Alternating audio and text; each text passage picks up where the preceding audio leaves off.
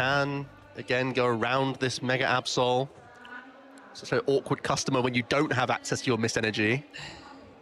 So boss's orders now coming in, and just like last game, gonna target that Latias. We saw it to potentially great effect last time, end up not quite paying off. But again, I think here it does make the most sense. It's not quite as strong because, of course, that Petrun is still here. So unlike with the last time, there's a lot more flexibility that Tord has in order to still be able to retreat things even without the Latias in play.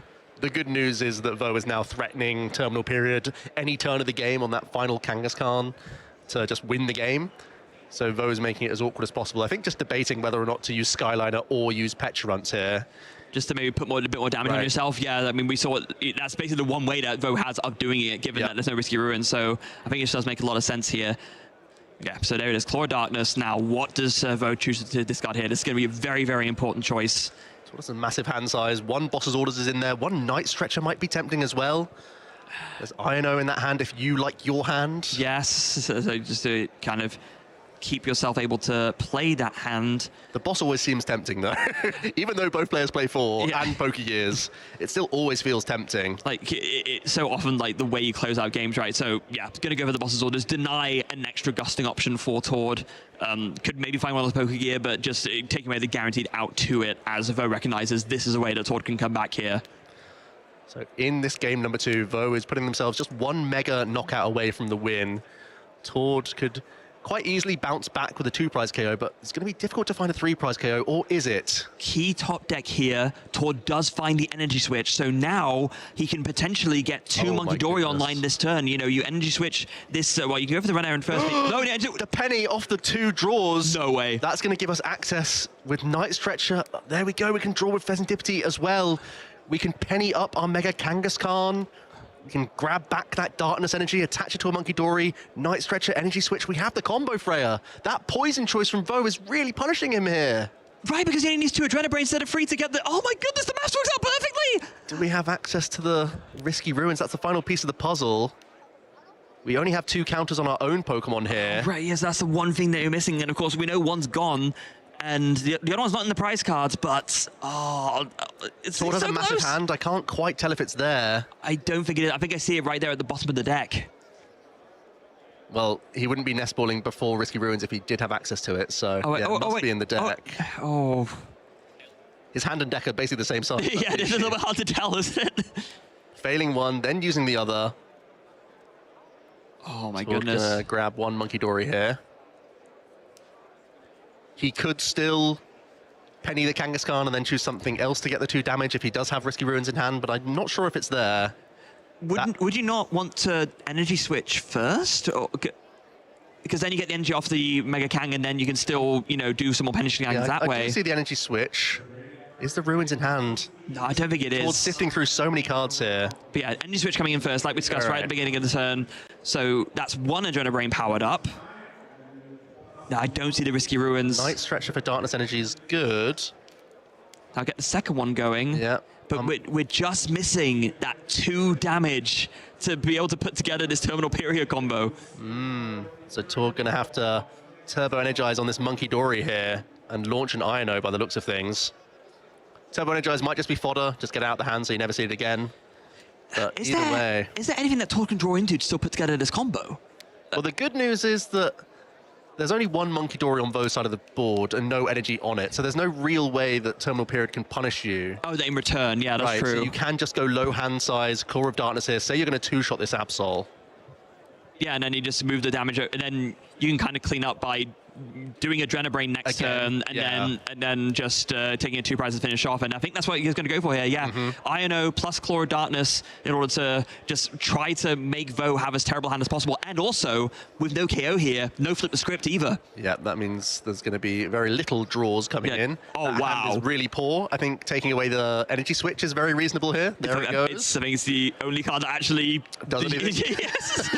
Well, even more so because actually the things with energy on that could even use Turbo Energize have tools. Yeah. Oh, goodness me. Very wise choice. Yeah, this is the reason why Mega Absol Kangaskhan is such a tricky customer, because it can turn from aggressive deck to defensive very quickly. Vo top decks a Pokegear for turn. So it's going to be retreat with the Skyline for free into the Mega Kangaskhan, run errand for 2 cards. So it's going to be a 9-card dig to try and find a supporter to bail himself out of the situation. That's a Nestball and a counter catcher. That's not going to do it. So Pokegear comes in, 7 cards. 1, 2, 3, 4, 5, 6, 7. What does he find? I'm not even sure what the best idea is here. With the Turbo Energize, maybe you could grab a Penny, pick up your Absol, Turbo Energize with something else. Penny will be very good here. Sadly, no, he did not find it. It's either Boss or Iono, neither of which feels great here, to be honest. Yeah, you're putting yourself back down to 3 cards, and Tord can easily Claw of Darkness away at you again. Oh, this is absolutely brutal. I mean, you can't really use Boss's Orders because you can't really attack with this Absol. Unless you just choose to and say, I'm flat out racing from here. Yeah, and of course, you can't be poisoned on the bench, so Tord rightfully removing that poison counter that was on the Mega Absol.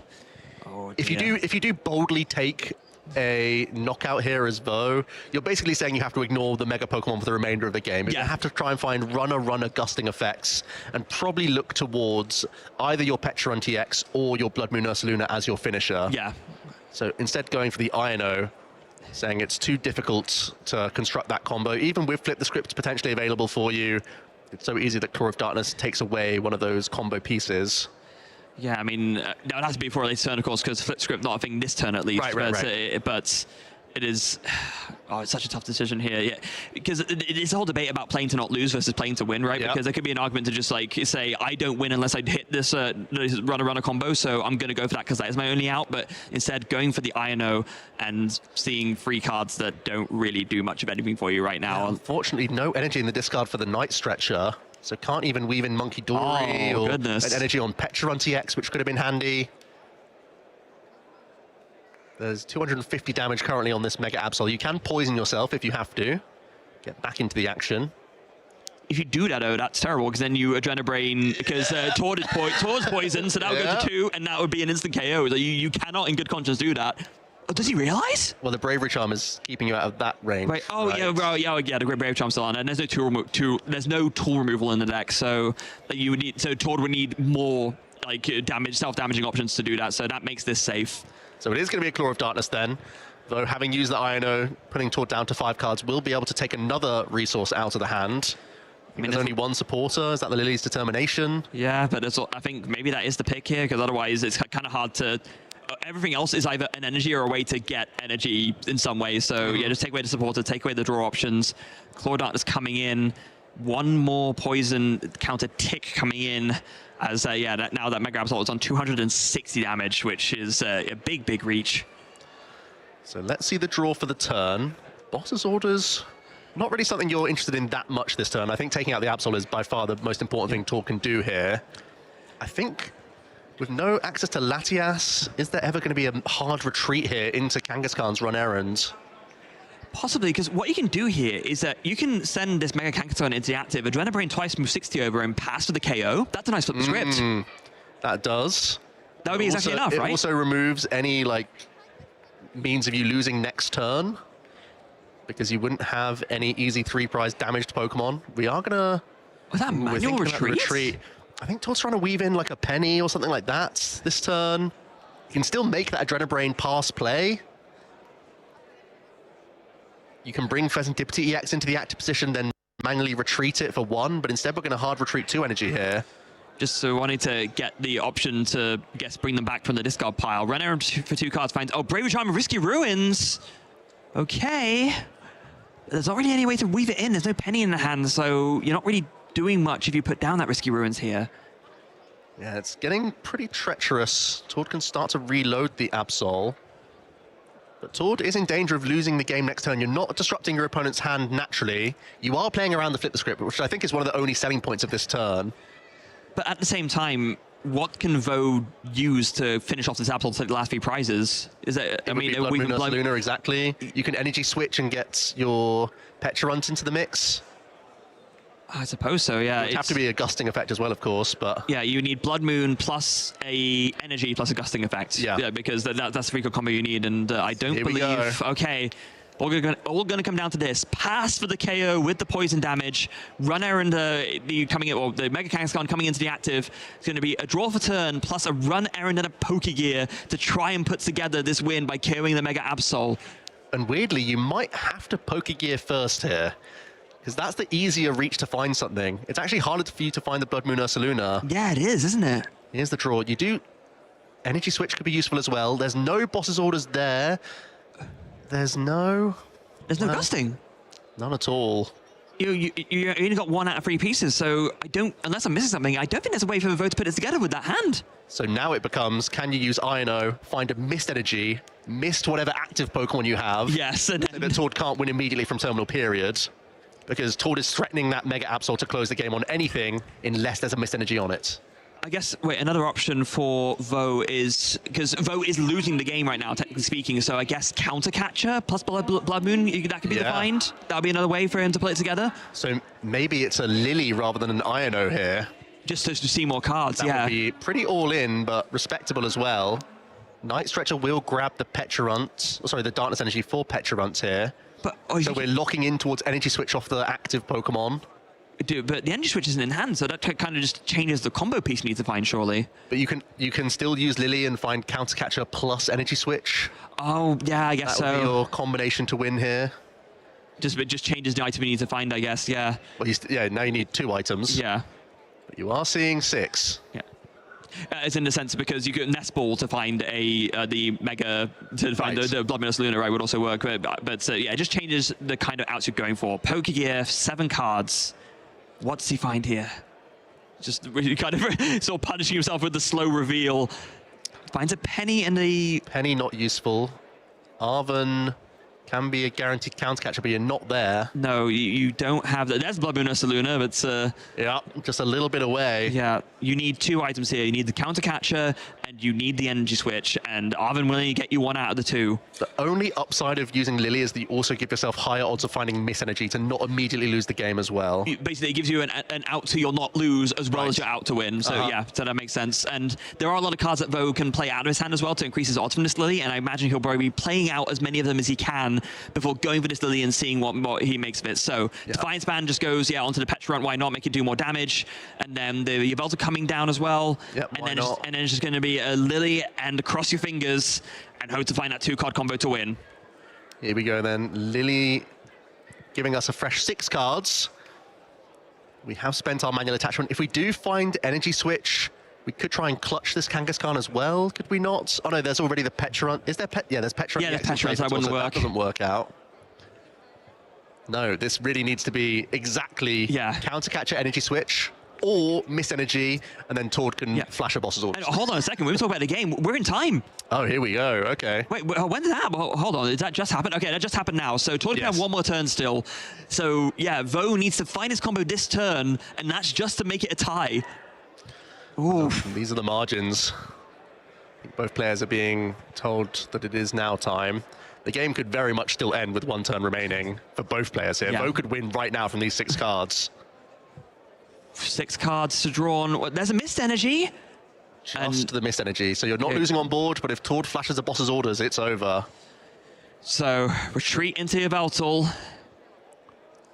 I mean, retreating does the same thing. You don't need the missed energy here. here. What are we talking about? He manually attached to the Pecharunt. He can't put the missed energy on. Yeah, it needs the E-switch. So yeah, there it is. Boss's orders. Tord Reklev in that final turn of time is going to close.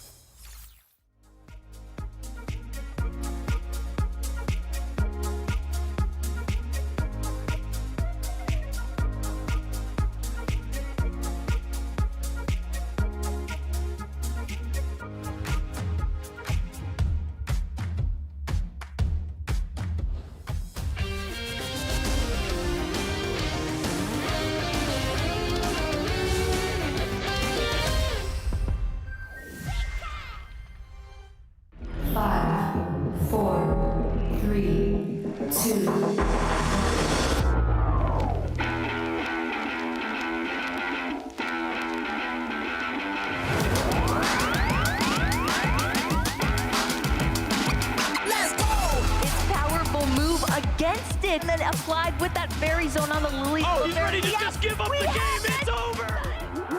You've been patient. You've been waiting all this time, but you ready. You've been putting in that grind, so let's go. Champions are hard to find, but you know the goal when you're ready to shine. Have they heard of you? Then they know. You got your sights set on that road. If it's on the battle, then let's go. 'Cause you'll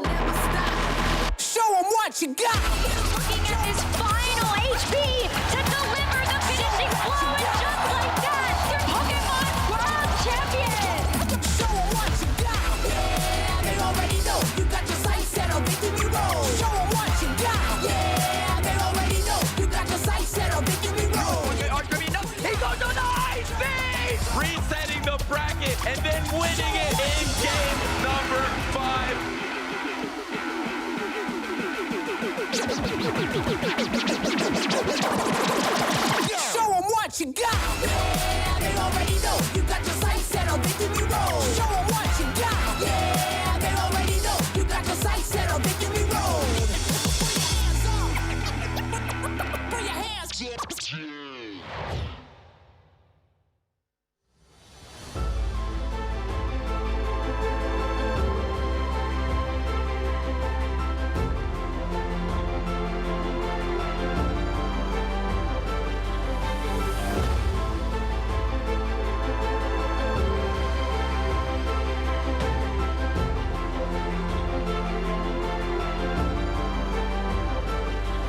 We've eaten chocolate. We've listened to heavy metal music. We've appreciated shopping centres with statues of giant bulls outside. And we have whittled down from 2,432 players at the beginning of yesterday's play to 433 for the start of Phase 2. We started Phase 2 yesterday here at the Birmingham Regional Championships for the Pokémon trading card game. We carry it on today because 433 people is frankly too many. We need to get down to a top 8 and whittle down to a champion. And to do that, joining you all day, taking you through the action, is going to be myself, Ross Gilbert, joined by the lovely Shay Burton. Hello, everyone. Freya Pierce. I'm Freya Pierce. And Joe Bernard. How's it going, everyone? We had a good day yesterday. We saw a lot of good action. We saw some fun decks. We saw some good plays. We saw some ruins that were doing a little bit of damage towards the end of the day. Any highlights you want to shout out before we get going here? Well, I think the Risky Ruins was a shout out there from Tord Reklev. That was our first match of Phase 2 yesterday, the end of the day, getting to see the Absol Kangaskhan archetype that he has continued to innovate now with a new stadium card inclusion, allowing you to be in even more control of the damage output of your Absol in particular. But I think the main story of yesterday was a bit of a tug of war between Golden Go, then also seeing these Dawnzards and other builds of Charizard popping up. And I think that story continues in our Swiss rounds today. I've been having a look at some of the rankings this morning, Joe. I think you might be right. Shay, give me a highlight from yesterday. It's got to be Mega Brave for 330 damage. Goodness, one of my favorite cards in the format. I mean, that round on stream did end in a tie, but I know Luke did win this round afterwards. So hopefully we can try and get him on later if he continues to win. I love seeing that Mega Lucario, also one of my favorite cards in the format. When we got to Mega Revolution, I was very much on Team Lucario.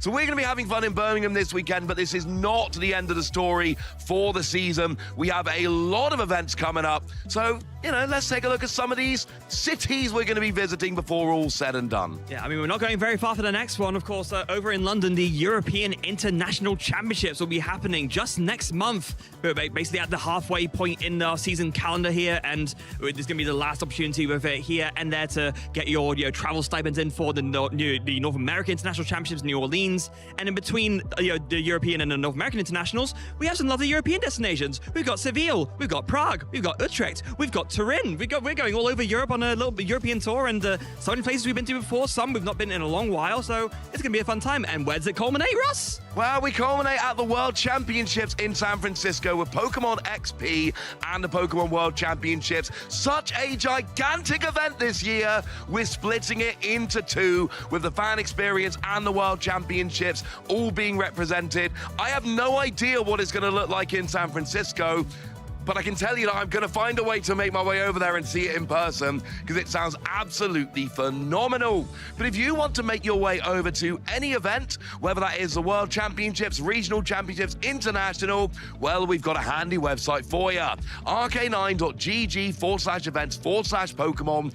Go there and you'll get all the information you need to come and join us at an event in the future. Watching at home is great. We love all of you that have taken time out of your day today to watch us. We really appreciate your time, but I'm telling you, it's better being here in person. It's different, doesn't it? Yeah, I mean, whether you're competing, whether you're just looking to have some fun, there's tons of other activities going on that we can't always get to show you guys. We're focused on the main event, but there's so much more action happening at these tournaments. So if there's one near you, or if there's a date that springs out that you have a free weekend, definitely try and register either to compete or to spectate. Well, I've got to be honest, I don't think anyone can match your dance moves with Pikachu and Eevee yesterday. That was a sight to behold. That could be you, absolutely. You're not going to, well, I suppose you could dance to Pikachu and Eevee at home, but it will be more fun doing it here in person. Now, if you turn up to these tournaments, you're going to have some fun, but a lot of players, the goal is to win. And what are we looking to win? We are looking to win these championship points to get us towards Worlds qualification. Yeah, so if you want to get yourself to Worlds, you're going to need some championship points, and you're going to need a lot of them, because if you want to get yourself to Worlds, if you live in Europe, you need to place in the top 135 Masters throughout the whole region. So as you can see on the left, the winner will walk away with 350, second gets 325, and you can see how it goes down. But equally though, if you do win, you also don't have to really worry about championship points for Worlds, because you get an automatic invitation. And I love that. It really rewards deck building, risk takers perhaps. If it's your event and you spike it, you can just put your feet up for the rest of the season and book your ticket to San Francisco. Having that direct invite is fantastic, and in a few weeks' time when we're at EUIC, it's the top 4 that will get those direct invitations to the World Championship. So, you know, it's even easier if you forget the fact that you're playing at an international championship with goodness knows how many thousands of people. But as well as those championship points, that is not all that is on offer when you come to these tournaments, because points mean prizes and prizes means cash. And we love a bit of dollar in here, getting 10,000 for the winner. That is going to fund all of your travel for the remainder of the season. I imagine that's what our players are going to be putting it towards, because why not? If you're able to take down these tournaments, you want to get in that snowball, get yourself back to these tournaments and try and get yourself back in that mix for top placements. Also getting a pretty big chunk of boosters in there as well. 108 packs for our winners, going all the way down to top 8, and then those packs scale down further, even beyond the top 64. So a lot of our players, especially in phase 2 today, will be having the joy of opening a whole ton of packs. And maybe you open up a ton of packs, you open up a bunch of Mega Ordino in a hotel room in Germany, as a random off the top of my head hypothetical example. Maybe you decide Mega Ordino isn't that good, and then watching horrors a few months later it wins the World Championships, as just a random example. But we got a few players here that are aiming for the World Championships. So let's see some of our notable players that have made it into phase 2. Again, a reminder, we had 433 players make it into phase 2. This is far from all of them. But why don't we pick out a few names that jump out? I mean, goodness me, where to even start? We already have Drew and Daniel, of course, piloting Secret Box Goldenga all throughout the season and doing phenomenally well with it tournament after tournament after tournament. I'm seeing Ovid Svinhufud, who's also had a lot of success this season. Luke Parks coming in with, I think, with a one, was it the only 8-0 at the end of end of phase 1? So yeah, doing phenomenally well. Seb Simmons, the UK player with a storied history, who's recently been coming back playing more. Luke Kirkham coming in with the Mega Lucario, putting on a lovely display of that deck on stream. So many great names, both new and old, to behold. And I think on top of that, you could even point out Hermione and Benjamin Pham, players who have been around the tables for a long old time. Alexander Rutovic there as well, getting a first place and a second place already at our regional championships. Also in that equation, we know that we can go on that string of victories with a flawless run from here on out, so got to keep an eye on them as well. You absolutely do. That was but a snapshot of day 2 players. Alex Norvey, 2012 UK national champion, somebody that I've got my eye on. They're making a bit of a comeback in the last couple of years. Nice to see if that carries on. Now, those are the players that made phase 2. But we picked out 3 players at the beginning of the weekend that we thought might be fun to track throughout the weekend, and this doesn't happen very often, so we need to celebrate this. This is the tournament. We nailed it. I've got the records of these players written down. Drew Stevenson currently at 8-2-1. Daniel Magda currently sitting at 10-1. Hermione currently sitting at 9-1-1. All 3 of those players in phase 2 having a fantastic event. We finally did it. We did finally do it. And honestly, this has been a bit of the story of the season. We talked a little bit about it yesterday already.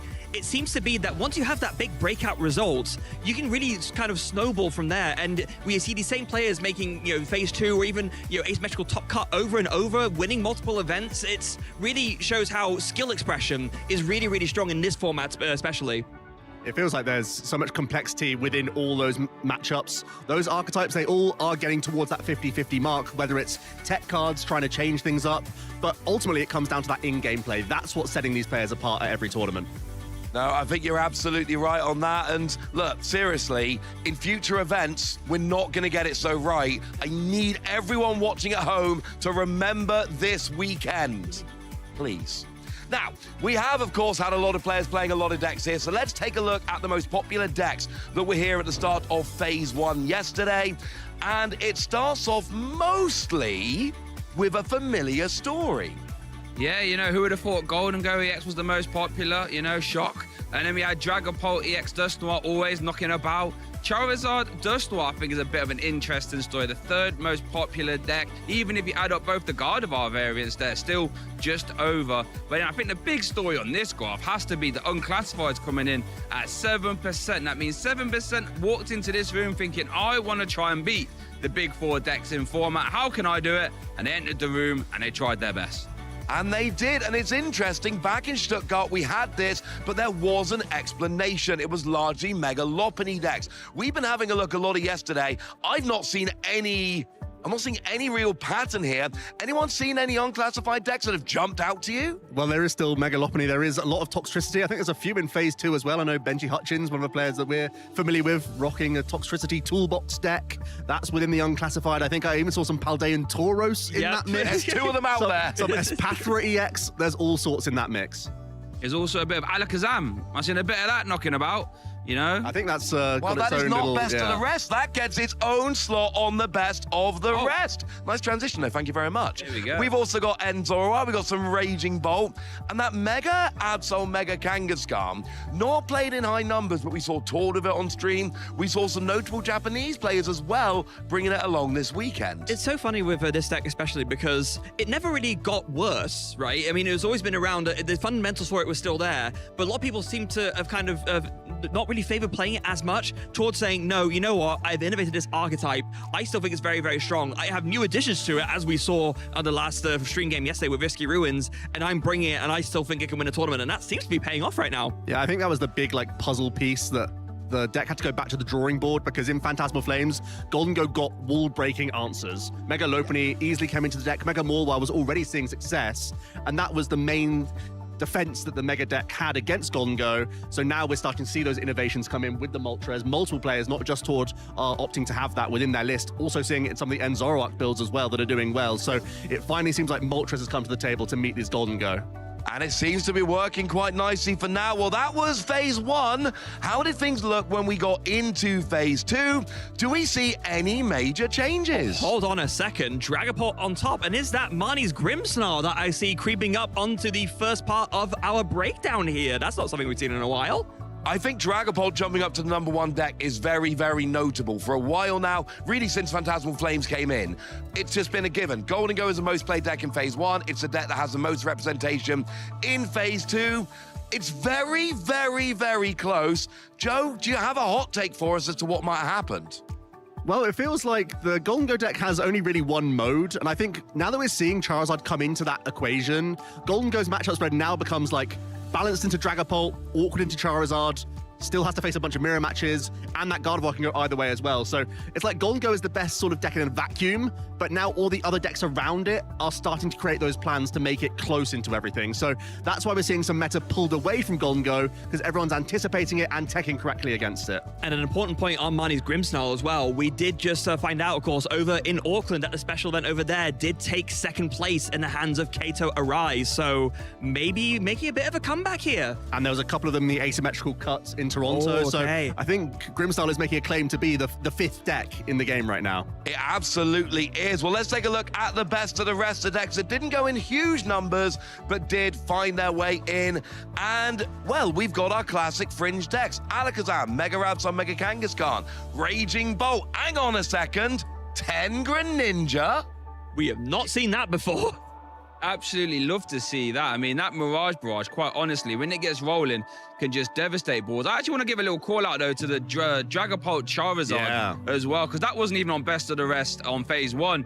And that's coming in at 4%. And I think that's one of those decks where you only play it if you have a lot of practice, you know the deck inside and out, and it can really steal games away very fast. So I'm going to keep an eye on them moving through this event. Yeah, it's one of the few decks that can take advantage of unfair stamp in the metagame, which I think can be really, really powerful, especially against Golden Go. You can represent that big 330 or 320 hit point Pokemon, stamp them straight away and say, well, I know you can still draw a bunch of cards, but you've got to have it on turn 2 for that big knockout, and otherwise you can run away with games. So I think that's also a big change in the meta, simply trying to meet that Golden Go again.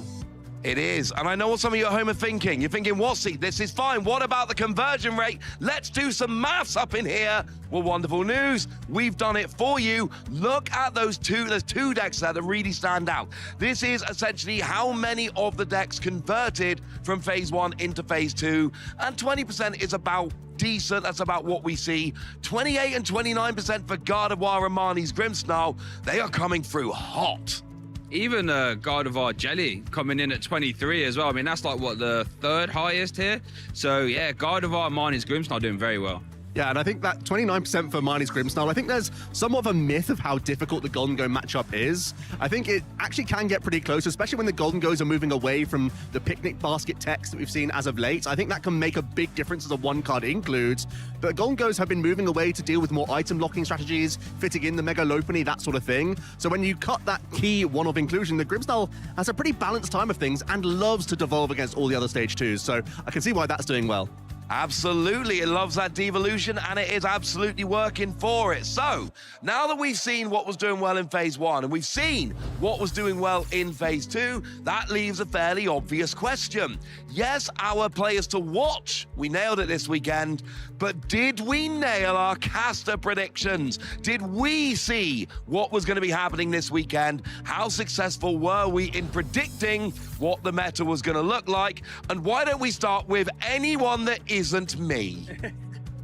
Well, I mean, Joe and I were talking about this yesterday. I think both of us played it fairly safe, I think. You know, Dragapult and Budu, just both of them together, but also both of them just as cards, as standalone strengths. We did just see Dragapult have a bit of an upsurge thanks to Charizard coming into the picture more. Budu is Budu. We are in year of Budu. It is official. So, you know, Budu New Year to everyone. That's my prediction. And Gardevoir, I mean, yes, it's at the top of our tables right now. Not as many as I expected, to be fair, but there are still a couple of players in really good contention for our top cut, so it still could end up going all the way in the tournament. The Team Rocket's Watchtower, I think the only one we saw was in a Mega Lucario deck yesterday, but it did show up, and it did immediately put a stop to a Noctowl Pidgeot engine, and that's what I wanted to see, because I think this Dawn Charizard deck, it's the real deal. We've seen how it could create incredible combos, but completely stonewalling them for a turn is really valuable. I think this tech card is going to go on in leaps and bounds. I'm going to give you a little bit of credit there, Joe, because Gardevoir has seen a major uptick this weekend. Now, you might be looking at this thinking, oh, Ross, did you get to the prediction document late? We're all the no, I got there first. I was the first one to get my predictions in, but I will say, I'm just calling some of the casters out here, and you at home can make the decision as to who I'm referring to. Some people are picking low-hanging fruit off of this metagame tree. I was just waiting for my time to speak, because I must be thinking, Freya, it must be hurting sitting on the fence. Goodness gracious, Dragapult and Budu. Goodness gracious me. Anyway, I want to get on by my pick a little bit now. Golden Go, okay, that was me playing it safe a little bit, not going to lie. However, come on, pushed the bar out a little bit here, that Mega Charizard EX. I saw in previous events that Charizard saw an uptick in play, had a good conversion in Toronto. So I thought I kind of wanted to pick Charizard, but then I didn't want to do a Freya and pick two big decks. So I thought, let me put a Mega Charizard out there in case anyone wants a little bit of spice for your life. If they ask me for predictions for EUIC, I'm predicting Fezandipity and Iono, and then I'm going to sit here and talk about how great my predictions were. I'll have you know, I actually got to the prediction document last, so I was just, like, what else was left? Like, there were no more interesting picks to go for, so I thought I'd go for the safe ones. Like, what was I meant to do? I do just want to explain just for a second, because I know some people, occasionally, it has happened, have been known to throw shade at me for predicting Miraidon maybe a little bit too often.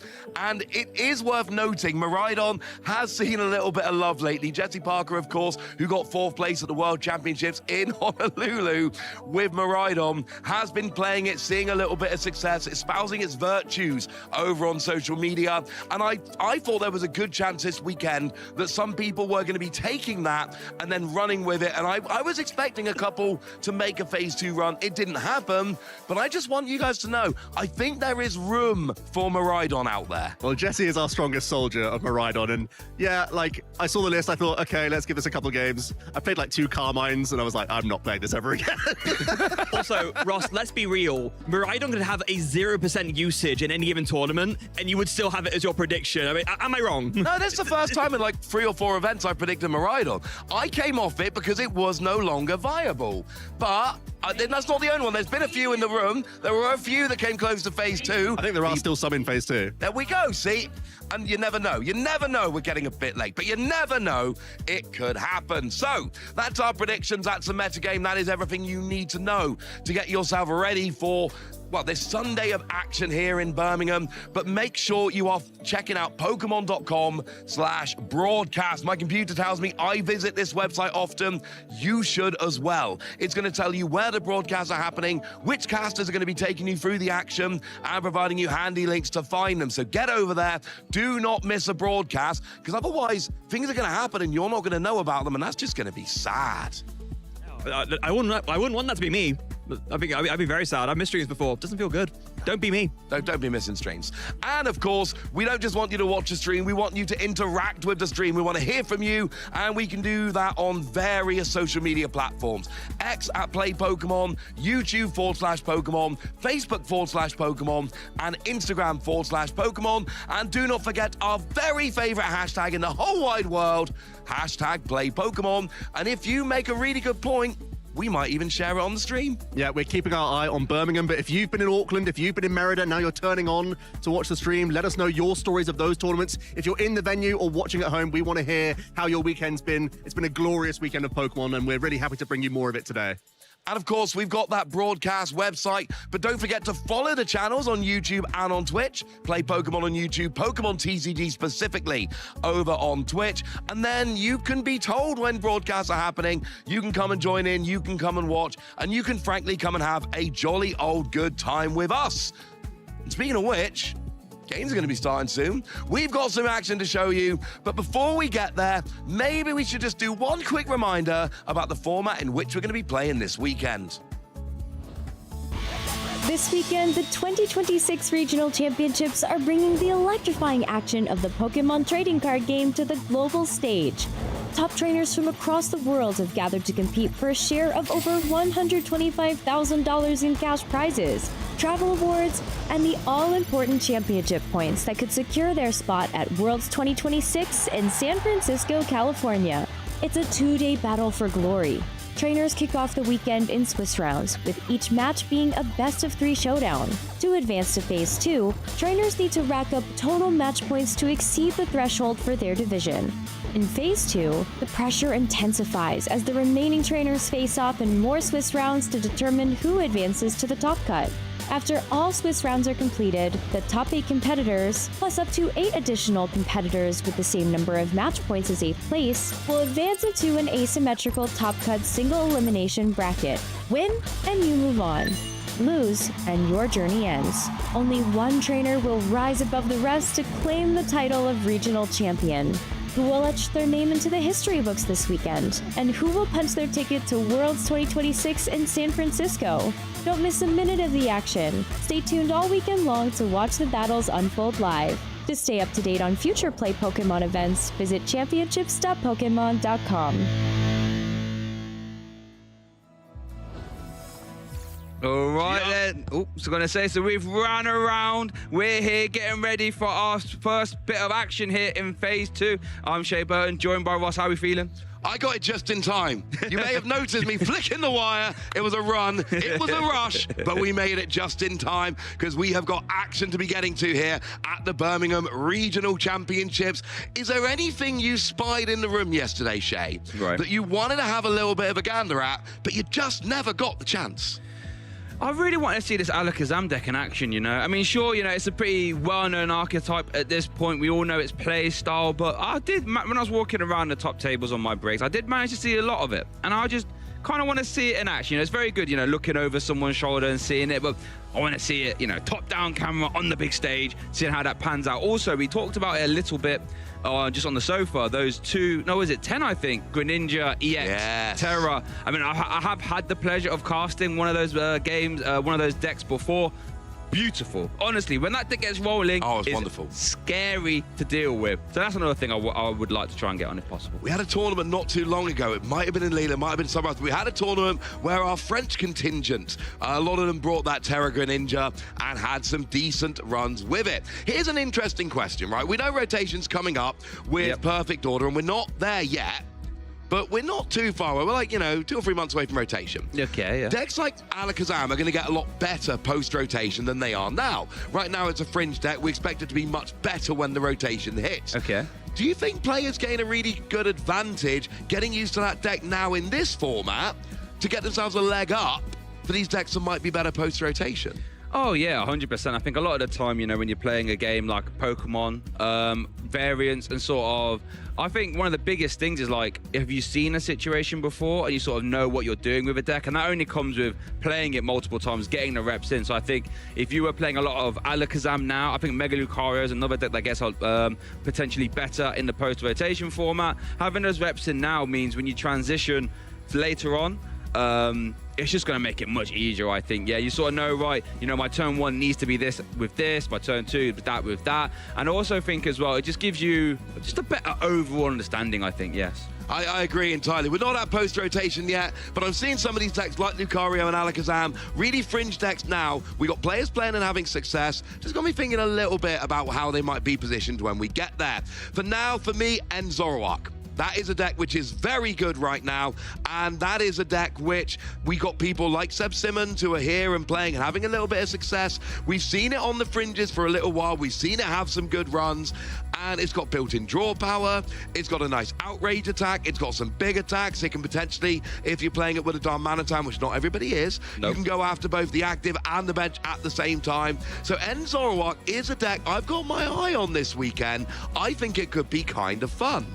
Yeah, no, 100%. We saw Seb Simmons doing really well with it currently right now. But, as we sit here in Birmingham, stand here, I should say, we actually have events going all over the world. We've got Merida and we've got Auckland. I believe we can have a little gander at how their meta games have been panning out. I'd love to have a look at this. So, let's have this. This is phase 1 in Merida over there in Latin America. And I think the interesting thing, actually, is Raging Bolt Ross makes the first page, and it makes it there at 6%, which is more than a sort of Gardevoir EX minus Jellicent. What are your thoughts on that? My thoughts on that is, you're over in the Americas, right? Yeah. So I think Merida will be a lot more influenced by what happened in Toronto. Yeah. Same continent. Well, same kind of part of the world, yeah, than they are going to be over in Europe. Over in Europe, we saw Raging Bolt get second in Toronto, and we were like, cool. So anyway, let's move on.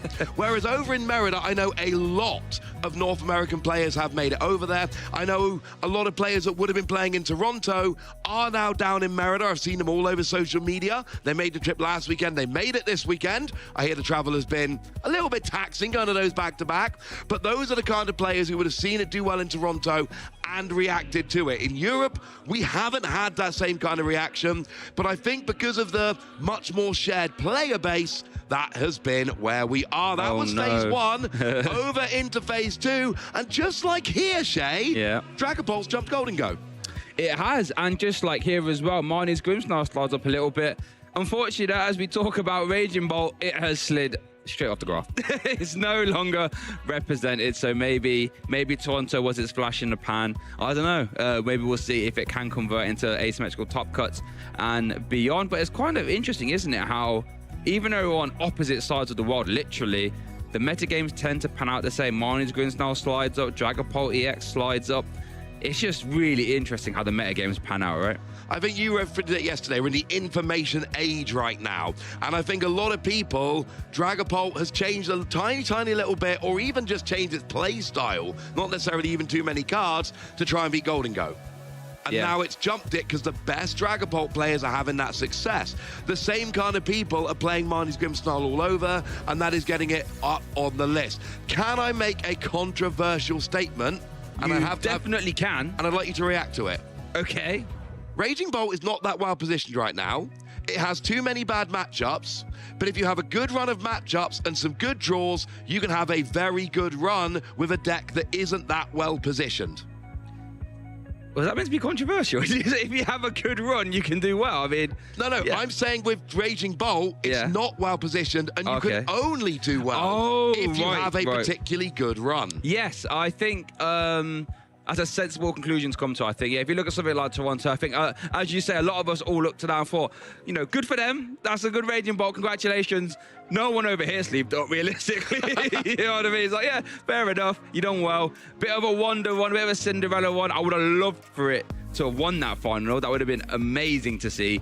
But I think in that final, we did see it sort of pan out how we all thought it would. You know, it's a card that Bellwing Thunder attack. 70 for each energy you discard from your Pokemon. That is a ridiculously high amount. And I think a lot of us did think, you know, with Mega Evolutions coming back into the format, 3 prize Pokemon, you thought, oh, Raging Bolt will instantly become better because you can uptrade, take 3 prizes over 2 prizer. Worth noting, 240 hit points on the basic Pokemon, 2 prize Pokemon, is rather high. You get no weakness. With no weakness, yeah. Tilmask, Ogerpon, alternate attacker, Professor Sada to get in extra energy attachments, Noctowl support. You know, we've seen it on stream here. Really good. And you've got the little Raging Bolt with the attack that lets you access the bench. But I think, is it safe to say, here's a controversial statement then for you. Whoa. Has Raging Bolt's time sort of been and gone? Yes, I believe it largely has. And that is not to diminish the achievements of any players that have a good run with it. If you have had a good run up into Phase 2 and asymmetrical top cut and beyond with Raging Bolt, you are a good player with a good list who has done a lot of good things, taken advantage of your opportunities and had a great run, and you should be immensely proud of yourself. Yes. But I do think Raging Bolt is a deck now which is more reliant on needing a bit of rubber to green, a little bit of the luck. I think you need to have better matchups and better draws to do well with Raging Bolt than you do with something like a Golden Go or a Dragapult. Yeah.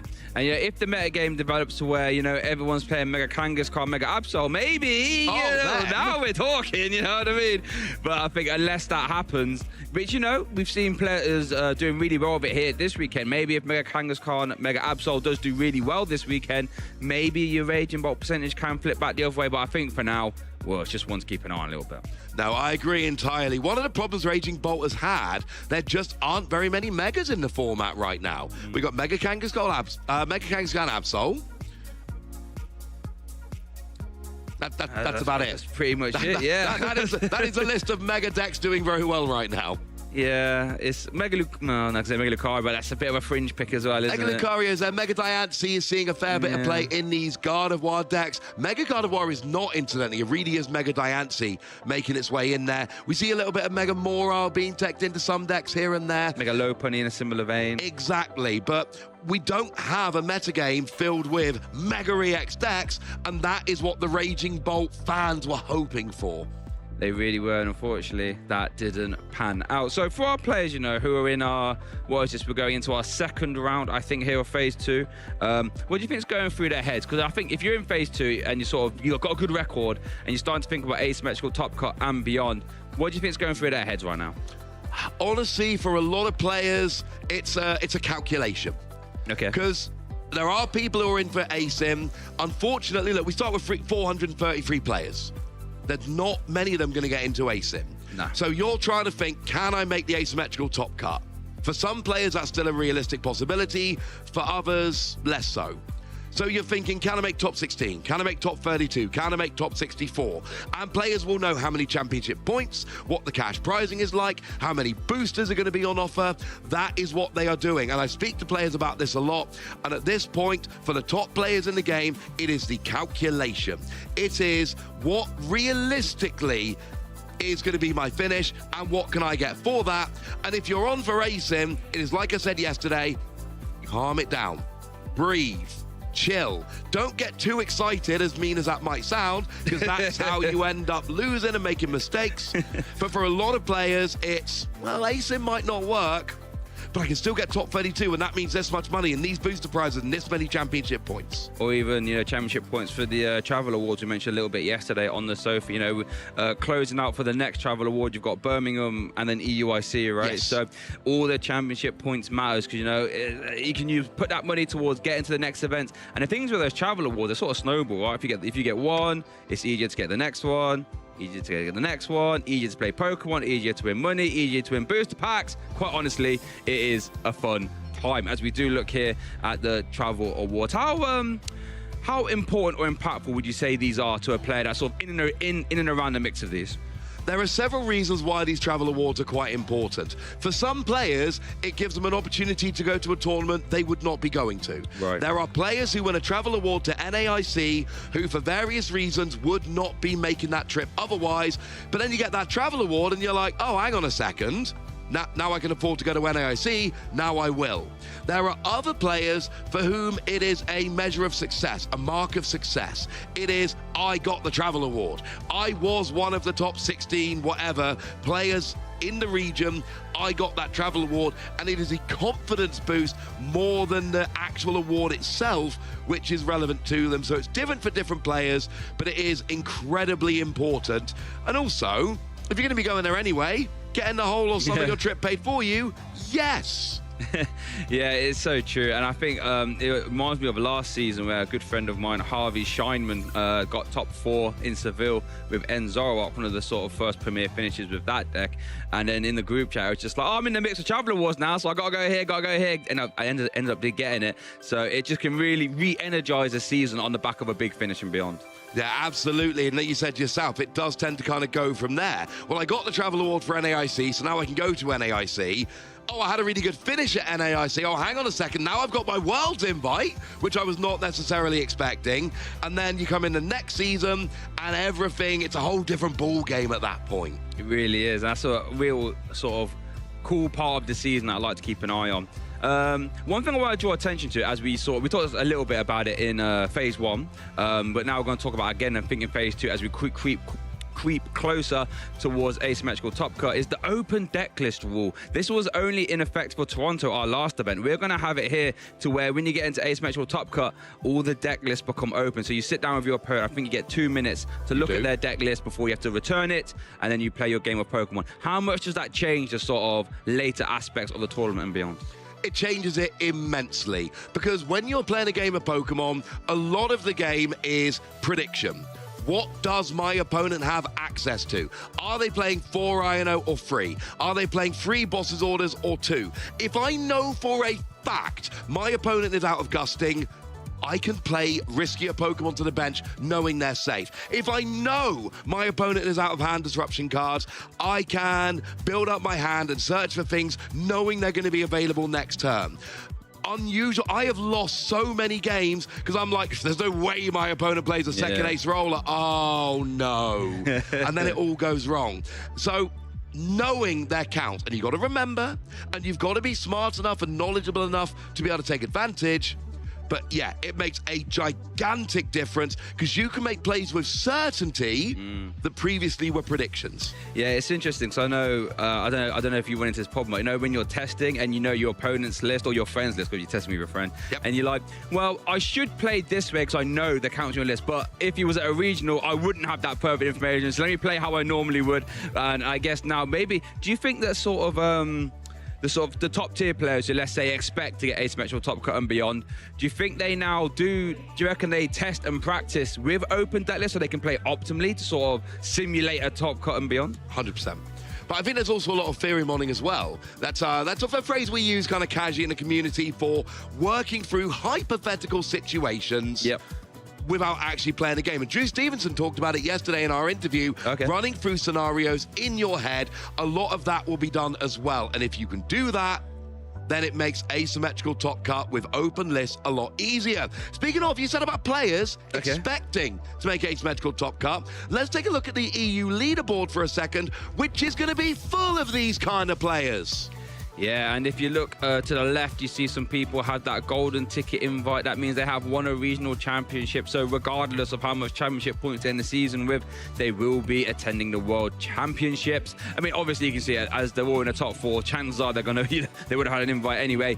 But yeah, the Tour de Redcliffe, we can see he's doing really well here this weekend. We had him on stream in our last feature match. Rune Hymans and Alex Walterwitz. Absolutely fantastic season from him, by the way, and is currently in phase 2. Drew Stevenson, as Ross said, doing well here this weekend. Had him on stream earlier.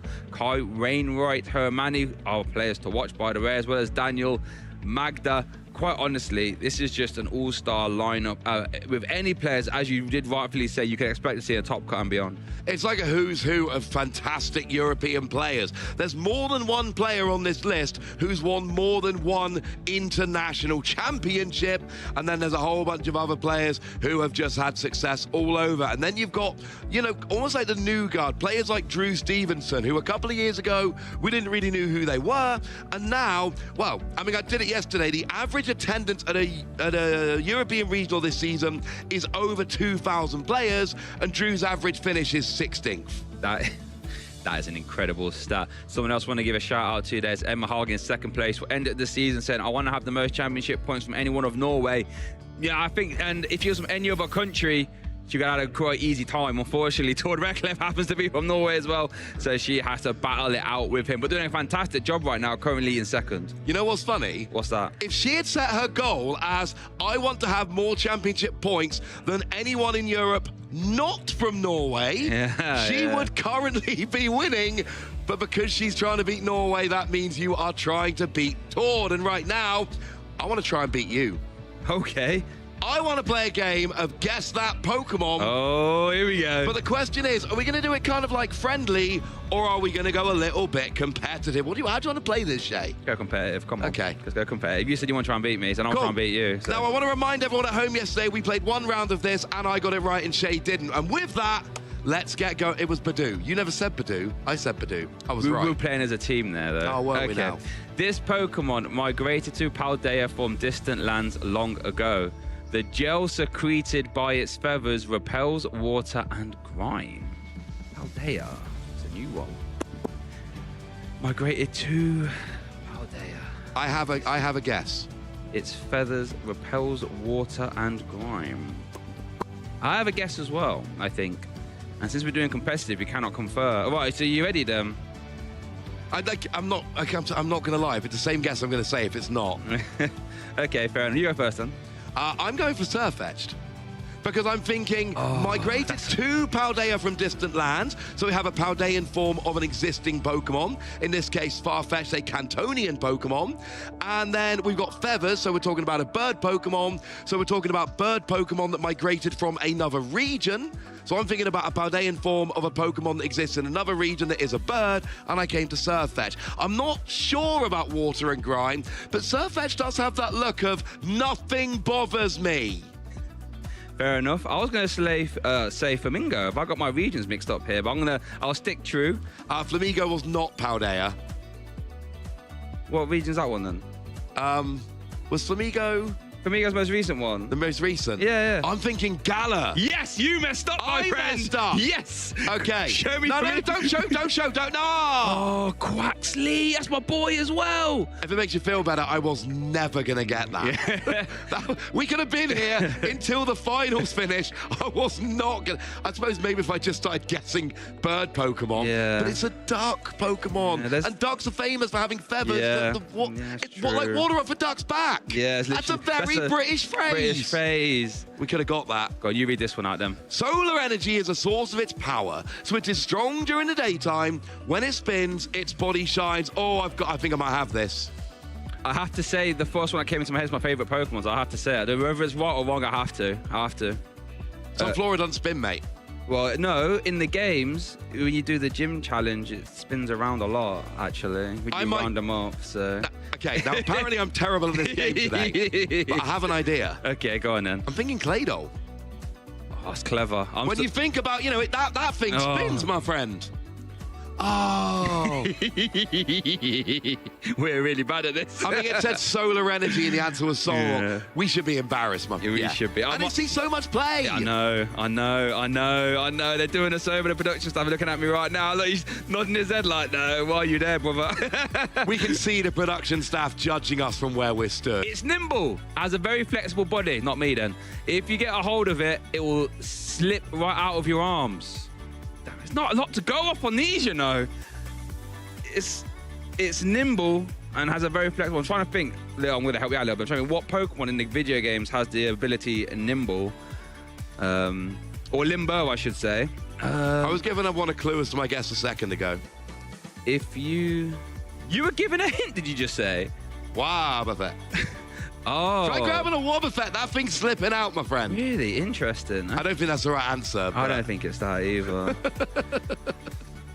It has a very nimble and flexible body. If you get a hold of it. Okay, I have my... No. There's no way the Pokédex would make this for that Pokemon. I'm stuck here. I've moved on to Kartana, but that's just going to give you a paper cut. That's not a good idea. I'm going to say, if you try and grab a Kartana, I think it's going to do some damage on the way out. I say paper cut like it wouldn't be so much worse. Flexible. Okay, I think I have my... Yeah, okay, I have mine. I don't think it's right, but I got mine. I mean, it's not Wobbuffet. I'm just telling you that much. And this is our last one as well. It is our last one, and I cannot give a better answer. All right. I'm going with electric. You didn't even get... What was yours? Wobbuffet. Oh, you did say Wobbuffet. Oh. I did say Wobbuffet. It was ferret. You know, fun fact about ferret, if it was to stand up from its tail all the way up, it would be like 5'11". That is a big geezer right there. That is a big geezer. Every so often, there was a point where you could buy like a life-size ferret plush. Yeah. And every so often, you'll see someone walking around one of these events with a very large ferret plush. It makes me sad I never got that. But yeah, we to didn't be get fair, anything, apparently. That thing would wiggle out of your hands. It would, yeah. Well, turns out we're bad at guessing that Pokemon. Maybe have a chance to rectify our wrongs later. Maybe we should work as a team, because it turns out on our own, we are rubbish. Yeah, we weren't good, were we? No. I can't believe we missed Solrock. Like the ferret and the Quaxley, we could have got, there were enough clues. But the Solrock, missing that, we should be a little bit embarrassed, frankly. Should be embarrassed, but that was Guess That Pokemon. We had a lot of fun. Hopefully, we can try and do a little bit better yesterday, or maybe Freya and Joe will get a chance later on and they'll wipe the floor of us.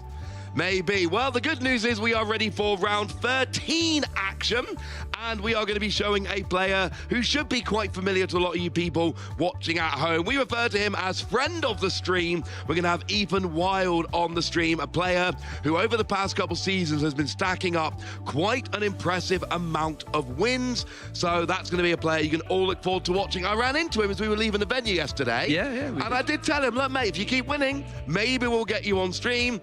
Well, I mean, he must have kept winning because we're getting him on stream. Yeah, quite funny you actually mentioned that. I forgot that we ran into them there. Then they will be playing against Neddy.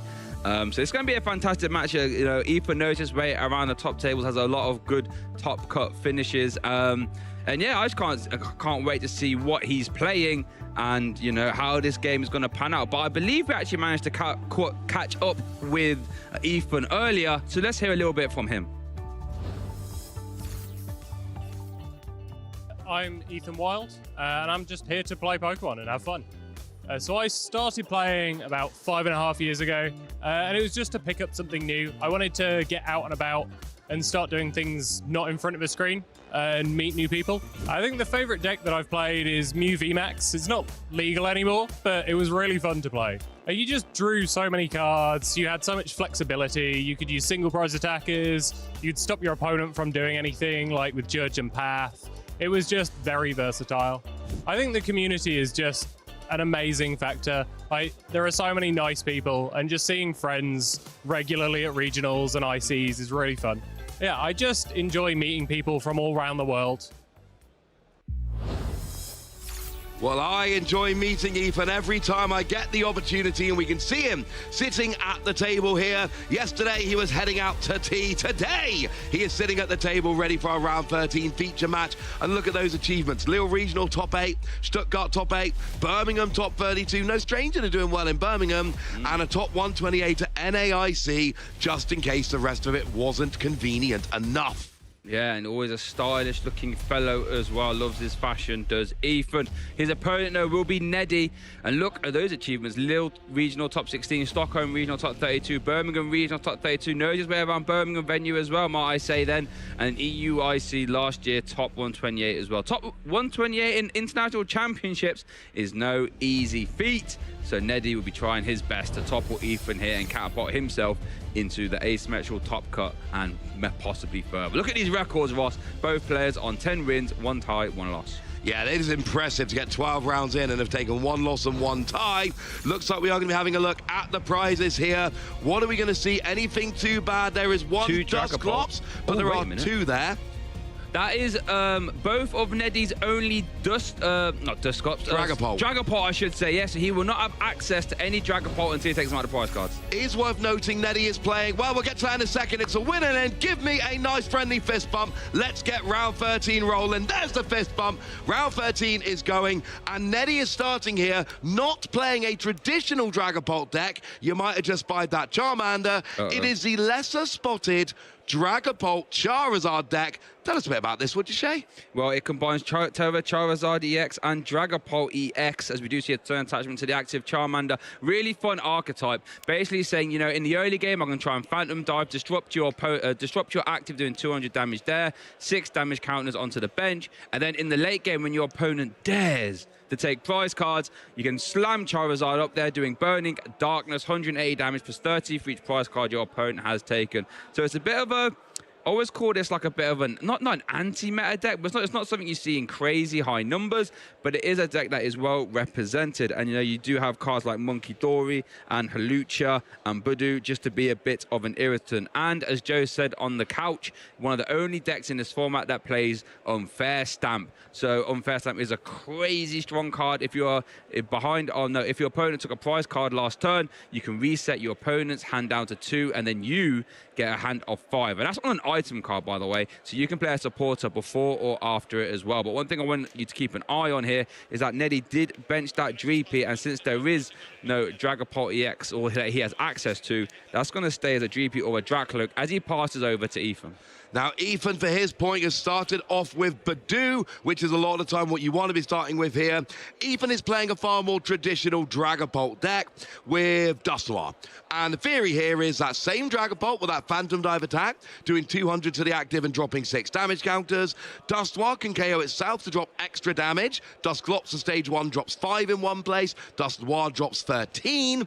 And then from there, you can hopefully start building up. And, you know, you think about a Charizard, 330 HP. Well, that's 200 from Phantom Dive, plus 13 from Dusknoir. Oh, look, perfect maths. And yes, Budu in the early game to just slow it right down. Oh, as we are going to see the Iono being played here from Ethan. It's going to reset both players' hands back to 6, putting your previous hand to the bottom of the deck. And let's see what Eve can draw here. Did bench a Dreepy. Would love to try and get more of those Dreepy down if possible. One more, 3. Oh, dear. So not even a turn attachment as well. Oh, no, there is a sidekick. Okay. Yeah, 3 Dracloak in hand, but that's going to be all she wrote there for Ethan. So we are going to see the Itchy Pollen now, 10 damage and stopping Neddy from playing any item cards. Worth noting, Charmander does have a 2 energy attack, steady 5 breathing, that would KO thanks to, well, I will say thanks to weakness, would have carried anyway, but that would have been 60, so let's keep an eye on that. Yeah, if Neddy does want to go ahead and start taking early prizes, Charmander will be able to do it. Of course, Ethan does play that Neo Upper Energy to get extra energy onto that Dragapult, let it attack in one turn. Because Neddy's got Charizard, which accelerates fire energy, doesn't need to play that, which is what opens a door for playing that Unfair Stamp you mentioned earlier. And since we're talking about Unfair Stamp, I've got to say it, Shay, unfair by name, unfair by nature. There's a second fire energy on that Charmander. Called it. That steady fire breathing, going slow and steady, will win the race and KO the Budu. I think that hand from Neddy is actually quite bad. I see a lot of items in an Arvin, maybe an Ino as well. Remember, Arvin, great card, letting you grab a tool card and an item. However, when you can't play the item, it makes it a little bit less potent. You know, Arvin was, you know, ruler of the format, the engine of the format before Budu, and then Arvin took a little bit of a hit. Now I think its sort of usage has stabilized. A lot of decks still play it, but, you know, it's not always at its maximum effectiveness when there is pollen flying all around the venue. I think you might be right on that one, and it is worth noting Ethan plays no rare candy in his list. So when this Budu goes down, there is no possibility for a rare candy Dragapult energy. Boom, blow up Neddy's board, which would be a really fun thing to do right about now. Looking at Neddy's board, that is not an option. Real interesting here. With this steady fiber even, you know, if players take their prize cards from bottom to top traditionally, there's about a 50% chance he actually takes a Dragapult EX out of the prize cards. But then as a response, Ethan can do a Dragon Headbutt on the Dracloak to KO the Charmander. But we are going to see the steady fire breathing. Come on, Charmander. First prize card for Neddy. Let's see what that was. And I think it was the Dracloak he took, actually. Let's get confirmation of that. It was. So here we go, Dracloak on Ethan's side of the board. Oh, wait a minute, sorry. Ross still has to actually find a fire energy to do Dragon Headbutt here, so that's not even a guarantee response KO right now. It is not, does not have the requisite energy. Here comes a recon directive. Oh, no. There's a Hawlucha. What's the other card there? Moltres. They're both not particularly useful. I will say, Moltres at least has decent HP and a single energy attack. And you need something on the bench. Oh, you no. need a bench Pokemon. Here comes a counter catcher, drag Dreepy into the active. Now we got an Ultra Ball being played, presumably for our old friend. Wow, there's two old friends we could go for here. Badoo and Pheasant Dipty. Depends whether you want to go for a prize or keep slowing the game down. Ethan clearly saying, no, let's slow this down. Oh, and it then does have a Lily's Lily. determination. Okay. Oh, I didn't see that Lily. Okay, so now you can sort of, it's like a bit of a hedge your bets kind of a turn here. You could either try and draw energy and go for a Dragon Headbutt, or you can, well, regardless, you can pay retreat and then go for a Badoo here instead with this fresh hand of 8. Another card Lily recently introduced in Mega Evolution. Now it's a staple in a lot of decks. Shuffle your hand back into your deck, draw 6. However, if you have 6 prize cards left, you draw 8. Let's see how these 8 cards treat Ethan. Wow, we're looking for a fire energy to open up options. Some more bench Pokemon would be nice. Just a Neo Upper. And that doesn't count on, only counts as a colorless if it's not a stage 2. So it is going to be a pay retreat. And it looks like we are going to see the Itchy Pollen. Absolutely, 10 damage. And now Neddy is locked out of item cards for the following turn.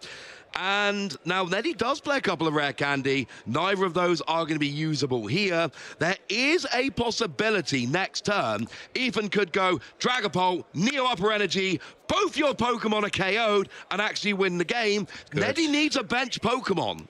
Well, we did see him take the TM Evolution of the Arvin next last turn, so he could actually go for that and at least get a Charmeleon down. I mean, that would at least force a boss's orders and some, you know, Hawlucha shenanigans to try and win next turn. It'd actually make it a lot harder. I wonder if he's going to go for that. Does have Luminous Energy in hand and the Technical Machine Evolution there. And a Fire Energy in hand, but it looks like. Are we going to go for it, though? Does have an Iono in hand as well, it looks like. You could just retreat and attack with a Charmander, take a second prize, and then in theory, the Dracloak shouldn't be KO'd on the bench. Looks like we are going to go for the Iono, though. And then he's only going to have 5 cards after this. But he didn't attach the TM Evolution. Oh, he's like debating. He's just like debating if we're going to do it or not. But nope, there it goes. So if he doesn't get a bench Pokemon, there is a possibility for Ethan to win the game next turn. And it has to be an actual bench base Pokemon. Can't be a way to get it. There's a Hawlucha. I mean, Dreep. Okay. So okay.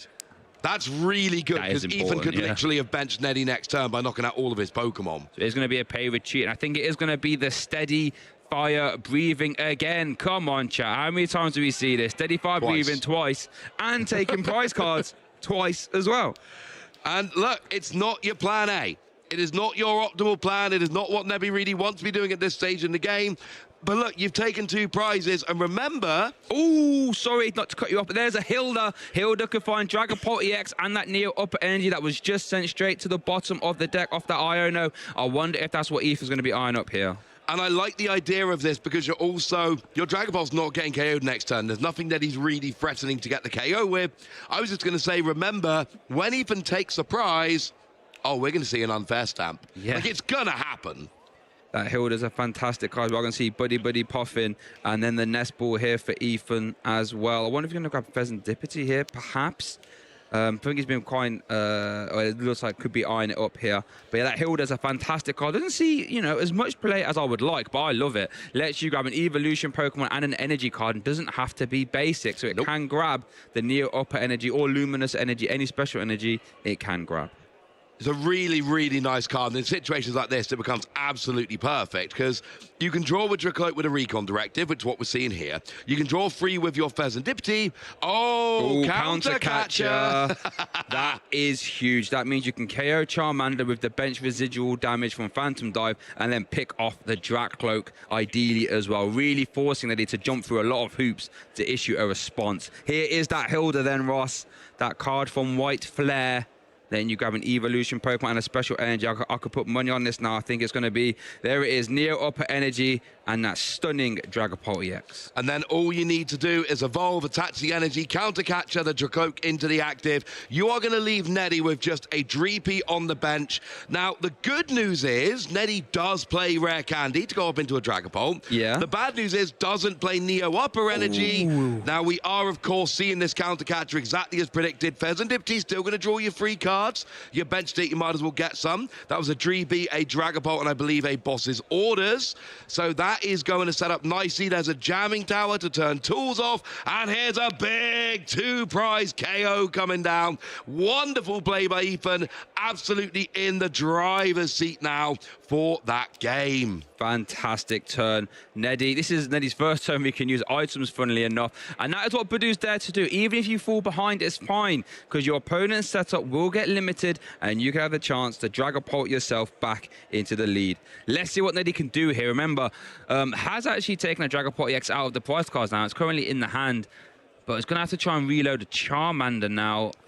Just like it could be on up a Badoo. Now, that is kind of terrifying, because that's going to be very easily KO'd. But I guess, you know, stick it in the active spot. You can try and waste as much of that 200 damage into the active as possible, perhaps. I mean, what else do you sort of do here?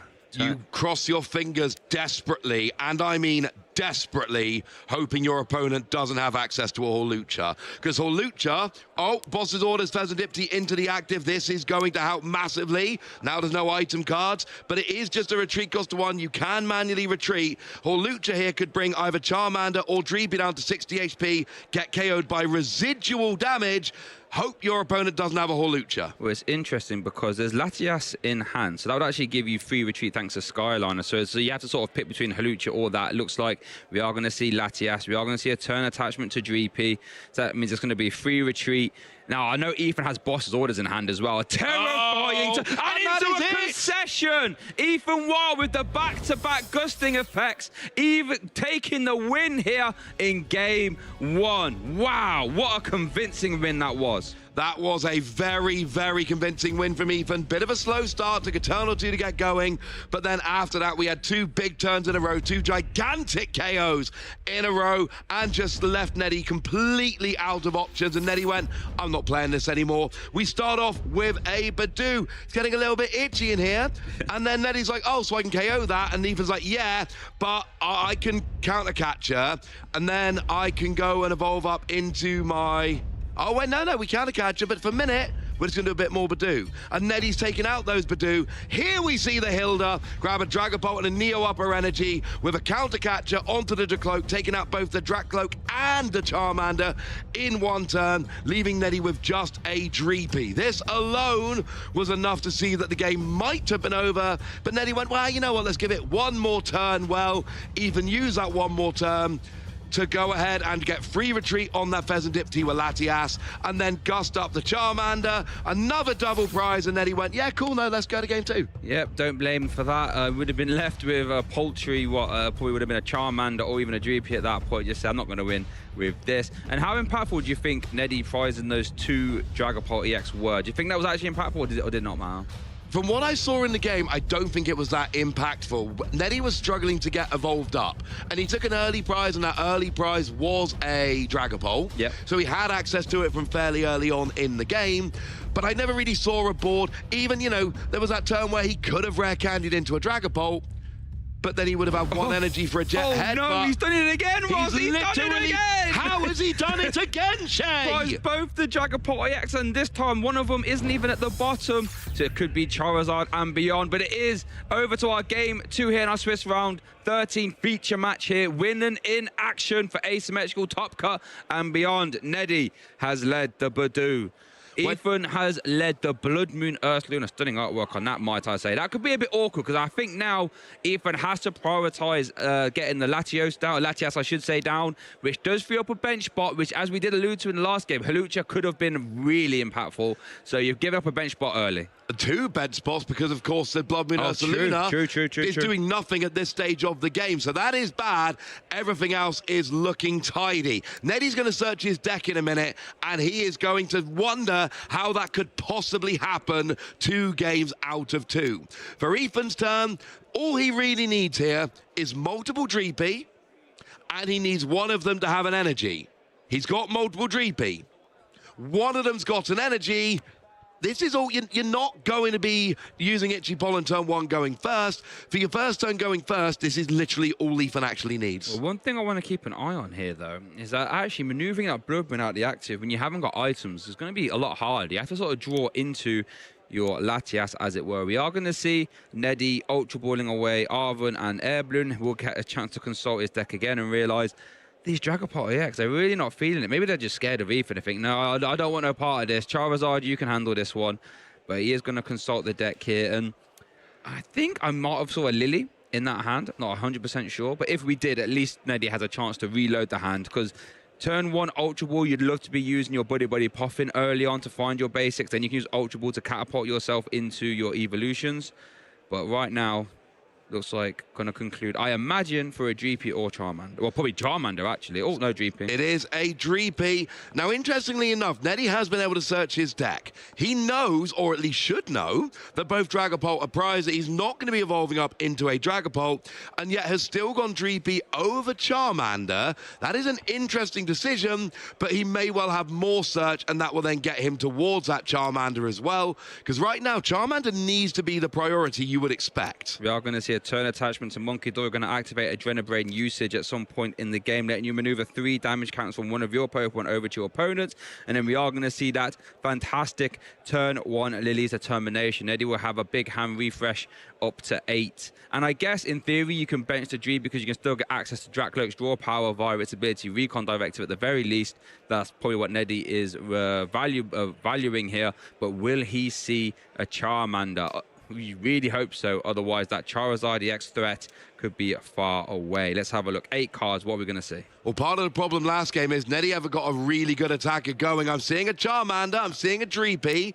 I think I saw 2 Lily's Determination. I did.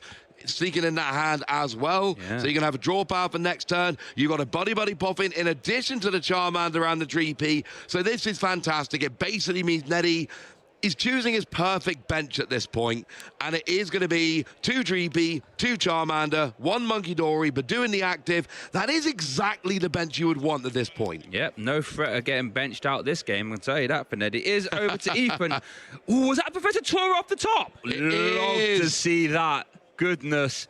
Oh, that is so impactful because you can just remove the Blood Moon Ursaluna whenever you like. Oh, could we debate in the Ino instead, though? That would actually send the Toro to the bottom.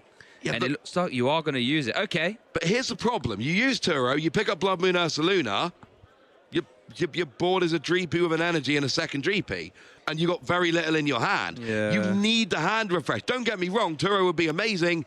You are desperate for hand refresh here. Hilda's good. There's Badoo. Could we get a Latias maybe? Dracloak? No. That's a good, decent hand, though. Much, much better than what he had before. I mean, you've got Hilda. That's already a lot better. Here comes the Recon Directive. Latias, where are you? Not here. Dusclops is not exactly what you were... Oh, no, Duskull, sorry. Not bad. Not bad at all. You've got the Buddha. You'd love to start firing that off. But yet, that Blood Moon Ursaluna is stuck in the active. I mean, at the very least, it is a very big damage sponge. A basic Pokemon with 260 hit points. There is Charmeleon. And there's the Iono. Okay, this is interesting. Ethan can sort of work towards, you know, that Latias. But then Neddy, I thought I had a pretty good hand, funnily enough. But option to go for the Ino instead. There it is. He drew it, 3rd card. Really? Off of the Ino. Oh, wow. So it's in hand, ready to go. So next turn. Now, no Badoo. It didn't get benched last turn from Ethan. Oh, yeah. So you need to still find the Badoo, but you can at least start doing something. You can use Dragapult to attack. You've got an energy in hand ready to go. So you can at least get it out of the active and do stuff next turn. So Ultra Ball being played here. Going to grab a Dracloak. The first one for Neddy.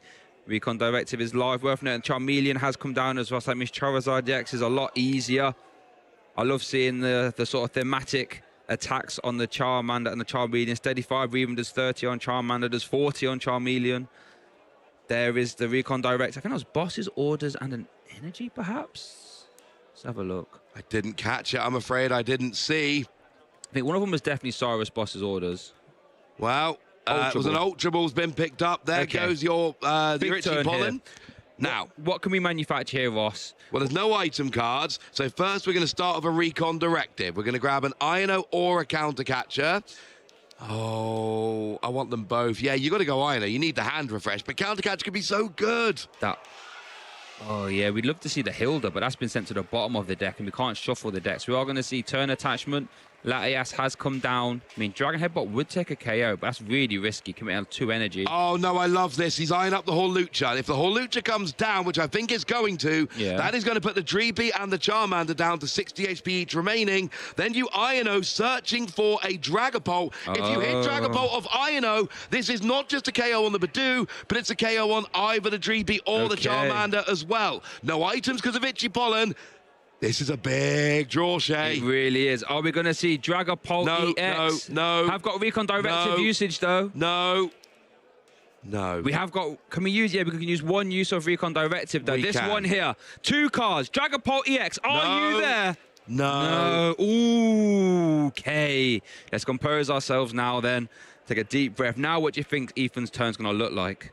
I think right now Ethan is cursing the fact that he's got 3 Pokemon on his bench that he doesn't want on his bench. One of which actually in the active. Tools are turned off because of Jamming Tower.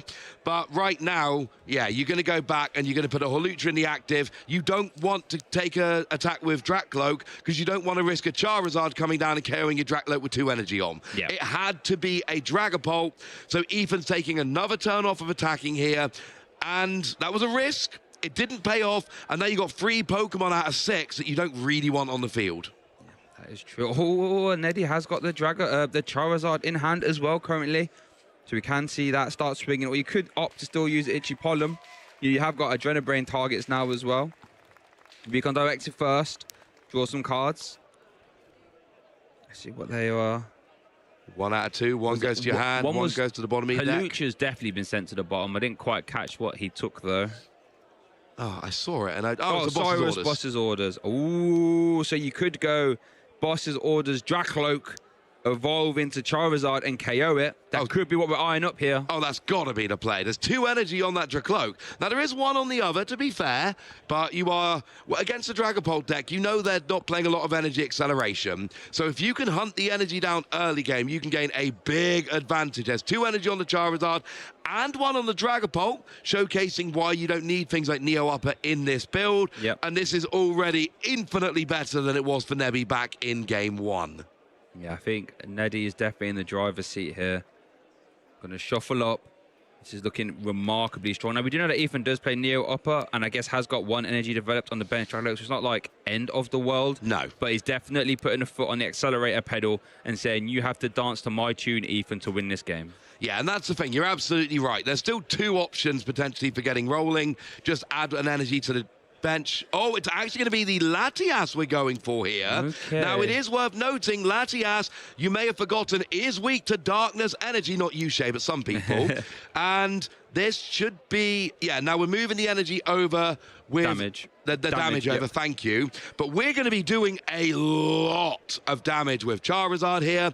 Even with no prize cards taken, you're actually doing 360. So 2 prizes there, punishing Ethan for having to play it, which he only had to do because he started with Blood Moon Ursaluna. Yep, the second we saw that Blood Moon Ursaluna active, we knew that was going to be impactful. Neddy has taken the Fire Energy and Buddy Buddy Puffin from the prize cards here.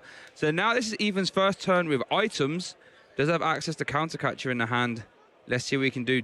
Fez and a Badoo. So you want to take the Fez, but the problem here is you've just given up an easy 2 prizes. Yep. You've already still got Blood Moon Ursaluna on the bench, which doesn't have anywhere near as much HP as a Dragapult. So what do? Bench a Fez as well. Now we are using a Counter Catcher here. Bring up the Monkey Dory. We've got an Ultra Ball, which can go and search for... we've got to imagine it's going to be a Dragapult here, so you can actually start attacking. There we go.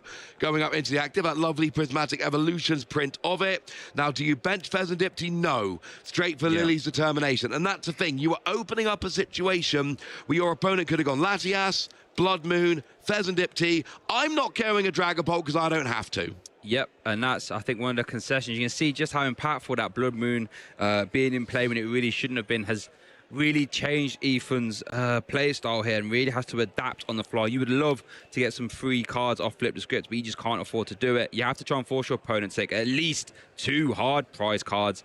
So that's what he's going to try and do. Here is the Lily's Determination. after we did see counter catch it into Monkey Dory into the active. What do we see? Professor Turo, I mean, you can try to... drew the Fez back, it looks like. And there is some recon directive action. Boss's Orders and an Ultra Ball. Either of those would be incredibly useful. Looks like we're going to be going for the Ultra Ball. Get some more Pokemon roll in here. We got a Dreepy, which we could play down. Instead, we're Ultra Balling. We're using a Badoo. And the fact that we're not getting rid of Professor Turo here tells us that Ethan is still hoping to be able to Professor Turo that Blood Moon Ursaluna off the field in a future term. It is a Dusclops off of the Ultra Ball. Yeah, I think this was kind of obvious. I think we need to try and develop this sort of Curse Blast plus Phantom Dive combination to remove that Charizard in one clean attack. Agreed. And since there is no rare candy in Ethan's deck, we have to slow roll ourselves to that Dust Noir.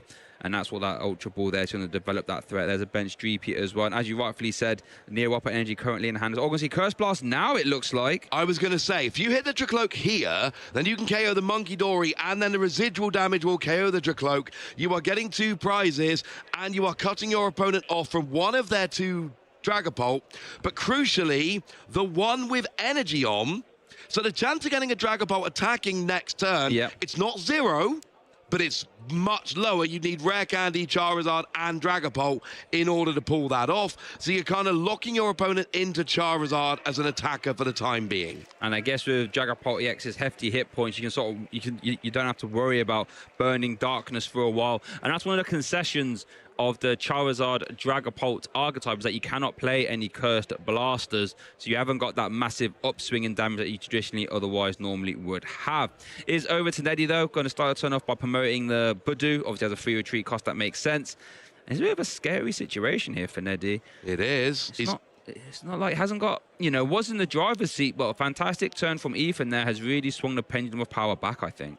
And now Ethan can start dropping damage using the, using that Phantom Dive without worrying about Monkey Dory. And you saw how early Neddy set up Monkey Dory. Clearly wanted that as an option throughout the game. So Ethan taking that option off the board could end up being a very big deal as we go further into this game. Means you can Phantom Dive with impunity, as I like to phrase it. And that is going to make things a lot more awkward. So we got a Buddy Poffin. What basics do we need here? I think he's just scouting the deck. Looks like Dreepy. Because it's interesting, because Ethan's placed a 3 damage count on the Dracloak, it forces an evolution there, so you can get out of a Phantom Dive KO range. But then you're sort of cutting off your recon directives. You have to try and bench more Dreepy so you can try and have access to recon directives. I think this deck really relies on that draw power. Looks like failing another Buddy Poffin, I think, or a Nest Ball. Can't quite make it out. It does have Unfair Stamp in hand. Could opt to use it. We do see the Dragapult EX currently in the hand, which I think we do. Yet we are going to have to evolve and attach to get outside of range of Phantom Dive KO range. And here comes the Unfair Stamp, Ross. Okay, that Dragapult was the one taking off the prizes. Draw it as that 3rd prize of the game. Unfair by name, unfair by nature. Going to be 2 cards for Neddy, 5 cards for 5 cards for Neddy, 2 cards for Ethan. That'd be a terrible card the other way around. Really would be. And now the question is, can we draw enough for Neddy and little enough for Ethan? Ethan has 1 recon directive and the 2 cards and the 1 for turn. Still going to be seeing 5 cards in total. Is that going to be enough? And remember, can't really use Flip the Scripts because that's an easy prize card. Oh, he's hit an INO. Things you love to see. What has Neddy got there? Pheasantipity, Buddy Poffin. Can't quite make out anything else. Got to be careful with your Pheasantipity as well, though, if you're Neddy. Yeah, you do. Got to really be careful. Especially with that Badoo knocking about. That's an easy prize card at any point in the game. Especially with Phantom Dive shenanigans. Oh, it looks like, ooh, Pheasantipity coming down, perhaps. Buddy Poffin. That's going to be for a fail, just to shuffle the deck. Here comes the Pheasantipity Flip the Script, one of the best cards in our standard format right now. Almost every deck plays it, letting you draw 3 cards if one of your Pokemon was knocked out during your last turn. Just going to give the deck a shuffle, a proper shuffle after that Buddy Poffin, and then we'll see the Flip the Script. Yeah, absolutely. Here comes 3 extra cards. What is he looking for to get himself out of this? We've got a Boss's Orders, a Rare Candy, and a Dreepy. They were the 3 cards drawn. Candy could go into a Dragapult or a Charizard if you could find the stage 2. Dragapult, of course, is still prized. Yep. So, we're going to see a retreat then. Burning Darkness. With 240 damage. Big number. 240 damage, Burning Darkness. Neddy's going to fire that off. Is back over to Ethan now. Got a Lily's Determination and the INO there. Obviously, Lily would only be drawing 6. But so it is going to be the Lily. Still 2 more than Ino would draw, though. So let's go get 6 cards. You've still got the Recon Directive to see another 2, draw 1. An opportunity potentially for a second Recon Directive if you can grab yourself a second Dracloak. And honestly here, I mean, could you potentially try and switch into a new Dragapult and start firing off damage, but, you know, not letting your active Dragapult just get KO'd to give up 2 prizes? Neddy's only got 3 left, so you really don't want to be giving up prizes unless you absolutely have to. Right, let's see how this Lily's going to conclude then for Ethan. 6 cards. You're right, I think reloading and attacking with another Dragapult EX would be fantastic here. Oh dear, hasn't drawn the energy to do so.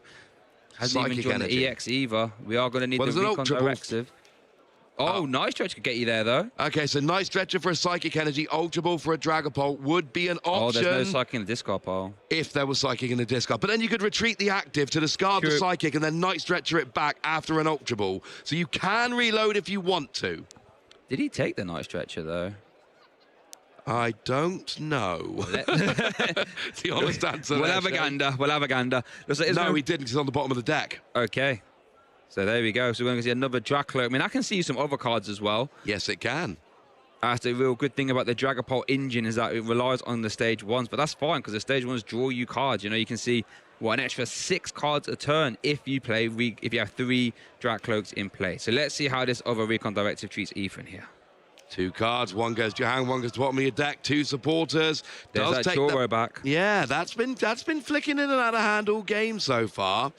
So, seems like the only option here is just going to be attack with that Dragapult into the active, and at this point, you're hoping an Ino to 1 is going to get you over the line. There is only Flip the Script on the board for Neddy in terms of draw power, so hopefully you can drop an Ino next turn, and then put your opponent down to 1 card remaining, and then you can start sweeping from there. We've got 19 minutes remaining, so if this game goes too much longer, we might be struggling to fit in a game number 3. So we are going to see the benched damage counters getting spread. 1 on Pheasant Tipsy, 1 on Charmander, 1 on Badoo, 3 on Dreepy.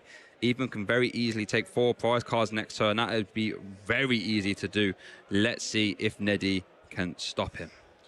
And that's the thing. Neddy can go down to 1 prize remaining here, but Ethan can just win the game next turn by KOing a Pheasant Dipty in the active and then KOing the bench. No. Where does the 4th prize come from? So you could put 4 on Dreepy, 2 on Badoo. The Badoo was hiding behind his hand, 4 on Dreepy, 2 on Badoo, plus KO in the active Pheasant Dipty. You're correct. That would be 4 prize. So Ethan's got game potentially on board with Gusting next turn. Yes. Well, Gusting and Dragapult and a Psychic Energy. Or a Neo Upper. Or Neo Upper. Quite a lot to ask, honestly. It is, but, you know, when you've got Recon Directive filtering through your hand as well, you know, might not be the hardest thing in the world to do. Worth noting, how many... 1 Dracloak's prized, actually. We see another one in play. I wonder if he has access to any more, or at least easy access. He does play 4, so there should, in theory, be 1 available. So iron up Boss's orders or counter catch here. The counter catch is not live for Neddy right now, so that Boss's orders. Where would this be going then? Oh, Blood Moon Ursaluna. Oh, I'm going to just strand it in the active and start to... Oh, dear. Yep. Here it is again. We know Latias has been KO'd. It'd be very risky to put that back down, wouldn't it? So we are going to see a retreat on a Terra Charizard EX. Phantom Dive is currently live. Essentially, what you're trying to do here is make it super awkward for your opponent. You know they can win next turn, so instead of just taking the easy KO and not winning the game, you're spreading a bunch of damage around and not winning the game in a way which makes it more awkward for your opponent. Now they don't have access to Pheasant Dipty because you didn't take a KO. Now they've got to get the Blood Moon Ursaluna out of the active. They can still, you know, Ethan can still win the game this turn, but it's just asking even more. Now there's a Psychic Energy in hand. It's going to be some big Professor. Well, Psychic Energy is no longer realistically needed. We need Night Stretcher, Latios, Counter Catcher, or Boss in any combination. That's what we're after here. And I think, I mean, yeah, we've got Professor Choro actually as well. So there's a Dragon. Okay, they're not very helpful, unfortunately. They are not. We need a way out the active and we need Gusting. That's it. Yeah. Get it out the active. There's a Boss. Okay, we have Boss, but we got Boss and Turo. They're both supporters. Yeah, we need a Counter Catcher. We needed one of the other puzzle pieces, really. You need to swap the Turo for a Latias or way to get it, or you need to swap the Boss for a Counter Catcher. Either of those trades will do, but you need to trade those cards. Oh, I guess, does he have another Dragapult EX? He does. He took one off of the Recon Directive. But the problem is, I mean, you can put a fresh one up and start attacking if you can get out the active. After, I mean, oh, yeah, you still can't get out the active, you're right. Yeah. Well, I mean, Turo, so we haven't played a supporter yet. So you can essentially Turo and then attack with a new Dragapult. But that is, and it's not what you really want to do, but I think maybe that's the best option. I think it is. Oh, you have to, because yeah, otherwise, because otherwise you residual damage will. You've got to get Blood Moon off the board. So you've got to Turo if you don't win the game this turn. Could be on up the Ino here, though. Okay, so you're IOing to 4. Essentially, you have to hit Night a way Stretcher. to get your Latias, which is Night Stretcher, and Counter Catcher. You have to hit those cards. No. Counter Catcher, Night Energy. Stretcher. No. Oh, that was, wow, yeah. You got Hilda, we got I guess Energy. you can try and strand something. Just strand the Charizard, it looks like, yeah. Wow, this is getting really close here, folks. Both players know that it's going to be the pass. Yeah, both players know attacking normally is going to lose them the game. So they are basically flirting around until they can try and actually get the win in one attack. We didn't see it from Nettie, so they bossed orders the Blood Moon. You didn't see it from Ethan, so he counter-captured the Charizard. Does Nettie have a way to get out the active here? Don't think so. I saw Rare Candy, Luminous Energy. And is that Ino, that last card? Can't quite make it. I think it is. It is going to be a Lily, though. Well, he plays one Air Balloon, but there's a Jamming Tower in play. There is a Jamming Tower in play. An Air Balloon would do it. It would have done it, yeah. 2 retreat costs on that Charizard. So it is going to be this Lily's Determination. Do you want to guess how many counter stadiums Nettie plays? I would have said like 1 or 2. None. None. No stadiums in the deck. So you can't use your Air Balloon. You don't play any Switch. You don't play any Turo. How are you getting Charizard out the active? You could Rare Candy another Charizard to attach 1 more energy. With that would get you there, but didn't I think that's literally the only way, Shay. I think that is literally the only way to get that Charizard out the active. Didn't draw it, though. Did have a Rare Candy in the hand before the Lilies, but didn't draw it back. Here's a Night Stretcher. Okay, we developed some more Recon Directive. I like it. I like it a lot. I don't think we have enough puzzle pieces in... oh, I guess if you Recon Directive into Rare Candy... Hold on a second. We could still be on for it here. We could still see it. So this could find Charizard. Is there enough Fire Energy in deck? We need 1, actually. There is. Okay. There's the 2 Rare Candy left. And to be clear, attacking with Dragapult, you KO the active Blood Moon Ursaluna, you KO the Dracloak on the bench, 3 prizes, win the game. Yes. All we need to... And we got the Dragapult, we got the energy. We just need to get Charizard out the active. The only way to do it is Rare Candy, Charizard attached to the active, manual retreat. Air Balloon is turned off by Jamming Tower, and there's nothing else in the deck that can do it. Okay. We need a Rare Candy. And he had 2 in the deck. We saw them. Recon Directive, Rare Candy. Neddy, show us. Rare Candy for the win. Rare Candy for the win. Did you get it? I mean, you think he'd have taken it quicker if he did. Ooh. No, it's Arvin finds it next turn, to be fair, though. But okay, and we pass. Is back over to Ethan then. Same position we were in last time. You have to have Gusting, because you've got to take 4 prizes, and you have to have a way to get out the active. Do you have any Counter Catcher left, though? We played one last turn. There's 3 in the deck. How many have we played? At least 2. But did we play all 3? Yeah, this is looking tough. Turn attachment. But that makes sense. If you're going to play a Lily's, you don't need... Energy is irrelevant to you now, so you're just getting a card out of the... It's a card you can't draw back. Energy is irrelevant at this point. So for win, it needs to be Night Stretcher plus Counter Catcher combination now. Correct. Because the supporter has been played. Yes. So you cannot boss. 6 cards. I mean, it's not... that deck, isn't it? It's not like massive. So. Assuming there's Counter Catcher left, which you've got to imagine there is if Ethan's playing for it here. 1, 2, 3, 4, 5, 6. Show me Night Stretcher and Counter Catcher. Night Stretcher! And Counter Catcher! Ethan got both of the cards he needs. So now you can Night Stretcher the Latias onto the bench. You can free retreat the Blood Moon Ursaluna. You can Counter Catcher up that Pheasant Dipty. And then we do 200 to the Pheasant Dipty. We do 4 damage counters onto the... Oh, no, we're not... No, there's not enough, though, is there? He's evolved into a Dracloak. Yeah, he has. Jay, I got too excited. It's not happening. We missed that. Yeah, he did evolve up to Dracloak. Stops, you're right. It does indeed. Okay, so we haven't got win exactly. So do you even... I think, do you... you still want to KO the Yeah, you still want to KO... Because that's 3 extra cards your opponent's seeing. Oh, but if you... No, yes, they've got the Dragapult to attack. Yeah, but the problem is Blood Moon Ursaluna will get KO'd next turn. So Augustine will still guarantee the win. And if you take a KO here, you turn on counter catcher for Neddy, and we know they've got Arven in hand. So they just Arven for a counter catcher, bring up the Blood Moon. They've got 3 prize cards, though. I'll take another prize card. Oh, no, sorry, bring up a single prize and then KO the Blood Moon on the bench. Oh, yeah, because Blood Moon's on 22. Yeah. So this should be a fairly straightforward turn. A little bit less exciting than Ethan's turn, which we thought were it not for the evolution. Now, assume the Arven is still in hand. It is. Now, let's assume there is a counter catcher in deck. You should just be able to counter catcher up. There's only played 2 counter catcher, worth noting. So it might not be guaranteed there's actually 1 available. Wow, that's what, let's have a look. So, oh, Neddy, don't do this to us, man. Show us the cards. No. Jackler, okay. Because a boss would also have done it if he'd have drawn into a boss. That's why you Fez first. That's why you did a Fez first, exactly. It does like iron up and was that an Ultra Ball? I'd love to consult the deck right now. Because you're right, counter catcher, the way he's playing makes me think there's one in this card. I only saw 1 in this card. I only saw 1. 1 isn't prized. There isn't 1 in the prizes, can confirm. There's an Arven. If we got a counter catcher, this is there. We got a counter catcher for the game. Neddy takes game 2 with 1 game each, with 10 minutes left. Start your engines, play nice and fast. There is a spot in asymmetrical top cut on offer if one person can win this game, but you don't have very long to do it. And I don't know what a tie does. I've not done the math, Shay. No, we haven't done the maths. What a fantastic win there for Neddy, stabilizing the storm, able up to even out here in this win and in for the top cut here in Birmingham. Let's see how this game 2 panned out.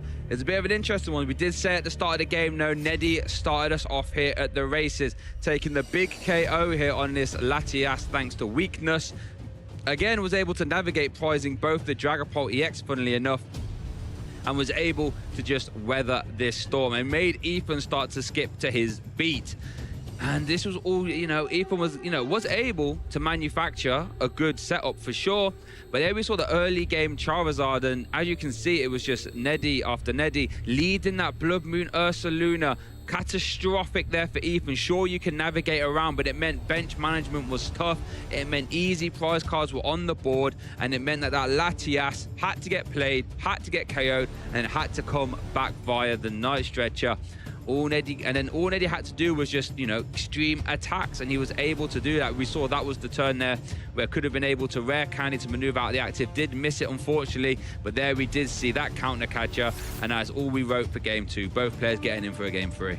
Very well explained there. Thank you very much, Shane. Now I'm having a little bit of a look at where we are. Oh, well, come on. You can. Not doing it again. Okay, only 1. Now, only 1 Badoo is played in Neddy's deck, though, and that Badoo is prized. So Badoo is no longer an option. And it's worth noting on Ethan's side, only 1 Dusknoir, and that is in the prizes. Uh-oh. It's going to be a touch pass for Neddy, I think. I don't like this. No. I mean, Ethan has led that Moltres. That's not like a fantastic card in this situation. No. He's at 20 plus 60 if it's into EX. 20 plus 90. 20 plus 90. So there, it's going to be a touch pass for Neddy. Remember, we have only got 7 minutes on the clock here.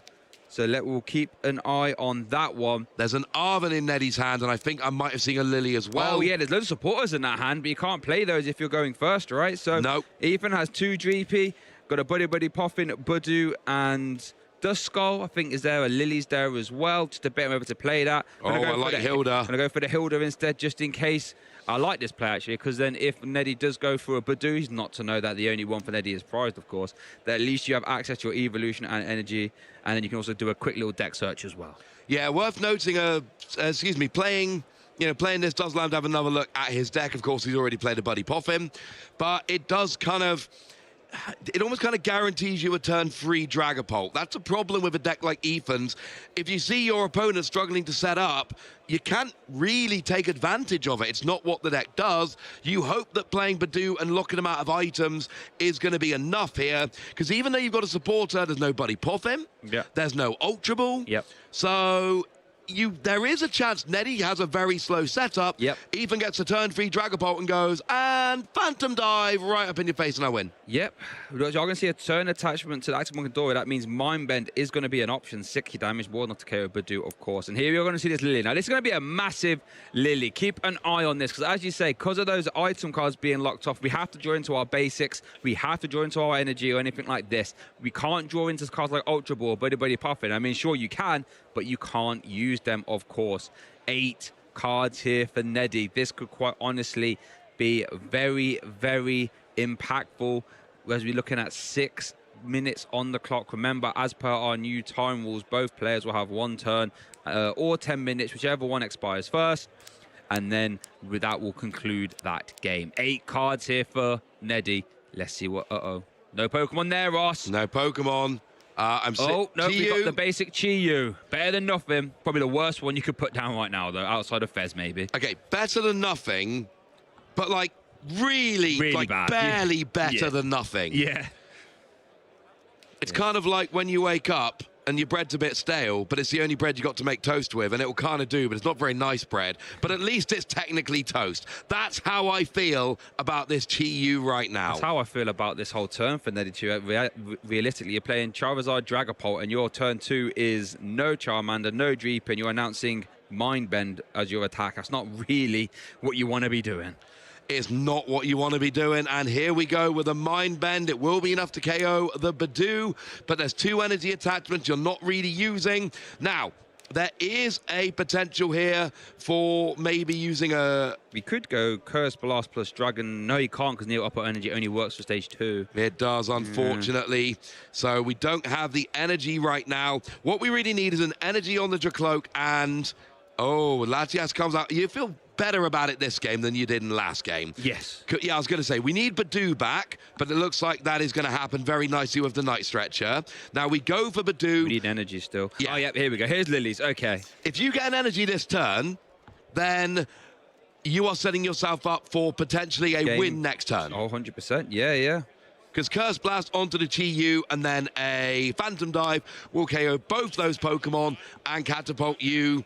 I mean, if not into asymmetrical top cut, definitely very close. Very close. Here we go. Big 8 cards here for Ethan. We need to see energy. We still have Recon Directive. We're keeping an eye on the clock. 4 minutes left. Energy, both kinds, we're good. Multitude of energy. Oh, and a Luminous Energy as well, just in case you didn't want to choose. We have an Ultra Ball that will guarantee, and actually now there's everything in hand. Yeah. Oh, do we have a Dusclops though? We've got a Boss's Orders. It is. Yeah, there it is. Okay, so we've got Dusclops, we've got an Ultra Ball for Dragapult, we've got the energy for next turn, and we got Boss's Orders. We are going to see an impactful double KO from Ethan next turn. Everything on the board is ready to go. Worth noting, Neddy did not take a Badoo from the prizes, so Badoo has item lock. Can we get a 3rd Pokemon down? We need a Pokemon. I'm seeing nothing, Shay. I think it's just Lily's is the only playable in hand. Oh, outside of the tool cards, of course, but that's not super helpful right now. There's nothing. Oh, and Boss. And Arven, I guess. But, you know, as I'm talking realistic ways to find Pokemon here, I think it's just going to be Lily. I mean, that is going to give you 8 cards. Sure, keep an eye on the time, folks. 3 minutes. But, yeah, I think it's going to have to be Lily and keep those fingers crossed here for Neddy. If we don't see a basic Pokemon, Ethan, we believe, has game in hand. It's going to be a Boss's Orders instead. It's got to be what, Dracloak. It's got to be. The Dracloak with no energy. No, the one with no energy. What are we going for that for? What are we... We're going to confuse it. But when you evolve, you can go through. Yeah. This be Lily's Clefairy? No, that would have been lit. If you made a Lily's Clefairy, by the way. That would be amazing. Unfortunately not. But yeah, evolution cures confusion. So the confusion isn't even going to be relevant. The damage isn't really going to be relevant here. So... I mean, Ethan was going to retreat into this Dracloak next turn anyway, so it's going to be a Mind Bend. This should be game for Ethan now, because we do 60, but that's not going to, and it confuses, but then you just Ultra Ball for a Dragapult, you evolve up to cure the confusion, and then you attach an energy, and we're good to go. You could even find Dust Noir to get the win here as well. Curse Blast bench. That would be fun, Slam active. That would work as well. There's an Iron and a Dragapult. Doesn't even need to play the Ultra Ball. So here we go. Evolution to get rid of confusion, or heal it, I should say. There's your energy. Attachment. And there's the game. Ethan takes this 2-1. I can hear Amy screaming over the rest of the crowd, and that is going to be enough to KO both the Pokemon, and Ethan takes that 2-1 and proves that Dragapult might yet still be top dog in the Pokemon TCG. Who would have thought it? You know, most played deck in Merida.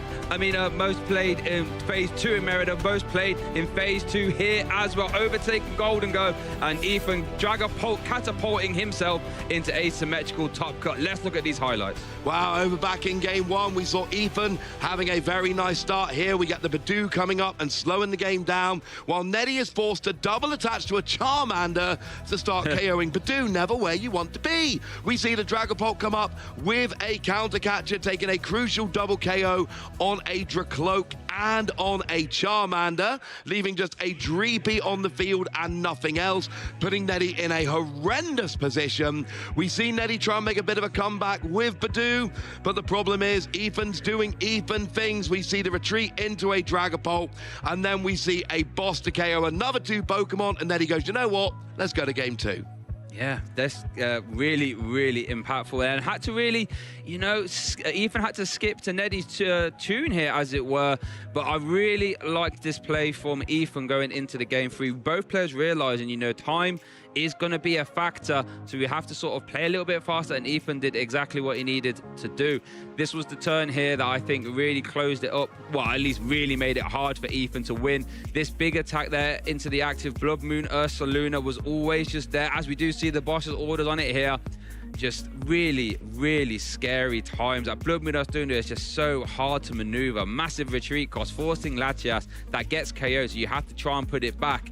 And then all you do is just pepper damage around it. And give full credit to Ethan in his Game 2, was able to navigate really, really well. But at the end of the day, when you're having to bench these 2 prize liabilities against a tech that has no real problems of getting around it, and there we do see the counter catcher again to bring up that Blood Moon. But this was the Game 3. Both players didn't really start well. Ethan had the Moltres, Neddy had just a turn attach and pass, and Ethan smelt blood in the water, and he was eager to close this game up fast, which is exactly what he needed to do, by the way, because that time was ticking. We saw the Mind Bend, we saw steady breathing, we saw Mind Bend, we saw it all here in this game, in this best of 3, I should say. And Ethan was able to just slowly develop the Dust Noir, the Dust Clops, I should say. This was an interesting turn, though. I would have loved to have, you know, seen, if we saw the Lilies and we had a basic Pokemon, could Ethan still have closed the game out? We wasn't to know, because he went for the boss's orders, Mind Bend, and then we just saw the Dragapult Evolution, Energy, Phantom Dive, which we saw off that Recon Directive, and that was all Ethan needed to close out that Game 3 and most likely secure himself a slot in our asymmetrical top cut. Yeah, fantastic play there from Ethan. Really well done.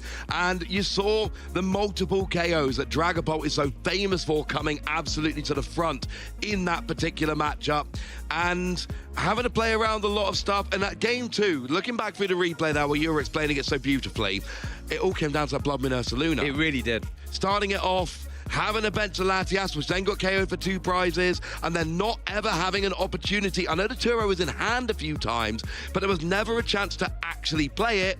And it was that Blood Moon which gave up those easy 2 prizes. That Blood Moon essentially turned into 4 prizes for his opponent in a very tight game. It really did, and then it ended up costing him right at the end thanks to that counter catcher. But I hear that Ethan is down in our interview area ready, so let's go and hear from him how he thought that game panned out. Thank you very much, Shay. Yes, I'm here with a very relieved Ethan Wild, now at 34 match points, exactly where you want to be for that asymmetrical top cut and progressing through the remainder of this tournament. Ethan, what a great choice of deck. You've jumped off of a few decks that you've played throughout this season. I sort of know you as someone who takes an archetype, runs with it for as long as they can, but this season's been a little bit different. It's the first time I believe you've been playing Dragapult Dust Noir to a tournament. What was it about this archetype that you chose for this weekend? So I saw it do like well in Toronto, and I didn't do well in Toronto. And I wasn't playing Dragapult. So I was like, you know what? Like, when it can dominate as hard as it did, and like Gardevoir is theoretically a bad matchup, but as we saw in the ASIM game with Katie Montgomery against Henry Chow, one of the best Gardevoir players, she was still able to beat him with it because Itchy Pollen's a really good attack. Yeah, I think everyone took note of that matchup in particular, especially when it's Henry playing the Gardevoir. Seeing Dragapult overcome that was really impressive stuff. Now, talking about your last matchup against the Dragapult Charizard deck, if you're someone that sort of more recently jumped onto Dragapult Dusknoir yourself, were you sort of coming up with game plans on the fly in that matchup? Because Dragapult Charizard hasn't been around for a little while. Yeah, it's an odd one. I wasn't exactly sure, but I know that like the Charizard matchup is good, and so the Charizard is the main part of that deck. They don't have energy acceleration outside of the Charizard. They can't set up their Dragapult sufficiently without the Charizard. So focusing on those seemed to pay off. And game one, we saw exactly that. Itchy Pollen, suddenly you wipe a board as soon as you can find Neo up a Dragapult. Game two, though, got a lot messier. Talk us through those last couple turns where both of you were kind of having outs for like a multi-draw to win the game. How did that feel, sort of nail-biting stuff? So being a game up felt good. I didn't really mind playing out a game two that's a bit of a nail-biter. But yeah, like opening the Blood Moon made it awkward. The Latias getting knocked out then meant that later on I couldn't move it. So I had to find like an out, and like Turo was an option and I could have healed the board, but playing to that didn't really progress my win con. I had damage counters spread on the bench so that I could just win the moment I got Charizard inactive, my Dragapult inactive, I'd win with the 6 counts on the bench. It was actually a really unique game. You weren't to know this, but Netty prized 2 of their Dragapult EX in the game that they chose to take out Latias rather than taking a single prize knockout. I think they were fishing for the EX, and that's what actually created that really strange end game.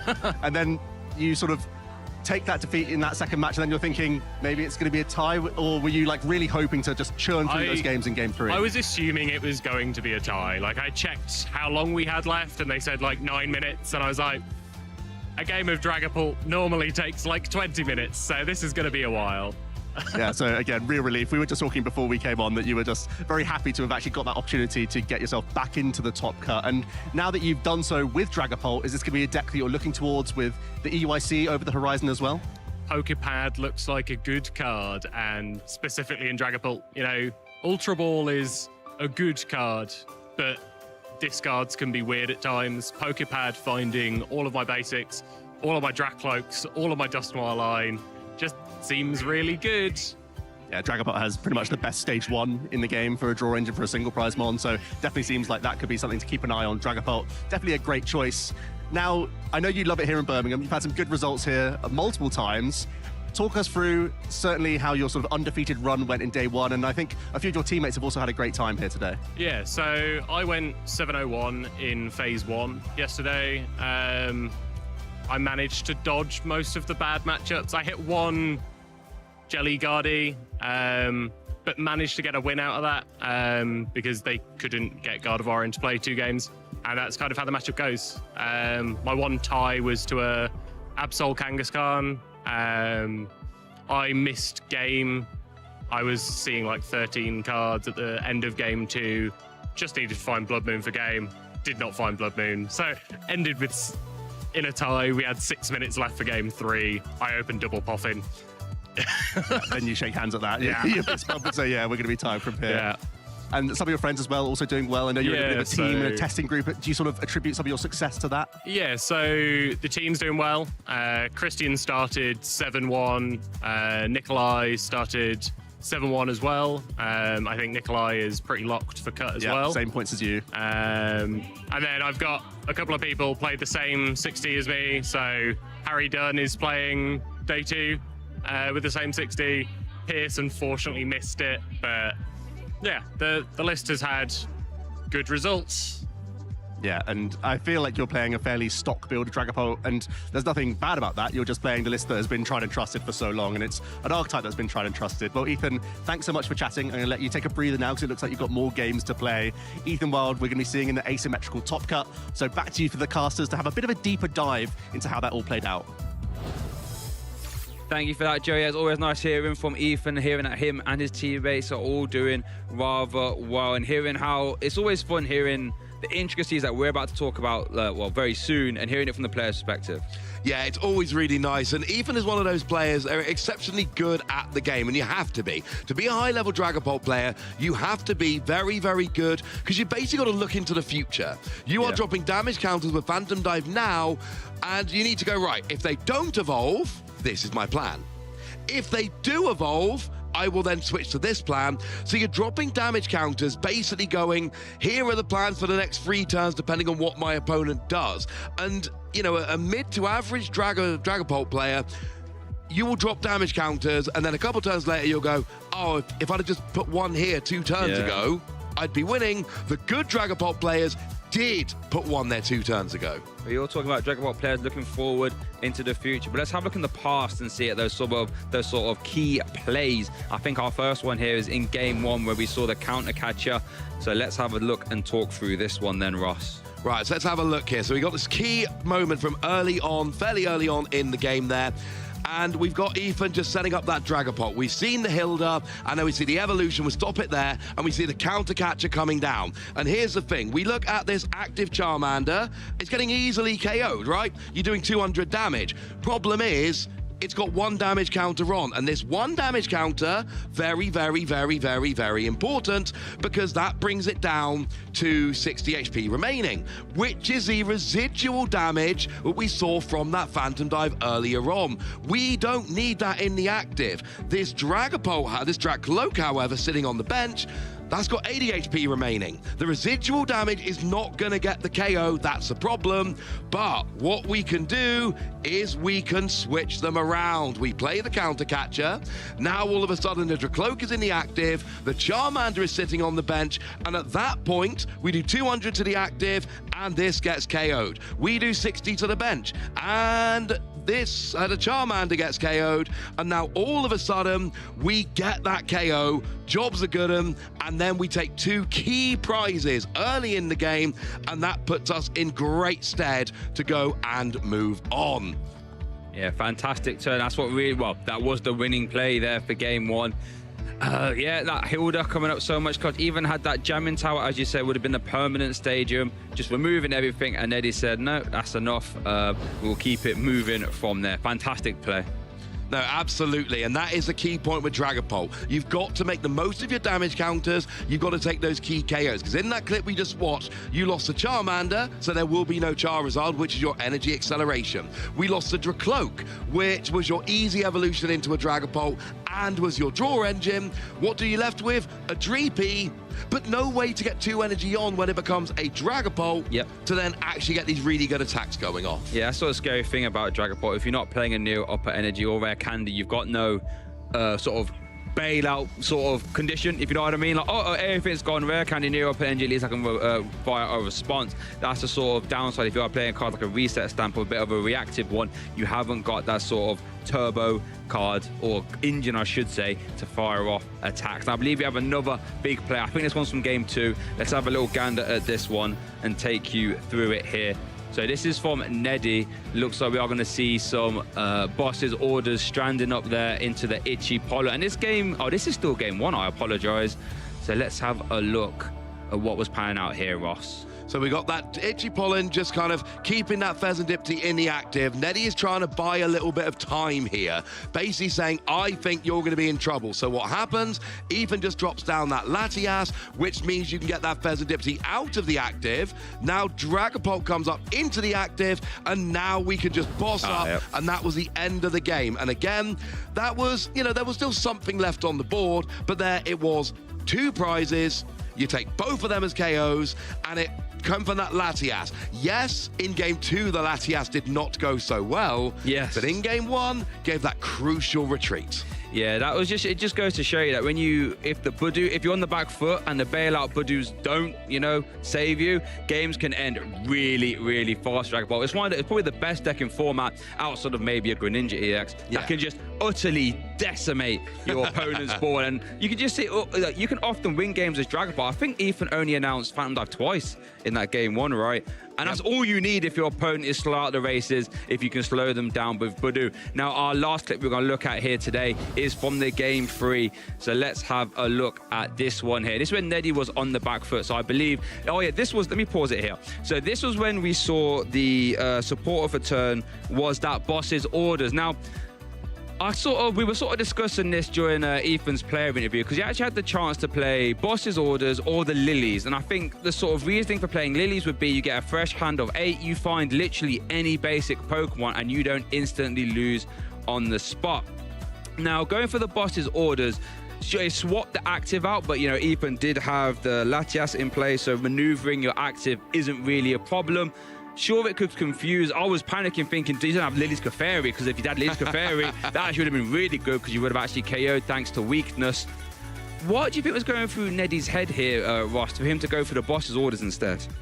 I think at this stage, you're kind of hoping your opponent doesn't have the Dragapult. You're trying to buy yourself a little bit of time. You are confusing the only Pokemon that's got energy on, and it's that combination of Boss's Orders and Confusion to basically say, I'm not letting you have an attack. I know you've got your your Dusclops there, so there was an option to maybe Dusclops into the Munkidori and then hit with a Dracloak. And if you confuse, maybe this doesn't happen, and I can kind of buy one more turn, and then maybe next turn I can get a real attacker, or at least start working towards it. Now, of course, time was running out, but I think this was very much a defensive play. Yeah, I guess there's also a world in which if you confuse, if Ethan doesn't exactly have evolution energy, you could stop or at least make a Dragon Headbutt response a bit more riskier. But if you are confused, you have to flip a coin. If Tails, your actually attack fails, and then you would do 30 damage back, which actually, because of 90 hit points, would actually have KO'd itself. So maybe with perfect knowledge that we had from hand cams, this play does seem a little bit, you know, interesting. But, you know, with imperfect knowledge, you know, just trying to make life as awkward as possible. But this was the wonder turn here that we could watch this play out, where Ethan found everything he needed to close this game out. And bear in mind, had to do it exactly on this turn, because they only had 2 minutes left on the clock as it was counting down. But there we did see the evolution, and there we saw the Boss's Orders. One didn't even need Boss's Orders, I apologize, because you could just Dusclops, KO the bench, KO the active, and that is how Ethan secured himself, we imagine, a spot in Asymmetrical Top Cut. Absolutely. You can see there, you know, hopefully a nice little bit of an insight into that Dragapult deck and some of the intricacies. I assure you, we have only scratched the surface. Anytime you're dropping damage counters any way you like, you need to be absolutely spot on with your decisions. But when you got a player like Ethan who is, then I think we can see some good things coming. And the wonderful news is, we have a lot more good things coming. We've got more games. We are still a ways away from crowning a champion here in Birmingham. So grab yourselves a nice cold beverage. Do not go anywhere, because we've got plenty more action coming before we crown our champion.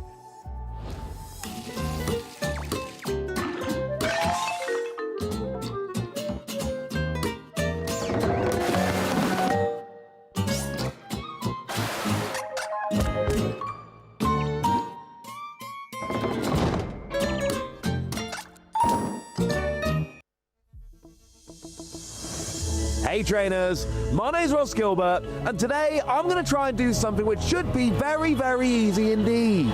Get you hyped for the European International Championships that are going to be happening in London on February the 13th, 14th and 15th. Already this season in Europe, we have crowned 4 regional champions, but the European International Championships will be bigger with more players, more variety of decks, more prizes on offer than any other European event through the season. Already we've crowned champions in Frankfurt, where Rune Heimers took down the tournament with Gardevoir, in Lille, where Alexander Rutowicz won with Dragapult, in Gdansk, where Daniel Magda took the trophy home with Golden Go, and most recently in Stuttgart, where Nikolai Steborg proved that Charizard is not to be overlooked, winning that regional. Each of those players took home $10,000 for their regional championship victory, but the winner of the European International Championships takes home 2.5 times that, with $25,000 on offer to the winner of what will be the largest Pokémon TCG event of the year to date.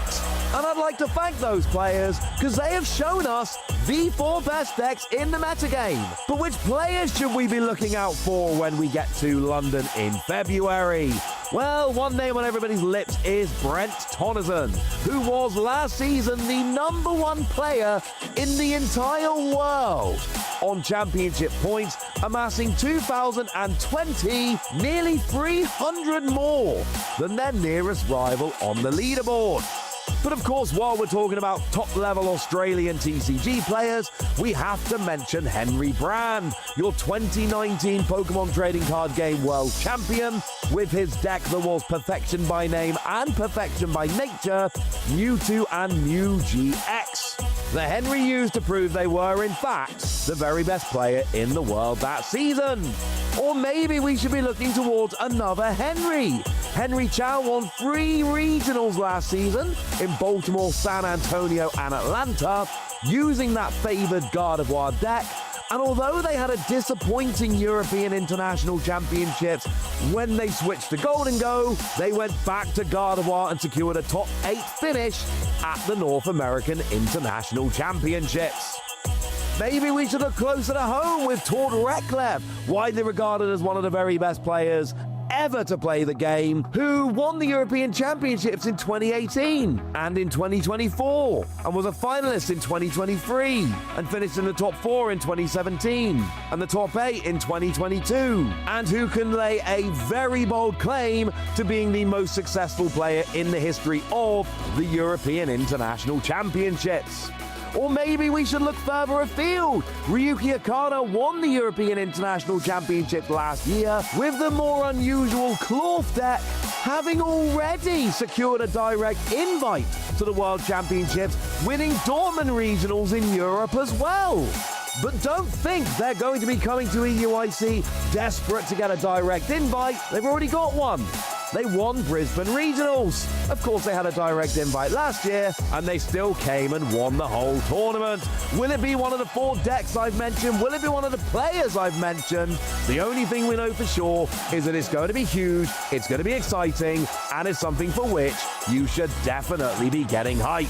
So keep watching, because you might see some other players that you should be keeping an eye on over in London.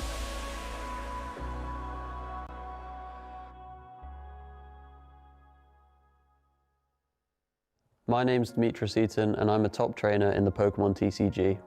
I got into competitive Pokémon about 13 years ago when my best friend suggested we should use our cards that we've been collecting for ages and actually learn how to play.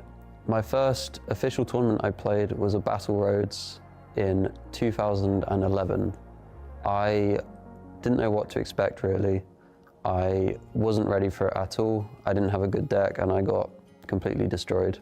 The first tournament I realized I could really do this on a larger scale was Bremen 2022, when I made top 8, and that was my biggest result at the time.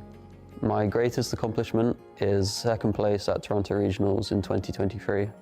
I qualified for this year's World Championships last week by winning a League Cup, but my goal for the rest of the season is to finish in the top 22 for Europe and get the round 1 bye at Worlds.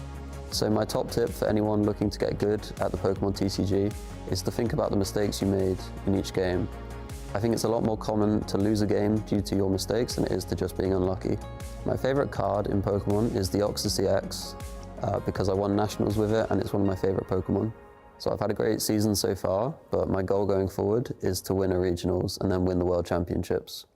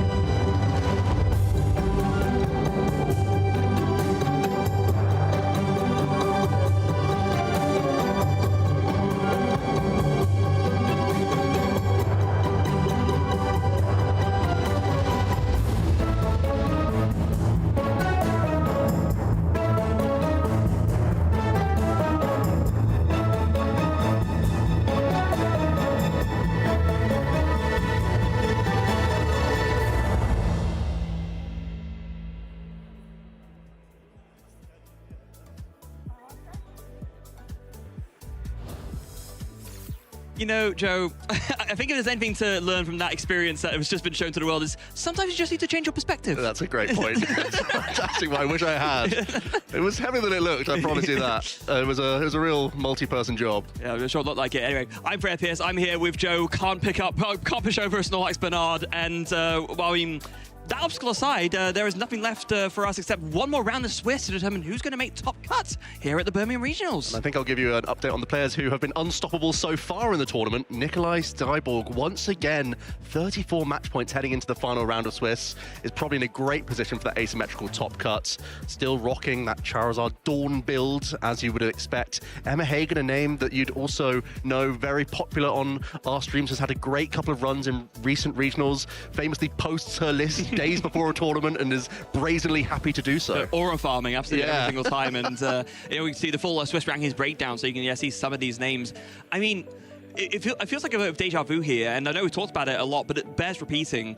It seems like once you have that one big result, one big top cut, the confidence boost in yourself that gives you, and also in knowing that you know the format well enough, that just propels you to having more and more good results. Nikolai had the win at Stuttgart, and now he's basically an almost guaranteed lock for top cut here in Birmingham as well. And speaking of confidence, Irvin once again doing fantastically well with Charizard Pidgeot. Literally struts their stuff at the tables. So happy to be playing an archetype that they are so in tune with.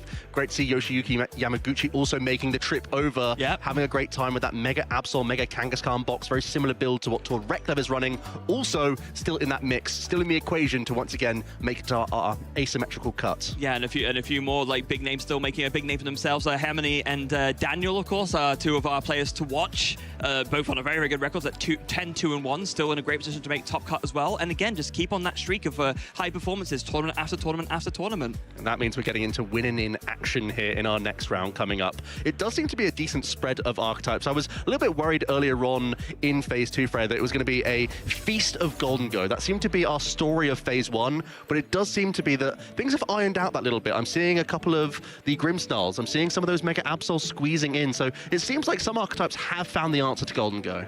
We were having a debate about, you know, what's the number 5 deck, right? And what takes up that 5th spot. But I think maybe what this tournament teaches us is that actually there's a lot of decks in the mix for that, you know, contention in that spot. And they're actually almost all good enough that depending on a given metagame call, a certain different like run in terms of matchups, any one of those could, you know, be good enough to just, you know, punch at that top 4 ceiling that is currently present in our metagame. And I'm still personally so impressed by the Dawn build of Charizard, not just because Nikolai is top of our standings right now, but whenever we've seen it on the stream, it seems like we're talking about the flurry of options they have, and it's down to the player to navigate basically the best of like 3 different very good turns they could be having and when to pounce. I think that's the archetype that for me is really standing out this tournament. I always think back to the words that Nikolai said in that interview that I did with Match Stuttgart. The deck feels like a cheat code. And you can see why when it gets played. It's not a cheat code in the sense that, oh, if you play it, you will always win. But if you know what you're doing with it, you can basically do things that almost no other deck in this format can do, and there's a reason why Nikolai is at the top of the standings again. Yeah, how often are we talking about ifs, buts, and maybes coming out from Lilies or Drakloak draws or Pheasantipity EX draws? Well, why don't you just go and cherry pick the 3 exact things to make the best turn possible? Yeah, it seems like a no-brainer. Cherry pick a couple of trainers. Oh, by the way, one of those trainers enables a thing that lets me search for any card in my deck. Also, I can knock myself out and make you take prize cards to disrupt you, and whilst doing that, I put damage counters on. You start to build up the picture in your head. Yeah, and you can lose when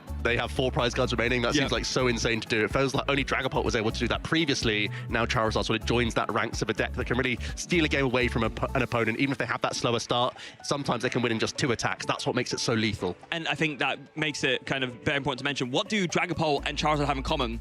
Dust Noir. Yeah. Like Curse Blast has really been a format shaper ever since it came out. Even now that we have a direct hard counter in the form of Psyduck, I mean, it is around, it does definitely help, but it's not a guaranteed solution to it because that can be knocked out by, you know, a Pollucha plus a Phantom Dive residual damage. You can just, you know, KO it with something small because it only has 70 HP. It gets to the point where some decks actually play the Golduck, which has the same ability to evolve up the Psyduck just so it has more HP and it isn't shut off by Klefki. It just isn't the counter that we thought it might be. It definitely is good, but not quite a be-all end-all solution. And even that stage 1, if it is just going to be a one-off in your deck, you never want to play more than one gold duck. No, exactly. It's hard to find under the item lock, and then the side duck can still be dealt with. And even at that stage in the game, you're getting slammed with Iono all the time, very often with the Dragapult, because they love to submit prize cards, whether it's Curse Blast, whether it's Budu early, so that as soon as, even if you have those answers, they can be taken away from you. You're left with very little in hand. There's no way to say that you're just going to get the side duck back on the next turn. I have to ask, are you a gold duck? Have you played anything with gold duck yet, or are you not quite? I haven't. I was really close to it in my Kangaskhan Bouffalont deck, but I play Mist Energy, so I was like, I can mist my Psyduck instead. Yeah. So having more than just a tech card seems to be really important. Yeah, it really does. It's kind of cool that they printed it that way, where, you know, it's the same ability on both of the stages to kind of give you that option in that way, because they're probably aware, oh, if we just have it on Psyduck, then Clefairy's like an easy solution, right? And it does work, but it means you have an option to play around it. Yeah, and the Klefki actually has benefits in so many other situations. Absolutely, you can shut down so many other archetypes. There aren't too many like turbo engines, I suppose, not too many things rocking like Squawkabilly EX and really going wide turn 1, but even just catching a Fan Rotom can be a big deal. Yeah, I mean, you know, turbo engines, when you think of that, you mainly think Raging Bolt, right? Which has kind of been in Nowheresville for a while, but suddenly it has kind of made a bit of a comeback, so Klefki kind of catches that by accident as well. Yeah. And I think we can have a little glance at some of the players that are getting sat down for their final round of Swiss, and we can really just discuss over how these players are going, and we can also just sort of on the fly talk about the matchups that are going to be going on our top tables in a moment. So really looking forward to see the players and what those matchups are looking like. There has been a couple of intentional draws at our very tippy top tables. Ethan Wild, Ethan Wild, who we just saw, got to 34 match points, was able to tie with Nikolai, but there are still some players at the top there. You can see Daniel Magda still with a Groudon hat, Yoshiyuki there in the orange t-shirt, seeing some of our players. These are our very top tables right now. These are the players in contention for our top cut.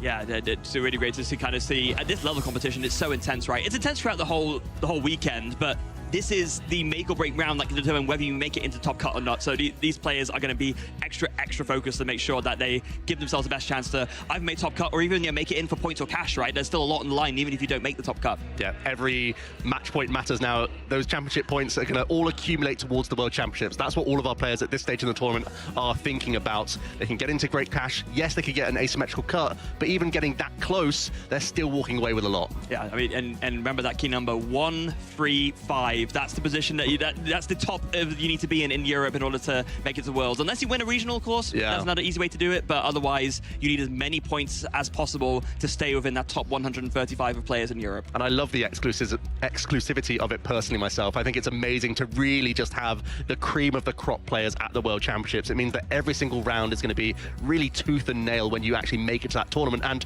it's such a celebration of Pokemon. It really feels like the players who have earned it can enjoy everything Worlds has to offer. I mean, not just every round, but every single tournament, in fact, because before with the old system, you know, once you got the fixed amount of points that you needed, you made it and you were like smooth sailing. But now this time, even towards the end of the season, I need to make sure that I keep playing well throughout the whole season, that I have enough points to make it to Worlds at the end.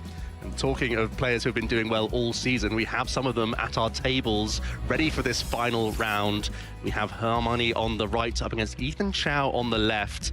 For Hermione, this is just another day at the office, another great result with Charizard so far. We got to feature them yesterday on the stream. They had a pretty awkward time of things. They weren't drawing particularly well, but Ethan Freya is playing a really interesting build, which we haven't been able to show just yet. No, we haven't. It's going to be that End Zoroark. We've talked about it a lot. We've seen it like creeping in some of like the deck usage statistics, but our first time featuring it on stream, at least for this weekend, and there's some very interesting accomplishments there for Ethan. Yeah, seems like a player that's sort of knocking on the door of greatness. At any point, they could just explode with a victory, and it wouldn't surprise you too much. Whenever you're seeing frequent top 32 and a top 8 placement here or there, you know they're a quality opponent that is going to give a really good show here. And for Hermione, also getting a couple of top 8s and a couple of finalists, so doing really well, especially with Charizard as of late. That's those 2026 results, that's all been Charizard, so is very accustomed to playing this archetype. There is something to be said about, you know, playing an archetype over and over again and just maximizing your skill level with it. Daniel Magda was talking about it yesterday in terms of, I found this deck, I'm really good with it. It's probably the best deck in the vacuum. That's a winning combination, and we've seen that bear out so many times. Similar philosophy here with Hermione and Charizard. Let's see some prize cards coming down. A couple of those Charizard EX. That's both of them, Freya. There's only 2 copies of Charizard EX in the deck. No! Oh, Hermione, what are you going to do now? Well, have you heard of Blustery Wind? Let's see the fist bump getting into game number 1 here. Swiss round 14. It's a win and in for our players. And Ethan Chow looks to be starting off with a Baneri. And is going to simply pass the action over to Hermione. So not a great start for Ethan from that opening hand. Yeah, terrible start. Literally last thing you want to see. Maybe an opening for Hermione to steal this game when his pricing is so horrible. I mean, what is Hermione responding with? Is it just attach fire and she call for family? Well, it's fortunate that there is this option of a Pidgey. We've talked about the downsides of having 10 less hit points than its counterpart, but when you have this attack, especially with hands such as this, you're happy to have it. And the question mark becomes, should I play this Iono? Yeah, because you just saw your opponent basically did nothing, but Hermione here realized, kind of making the decision that regardless of what my opponent had, they went first. It could be that they just have a supporter and then next turn they're fine. I value drawing more cards now so I can get set up better. So in weighing it all up, it's still worth playing this Iono. And he's been rewarded with a Buddy Poffin. That's exactly what you want to see. So not only will Call for Family help out, but now you can also Buddy Poffin. Unfortunately, it's where they received the very awkward news that both of the Charizard EX are in those prize cards. Very unwelcome. And that means that he's already going to have to start coming up with other game plans, try and weave in Curse Blast to sort of one-for-one prizes, rather than set up damage on certain Pokemon, and also try and get that blustery wind, that sort of secondary attacker within Charizard, because usually you're so happy leading into Burning Darkness. In this case, it's not available. Yeah, and we know that Hermione will be very aware of the Charizard pricing as well. We've seen him time and time again be so thorough with the price checking, so he's going to be looking through that now and thinking, I'm missing something pretty important here. Where's one of my text namesakes? Oh, dearie me. Yeah, quite a few of our archetypes in the game right now are just playing 2 copies of their main attacker, whether it's Gardevoir EX, whether it's Charizard in this instance. Even a decent number of Dragapults choose to play just 2 copies, and it's because it's like a 1 in 50 for you to prize both of them, but that seems to be the case here, and that's already going to mean Hermione is going to be on a really different game plan to most. Normally, it's about trying to set up your multitude of Stage 2 Pokemon, allow the Charizard to accelerate the energy for you, not just for itself, but also for your other attacking suite here. In this case, the Pidgeot's going to have to be getting in more attacks than you'd usually expect. Yeah, and to be fair, Blustery Wind, it's not like it's a bad attack, right? It does 120 damage, but it does discard a Stadium card. It does. Something that we haven't had the chance to bring up yet. What is Ethan playing in his deck, Joe? Well, 2 copies of the Team Rocket's Watchtower, a tech card that I've had my eye on all weekend, and it serves a really good purpose in the End Zoroark archetype. End Zoroark has sort of made a name for itself for being this sort of counter-style strategy, and the way the deck tries to have a decent time into the Charizard is by simply saying that the Pidgeot is the awkward thing that you're going to try and shut down, and also obviously dealing with the Noctowls more recently, but in this matchup it's all about shutting down Quick Search. Yeah, so how many hands his turn, but yeah, playing that Buddy Poffin and then going ahead and using Call for Family to set up the rest of his bench very, very nicely.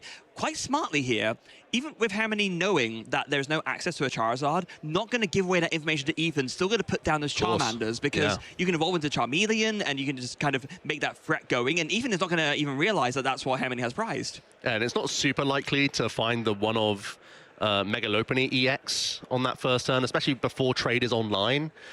So that's the only Pokemon that could take out the lone Pidgey here. So that 1 energy on Pidgey could easily be attacking next turn, beginning those blustery wins, and maybe you start fishing for those Charizard out of the prize cards. This is something that we see a lot of the top players doing, which is making a play that might on the surface look risky in terms of, oh, hold on, there's only 1 Pidgey down. How am I going to make sure that I set up both? Granted, in this instance, Hermione does also have the second Pidgey prize, so that would be another reason to not put down 2. But even if he did, realizing that a KO is so unlikely, this is actually not as risky as it normally would be, so I'd rather use my Call for Family on something else. And as we see the second Buddy Poffin resolve for the 3rd End Zorua, let's talk a little bit about this End Zoroark EX archetype.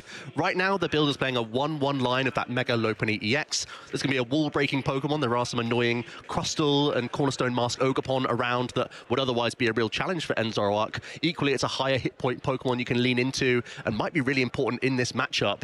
But it is just going to be benching the 3 Pokemon and passing action over here. An instant use of that Watchtower. Yeah, so very good to find that now. Of course, that is going to shut off Hermione from being able to use Quick Search if he's able to find that combo of the Rare Candy and the Pidgeot. But going to start things off with a Jet Energy. When you attach it to a bench Pokemon, it goes up into the active. It's going to be on the Tatsugiri, attract customers, look at the top 6 cards of the deck, and finds a Boss's Orders as a supporter from that. I feel like that's a handy option for next turn, because there's already the Turbo Energize in hand.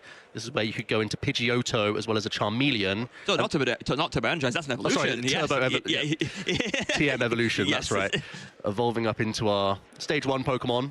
And that means that with the boss's orders grabbed from the attract customers, you can try and pick off one of the unevolved Pokemon to start attacking with the Pidgeot. Yeah, so important to note, this is an Alyssa Charizard that is playing that Pidgeotto, so we'll be able to go into that as well, and that way just not having to worry about finding the rare candy next turn, just needs to find that Pidgeot, and then can go ahead and attach manually and use Blustery Wind, get rid of that Team Rocket's Watchtower. A great way to re-enable that quick search. Ethan's hand is looking pretty poor. It might be the opportunity to weave in the Cleffer here. Oh, okay. It is going to be the grasping draw from Cleffer. So no pressure again. Hermione can breathe a sigh of relief. There's no End Zoroark EX coming onto the board just yet.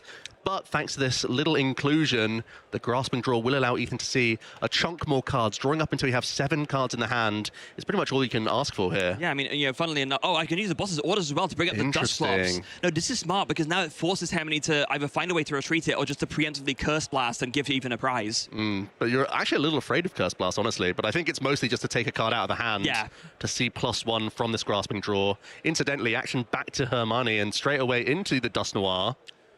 Placing 13 damage counters is a lot better than placing 5. That's going to be a KO on Zorua. Yes, down it goes. 1 prize for each player. And back in Tactica into the active, can do another attract customers too. And the first chance to grab a Charizard? No, it's a rare candy picked up. Useful later when he finds those Charizard out the prizes eventually, but we definitely would have liked to find that Charizard first. Now we need to attract into a customer that can find us a Pidgeot EX. Can we find... Well, here's the Arven. Will do. We're definitely going to use that card. We can use another TM Evolution if we want to. Seeing as though there's a Watchtower in play anyway, you don't necessarily have to Ultra Ball for Pidgeot now, because it won't have Quick Search either way. I mean, unless, of course, you want to go for the play I discussed last time, which is just, you know, Blustering, just get rid of the stadium there, now and now. That could be a reasonable choice, actually. Because these End Zoroark decks, they do play the Watchtowers, but normally a split of stadiums. Yes. That's the same case here for Ethan, playing 2 copies of the Team Rocket's Watchtower, also playing 2 copies of Artisan in their secret box-based build. So getting rid of 1 seems really valuable. Yeah, especially because Hermione already has the second energy in hand. If he didn't, I think the TM Evolution would make a lot more sense. Just, you know, keep your setup going. But you have the energy, just go for the Blustery Wind now. There's the Arven, finds Defiance Band, and that Ultra Ball, I can only imagine it's going to grab a Pidgeot. Here it comes, especially when we're getting rid of a Defiance Band here as fodder.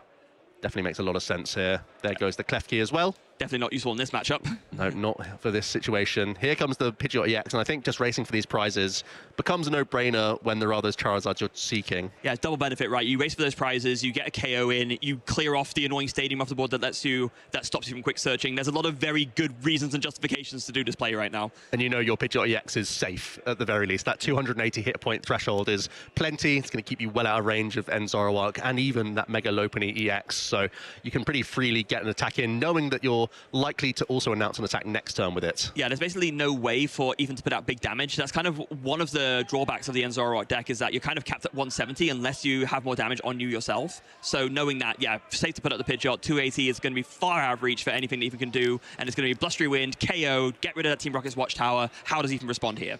Well, first of all, let's see how the fresh cards from Grasping Draw help out. I'm not seeing many End Zoroark here. That's normally the first thing you look towards. Oh, no. I see Buddy Poffin. I see Boss's Orders, some Toadschool. I mean, the Toadschool is not irrelevant. You can stop like Night Stretchers getting back some Dusk pieces, something along those lines. Going to fail the Buddy Poffin, then use Artisan here. That can grab an End's Reshiram. That's important because, of course, the way End Zoroark works is that it copies the attacks of End's Pokemon on your bench. So if you don't have something to copy, you can't do any damage with that Night Joker attack. Yeah, you'd rather not copy Scratch. That's far from ideal. We've seen it happen. Yeah, it can happen. It's just not great. Yeah. Is there... Ooh, looks to be Flip the Script is going to be our only choice here to try and look towards these stage 1s. Finally, an End Zoroark hits the hand. Yeah, I mean, it's kind of funny, right? Because right at the beginning of the game, we were saying, oh, yeah, this is a disaster for Hermione. He's prized you both his Charizard EX, what's he do? But even with that, Hermione has taken a pretty commanding lead in this game so far. Yeah, because Ethan's had a pretty slow start, but we'll be turning that tide around now with the attachment of their own Technical Machine Evolution, as well as a Darkness Energy to the active. Oh, that could be very nice. You're going to be able to use that to, Turo up the Pheasantipity as well. That is brilliant. And now TM Evolution could be able to find the Mega Lopunny and the second End Zoroark. That is about as good a recovery turn as you could have asked for. A good time to weave in that Professor Turo. Because you've been forced to take a prize via the Curse Blast, so you're wary of a Charizard EX coming onto the board. Of course, Ethan, unaware that Hermione doesn't have access to that card right now and is very much expecting to see it now that the Quick Search is back online. Yeah, so this is going to be kind of an opportunity here for Ethan to try and restabilize in this game. The way that Hamley has to think about this is, okay, I'm capped at 120 damage here. Is there any way that I can reach for another prize card to be able to get one of these Charizards out? But I don't think, looking at the deck list, I don't really see any way for him to do it. No energy acceleration, no other single energy attacker, nothing. No, your damage modification comes in the form of Curse Blast and that Defiance Band, but you're ahead and you've just discarded it. Yes. So that 120 looking pretty poor, especially when you punch into Zoroark. And this is why finding the TM Evo is so important, because if there was still like a Benerio Zora out, suddenly you can take a KO, just a quick search, boss's orders, you're good to go. Not the case anymore. Everything is too beefy on Ethan's side of the field. I suppose the good news is that Blustery Wind does such low damage that you're not necessarily falling into powerful range, because they would only come back with 240 damage. Yeah, so you can true. attack into the active. Just to soften it up, I guess, yeah, but it doesn't feel amazing no matter which way you look at it. No, it's not putting you any closer to your actual goal of let's find these lizards. Yeah. Well, speaking of finding, Hamley does get use finally of that quick search ability and does find himself that secret box. It's so interesting to see how this card has crept into so many different archetypes. It started as a Gardevoir staple and then in so many other different decks as well. Now even Charizard is getting in on the secret box fun. And you can see why. Grab one card that then gets you 4, and straight away we're going to see the Super Rod getting back a Duskull and searching it immediately with the Artisan. And that's all going to be pre-Secret Box, probably. And makes a lot of sense to do that. I mean, the End's Reshiram does have 130 HP. That is exactly enough for a Dusknoir's Curse Blast to knock it out. So that would then deal with Ethan's only attacker to copy with Zoroark. And again, it's another prize card and another chance at a Charizard. And the extra Pidgey may be tempting as well, because that's your second copy. And if you think you can't attack with Charizards, you know, there's every chance that 2 of the top prizes, you may have to keep launching attacks with Pidgeot. So it is going to be 120, and we're keeping the Artisan around. Yeah, I think Hamley recognizing that I might actually want to make use of that next turn, and I don't see my opponent being able to make great use of it, given that Buddy Poffin and Artisan kind of didn't do much of anything last turn. So just keep it in there, and Ethan is going to start things off by benching a Monkey Dory and then playing a Lily's Determination. A nice refresh for Ethan then. He'll only get 6 cards, but still a decent chunk before you even start weaving in the trade. Now, our Lopunny and Zoroark, even with Monkey Dory, can't reach the Pidgeot EX. So it seems to be just attacking in on the Pidgeot, but if you get an energy anywhere with your energy switches and whatnot, if you can weave in one Adrenabrain, it could put that Pidgeot in range for a future ability. So I think that's what we're hunting for. Yeah, trade number 1 and 2 both fired off. There's the Dark Energy in the hand. Does he have so you're going to put that onto the Zoroark and then just dealing with that Duskull. Very, very smartly recognized from Ethan, knowing that, hold on, Hamley doesn't seem to be doing much of any damage. Right now, the Duskull is by far the scariest thing you can put down. Just going to deal with that straight away. But with that Monkey Dory now on the bench, Hermione does have one more shot at blustering through a single prize. That is true. And I think you basically have to go for this angle. Because if you don't find Charizard, the game is going to start really getting away from you. I mean, is it a bit harsh to say that maybe actually benching that Monkey Dory from Ethan might have been a mistake? It's one of those things where it was before, I believe it was before the Lily. Yeah, it was. So you're giving yourself the out to find Energy Switch, so then you could get your Adrenabrain in, Energy Switch, still get Zoroark, and then you're so close to dealing with that Pidgeot. I see the upside, but it didn't quite work out. Just a gamble that didn't quite pay off, and unfortunately going to be a little bit punished here. I mean, now it's just a matter of, okay, Blustery Wind, or rather, no, can you make use of the Artisan first? Right. Thought that was going to be a stadium discard, but going to make use of Artisan to get that Duskull back down, recognizing how he just really needs this to survive, and then gonna take one last look at the hand. Oh, are you going to go for the secret box now? I mean, no, those discards feel horrible, right? No, I think it's a hold. Yeah. I think what's happening is Hermione wants to hold on to an out to stadium, so that if there is another watchtower, you can secret box, find the stadium, then you still recover your quick search. I think that's what he's gone for by holding on to this A-spec. Yeah, quite important to consider, because of course Hermione will be aware that in an Zoroark deck especially, likelihood that there's a second Team Rocket's watchtower coming. So very heads up from Hermione to hold that, even though it might be tempting not to. Big 50-50 then. Let's see the prizes. Is it going to be a Charmander or Charizard? It's Charmander! No! No, Hermione, no, not like this. Oh, brutal prize card pick from Hermione there. No. That is so rough. We're going to see some trading action. The door is now open for Ethan to take advantage of this really awkward prizing situation. They're still likely going to be looking for a gusting effect here. They don't really want to punch into this Pidgeot if they can help it. Again, just deal with the Duskull, right? It's like this This little guy right here is by far the biggest threat. You want to get rid of this as soon as you can. Oh, Secret Box can help you get there. There's Monkey Dory as well. So we're just a Dark Energy away from being able to put on a really, really strong turn. Yeah, just got to be happy with this one. You can move some of the damage off of this Zoroark here and just get in really strong that way. You can just set up for a KO next turn even. There's a Dark Energy on the Monkey Dory. What's the choice going to be for this Adrenaline Brain? It must be the Pidgeot, right?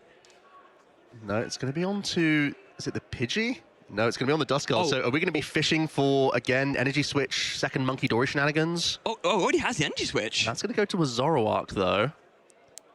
Then the Watchtower comes into play. Into the Ino. So I'm a little bit surprised by the Watchtower here. Yeah. I think what Ethan's saying is that they can get ahead enough if there's just an announcement of Blustery win next turn. I think I personally would have loved to have held that card.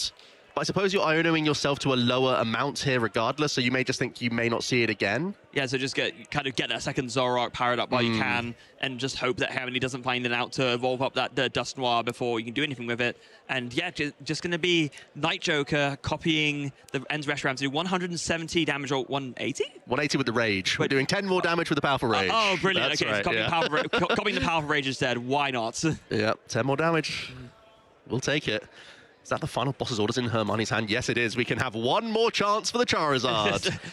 I mean, done a great job now. Surely he hits it now. Surely. There's no way. Come on. Like, we can see the price cards here. Like, it is almost, unless he does something very, very weird with his price card ordering. And that's without quick search, Fred. That was a Iono. You had no access to quick search, and you still found your way to your last boss's orders. And there's the Charizard at long last. I mean, what a great time to see it as well. With only 2 price cards left, you could probably actually close out this game, even after all that struggle. I actually think with the Watchtowers cleared out, you're in a pretty good spot. I know this Pidgeot EX is going to be dealt with. There could easily be another Iono here. And then it becomes, can Hermione with the Tatsugiri try and attract a customer to find that last Charizard? Because at this point in the game, Ethan's going to have taken enough prize cards that one Burning Darkness will be enough. Yeah, absolutely, because it's got 240 damage, and it's going to be, if there's more prize cards taken, then it'll get 300. That will deal with basically anything. So it's just these 2 trades to try and find this Iono, to try and find a way to stop Harmony from closing out this game. Trade number 1 doesn't find it. Trade number 2 also does not find it. Darkness Energy decent, though, because now you can attack with Mega Lopunny EX. Oh, that's true. And that has a higher amount of hit points. So if you just take 2 prizes this turn, the Charizard is only dealing 300 damage with Burning Darkness. I say only, but because of these Mega EX Pokemon, they can still withstand that attack. Yeah, so that means that then Harmony would also need either a Dusclops or a Dust Noir to get there, and with no quick search to find it, and with a very limited hand size, I'm looking at the hand now. Does he have it there? No. Well, the Charizard's taken off the prizes, so then you'd be hoping to find something off the top deck. Yeah, it doesn't have the combo yet, so it's basically just going to come down to this right at the end. Flip the script to top of the hand for Ethan is going to go ahead and, retreat into that Mega Lopunny. The Gale Thrust is going to come in for 230 damage, deals with that Pidgeot post-haste. So we're down to good old Tatsugiri to help us out. Yeah, have the draw for turn. I'm not sure if there's enough Fire Energy. Oh, the Fire Energy top deck is so poor here, Freya. That's dreadful. 2 fire were already in the discard from the Pidgeot EX. Very important to note, the reason why that's so important, Infernal Rain only accelerates energy from the deck, so if Harmony doesn't have enough energy left, this might actually stop him from attacking. It might force, well, there is no Air Balloon in the deck, so you'd have to attract a customer, find something like a Lily's Determination. You can't even attach your Jet Energy because you need to manually attach your fire for turn. That was the worst top deck in the deck. It's kind of impressive how, sometimes drawing a card can just be bad because you need it in the deck, not like right there in front of you. And this is a situation with that because of the way Infernal Rain works. Oh, that's dreadful. Does that mean we need a monster combo to get anything going here? Or are we going to try and find an Iono and then manually retreat our Tatsugiri, or just leave it in the active for a turn? The Iono has to be found here. If we can't launch an attack this turn, that's not an Iono. That is an Arven. Not even the Professor Turo, unless that's in hand. No, it's going to be the Arven here. You are able to leave this Tatsugiri in the active. There's a very vulnerable Duskull that can be mopped up with Monkey Dory from Ethan, so we can still find a 2-prize KO without boss's orders. Yeah, all it'll take is 1 energy on that Mega Lopunny, because then it can do a second attack 160. That would do the trick. Or even actually no, Mega Lopunny has a retreat cost of 1, doesn't it? It does. So you can just retreat into Zoroark and do it that way. So if Ethan can find a Monkey Dory and a Dark Energy, that will be the game. And even though we were talking about how Harmony worked so hard, almost pulled it back, just that top deck of the Fire Energy might be what makes him come undone. Can we TM Evolution to get into a Dusclops here? That would undo the Monkey Dory for game. We did see him shuffle it back into the deck earlier with the Super So this Arven still is just about allowing us to hold on here.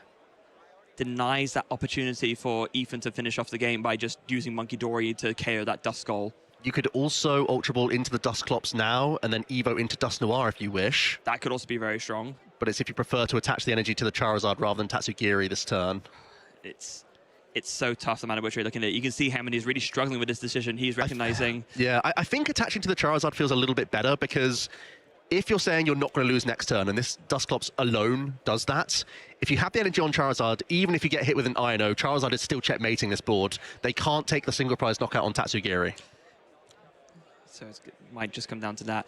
Opting, basically with this discarding of the Evo, kind of telegraphing that this is the plan going forward, not attached to the active. Like you said, Joe, going to attach to the Charizard instead and just kind of leave that sort of checkmate option on board.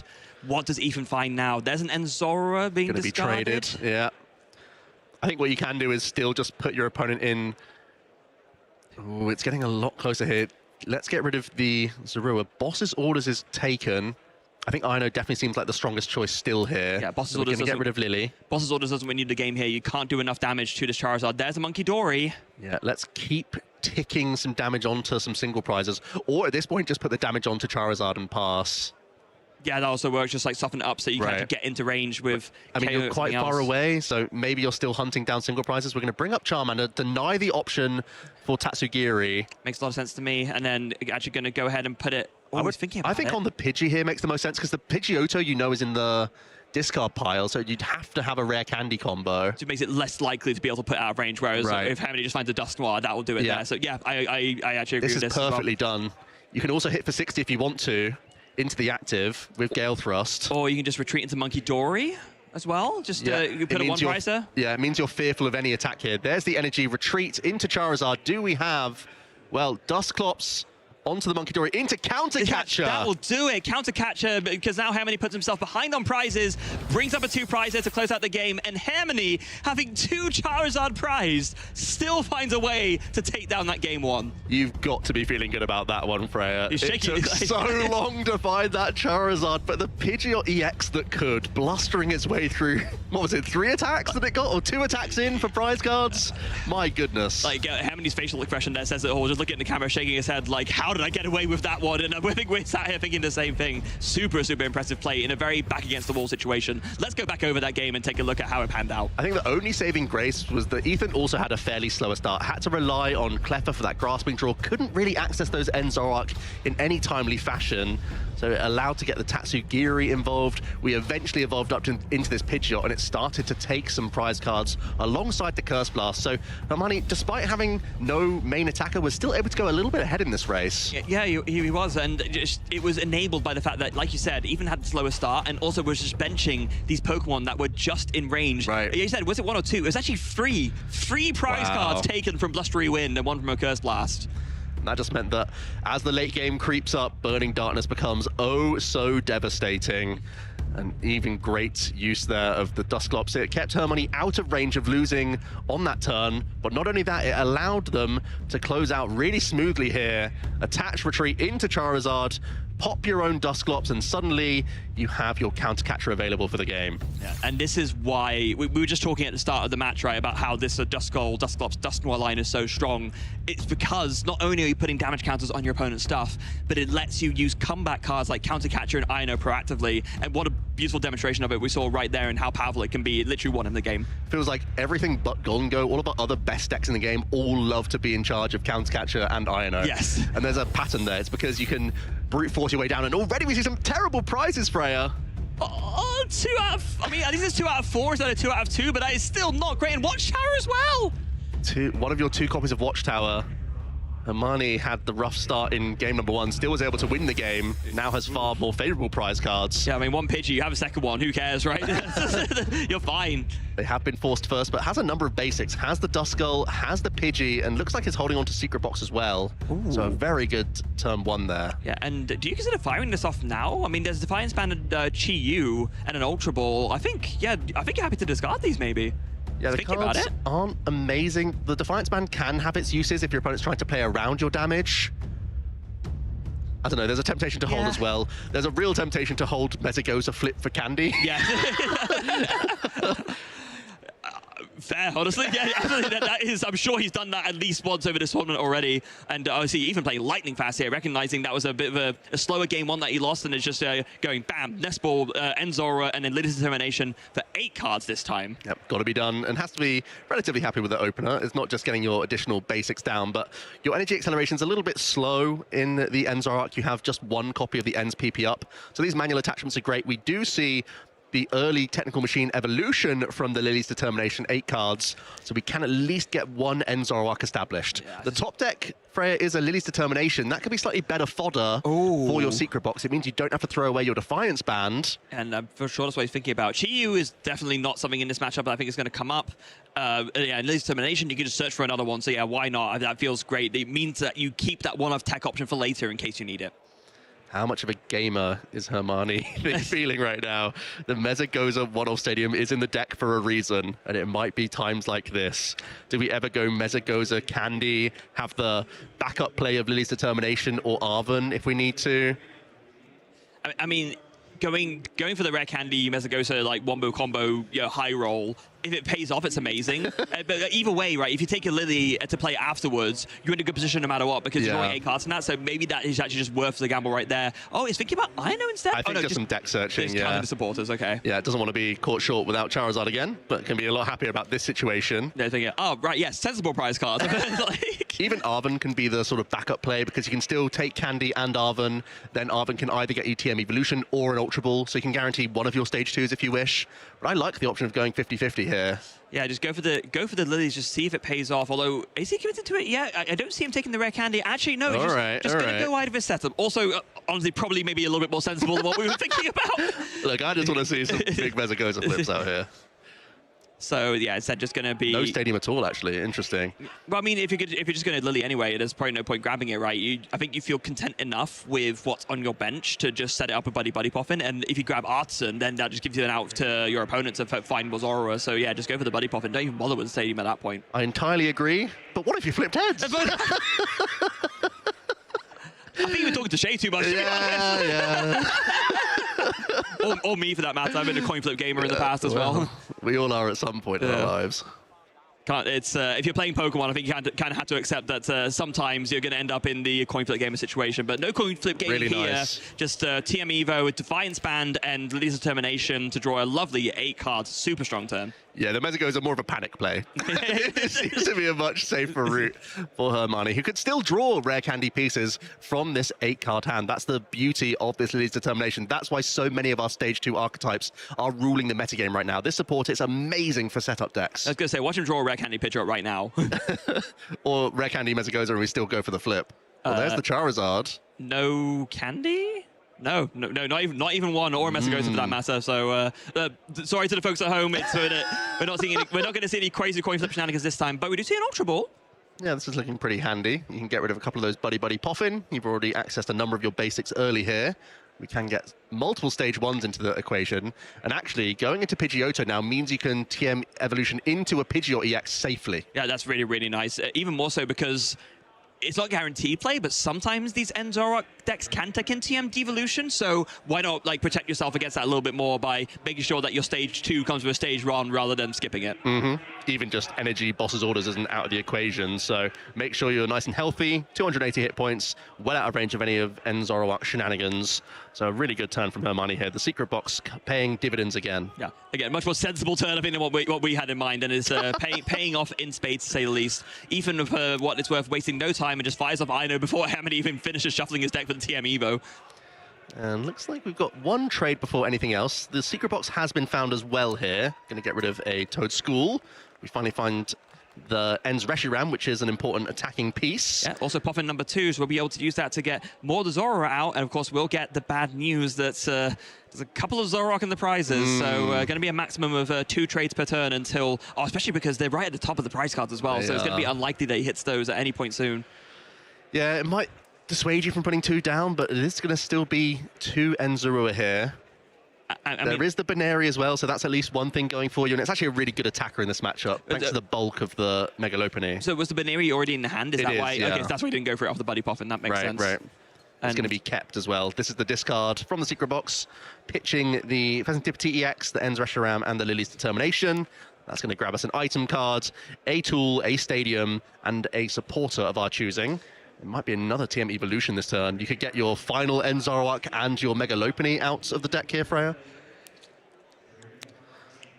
Yeah, just thinking over whether, I mean, with the... just one target. This is going to be a reveal to Hermione that there's one End Zoroark in the prizes. He kind of cut off what I was going to say, is that, I'm sure if he's doing this, he's thinking that he realizes, I only have access to one of these, but maybe a little bit of a misstep there from Ethan. I mean, we've been playing fast because there's only so much time on the clock, and Ethan has to win 2 games here, so you can forgive them for that. Yeah, I guess so. But surely you put the Baneri down at least, right? Especially if you can TM Evo it straight away. Yeah. Yeah. Even thinking of something that we're not maybe afraid of just putting down a free prize, even though it's quite big at this point, maybe thinking, oh, surely Harmony can't prize 2 Charizard again. So. Or simply when there's the threat of the Curse Blasts, it can have a big downside. So I think that's also reasonable. You've got to time that Lopunny pretty well. Here comes our quick search then. That's available to us. Rare Candy was one of the options. I mean, you could do a pretty nice board clear here, especially because, well, it's maybe not as quite impactful in the sense that you saw your opponent TM Evo and only get 1 Zoroark out. So there is no way that there is any less than 2 End Zoroark prize based on what Ethan telegraphed. Yeah, because otherwise you'd evolve the active before the Evo as well, right? So, yeah, it does make you wonder about that a little bit, but at the same time, like, how do you make use of that? Do you still want to go for these Zoras just in case they get it off the prizes and just to kind of clear off the board a little bit? We do see the Rare Candy to the Dust Noir. Is he going to go for it straight away? It looks like he is. Yeah, I just want to accelerate the game as quickly as possible if I'm Charizard now. They're so awkward to deal with for the End Zoroark. You just want to make Ethan take those prizes so your Burning Darkness is busted. Yeah. I mean, that, and of course, there is the other option of you could do the Curse Blast not onto a Zora, but onto one of these Zoroarks. Right. So again, then Counter Catcher is live and you can bring it up and KO it. That could also be very strong, but actually just going to go for the Ino first. Yeah, I think this is solid because, especially because there was some fire energy in the hand. You want to put those to the bottom. Yep. We saw that almost made him calm down last game. So yeah, definitely just make sure with the Ino guarantee that there's at least a couple of fire energy in the deck, and that does seem to pay off there. Charmeleon and Charizard in the hand. So we can retreat in Charizard EX if we want to get an attack in with Burning Darkness, and that seems to be the first piece of the puzzle. I mean, what's the second piece? Do you really need anything else other than that? Well, it's whether or not you want to attack with this Charizard, really, for the single prize knockout. You can still just go slower and just swing with Charmeleon here. Yeah, I suppose a Counter Catcher would also be great because then you could combine Dust Noir with Counter Catcher, just take out a Zoroark, and knowing that Ethan only got out 1 with that TM Evo, you're thinking if I do that, there's in all likelihood there won't be a second or third one coming down to replace it. Absolutely the case, but not quite from the Ino, at least from what we could see.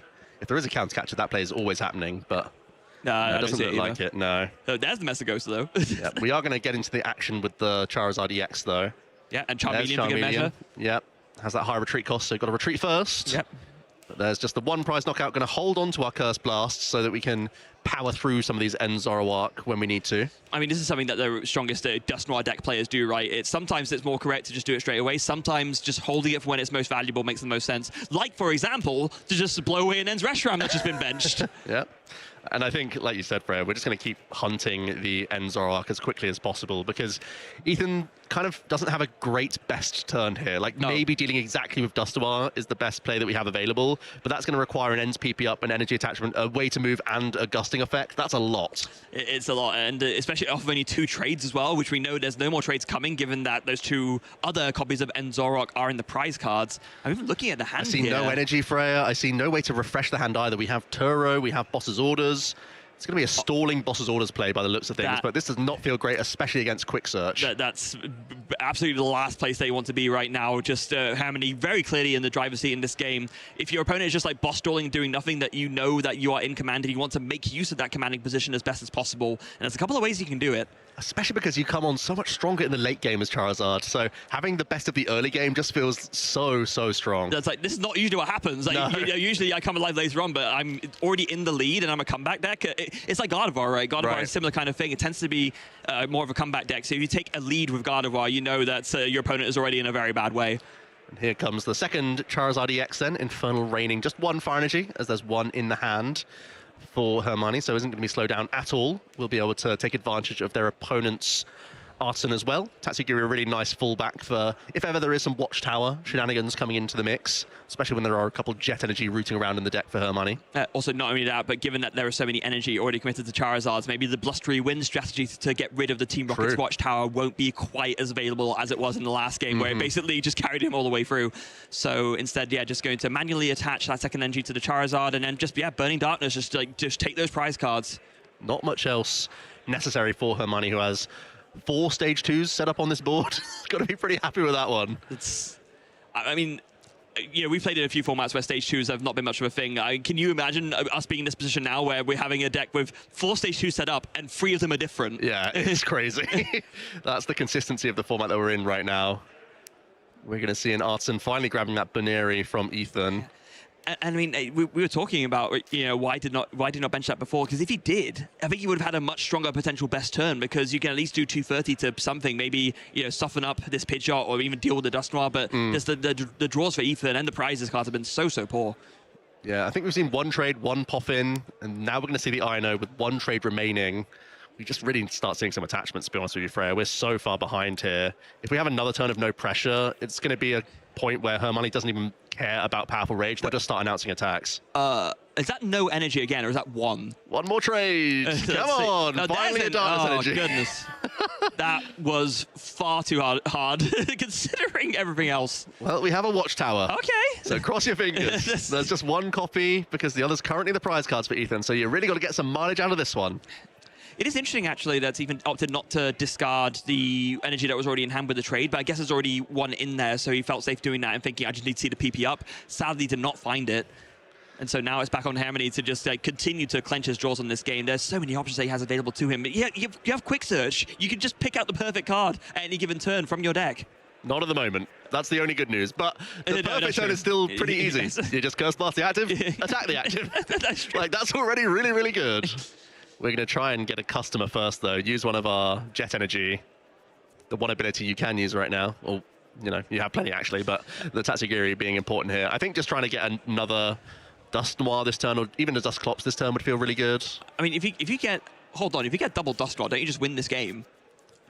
That you do? Yes. Yeah, yes. I was just thinking that because you just Curse Blast twice, deal with the 2 of the small guys, and then that's it. You're good as gold. Boss's Orders also looking tempting. You could take out, once again, the only energy in play. I know, that does seem very sensible to do. And yeah, is in fact going to do that, just recognizing Ethan has missed so many energy attachments. Yeah, who needs Pidgeot? We were saying how this is one of the biggest strengths of the deck, but even where there's a Watchtower out, you're so far ahead that it just doesn't even matter that you don't have access to quick search, and that is a terrible position to be in if your name is Ethan Zhao. And we're reloading our blasters as well with this Super Rod, making sure there's another energy in the deck as well, so there's not going to be any trapping shenanigans afoot. So Hermione starting to really shut the door on Ethan here. Has played such a flawless game 1 and 2. Really different ways to play the deck as well. Like having to play Charizardless game 1 was a real exhibition. It's a great sign of strength in a player when they play really well, both when things are really in their favor, just sort of, recognizing that favor and capitalizing on it, and also when their back is mega against the wall and it's terrible. Like Hermione has played amazingly, both through terrible draws and prizes and through great draws and prizes, and we kind of see that bearing out in the way this match has gone. Ethan, let's see what you can come up with. Air Balloon, energy onto the Enzoroark. We're going to see the Buddy Buddy Poffin quickly here as well. Toad School is going to come out just as a deck thin by the looks of things. Doesn't really change much at this stage, so may as well not draw into it. It is another thing that Curse Blast easily KO, though, which just doesn't feel great. The only hope is that Watchtower is still here. Yes. If we can Iono and keep Watchtower in play for enough time, we can still make something come together. Yeah, like we talked about already, the fact that the Pidgeot hasn't got any energy on it, there's going to be no chance of a blustery win coming out anytime soon. If that Counter Catcher comes in, okay, this is also very important. This would be a way for Hermione to win the game very, very quickly. So just going to deal with that whilst he can. Also just because of the fact that it just takes a KO. And then I think, is that 6 cards drawn for Ethan there? Is that an extra card drawn from Iono? Oh, hold on a second. We need to check this. They were given a prize card from the Curse Blast, so we'll just make sure of that. How many cards are in hand currently? That's... Yeah, no, that looks wrong. Or rather, I'm just counting the amount of cards in hand. Yeah, the amount that is not an amount of cards they should have. I think Ethan's playing very quickly, and hence the Ino. But I think they drew one too many there. It feels like you haven't taken a prize because you haven't attacked. Yeah, exactly. But they actually have. But I think the motions are going through anyway because we see the Arven, Rare Candy, Curse Blast, going to deal with the Reshiram, and there's the handshake. Hermione going to be taking a 2-0 victory and booking their spot into the asymmetrical cut. Huge congratulations, Hermione, again making his way into a super high position. One of our players to watch, and our like Ross was saying earlier, our predictions kind of paying off immensely here as, wow, what a phenomenally strong player who's, I mean, it's not just this season to be fair. Hermione has been, again, punching out the season for a while now, has had so many very, very big results. This is just the latest in a long line of them. And I'm sure, like, walking up to the stage, all you're saying is, come on, deck, don't let me down. Yes. And seeing that game one, looking through and seeing, where are my Charizard? It led to this really bizarre game number one where, that's right, it's a Pidgeot EX getting into the equation early. Now, let's be fair, Ethan had, it took a long time to find those end Zoroarks, so the deck really faltered for a little bit.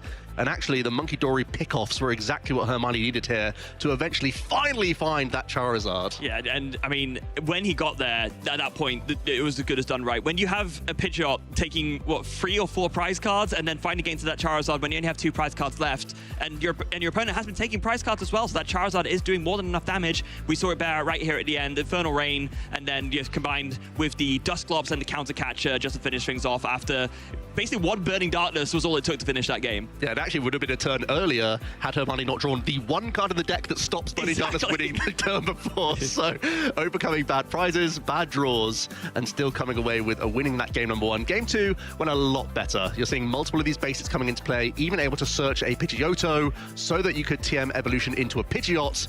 And from this stage, Ethan was again slow to find those Zoroark. Let's not forget, a couple of them in the prize cards. That really allowed Hermione to have this really good opener with so many stage 2s hitting the board. It's such a shame for Ethan because one of the biggest strengths of this deck that we even already talked about a lot is the fact that you can basically filter through the deck and draw a bunch with trade. Yeah. But Ethan is limited to only 2 for that entire game, and you can see how much that hurts because he just kept missing energy, kept missing crucial pieces to actually do any amount of damage or disruption to Hermione's board, and Hermione just, like, you know, saw the opening and just really clenched his jaws in the game the entire way. And that's one of the main things about End Zoroark is that, yes, you can filter, but it's about as and when that can happen. Sometimes you see Cyrano engines, sometimes you see Arven TM Evolution within the End Zoroark. This is playing just draw supporters, and then the one secret box can help you grab that TM Evolution, but there's no guarantees of seeing it. Even when you're shuffling, drawing 8, you're saying, yeah, I've got good odds to find some End Zoroark, but every now and then you don't, and then the deck really starts to fall apart. You're top decking into Toad Scrolls when you want anything better. We literally saw that happen multiple times, and it's just thinking, I mean, these are great when I'm already filtering through, but if I haven't found those bits, then it just makes it so much harder. So, again, huge commiserations to Ethan Chow, played End Zoroark 2, still an absolutely great finish here on the stream, and huge congratulations to Hermione, who adds another top cut to his already insane resume. Yeah, that's an amazing result. And just to catch you guys up, the judges would have acted on the INO draw +1 card, but it didn't actually affect the game. And that means Ethan's run is over in the tournament. So Hermione progresses, and we continue on as we would have. I think we were able to catch it in time. I think the game would have been able to be stopped at the right time, to be fair, because Ethan still didn't really do anything in that turn. Exactly, and if Hermione hadn't won there, we would have resolved it in time. But just to catch you guys up, yeah, there was an extra card drawn, but it doesn't ultimately affect the match result. So we progress with Hermione with a great result. It's always a relief when like a mistake happens and ends up just not mattering at all, because it's a big relief. Yeah, because you know, you always then wonder, oh, the what if otherwise. But I think the conclusion of that game was pretty foregone at that point. Yeah, and especially because Charizard has that inevitability. You get to a point where your opponent's taken a mountain of prize cards and you can say, well, I'm dealing with anything in front of me. Yeah. And that's one of the main strengths of why this archetype has been around for so long. And we even said the whole reason why Ethan probably drew 6 is because he felt like he didn't take any prize cards that game. The only one he took, he didn't want to. The only one that he took was from that Curse Blast from what Hermione did. So it makes complete sense that the mistake could happen. Just glad it didn't affect anything.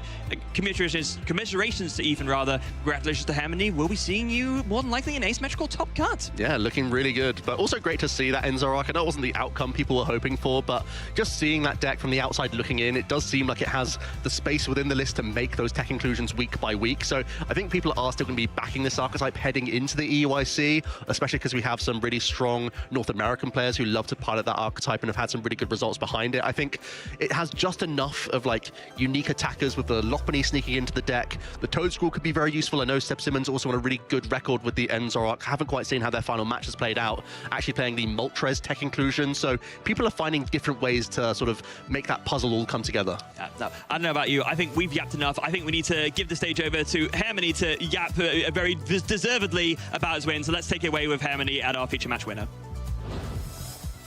Thank you for that, Freya. And I believe it is Tehave to Hermione there. Congratulations winning that match. My first question for you, Hermione, how are you feeling right now?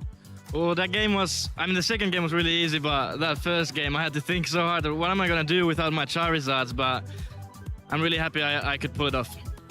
Yeah, well, let's go to that game one. I've got a lot of notes. Right, so you go through your deck and you realize your main attacker, because you are playing a Charizard deck, are currently both in the prizes. Now, we saw you use Blustewind a lot, but what goes through your head when you realize both your Charizards are prized? Yeah, well, the first instinct is, okay, let's set up Dusknoir, I'll take a prize, I'll get the of course I'll get the Charizard. Then I use my first Dusknoir, I'm not getting the Charizard. Okay, let's start attacking with the Pidgeot, I guess. Just try any way to take a prize. He keeps benching Monkey Doris for me to boss with my Pidgeot, and then luckily on the, like, if I didn't get the Charizard on the one that I did, then I would have lost, but it came just at the nick of time, and I had to improvise a lot, yeah. Have you found over the course of this weekend, have you found yourself having to sort of adapt and fly like that throughout the rest course of the weekend? Oh yeah, one game I prized triple Charmander, but I did manage to win it because I got it from the first Dusknoir I used, so that was like that's the strategy when you get really bad prizes, to try to get one with the Dusknoir, but yeah, you can't script these games. They flow. You can't predict it. That is very true. You cannot predict how every game will go. Now, let's move into game two. Ethan actually prized 2 of his Enzoroark. When you work that out, does that change your game plan at all? Oh, I did not realize that, to be honest. Because I just kept carrying Zoroark. I wasn't really, I thought he was just bricking. I don't know. That's unlucky for him, but I drew so well that game that there's nothing he can do. The matchup is pretty good for me. Yeah, no, that is right. Now, that's actually one thing I wanted to draw attention to a little bit here, is that, you know, Enzoroark, it's a deck that's had some success. You know, it's not like an unknown deck, but it's a deck that's never really had, you know, a massive amount of metagame representation. Do you, like, test against Enzoroark at all, or? I've played on live a little bit against this particular Zoroark build. The ones with Psyduck are a little bit harder for my deck, but it's still a pretty good matchup. But I really like Zoroark myself. I really like playing it, but it isn't the strongest in the meta right now, I feel. Yeah, I think that's accurate, seeing how it's been panning out at these last few events. Now, one deck I know you're absolutely enamored with is your Charizard deck, because I had a little look and it seems to be all you're playing this season. We saw a little bit of innovation with the Charizard EX archetype, you know, with the Dawn, but you've stuck true to this version. Why is that? Main thing is I feel like this is much stronger against item locking decks. I haven't struggled against, like, I've beaten the Dragapult I've played. I haven't really struggled against item lock that much. Whereas the Dornzard can struggle with it a little bit. Also, they really struggle against Watchtower. So I feel like that build is a little bit more explosive. It's slightly better in the mirror, but I like the consistency of this build more. Okay, well, you know, and you've been getting some fantastic results, getting another, we imagine, top cut performance here as well. Now, I had a little count off camera. 6 top cut finishes, 2 finals. Could this be the one where Harmony leaves Birmingham with a medal around his neck? This has to be the one. I'm feeling it, man. I'm playing really good today. I'm gonna win this one. Okay, that sounds good to me. Let's keep an eye out. We'll be cheering for you. Harmony, one last question for you. Do you have like a local scene that you play with at all?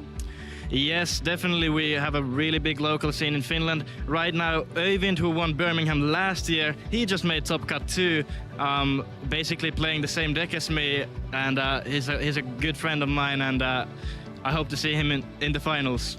Well, now that would be something, right? 2 players from the same locals in the final of one of the biggest regionals in Europe. Thank you so much for your time, Hermione. It's been an absolute pleasure. But for now, if you want to know a bit more about locals now and how you can get involved, I believe we can help you out with that.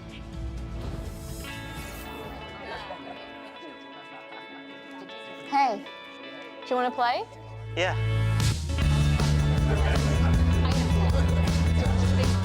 Nice. One shot? Wait, that card, yeah.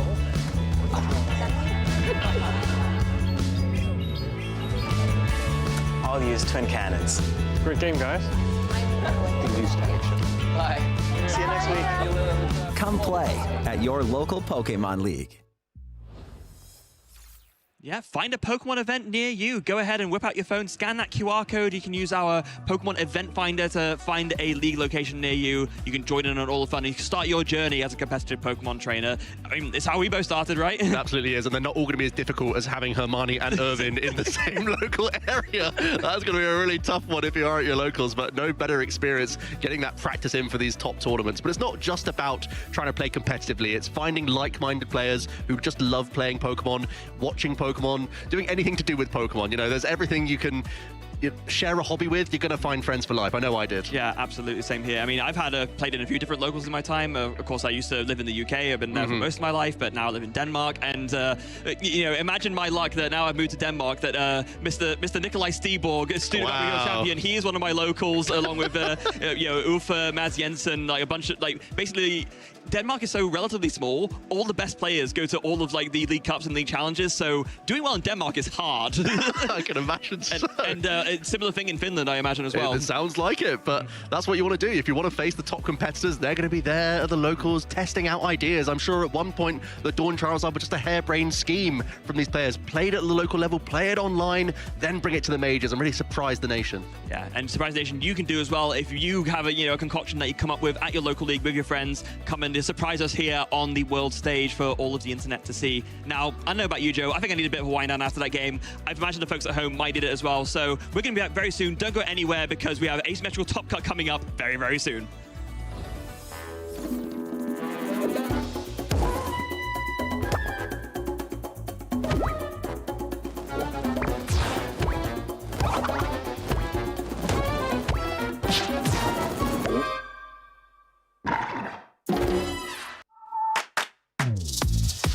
Whether you're a long-time fan or just getting started, there's never been a better time to jump into the Pokémon trading card game. With thousands of cards, endless deck possibilities, and an evolving competitive meta, there's always something new to experience. If you're new, following the action is easier than ever. Here's what you need to know. Each game starts with a coin flip to decide who plays first. Both players shuffle their decks, draw 7 cards, and must begin with at least one basic Pokémon. If not, they reshuffle and draw again until they find one. Each player also sets aside 6 prize cards, which are drawn when knocking out an opponent's Pokémon.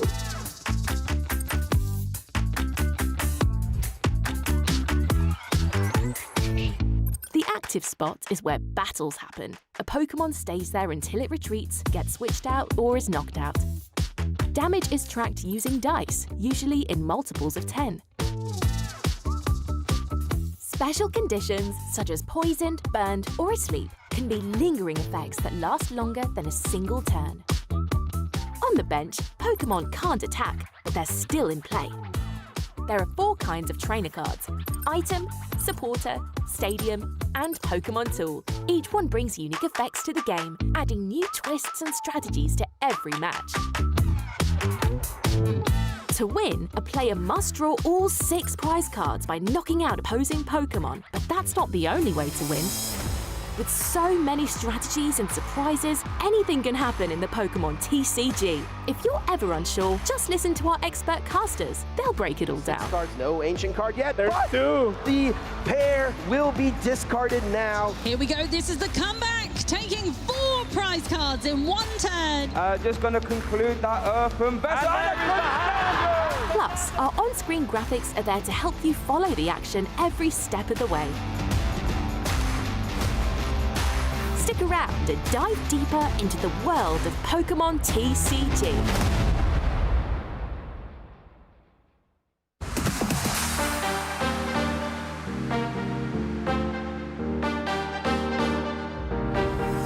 One of my pre-game rituals is I always listen to the Beach Boys before I play, and we always stock up on those like little applesauce packets because we'll know we'll need them in between rounds. A pre-game ritual that I typically do to kind of calm down my nerves for round 1 is that typically I'll think about my family, friends that are supporting me back home and probably like cheering, like looking at the standings and results, and I try to just like find comfort in that there's people like waiting for me to get back, and then just lock in for that round 1.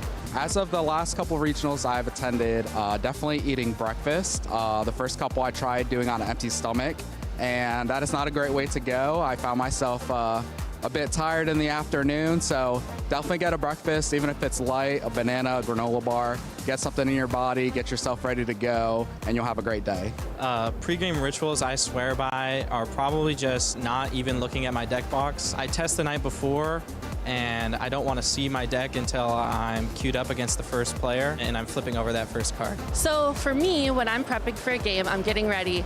The things I like to do are think about my team, think about the matchups I have, think about my prep, what I know, and just try not to sweat it, honestly. Like, there's so many different teams out there, there's so many different calcs and everything, and you can spend a long time bogging yourself down. Believe in your practice. Comfort is king. You prep for this, you rock it. So the pre-game rituals that I swear by is to take a deep breath and remember that it is impossible to win if you do not have fun. This is all about enjoying yourself, meeting new people, and just having fun with the game.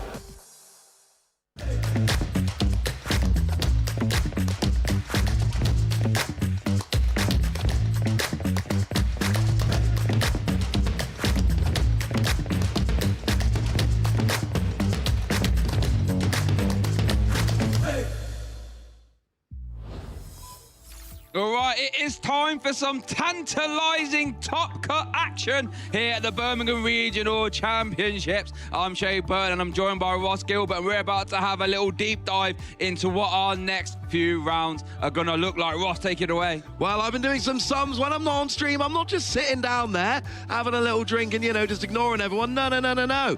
I am sitting there and I'm digging through results. Now, this is unofficial. I need to stress that this is not official. This is me looking at results.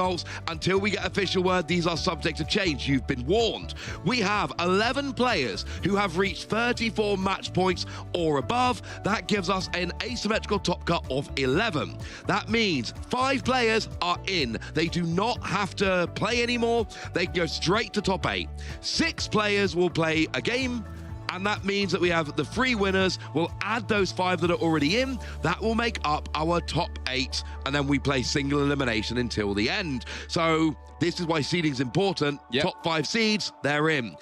Deck breakdown: 1 Dragapult, 1 Flareon, 1 Absol, 1 Gardevoir, 2 Golden Go, 5 Charizard. There are 6 non-Charizard decks and 5 Charizard decks. That's a lot of Charizard decks.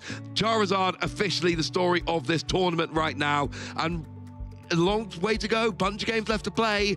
It is Charizard's tournament to lose right now. You know what? I'm feeling a little bit emboldened, Ross, not gonna lie. And I'll tell you why. Because my cards of predictions was Golden Go, and it was Charizard by extension of Mega Charizard. Oh, you're calling that now? Yeah, I am. Of course I am. I said that on the couch. And the only 2 decks it looks like that are in our asymmetrical top cut, we've represented more than 1, thank you very much, is Charizard and Golden Go. So I'm feeling rather happy about this. But it's interesting because I spotted this when I was watching the Toronto stream last week, is that Charizard wasn't represented in the day 1, deck usage for phase 1, I should say. And then it jumped onto the graph for phase 2. We saw it win the last European event there as well in Stuttgart, I believe. And now, it looks like 5, again, unofficial, we'll get confirmation as well, in our top cut here. Charizard is just really starting its infernal reign. Why do you think that is, Ross? I think Joe explained it really nicely during the previous stream game. It is the advent of Dawn giving that consistency. Charizard has a lot of power and a lot of tools, but it lacks that consistency. But now you combine Pidgeot with Noctowl and Dawn to get it all rolling, and it runs very, very nicely indeed. Here we see that Dawn card. You get to get a basic Pokemon and a stage 1 and a stage 2. So a lot of the time, it's things like, well, I'll grab a Terrapagos, which turns on my Noctowl, and then I'll grab a Noctowl, and then I'll grab a Charizard or a Pidgeot, whatever I need to combine with a rare candy. Am I going to have a rare candy? Oh, no, wait, I definitely am going to have a rare candy, because I'm going to grab one off of the Noctowl, which lets me grab any 2 item cards, any 2 trainer cards, I should say. So when you combine, Dawn gets you a way to turn on Noctowl, any 2 cards with Knocked Owl, and then a lot of the time that leads into Pidgeot, which gets you any other card, which then leads you towards your Charizard. And the issue we always had with Charizard was great cards, great attacks, great support. Getting them all was a pain. Dawn coming through, allowing us to get them all so easily, very good thing. It really is, and it's one of those cards that I think we all looked at coming to Phantasmal Flames. We all knew it was going to be one of the best cards in the set, if not the best card in the set. But what does it work with? I said this before, I tried it with Ember and Rev of Room. I thought, oh yeah, I've broken the meta. Turns out I didn't. And then I watched Stuttgart Regional and I saw the Charizard deck in action. I thought, that is rather good, that. I mean, Dawn's a weird kind of card, because in order to get the most out of Dawn, you need to be playing stage 1s and stage 2s. Yep. And you need to be able to get some consistency out of some of them and some great attacks out of others. You're asking a lot, and yet this Charizard deck with Dawn will get you there. Now, I cannot confirm all the seeds right now. I don't have that power. I don't have the graph. What I do have, however, is knowledge of the 3 players that have achieved 35 match points. Okay. And will definitely be avoiding the asymmetrical top cut. That is Nikolai Steborg on Charizard, 35 points there into top 8. Ethan Wild, our lone Dragapult in top cut, 35 match points, they are into top 8. And Irvind, our Charizard master, shockingly enough with Charizard, also on 35 match points. Those 3 players will be avoiding asymmetrical top cut because they're on 35 and the other 8 players are on 34. 2 of those 34 players, 34-point players, will get lucky. Their resistance will be best. That is essentially how hard your tournament was, how many wins your opponents got between them, and they will get straight to top 8. And then the other 6, oh, they're going to be playing. And that's one of the scariest matches there when you're in that asymmetrical. You really don't want to lose that one, because that means you won't be getting in further into the event. Here's our Master Swiss rankings going into asymmetrical top cut, I believe there. And as you did say, there is Hermione and Ovin. But worth noting, we've been talking a lot about Charizard here recently, but they're both on the Dawnless Charizard version, I should say. So that'll be interesting to see how that all pans out. Neddy we had on stream. Jonathan Sharplin, I believe, got finals in Birmingham last year. I have to double check that one. And he's doing fantastic here as well. Indeed. Now, I'm just double checking that. That seems to be the final ranking. So it's actually a top cut of 10 rather than 11. Okay. But that will put Ethan, Nikolai, Irvin, and David as the lone 34-point player. I believe that will be in.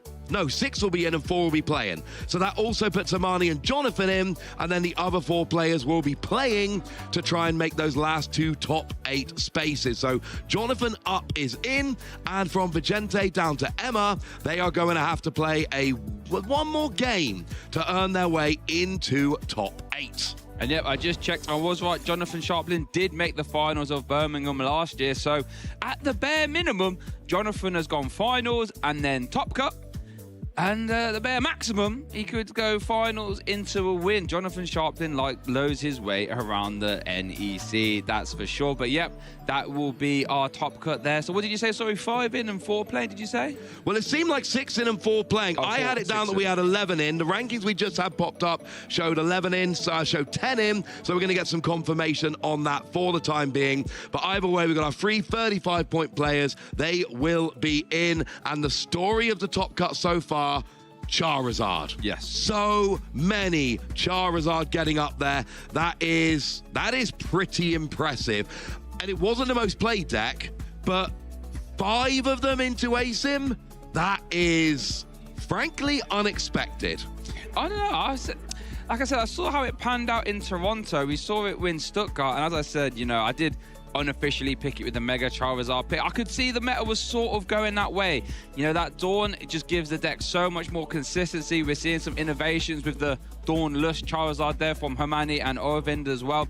I can't say I'm incredibly surprised. I mean, 5 in top cut is absolutely, that is an unreal amount of representation there, especially considering I think it was the 4th most popular deck in our phase 1 meta usage along those lines. So, to go from the 4th most popular deck to 5 in top cut at least proves there's an incredible amount of conversion. So maybe the meta game has just swung that way to where Charizard can, beat down the door and take a win. Absolutely, and I think right now Charizard is the deck to beat. And I think I might have confused a few people, so let me be perfectly clear. Okay. What we showed you a minute ago were the rankings going into the final round. I have double-checked. There are definitely 11 players in Top Cut. 5 in, 6 playing in the ASIM, 3 on 35 guaranteed in, and the other 2 that don't have to play, we will figure out in a minute when we get final standings. So 11 players in Top Cut. 5 will not be playing in the ASIM round. We know who 3 of them are. The other 2, currently a mystery. Okay, well, there we go. We'll get some confirmation on that. But yeah, this is the business end of the tournament now, though, isn't it, Ross? This is where the big prizing really starts to cascade in. Monetary prizing as well. Oh, yes. Cascade in as well. Championship points. And, of course, you get the title. Well, one of our players there will get the title of the regional champion, get the medal on their neck as well. What if it's going through our players' heads? You know, they've navigated a successful phase 1. They've obviously navigated a successful phase 2. And now it's just, what, 3 best of 3s away from being a champion? I think it depends who you are. We got players here like Ethan Wild. Everybody knows Ethan Wild is a phenomenal player. He's been doing great. He's had a bunch of top cuts. Ethan is not on that European regional champion graphic.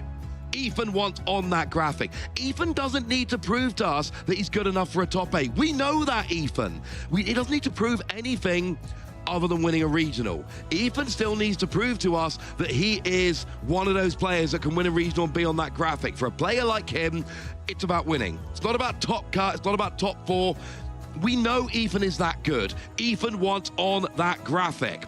But there's players like Nikolai and Emma, I think, would put in that as well. We know Emma is a fantastic player, phenomenal player. She's not on that graphic. She wants on that graphic. Got very close. Very close. Did not get onto that graphic. Players like Nikolai and Oyvind, who have been on that graphic in the past, for them, it's not about, I want to prove I'm good enough to win a regional. For them, it's, I want to prove I'm the best player in Europe. It is that simple. For players who are already regional champions, all that's left for them is to go, no, I'm not just a regional champion. I am the best. I am the #1 player in Europe. Come and beat me. For other players, sometimes there is an element of, I made top 8. I'm in ASIM, and that for them is their goal, and that's okay too. If your goal is top 8 and you make top 8 and you leave in top 8, you had a phenomenal tournament. But I think the important thing to remember is not every player has the same goals. Some people, they're in top 8, job done, anything other than this is a bonus. For other players, they need to win this because they've shown everything else, or they've shown this and they want to show it again and prove they are the best. It summed that up rather well there.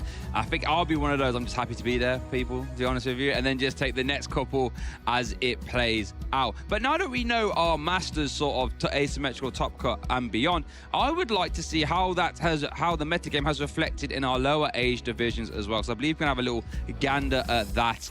Are we going to see a massive amount of Charizard representation in phase 2 here in juniors? The answer is not really. Not really, and it is overwhelmingly, we've got 84 players, 20 of them are on Golden Go, and this is what we've said before. For junior players, they have been playing the game for less time. They are younger. Look, I don't want to be rude.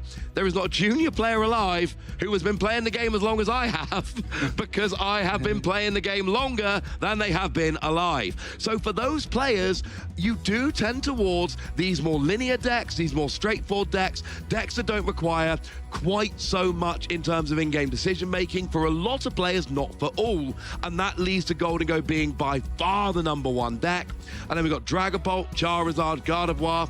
These are good decks. They require a bit more experience to play, and I would expect these to be played by some of our juniors who have been playing that little bit longer. Shout out to those 4 players on the Crystal.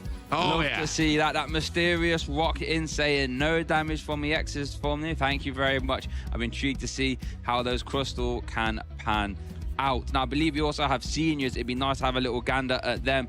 And let's have no Crystal there, though. Now, this looks very reminiscent to our Masters ones, right? And this is what we've been saying about recently. Seniors, Traditionally, seniors has been a mishmash of juniors and masters. You've got the younger seniors who trend very much more like a junior player, and the older seniors who trend very much more like a masters player. But in recent years, seniors and masters have been starting to gel a lot more as the top seniors get decks from masters, test with, etc., and that brings them a lot more in line. So you've still got that prevalence of Golden Go at the top, which we do have in Masters, to be fair.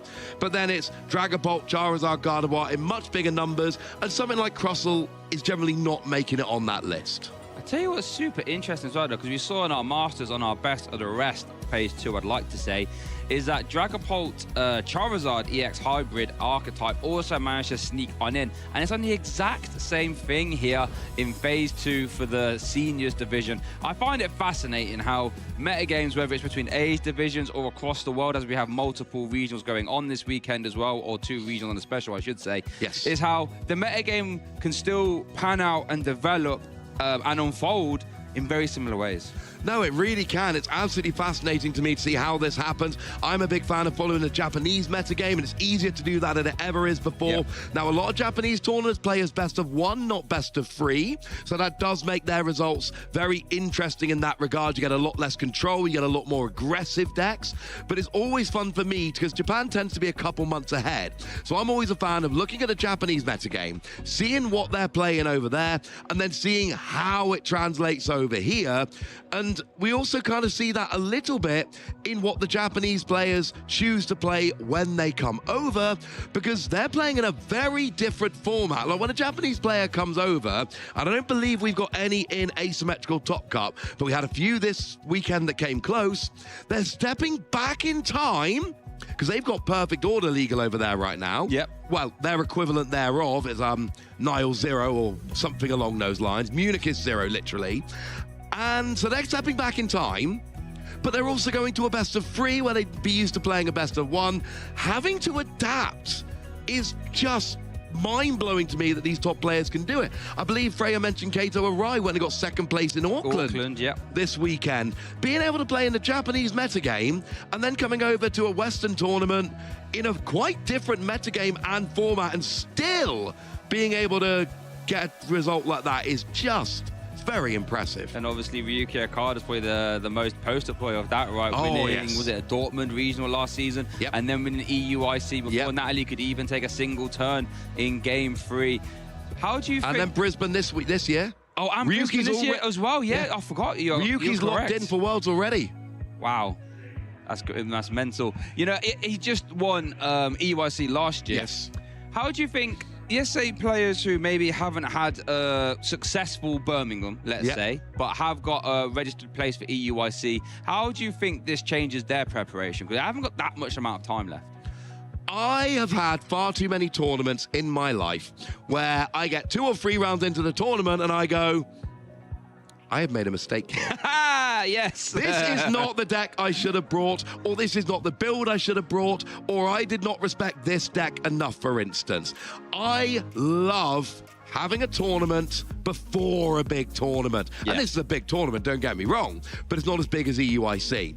I take this weekend as a, if I spike the tournament, yay, this is my proving ground. This is my testing base. I am using this weekend to hammer out what I want to do. If it goes well, like if I'm Ethan right now, I'm sitting there going, I'm really good at this game. I'm loving it. And I'm not stressing. If I'm me at most tournaments, I sit there and I go, okay, this tournament didn't go well. What could I learn? Do I need to change my deck? Or do I need to change a few cards? Or do I just need to test more against the top decks? Because sometimes you think you got a bad matchup in a particular deck, and actually you just need to test more and you can find that route to victory. And I found what's going to make it really interesting is we saw our phase 1 most popular decks. 7%, I believe, was unclassified. These are players you would imagine that are trying to target the meta game with some strategies that aren't as popular. So if you're like an unclassified player and you didn't have a great Birmingham, this is where you can really get back into the kitchen and start trying to cook up something to do some big damage at EUIC. And I love the unclassified players. I think they're doing a great job here. Yeah. Because one of 2 things is going to happen. Either they bring that weird deck to Birmingham and have a great run with a deck no one saw coming, and you get kudos for that in this community. Oh, of course. or it doesn't go well and you learn everything you need to know to come and have a better run at EUIC. Either way, it's kind of a win. It really is. Now, I believe we have Freya on the floor who's going to talk to some people who are actually going to go to EUIC as well. So let's hear from them. Thank you, Shay. Yes, indeed. So we're here at Birmingham Regionals, but like we've talked about a couple of times already, we do have an European International Championships coming up. So I've been here on the floor. Oh, look, lo and behold, who do we have here? 3 very familiar faces who are going to the European International Championships. I'm sure you guys need no introductions, but for those who might not know, why don't you guys introduce yourself quickly first? What? Why don't you just quickly introduce yourself to the folks who might not know who you guys are, even though probably everyone does at this point? I'm not sure. Just introduce yourself and say who you are. Hello everyone. My name is Julius Brunfeld from Finland. Hi, I'm Robin Schulz. Nico Alabas from Germany. So all 3 of you have had a lot of great success, of course, at both regionals and at internationals before, but with EUIC coming up, I wanted to ask all 3 of you, what are your goals for EUIC this year? What would make you really happy if you achieved? There is a couple of the choices what I have to think about. We got like Bude Frostlass Magidori. We can replace Blood Moon Ursaluna with Mega Frostlass, I believe, because you don't need to start the game with Blood Moon Ursaluna anymore. You can just evolve Snorunt for Frostlass, and also we got higher hit points to Snorunt, so it makes the play a little better. And then second things are trackables like Charizard and Dusknoir. We get Pokebot, but looking for Dracloak, Dusknoir, Charmeleons, many evolution Pokemons. Especially Draclos is very important to get with Pokebot. It makes the play so much more consistent. But so deck choice is one thing, but we're talking about, so for example, like what would you, in terms of personal achievement, what would be your personal goal for doing well at the International Championships this year? Because you've had a few successes already at the Internationals, but what are you aiming for? A top 4, a win? What would make you feel satisfied as a player? What makes me most happy is that I can just focus to improving and be interested in this game. It's like I don't want to think about the goals, because then if I think about the goals, then I don't focus for the game anymore that much. So I just want to focus with my opponent and how the game goes. It helps me to understand what is happening in the game, and it helps you to grow and improve in the game. It's the best level. Some very sound advice. So, Robin, same question. I mean, your deck choice is one thing, but I mean, you've already won an internationals before, of course, so that's one thing going for you. You're a former world champion, but I mean, when you're at that stage, what would be a goal for you at EUIC? Just to win again, or just have a high placement? I mean, the goal is, of course, to win, like always. But I would be happy, like very happy if I got top cut, and I would also be probably satisfied if I got like top 64, probably. But yeah, of course, I would very much like to win. Yeah, I mean, does the feeling about it change when you've already done it, right? Because when you've been in that position before and like you know you've achieved it, does it make you think, oh, I know I've been here before, so I can do it again, and it gives you that confidence? Not sure. It definitely does give you more confidence. But I mean, past tournaments are in the past, and it's always a new tournament. And if you won once, you definitely, want to come back and do it again. But it doesn't actually change that much. Oh, fair enough. I mean, to be fair, Nico, you're in a similar boat, of course. You're a former Oceania International Champion, a title that not many people can claim to have, given that we don't have it anymore. So for you at EUIC, what would really mean a lot to you to achieve? Yeah, so, I mean, obviously, just like Robin, it would be great to get back into top cut, get another great result. But for me, it's also about, like, in the last year, ever since rotation, I've been struggling a lot to like find a deck that clicks for me. So the preparation process for EUIC is also going to be like a personal goal for me to like actually end up with a deck that I enjoy, that I want to play, and then the result will hopefully come by itself. But yeah, I mean, getting to top cut again would be incredible. And what do you see as giving yourself the best chance to achieve that goal, given, like you said, the rough season that you've had so far and nothing really clicking in that way? Honestly, at this point, I can just try as many decks as possible and just like trial and error, see what works, see what doesn't. I did try quite a few decks this season, and I was able to pinpoint a lot of like different aspects that I don't enjoy and that I do enjoy. So hopefully I can combine all of it for EUIC and then make things work. Fingers crossed for you. In fact, fingers crossed for all 3 of you. Thank you, all 3 of you, very much for your time. Best of luck for EUIC, and I guess enjoy the rest of the event. Thanks a lot, guys. So, competitive players are one thing, you know, we know that, you know, these guys are going to be around at every single event and we know what they're going to be gaming high, but it's not just about that, of course. We have another group of players here who are going to EUIC, but perhaps you might not be as familiar with. So, guys, can you do us a favor and for the benefit of the stream, just introduce yourselves? Well, I'm Rick, I'm here with my boy. My name's Wayne. And Dom. Oh, thank you very much. So, all three of you, I guess, are local players here to the UK. Have you been to many regionals before? It's our first regional. Oh, amazing. Yeah, but we've only been playing for about a year. I went to Lille and Frankfurt last year. So, third regional for you. And what about for you? This is my first regional as well. Awesome. So with that in mind then, obviously EUIC coming up, we were just talking about, you know, some top players about their goals, but for you guys, what would be a good EUIC for you? Like what would you achieve at EUIC that would make you happy? I'd kind of be happy with about 5 wins, maybe day 2, just to test out something fun, see what happens. Meet some of the best players in the world that's going to be there. I think it's a very healthy attitude to have. What about yourself? Yeah, meet people and make day 2, hopefully. And you? Just finish off my Ace Trainer, make day 2 and just chill with friends and have fun. How close are you to the Ace Trainer reward right now? I'm currently 75 CP off. After today, I should be around 45, 50. That should be very doable then, right? For those of you at home who don't know, we do of course have the Ace Trainer Rewards program. That is, if you manage to achieve 200 championship points in a season, you do get some very lovely rewards. Not all of which have been announced yet, but it's a nice little benchmark to go for. Say, you know, if you're not aiming for like the top of cuts, it's another nice little price to get. So, I mean, as newer players, how has your experience been so far of the competitive scene? Have you found it like very welcoming, and is there any kind of an intimidation factor going into your first internationals? It's been amazing. Everyone's been super friendly. There's been no kind of hard hurdles. It's been an eye-opening experience to kind of see what is out there in the meta game. Gives me something to think on for EUIC.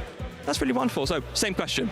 Everyone's just really friendly and welcoming. It's probably the most welcoming game I've been to. So. And same question again? The same thing. Everyone's been really welcoming, just really fun to play with, and overall it's just been a really enjoyable experience so far.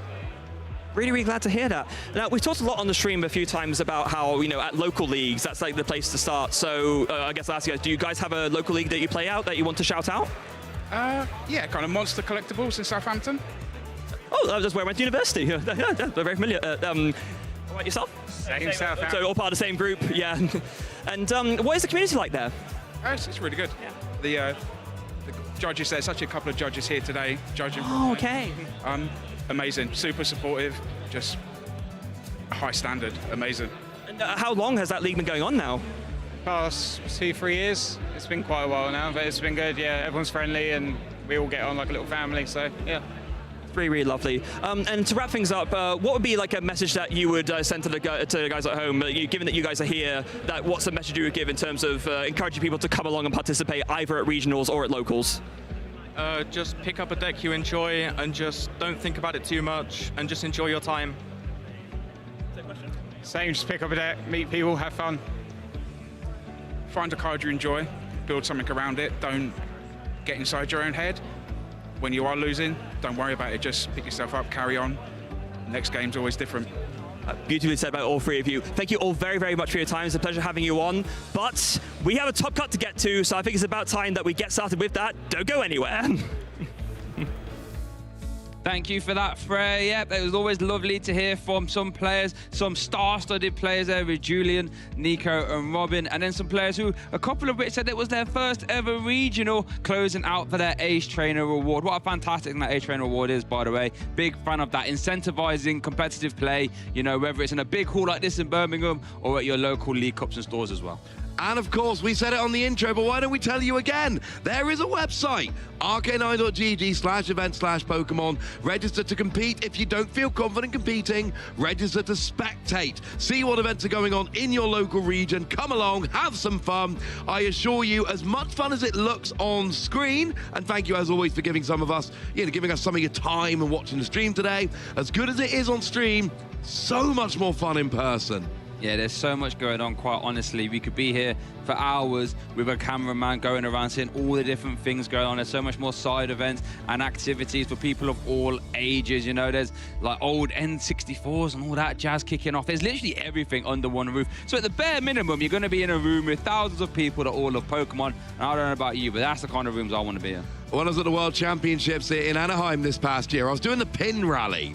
Love me a good pin rally. And they were like, oh, to get this pin, you have to sit down and play some, it was Pokemon Pinball Ruby and Sapphire. There we go. And I'm like, say no more. I don't even really need the pin badge. I'm just going to sit here and catch a Chikorita on this pinball. I might have stayed there for a lot longer than I needed to. But I caught the Chikorita, and that's the most important thing. That is Chikorita. That's all I caught, actually, to be fair. Yeah. Didn't do great. Shout out to Meganium, and that's one of our other casters, Puka, Carl Sukovic, favourite Pokemon, Meganium, isn't it? It is indeed. Shout out to them over there. Now, one thing I want to touch base on a little bit now, just before we do get into our top cut action. I know we've talked about it a little bit, but now since it's here and relevant, I want to talk about it again. Is this new open deck list rule for asymmetrical top cut. This is huge. So now all our players, as they sit down to play their asymmetrical top cut games and beyond, is they will get 2 minutes to look at their opponent's deck list. Only 2 minutes.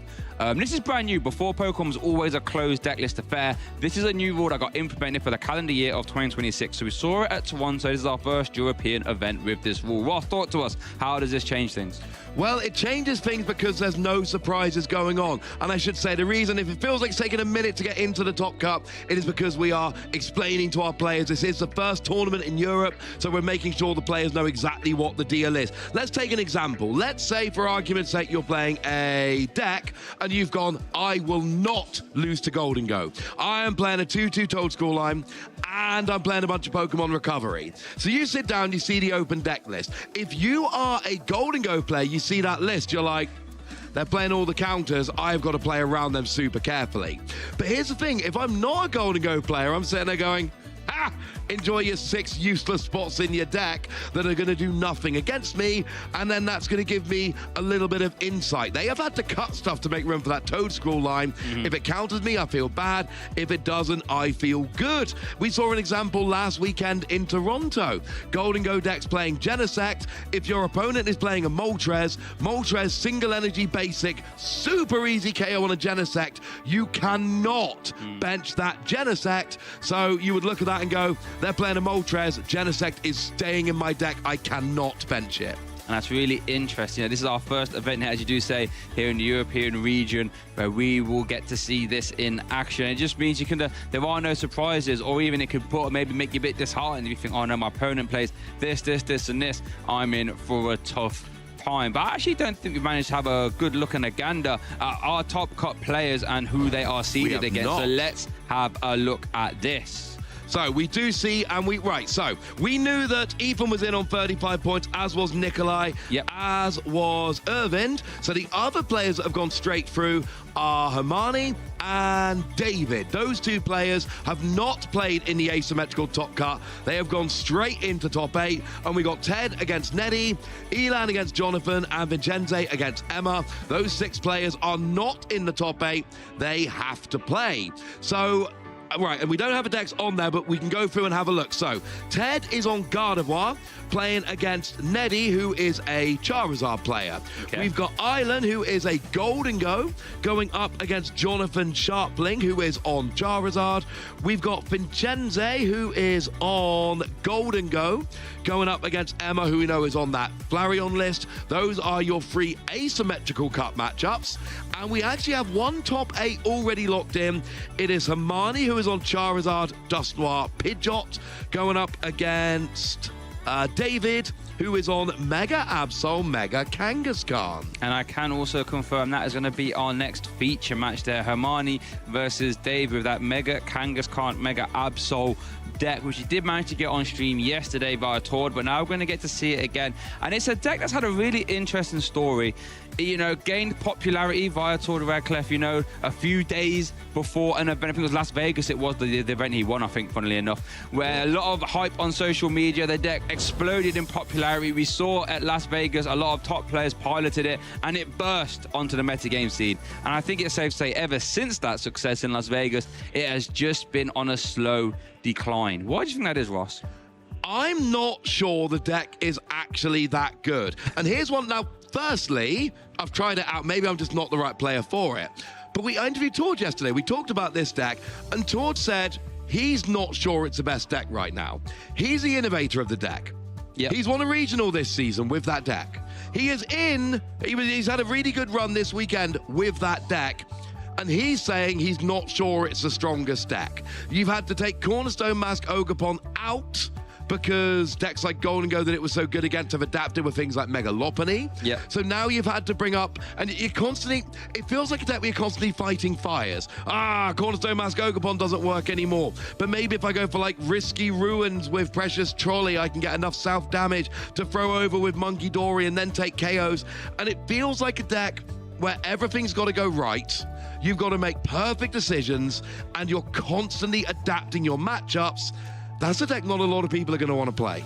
No, you are correct. I feel as if having the Golden Go as well be the most popular deck is kind of scary because that has no problem reaching those, 300 hit points and beyond with that attack, make it rain. But one thing I do absolutely adore about the deck, though, is that Mega Absol, being able to rip a card out of your opponent's hand. That in combination with Ino, or we've even seen Zerosic Machinations of all things, can just instantly win games right there on the spot. Because it's actually quite rare in the Pokemon TCG to have such hand manipulation of your opponent's hand. You're being able to look at it, take out one card you want, and deal 200 damage. It means you can't really absorb too many of them.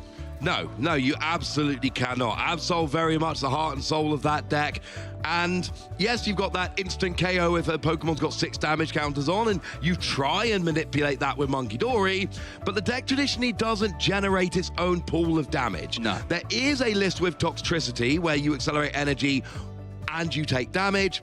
That list is not doing very well. That list is not making waves. The traditional way people are playing it, you're essentially waiting for your opponent to attack you, and then you're moving that damage and getting the KO with Absol, which isn't working very much, yeah? So what you need to do instead is focus on Absol dealing decent damage while disrupting and then using Kangaskhan to set up. That is how the deck generally goes. And if there's an opening for Absol to come in and get the instant KO, yes, but it's not something you can rely on in the deck. Very nerve-wracking deck to play, I find. It really is. That terminal period attack is obviously really good on paper, but I think it's actually your opponent. What I don't like about it is that your opponent can really just stop you for using it right there. If they only ever hit into you with damage less than 60, or they just one-hit KO you, then you're not really going to be able to pull that off. As you say, the lack of self-damage generation, like a Gardevoir, for example, means while it's very strong, it's not something you can rely on. So I actually think, as you say, the sort of Claw of Darkness, I think, is the main build around. Also, being able to uptrade on coin flips with the Mega Kangaskhan can be quite fun there. Oh, absolutely. I love a good desperation attack. Not one that you're relying on, but if all else fails, I'm just going to flip a bunch of coins of Kangaskhan. And sure, I might need 3 or 4 heads to win the game, but if I don't have a desperation attack, I lose. So maybe I do hit the 1 in 8 chance of flipping 3 heads. It's better than just losing the game. I love a good desperation attack. It's always fun to sort of break glass in case of emergency type attack. I think we saw in the Las Vegas stream, didn't we, where we saw Mew EX and Gardevoir copying the Mega Kangaskhan attack and then getting the relevant head flips as well to KO it. Just thinking genome hacking, it means we're flipping coins here, there, and everywhere. But as we sort of look at how this Top Cuts pan out, trying to look at it here, could this be an event? Could this be another Las Vegas, do you think, where this David could go all the way? I think absolutely. There's always a chance. It's an inherently very, very strong deck. And there's certain matchups like Lucario that you just do not want to come up against, because that will go right through things like Kangaskhan in the early game. But things like that aren't in Top Cut. Like the Top Cut is what you would expect. Dragapult, Gardevoir, Golden Go. You're facing against, put it this way, you're trying to build an anti-meta deck, and with the exception of that one Flareon from Emma, you've got the meta game. Yes. So if ever it was set up for you to win with an anti-meta deck, we're talking about a 4-deck meta. That's the Top Cut. The only thing that would concern me a little bit is that Charizard has so much consistency now, right? I don't think you can really try and brick a Charizard player out of the game when, like, Dawn finds literally everything and then turns Pidgeot online as well, which then also finds everything. That is a little bit troubling. And we mentioned Emma a little bit there with that Flare, and that's another deck that's had, varying levels of popularity. I think it has been sliding on the decline, but I think anytime you see Flareon box piloted by Emma, you have to take it seriously. Oh, absolutely. That might not be again, that's a great example of something we talk about a lot. I don't think Flareon box is the best deck in the format right now, and I think we have numbers to back up that it is not the best deck in the format right now. Flareon box piloted by Emma, however, that is a very different proposition because she has proven in multiple tournaments she knows what makes this deck tick. We literally saw it in Toronto where she posted her list on social media, then went on the stream and it was shown in between rounds, talking through the list, and she still did fantastic with the deck. We know it's an inherently strong deck. You know, Flareon, Burning Charge can set up your multitude of attackers. You can play a whole host of different ones. Leafeon for grass typing. You know, Flareon can hit really hard with that Carnelian. And just to keep things ticking over, you have the Noctowl Jewel Seeker helping you find pieces as and when you need them. And you know what? Let's look at these good matchups here on this. Golden Go EX. We like that. That's the most popular deck in the format right now. And Mega Absol box, we did just say, you know, is ticking around in this top cut. And Myers Grimmsnarl actually here and across the world over there in Auckland as well, I believe, and in Merida has been doing quite well. So maybe the meta could be swinging back this way. Yeah, if I'm the lone Mega Absol player in Top Cut, Emma's the matchup I really don't want to play against. Put it this way, if you cannot beat Charizard, Golden Go, Gardevoir, well, how far did you think you were going to get in the tournament? It's like as much as I love Mega Lucario, and that may well have been my choice this weekend, like you hit a single Gardevoir in Top Cut and you're like, oh no. You need to be able to beat those decks. But Flareon, I think you can realistically expect to not have to worry about that too much outside of hitting the top tables and then pairing into Emma. So that is a matchup you're going to want to try and dodge. Essentially, you're hoping somebody else takes Emma out of the tournament so you don't have to worry.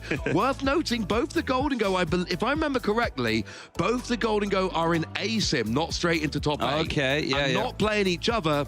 We could have a Golden Go-less top 8. Could happen. That could happen. You see that often with the sort of one-dimensional decks where they overwhelm, you know, in overall player numbers, phase 1 and phase 2. But then as you sort of hit the good players, the further you get through a phase 2, the one-dimensional decks can seem to falter, you know, where you haven't got any chance to take, you know, mid-turn KOs perhaps, or, you know, anything like this. That when players can sort of play around and make it rain, they can sort of seem to run out of steam later on in an event. They absolutely can. Looks like we are getting ready. We've got players at the table, so we're going to get to our game very shortly. Before we get there, I can tell you that the matchup we are going to have, like we said, is a top 8 game. We're not doing an ASIM, we're doing a top 8 instead because we can. We've got Hermione and we have got David. Now, Hermione is going to be on Charizard. David is going to be our lone Mega Absol Mega Kangaskhan deck. So we're going to see that going up against the Charizard early doors here. And we are ready to now show our players. Hermione on Charizard, David on Mega Absol Mega Kangaskhan. We just had Hermione, you know, just on the last round, navigated himself perfectly out of some very bad pricing and draws. Here he is, Stockholm Regional Finalist, Bochum Regional Finalist, the top 8 there, and has done fantastic. I think it was 6 regional top cuts and 2 finals. Here is David, his opponent, World's top 64, NAIC top 32, Frankfurt and Stuttgart top 16 as well. These are all very recent achievements, might I say. So David definitely has some momentum on his side. I'm sure he will, at the bare minimum, he will be able to etch a regional top 8 into that resume. But I think, and I don't think I'm going out on a limb here, Ross. I think he wants to add regional champion to that resume as well. Oh, I think he probably does. I'd love to know the mindset of David coming into this. Newer player, not that many achievements. So the question is David going, I made my first top 8, I'm happy to be here? Or is David going, well, you know, I've made top 8, might as well win the whole gosh darn thing? I think it's quite safe to say David wants to win the whole thing. Yeah, because, you know, I think, you know, as you said, might not have a long list of achievements, but as I said, they're all very recent. You know, World's top 32, I think, was the oldest one. Oh, no, and then NAIC as well. So if you go from NAIC to now, the 4 top finishes, that's rather good. Yeah, that is not too shabby. Now, we just stepped away from the desk for a minute. The players are looking at deck lists. We don't need to watch them passing bits of paper back and forth to each other. They are having a quick look at their deck lists. And I'll be honest with you, I got their deck list open here. Yeah, let's have a little gander. It's open for us as well. So if we start off with this Mega Absol Soul Mega Kangaskhan deck, I'm having a little bit of a look. It is a deck that is choosing to play Psyduck, which not every deck is choosing to play right now. Can you remind me, the Harmonies list, have we got any Dusknoir in there? Yeah, we have a solid 2-1-2 line of the Cursed Blasters, and we know that Psyduck with that damp ability basis, if your opponent's abilities require himself to be knocked out, you just can't use them. So that's something to keep an eye on. And this brings it back to open deck list. It does. Because if I'm David, I want to hide that Psyduck. I want to make my opponent bench a Duskull, waste a bench space, and then go, got it, Psyduck. Now you can't evolve and use the ability. Yeah. That's not an option, because Hermione knows David is using Psyduck. So if you're Hermione, one of two things has to be true. I am prepared to take out the Psyduck, and I will use Dusknoir anyway, but I know I've got to go after Psyduck. Or I am not willing to spend resources taking that Psyduck off the bench. I will not use Dusknoir in this game.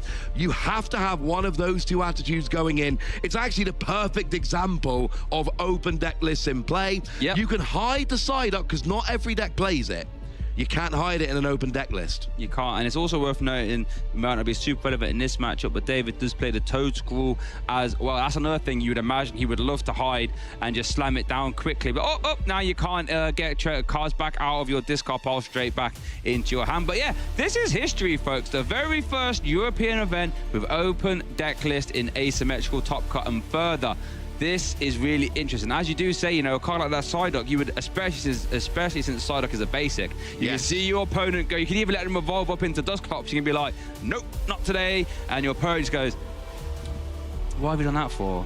How have you hit that for me? And it also means, you know, it'll affect in-game decision-making as well. Yep. Let's say Hermione evolves up into a Dusclops. Well, you can wait a turn and evolve it into a Dusknoir. But if you've already got Dusclops down, David is going to want to go and bench that Psyduck. So you may well end up using the Dusclops rather than the Dusknoir, because you know for a fact that that Psyduck can come down. And these are the kind of things we're looking at in asymmetrical top cut. If I'm Hermione here, I'm looking at this deck, I'm going, well, okay, well, I know you're playing Mega Absol and Mega Kangaskhan. I know you're going to have one Blood Moon Ursaluna. But what else have you got in there? What other tricks? Okay, you've got a 2-2 Toad Scroll line. I like that. That's not for me, that's for Golden Go. Yep. So you've wasted 4 spots in your deck. I kind of hope you start with Toad Scroll, honestly. Yeah. But then I see the Psyduck, and that makes me worry a little bit. I know they've got a Latias, so I know I can't trap a basic Pokemon in the active, for instance.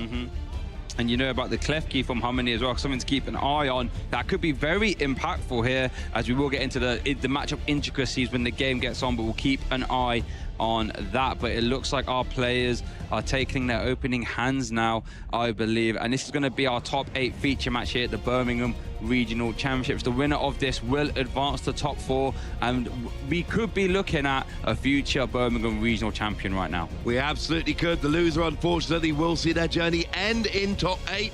Fantastic finish. We had over 2,400 players when we started play yesterday. Getting to the top 8 is great. But come on, you don't want to stop at top 8. You want to go on, you want to be a regional champion. I want to take it all home. Looks like Harmony has done a mulligan. Let's remind ourselves of the mulligan rules in case you don't know. If you take your opening hand of 7 Pokemon trading cards and you haven't got a basic Pokemon in there, you have to reveal your hand to your opponent so they get to look at it. Not as impactful in an open deckless environment, but then they will also get to start the game with an additional card for each mulligan you do. They do indeed. Now, it used to be a really fun rule. If you had like 4 mulligans, you could look, take, look, take. Now you have to say how many mulligans you're taking before you start drawing cards. It used to be that you could kind of take as many as you wanted and then stop. Now you have to take them all in one go. That was a slightly controversial change when it came around. We're not there anymore. Well, we are, I suppose. We're not with the old rules. You know what I mean? So mulligan, very important. There's no such thing as an optional mulligan in the Pokemon trading card game. If you have at least 1 basic Pokemon, that is your opening hand. Oh, it's Duskull. Absol. Now, if we see Psyduck come down, that could be a horrendous starter. Could be a hand. I think the rest of that hand was particularly great for Harmony as well. Let's consult these prize cards here. Mega Kangaskhan, Charmander, Rare Cat. Oh, Clef Key! I said that was going to be important. It's in the prize cards. Oh, no. For David, nothing too impactful there. And that dice is going to signify he'll get to start the game with one additional card. But it looks like we are going to get our top 8 match started here. Let's just wait for the fist bump. Both players are just confirming. There it is. Okay, time for our top 8 feature match here at the Birmingham Regional Championships. And David is starting us off with that Mega Kangaskhan Mega Absol box. We start with a Petulant going down and hitting the board, and we got eyeing up something else here. It is a Darkness Energy. That Darkness Energy is going on to the active Munkidori. That's what you need to use Adrenabrain and move damage from one of your Pokemon to your opponent. But that's the only action of the turn, and we start off with Harmony here, who luckily does have a Buddy Puffin to go and search for some basics, and it's going to be Charmander. I think it's going to be Charmander. Pidgey's going to consult the deck. Well, you take us through how Harmony's deck works here, Ross. We saw it last round. Okay, so anyone's joining us here for top card action, don't blame you. How does this deck work? So the deck revolves around Charizard as an attacker. For 2 energy, you do 180 damage, but when you evolve up, you can accelerate 3 energy, so the energy shouldn't be a problem. But not only do 180, you do an extra 30 for every prize card your opponent has already taken. So they've taken 3 prizes, you do 270 as an example. Now, the other trick we've got in here, apart from Pidgeot, which searches any card you like, we've got ourselves Dusknoir. Dusknoir, you can either KO the Dusclops stage 1 to drop 5 damage counters on a Pokemon, or the Dusknoir, the stage 2, to drop 13 damage counters, but you give your opponent a prize. In a lot of decks, not ideal. In Charizard, that just makes Charizard hit harder. But watch out, because like we said, the Psyduck for David will turn off that ability on Dusclops and Dusknoir. And this is why I wanted to draw attention to the Klefki that's currently in the prizes for Harmony, because that's actually one way he can get around the Psyduck, because Klefki's ability Mysterious Lock says, while it's in the active, no basic Pokemon in play have any abilities. And we'll get onto David's deck later, because it revolves around basic abilities, might I say.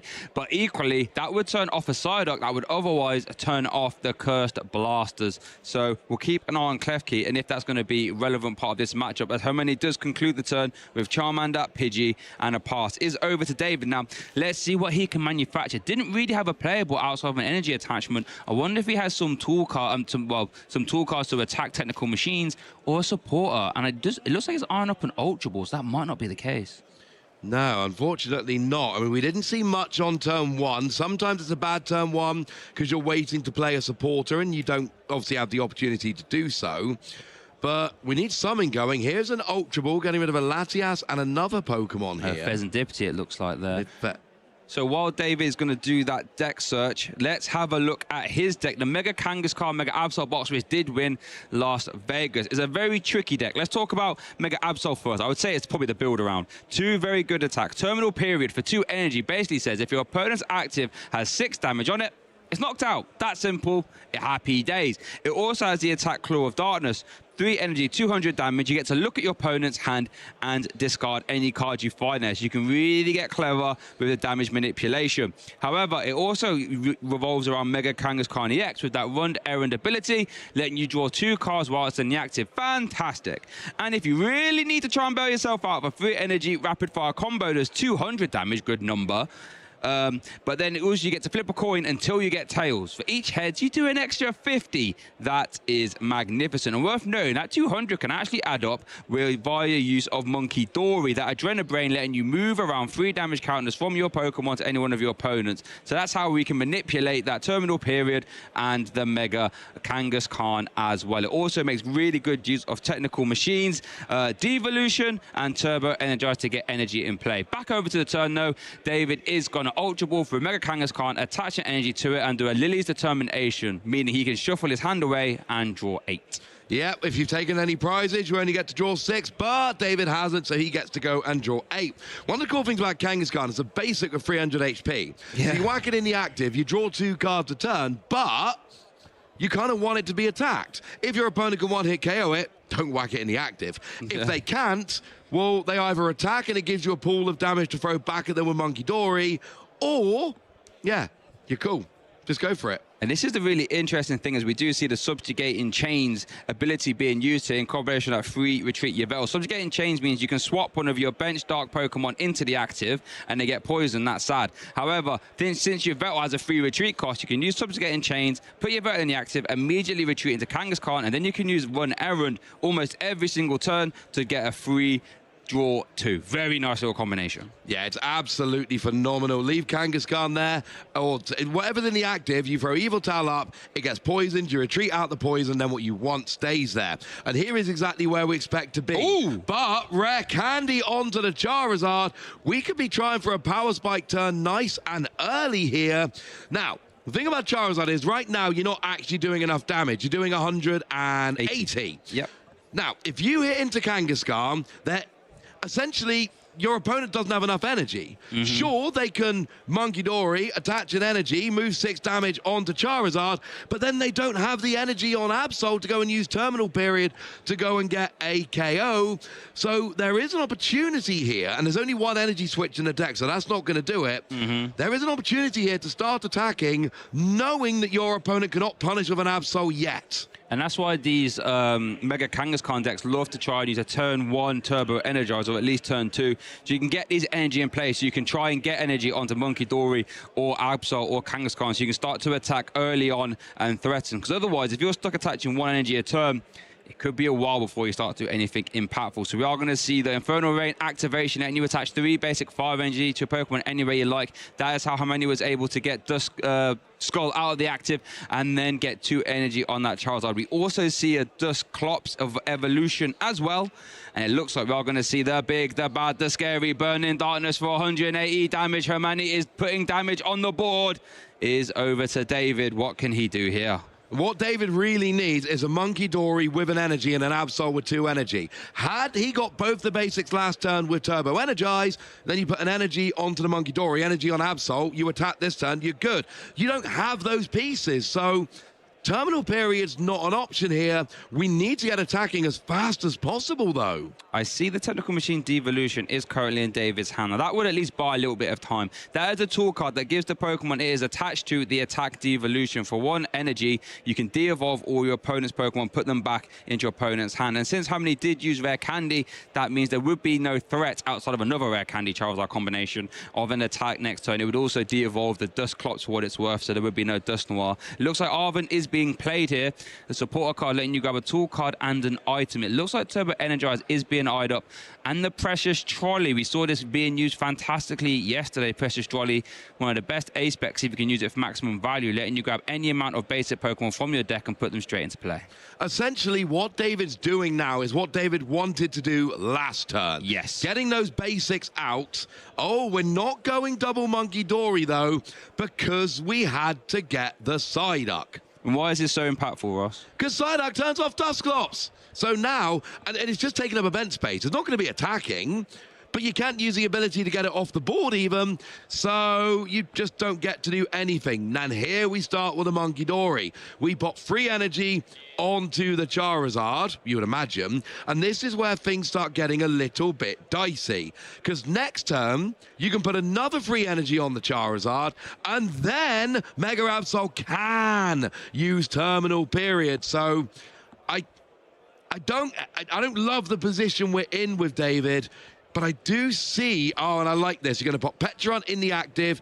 Basically, Petrunt can take a hit. It can. Thanks to that subjugating change, you can get it into the active through Treat Your Vettel, and now has the Technical Machine Turbo Energized, letting you end the turn but grab 2 basic energy and attach them to your Pokemon in any way you like. Now, Petrunt also has a usable attack, Irritated Outburst, 60 for each prize card you have taken. Keep an eye on that, not very useful now. Ooh, Boss's orders into the Mega Kangaskhan from Hermione, absolutely speedy playing that there. There's now no damage. So we're not going to see a Terminal Period. There's no damage now. Once this Kangaskhan gets KO'd, there's no damage to move with Absol onto Charizard. This takes Terminal Period off the board and takes 3 prizes for Hermione here. We also need to see that Turbo Energized Technical Machine get sent to the discard pile as well. But this is a fantastic turn. Remember, Mega Evolution Pokemon give up 3 prize cards when KO'd. And as Ross rightfully said, without this damage in play, let's look coming back to us here. Without that damage into play, Terminal period is going to be very far away. That means we could be looking at a Claw of Darkness, but that's not going to KO a Charizard. That means Charizard can start swinging again. Yeah, and that's exactly what you're looking for if you're the Charizard player. If you can get a 2-hit KO for 3 prizes early while avoiding a terminal period, that is the dream scenario. Worth noting, Amani here, this is not the Dawn Charizard. There's no Dawn, there's no Noctowl. This is a far more traditional Charizard Pidgeot Dusknoir build. It is not the trendy new Dawn build, and yet it is still going pretty gosh darn well. We've talked a lot about Dawn's Charizard this weekend. Yep. This is not it. Yeah, and I actually got to speak to him about this in our last winners interview. I was like, you know, as we do see the Dawns get popularized, why is it you've kept on, you know, this version as his fellow teammate Ovind also is playing this version? Bear in mind, because Hermione has 3 top finishes with this deck already this season. Fantastic. And he said it's better against the item lock Budu variants and the Jelly Gardevoir as well. So that's why he's still on it. But yeah, it's going fantastic as we rejoin the action here. Technical Machine, Turbo Engine has been sent to the discard pile, and that Mega Kangaskhan is in the active. And we're going to see the big KO here from Hermione. That is 3 prize cards. Let's count them. 1, 2, and the 3rd taken for Hermione. Only 1 KO in theory away from winning this game. David, no damage in play, has got 4 energy though. What can he do? Right now, he needs to start disrupting. He needs to get that Charizard off the board, get some cards out of hand. Because the other thing about KOing a Mega Pokemon, you get 3 cards in hand from your prizes. That's like playing an extra supporter. So we literally have supporters every time they draw 3. One thing I also want to draw attention to, what you do need to hand disrupt here, is because Hermione did take the Klefki out of the prize card. So that means in theory you could, you know, Boss's orders up Absol. You could then put Klefki in the active. That turns on Curse Blast, put damage on Absol, and then KO with Burning Darkness, and that would become 1 wrapped up. And that's the thing. You can. This is why Charizard loves a Dusknoir so much, because KOing a 280, 300 HP Pokemon, Charizard cannot do that until well late in the game. With Dusknoir, it can actually hit 330. It can actually hit 290 without taking a single prize. Sorry, 310, which is enough to KO anything in the deck without having given up a prize. Although I suppose it would then give up a prize and do 340. But you get my point. You can reach to anything without your opponent attacking. So, looks like Mega Absol's going to come in here. And it's going to get Claw of Darkness, 200 damage, discard a card. Does he have a hand disruptor, though? No, he does play 2 copies of Judge, 1 copy of Ino, but I don't think any of them are in the hand right now. You really... Claw of Darkness gets infinitely better the fewer cards your opponent has in hand. They had a decent hand and they just drew 3. You do not want to let them get away with this. Here comes a counter-catcher. Okay. This is not bad. You're going to KO the Pidgey. And remove a card from hand. Yep. And I know. Okay, so we do have some level. Okay, this is a good hand swap actually, because you're putting a card to the bottom, so whatever those prizes were, they're on the bottom, and then you could Claw of Darkness them down to a 2-card hand before top deck, and you get to remove the best card from that. Easy choice. Yep, easy choice there. So you get to remove that as well. This could be the stabilizing turn that David needs. Does have a Bravery Charm as well. That would increase the basic Pokemon's hit points by 50 to Pokemon it's attached to. And you are, getting rid of the Pidgey here. You're saying, I don't think you're going to get Rare Candy Pidgeot, but if you do, it's going very badly for me, so I am not going to let you have it. Absol now up to 330 hit points. Yep. Now we see the retreat into it. You're going to KO the Pidgey, and, do you want to get the Charmander? Do you want to get the Charizard? Or do you want to get the Mezagoza card that goes and searches whatever? Yeah, you want to get the Mezagoza, I would imagine, here. Yeah, 50% of the time, though, Ice. But, yeah, we are going to get rid of that easy decision there. David takes his first prize card in our top 8 feature match here at Birmingham Regionals. Let's see what Hermione can do. I mean, honestly, you 2-hit KO with Charizard. Oh, Briar. Wow. It's going to say Briar. You're miles away from a Briar, unfortunately. Yes, interesting. There is the bench Charmer. I think you're right. All it's going to be is bench and attack. I mean, that's perfectly fine, though. That's okay. I mean, because you're hitting 210 damage. The problem is, though, if David can just go double Monkey Dory terminal period. Doesn't need to double Monkey Dory. Single Monkey Dory. Yeah, you're right. Sorry, yeah. Uh-oh. Things are about to get really, really bad for Hermione, because now he does have a Charizard in hand. There's a candy used, a candy prize. If he could find his way to his final rare candy, he will win the game next turn. he would just rare candy, attack, win the game. Yes. But, yeah, or oh, you need... If you get a Klefki in the active and a Dust Noir, you can also win the game just using Curse Blast. Okay. But you would need a Klefki in the active to turn off the bench Psyduck. Yes. So there are options for Hermione to win next turn with this Charizard going down, and it will go down. But they all require a bunch of cards, and Hermione's hand right now is Charizard and... not sure what the other card is. Mezagoza got discarded. Oh, it was a Charizard. Oh, it is a he bent a Charmander. He's got a Charizard in hand. Yeah, so maybe it's the top deck. But the problem is, we're trying to piece together these combos, is that Claw of Darkness just rips... Well, I guess you're going to have Terminal Period to turn, actually. But, you know, if you don't piece together the combos quick, David's Claw of Darkness can just keep ripping parts away. So it could get a little bit scary. It sort of relies on a supporter top deck to sort of try and catapult you back in. As we do see Arvum being played, going to grab Technical Machine, Devolution, and Night Stretcher as well. There is an argument for David here, and I'm not sure he's going to do it. There is an argument to not Terminal Period. There is an argument for no, there isn't an argument. Sorry, you just lose the game instantly. So yeah, you do Terminal Period. If you weren't about to get KO'd, it's worth slowing the game down and just going after your opponent's hand, but the damage on Mega Absol unfortunately makes that impossible. So here's the Monkey Dory, 3 damage onto the Charizard. That will put it at exactly 6 damage on, and that means Terminal Period gets an instant KO.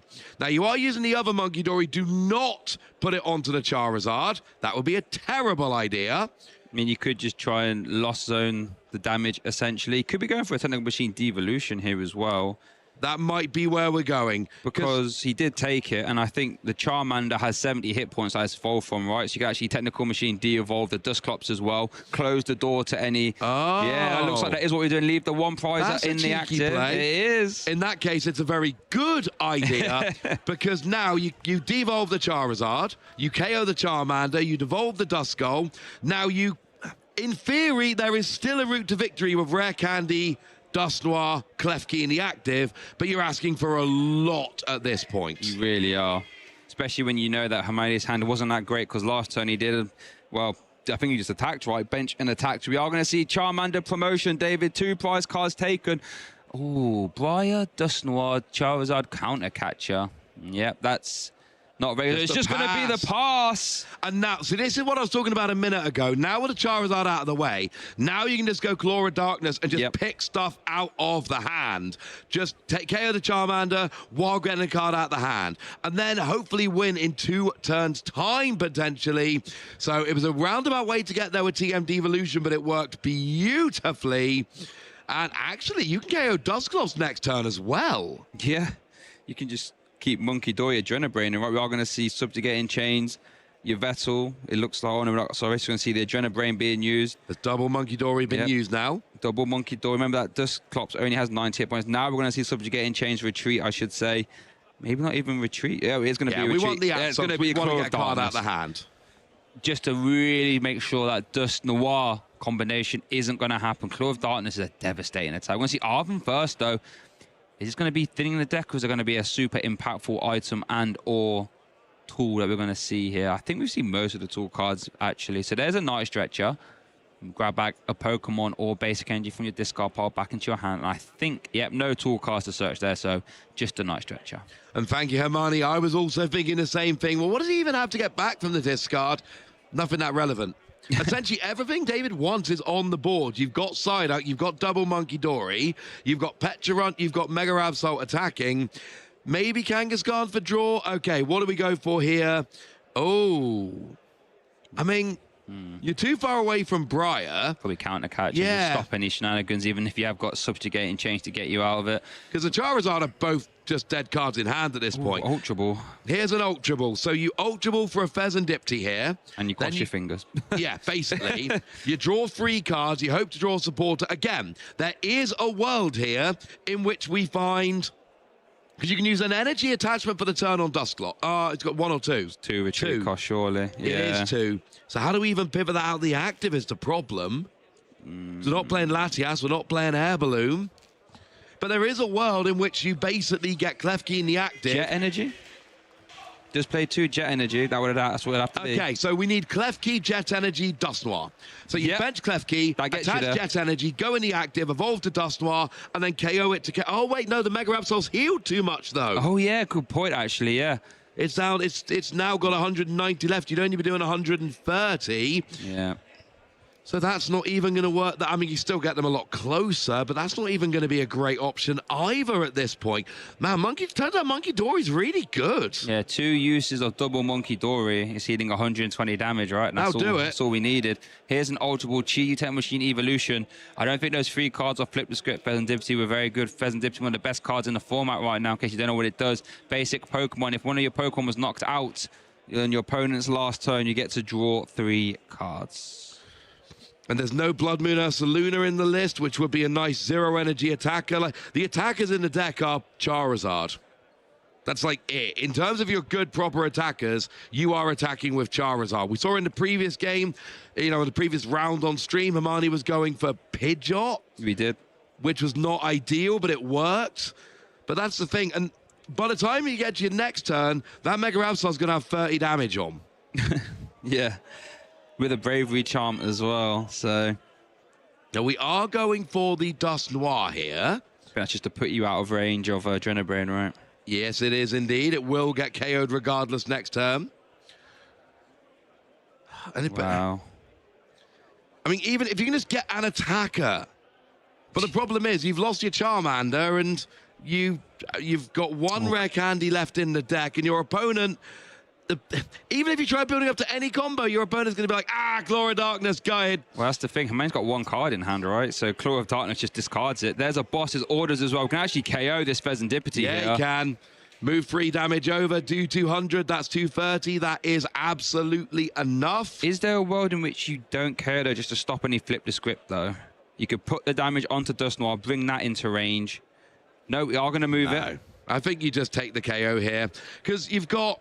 Like I say, you get rid of the only card in your opponent's hand. You're going down to so little damage on the Mega Absol. You're going down to 1 prize card remaining. You're set up. Your opponent's got absolutely nothing. And I mean nothing. And it's a Tatsugiri. And that is the game. David takes game 1, gave up that early Kangaskhan. And after that went no more. Literally, what a fantastic game there for David. Hermione went off to the races, and David said, let me just weather the storm. All I need is 1 turn of disruption. I know, Claw of Darkness. Now he's 1 win away from securing himself a top 4 slot of the Birmingham Regional Championships. And that's the thing, it always kind of works to your advantage. Well, let's get through this replay first, shall we? Yep. So we start off in the early game. We got that Monkey Dory set up nice and early. We see Subjugating Chains getting that Kangaskhan in the active. All you're doing here is drawing a couple of cards. That Kangaskhan draws 4 cards, gives up 3 prizes. Not that great a trade. But then in comes Mega Absol. Takes out the Pidgeot after an Io to free, and then gets rid of the best card in your hand while making sure you don't have access to Pidgeot.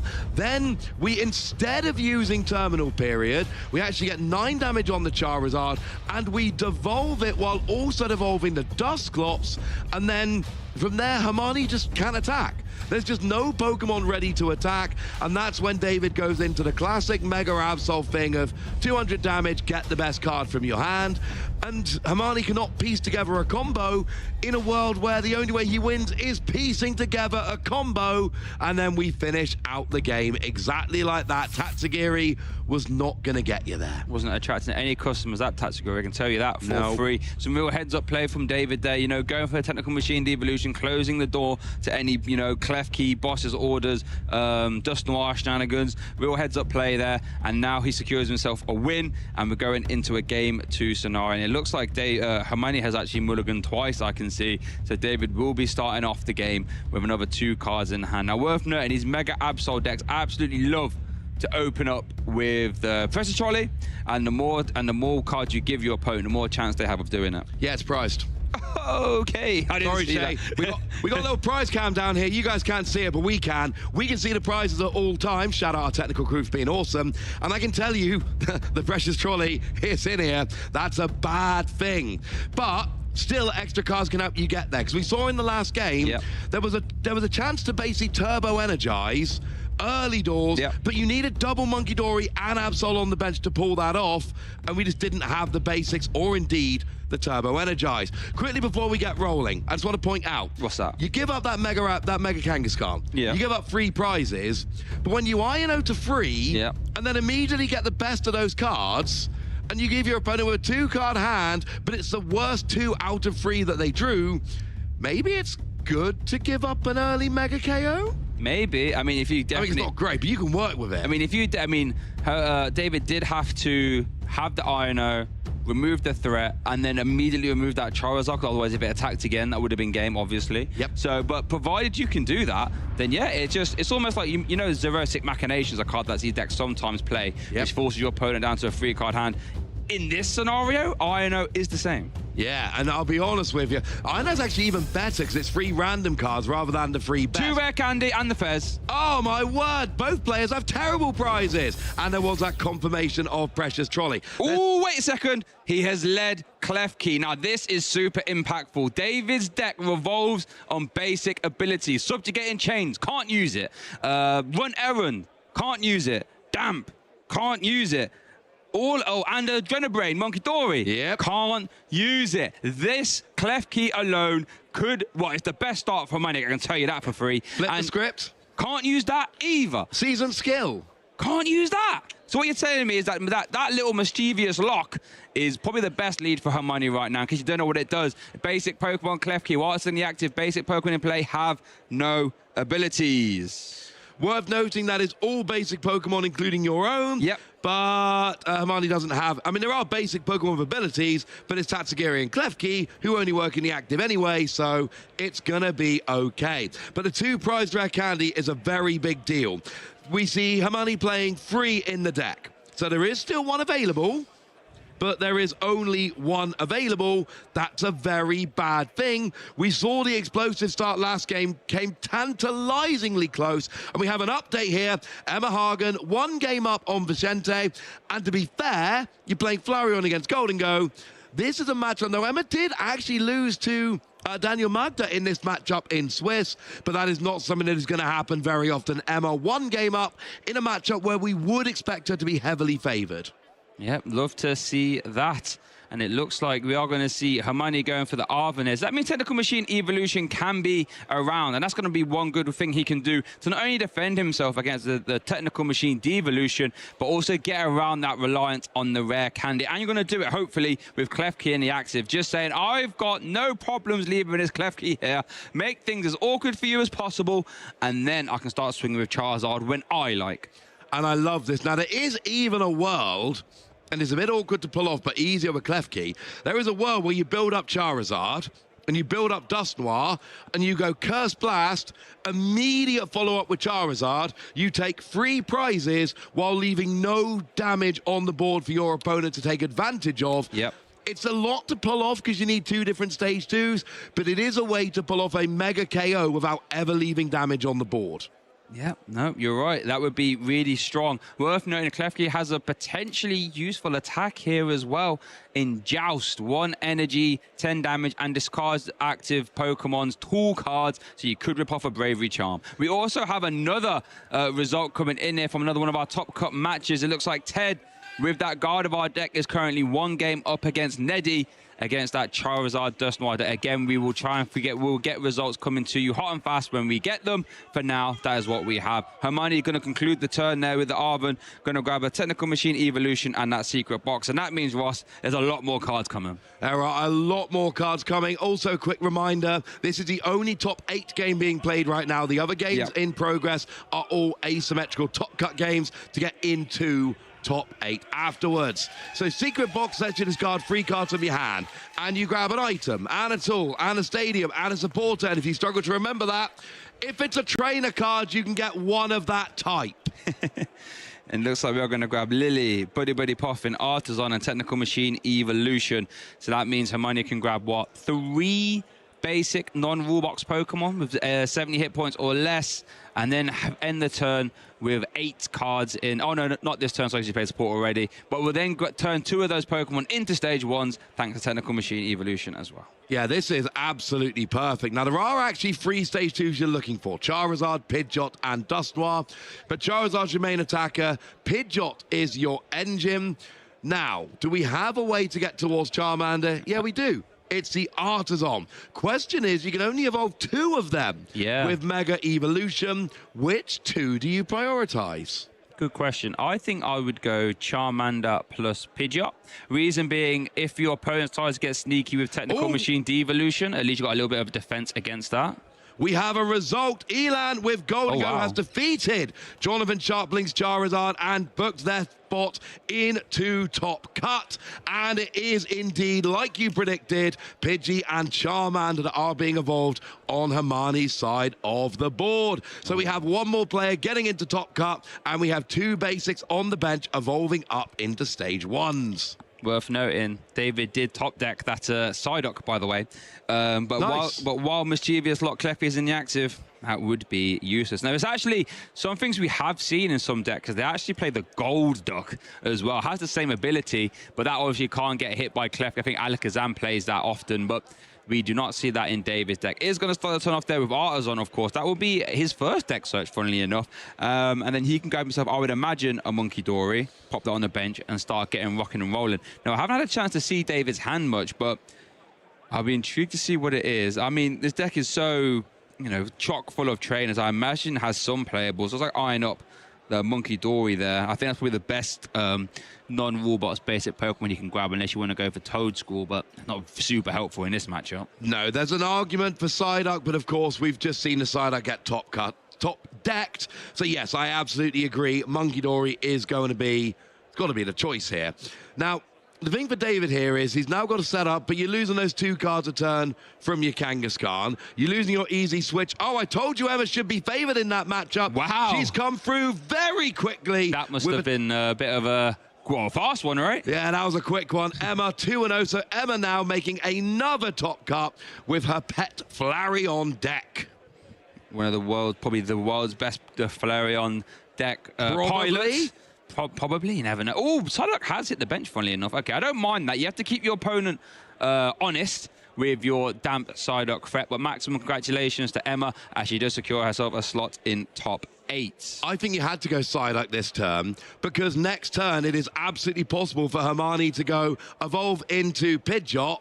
Hey, I'm going to search out my only rare candy, and then you get the Dusknoir evolve into Charizard. So we were getting to the turn where that was going to be there. And of course, when you activate that Dusknoir, you turn on your own counter catcher for gusting. So we could realistically have seen a Mega Absol go down next turn. You need to have that Psyduck. The Judge. We don't get to see. We don't get to see this one too often, but I like it. Resetting both players' hands down to 4.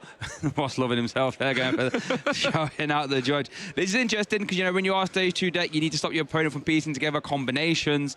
So we'll keep an eye on what Hermione can draw. We also want to draw attention to that lively stadium. That's going to increase all basic Pokemon's hit points by 30. That is a really annoying stadium because it throws all your maths off. It really does. Now, you can be countered with Artisan, of which you play 1, and Mesagoza, of which you play 1, but you've already played your Artisan, so cross your fingers for Mesagoza, because that's the only way you're getting that stadium off the board this game. Well, you could use Blustery Wind. Okay, I think things would be going rather badly if you were to do that. We are going to see a retreat into Petulant EX, so Turbo Energize will be online. So we're going to get some energy on the board, and we need it onto Monkey Dory, we need it onto Absol. With the attachment next turn, we're going to see 2 on Absol, 1 on Monkey Dory. Doesn't really matter which way round it goes, so we get both onto Absol now, and we'll have the energy on Monkey Dory next turn. It doesn't really matter. Over to Hermione here, and we get the Buddy Buddy Poffin, going and searching out a second Duskull. Hermione is not showing respect for Psyduck. There is no respect for the duck in this game. game. And Ted, 2-0 against Neddy there. That Gardevoir taking down Charizard.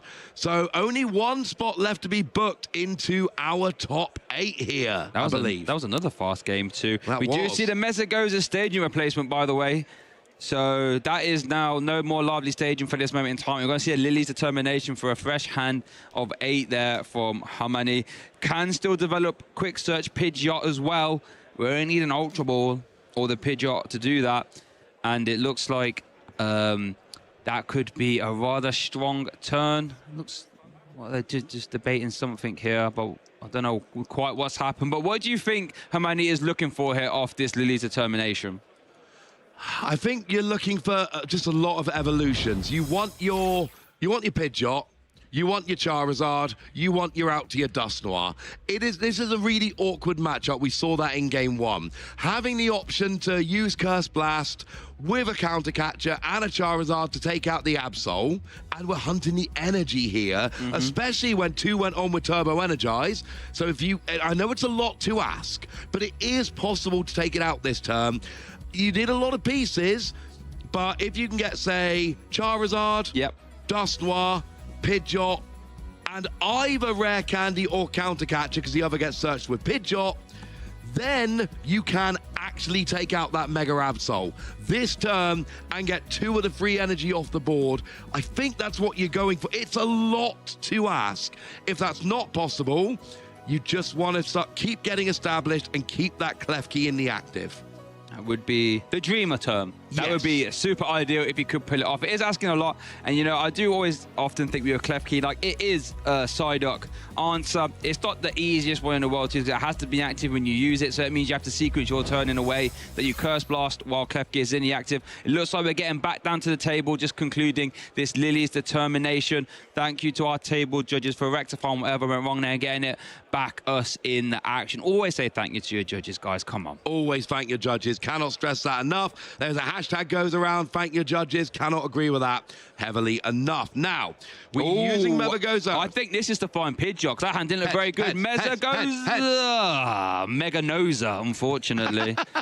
I enjoyed that way more than I should. That was a Tails. No Pokemon search for you, I am afraid. And you're right, I've not had a... Okay. Oh, that is a very supportful hand.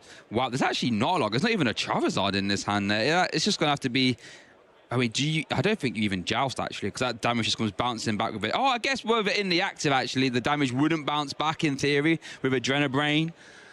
I think just debate here. We are going to see the Joust. Go on, Klefki, get stuck in the action. Let's go. Joust, 10 damage, and you can discard a tool card attached to your opponent's active. Like I said, it could come up with Bravery Charm later on in the game, but for now, it's just a 1 energy, 10 damage. Well, you Joust because Charizard does 180 and that's got 190. So if a Bravery Charm doesn't come down, then actually your Petron is now in range of a Charizard hitting for 180. So that 10 damage could be relevant.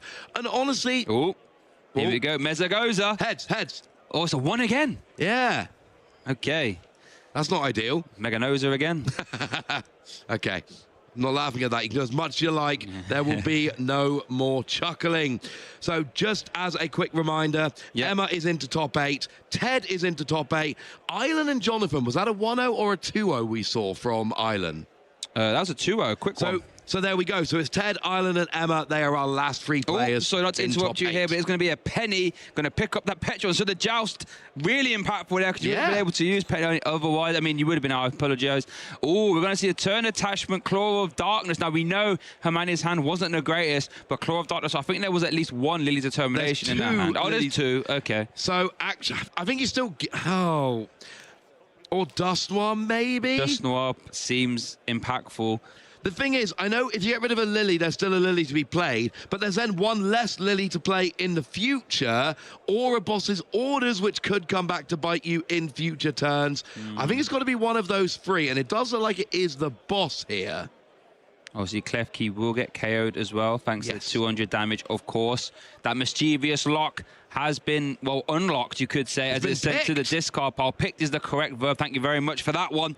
But that is going to be David's first prize card. Looks like it's going to take the Pokegear. That's interesting. That could come up in the next turn. Charmeleon has hit the active spot. Is over to Harmony now. I feel as if, super off the top, that's not great either. Well, you're just going to Lily straight away, aren't you? I mean, your hand is pretty terrible, so you can shuffle in the Klefki, actually, put it back in the deck. Not to. And I do like the Charmeleon, going back in as well. So, yeah, I mean, your lock's broke. If you're going to fix your key, you need to use Super Rod, get it back again. My father-in-law's a locksmith. If I break my key, I give him a call. He fixes it. Hermione's got to rely on a Super Rod here. So now we use Lily. Are we going to get anything? Still 6 prizes remaining. You're still drawing 8 cards. We still have the Mesagoza flip as well. That staging card, when you flip a coin, if heads, such a deck for any base, well, any Pokemon, I should say, put it in your hand. If tails, it was a useless staging for you on that turn. Let's see what you can piece together here. Double Duskull threat developed. Remember that Psyduck is in play. Curse Blast will have to get manipulated in a strange way to pull it off this turn. 8 cards here for Hermione. Let's see. Wow, we Mesagozing again. You at least get Dusclops. So one of those you can evolve. Oh, Dusclops, yeah, we can do that. Oh, we are Mesagozing straight away. Goodness gracious, here we go. Heads. Now this, I imagine, is going to find Pidgeot, because then Pidgeot can find whatever you like afterwards. Oh, yeah, 100% it's got to be Pidgeot. And then that gives your engine for the rest of the game. Mesagoza can be one of the all-time bad feel stadiums, because you can play it and flip tails every turn, while your opponent flips heads every turn and gets way more use out of it than you do. Good news is we've got Pidgeot here, so you can go and use that quick search ability, search for any card in the deck, which you imagine is going to be a Charizard, because you've got to start attacking at some point, or a Jet Energy. Does that mean we've got to wait to get the Klefki back then? I think it might do. That's, yeah, Buddy Poffin can find Klefki, actually. Do we have a way of piecing to... Oh, hold on a sec. So if you use the Curse Blast, how many prizes? Has taken 1. Curse Blast, that means you'd be doing 240s. That means a Dusclops means you can carry Mega Absol, right? Yes, you'd be up to 290, I believe. Yeah. So you'd bring it down to 230. 2 prizes would be taken. You'd be doing 240. So a Dusclops with a Charizard would get the KO here. So I think what we're looking at here... Here's the Ultra Ball for Charizard. So Ultra Ball finds Charizard. That gets you the second energy you need to attack. You can attach Jet Energy to Klefki, swing it into the active. Then you evolve your Dusclops, your Duskull into Dusclops, use Curse Blast, put 50 damage on the Absol, then you retreat the Klefki thanks to the Jet Energy, and then you swing for the big KO. Yes, you do. The maths works out perfectly. Dusclops sometimes giving up a prize for 50 damage feels kind of bad, but in Charizard, it's actually an extra 80 damage, and here, that is what you need. So here we go. We got the Jet Energy getting Klefki into the active. We evolve into Dusclops. The Psyduck is turned off by the Klefki. That allows you to use Curse Blast to do 50. Charizard comes up. You've taken 2 prizes. Now you do 240 plus the 5 is 290. Absol only has 280. Bye, Absol. I'll take my 3 prizes to go. That was an absolutely monumental turn there for Hermione. Big differences this game. He has developed the Pidgeot, so you won't be getting sent to Brickington Station. Is over to David. No energy in play. No attackers in play. What can he do? Right now, I mean, the energy is what worries me. The attackers are all basic, so you're good. You're playing an all-basic deck. The issue here is energy, and the other issue is as a Charizard just sitting there chilling. So if you take a turn to Turbo Energize, you are giving up a prize to do so, or you're giving up a hefty chunk of damage onto a Mega Pokemon that can take a hit without being KO'd yet. So, I mean, what a lot of the time you could try... Mesagoza. Oh, tails again. I mean, gust up something like a Duskull. Dare I say it, even maybe a Klefki? And then try and keep it in the active with Clutch, just to buy yourself a little bit of time. Yep. I hate to say Klefki here, but you know, it's not going to attack you. The problem is you're trying to rely on Clutch. We've already seen Jet Energy being played. Hermione has Quick Search available. If he plays any other way to switch, he can, you know, very easily Quick Search it out. We are going to see a free retreat after the flip the script for Serendipity. That will get Mega Kangaskhan in the active. Since Klefki's not there, you can use Run Errand to draw 2 cards. But yeah, this is looking rather dicey. If you got a penny and you think you're going to have it next turn, then what you can do here is use Mega Kangaskhan, knowing that you're going to penny it next turn and the damage is going to go away. That is another option. It is a deck that plays free penny, so if you've got it out to penny, that could be a way to buy a turn. Let your opponent swing into Mega Kangaskhan and then heal it all with penny. Trying to think, is there a world in which you can go, I mean, I think there is a world, it's very unlikely, where you can maneuver Klefki into the active again, Rare Candy Dust Noir, pop onto Mega Kangaskhan, Burning Darkness, that's game 2? You can. The issue with that is that you wouldn't be able to use Counter Catcher, so you'd need the Mega Kangaskhan to stay in the active or have a boss. You'd have to use boss roll, but with the Petulant Subjugating Chains, I don't think we'll be seeing Mega Kangaskhan stay in the active. But, I mean, you honestly don't even need that much. You need a Jet Energy, Rare Candy, Dust Noir. Those 3 cards would do it, and one's going to come from Pidgeot. So, yeah, there is absolutely a world in which that happens. We've seen the Lively Stage being played. Does play one of those with Bravery Charm would make that a lot harder. I think off that Lily to 6, of course, because David has taken 2 prize cards. The Bravery Charm, actually, I don't think would even matter, because with 3 prizes given up, Charizard hits 270, plus the 13 from... He's taking 2 prize cards, though, right? Well, they would do 3 after you KO, after you I see what you're saying. Yep, you're right. Now, the question is with Dusclops, 2-7... Okay, so a Bravery Charm would mean you would need a Dust Noir rather than a Dusclops. That would be the difference. Without Bravery Charm, it's actually Dusclops Jet Energy for the win. So worth noting as well, both Jet Energy are in the discard pile, actually. So that means maneuvering the... That makes it a lot more difficult. Yeah. To be blunt. Doesn't play Switch or anything like this. No, okay, so that's probably not going to happen. So we don't have to worry about that. We are going to see Town Store staging replacement. We're going to get rid of Mezagoza. That gives you free Tool Search. A fantastic stadium. I love playing that stage, I'm not going to lie. Could be looking at a Turbo Energized here, perhaps. So it looks like eyeing up a Technical Machine Devolution. But I mean, the Charizard, I believe, wasn't Rare Candy to play. It was from a Charmeleon, correct? It was from a Charmeleon. So it's worth doing if you can get a KO.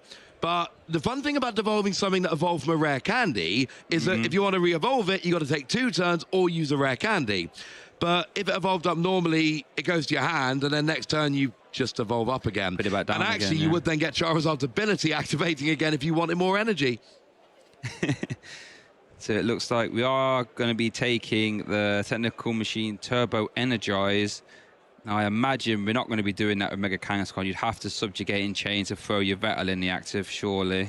Ooh, okay, fair enough. It is going to be a Turbo Energize on the Kangaskhan, like we thought. So essentially here, you've got to imagine there's a penny coming down next turn, because otherwise it's just going to take a whole heap of damage. That Psyduck saving the game right now, quite frankly. I guess with perfect information, thanks to the open deck list rules, David knows there's only 2 Jet Energy in Hermione's deck, and both of them in a discard pile, so that means the chance of pulling off the Wonder, Boss's Orders, Klefki turn are very low. So in that case, you can say, yeah, you can just sponge this damage into the active, Adrenabrain it off, and then penny it off. Here comes over to Hermione, though, starting to turn off with a quick search. And it is going to be for a second Charizard to evolve that bench Charmeleon.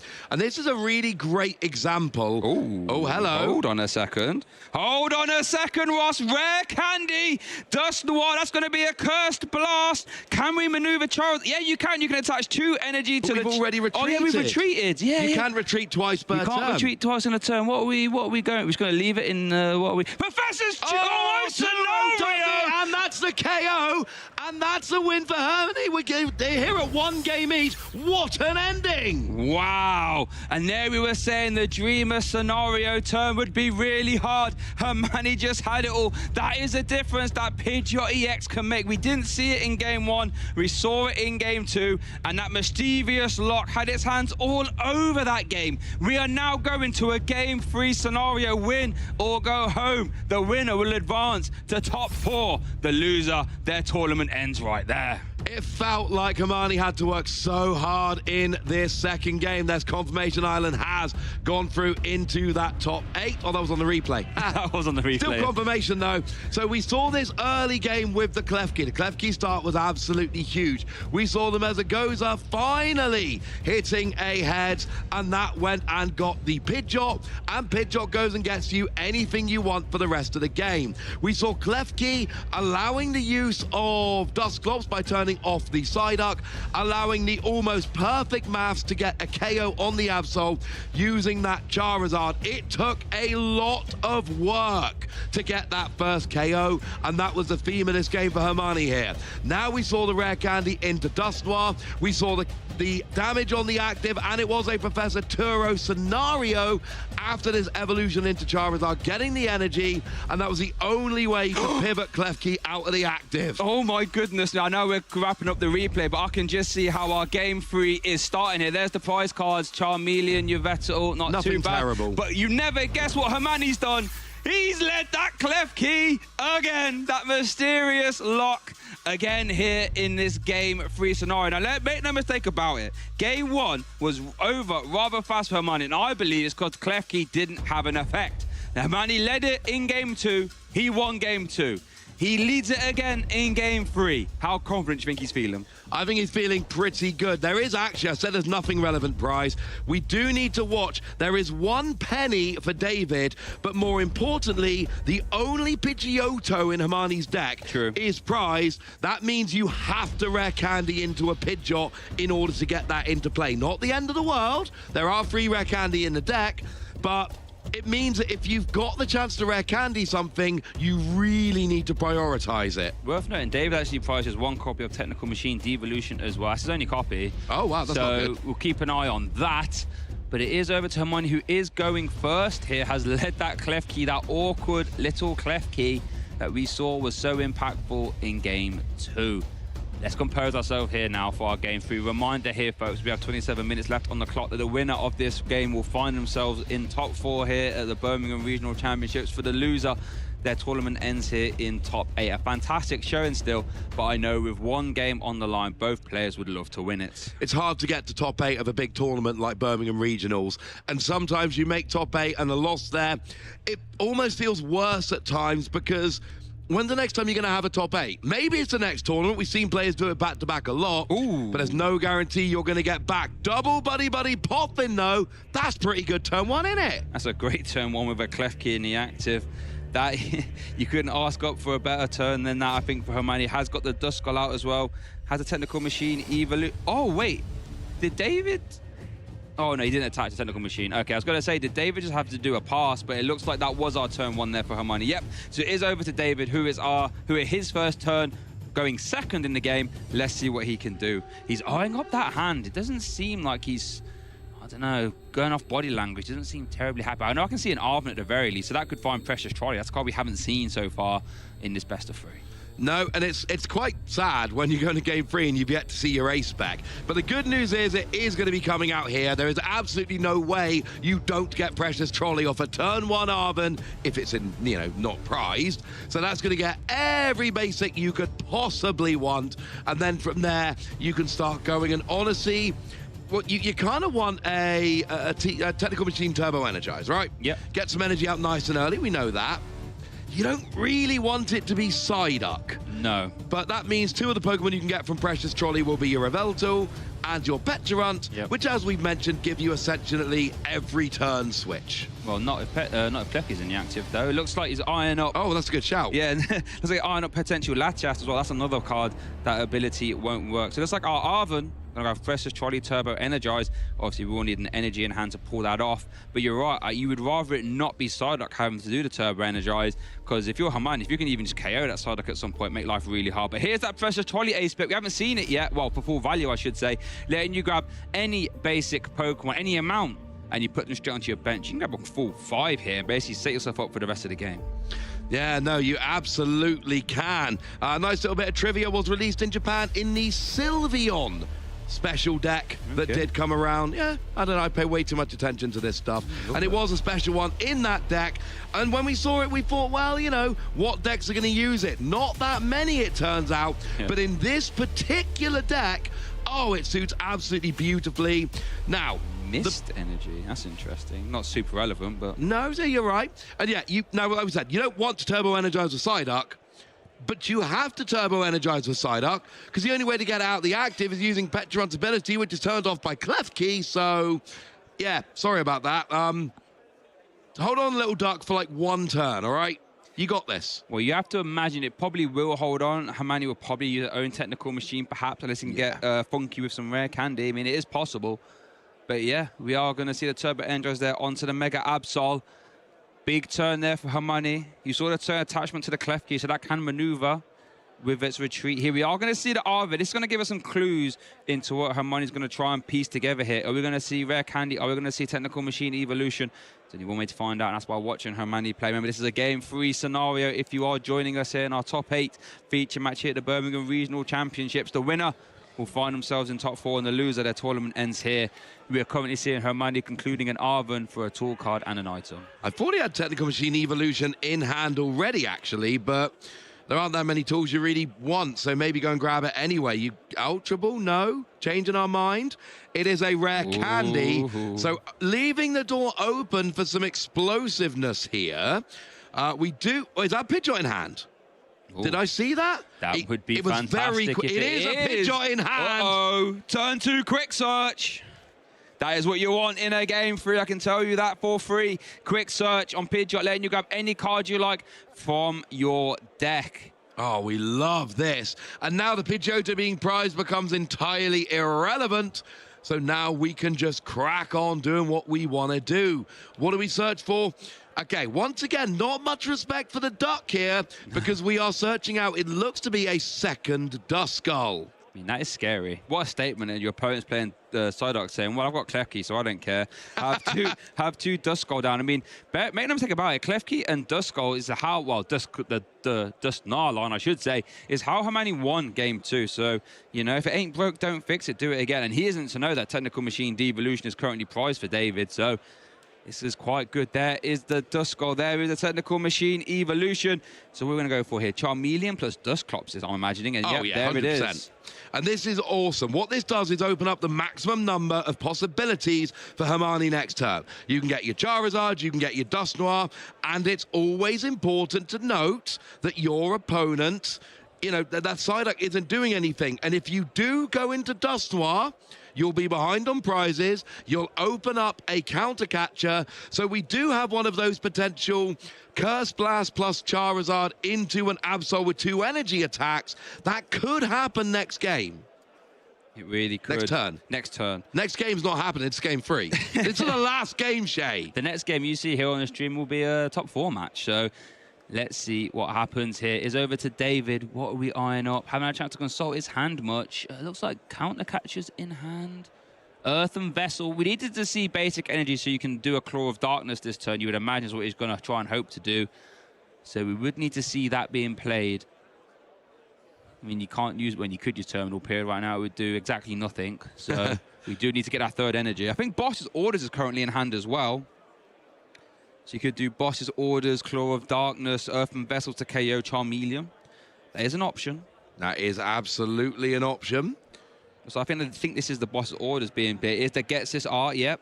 You were, where would this? It is going to be Charmeleon. No, Pidgeot. Pidgeot, okay. I quite like this. Pidgeot is the thing that is going to get super annoying. Now, it does mean that both the Dusknoir and Charizard are potentially online next turn, which is awkward, admittedly. But that Pidgeot game, it was so different in game 1 where Hermione didn't have access to Pidgeot. Yes, it really was. That was a big difference maker, I think, as well as the Klefki. So we are going to see when Erwin being used here because the Klefki is out the active, of course. We are going to see Earthen Vessel now, I imagine. And now that Subjugating Change is back online, you can Subjugating Change, free retreat your battle to get whatever you like in the active. I imagine it's going to be a Claw of Darkness turn here. Well, did the Psyduck retreat, though? It had the energy on there, the mist energy on. It did, yeah. So once again, no double retreat, unfortunately. So you can Subjugating Change, leave your battle in the active then? Yes, you absolutely can. Yeah. Or just Subjugating Change the Absol into the active and attack. You will take over a bit of poison damage, but you're playing Monkey Dory, taking over a bit of poison damage could be fun. Good point there, good spot. Let's have a look. Oh, clutch. Oh, that's interesting. I like this. Essentially, what you're saying is, I can't KO you with Absol, but if I clutch for a minute, I totally can. And also, that damage coming on from poison is going to make it even easier. So you can't one-hit KO, but you can trap it in the active until you can maybe 2-hit KO. I don't mind this. Clutch is that one energy attack, 20 damage, and stops your opponent's active from retreating. Now, we know Hamani does play ways of getting around it, but that would be jet energy. Okay, that would commit your energy for the turn. Professor Toro would also remove Pidgeot, so I don't think you want to go for that. So we're going to see Defiance Band, Technical Machine Evolution, and a Lily. Okay. Right, now if we do... Oh, I need to do a little bit of maths here, don't I? I don't like doing this in the middle of a stream. It means I can make mistakes. So, let's assume that Dusclops goes away and doesn't turn into a Dust Noir. Charizard will then hit 210. With Defiance Band goes up to 240. With the Dusclops KO, with the Dusclops damage goes up to 290. So because of the Defiance Band, that will lead to a KO on the Absol. Now, you need to get the Klefki into the active, but you can do that with a Jet Energy. And then you would need some kind of gusting. We have Counter Catcher in hand, and we do have Dust Noir, though we don't really need the Dust Noir, honestly. Yeah, we do have the Charizard, but do we have a way to get the Klefki in and out the active is the problem. We needed to find exactly Jet Energy there, because Quick Search has already been used. But here is the Infernal Rain activation. I mean, you could, in theory, attach 2 energy and bluster in KO this Yveltal. That is it's an option. Yeah, absolutely is an option. Force your opponent to... I mean, right now... And to be fair, yeah, because then there's no removing all poison the damage from play as well, yeah, making the terminal period hard to use. And you're not in range. Oh, that's the other thing. If you... Yeah, I mean, there's a couple of different ways to do it, but it's an interesting one, isn't it? Well, one more clutch puts you up to 40, and then the 2 damage potentially moved over from poison, and the Pidgeot will be sat on 60. There we go. It looks like that is what we're doing, and I don't mind this at all. Everyone batten down the windows here at the NEC because it's about to get windy. We saw Hamani do this in our past stream match. Bluster win 3 times to liberate cards from his prizes, and here we go again. But I really like this play, removing any damage from Monkey Dory.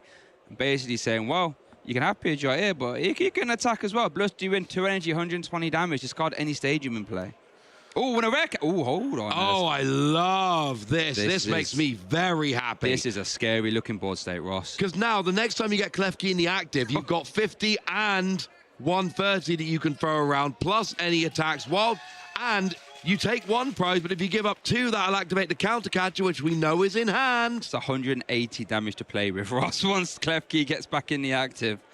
Oh, and then Counter Catcher. And Counter Catcher. With a Charizard attacking. Charizard just needs a turn attachment now to attack. With a Defiance Band as well. And you will be behind on prizes. Yeah, taking a prize can be a little bit awkward if you want to play from behind like Charizard does in the early days. But, hey, take 1 prize, give up 2, job's a good one. So Hamani does end the turn there with that blustery wind. Love to see it. Is over to David. Can obviously use Run Errand. Worth noting, without the Yveltal, we're not going to see Subjugating Change for 3 retreats. You would have to, I imagine, Subjugating Change into your attacker. Bravery Charm could come up. Could be interesting, given the basic Pokemon stats to an extra 50 hit points. That could end up being quite crucial. There's not great tool removal in this Charizard deck. No, I'm not counting Klefki. So, yeah, that could be fun. No, so we are getting Tower. a 3rd energy. It's a missed energy. Less relevant, honestly, in this matchup. Yeah, missed energy, preventing all effects of attacks. I mean, that would, funny enough, stop the joust from the Klefki. That would stop Klefki, I suppose. I really don't think it's going to be that relevant, but you're not wrong. Grabbing a Counter Catcher, which is online for the moment, because Amani's taken a prize. And the Bravery Charm. Counter Catcher can be an irritant. Obviously, bringing up a Pokemon you don't really want to be in the active, but we know Hamani does play 2 Jet Energy and Professor Toro. We haven't seen any of those yet. So we'd have a way of getting in and amongst to try and counter the Counter Catcher. Do we go after the Klefki here? Do we just go like, look... KO Klefki? Yeah. Yeah. Klefki's the only way you're turning off Psyduck to turn on your Ghost abilities. So just basically getting rid of them. Oh, we have Ethan Wild 1 game up against Ted Tobin in top 8. The other top 8 games have, of course, started and are going on around us here. So... At least some of them have. So, yeah, even 1 game up, that's awesome. Over here, we're one game each, and it is the Klefki we're going for with a Counter Catcher.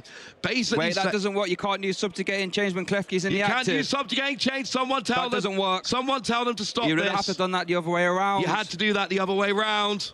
Yeah, you can't do that. You did announce Counter Catcher first. So now with Klefki in the active, Mysterious Lock is online. No basic Pokemon abilities.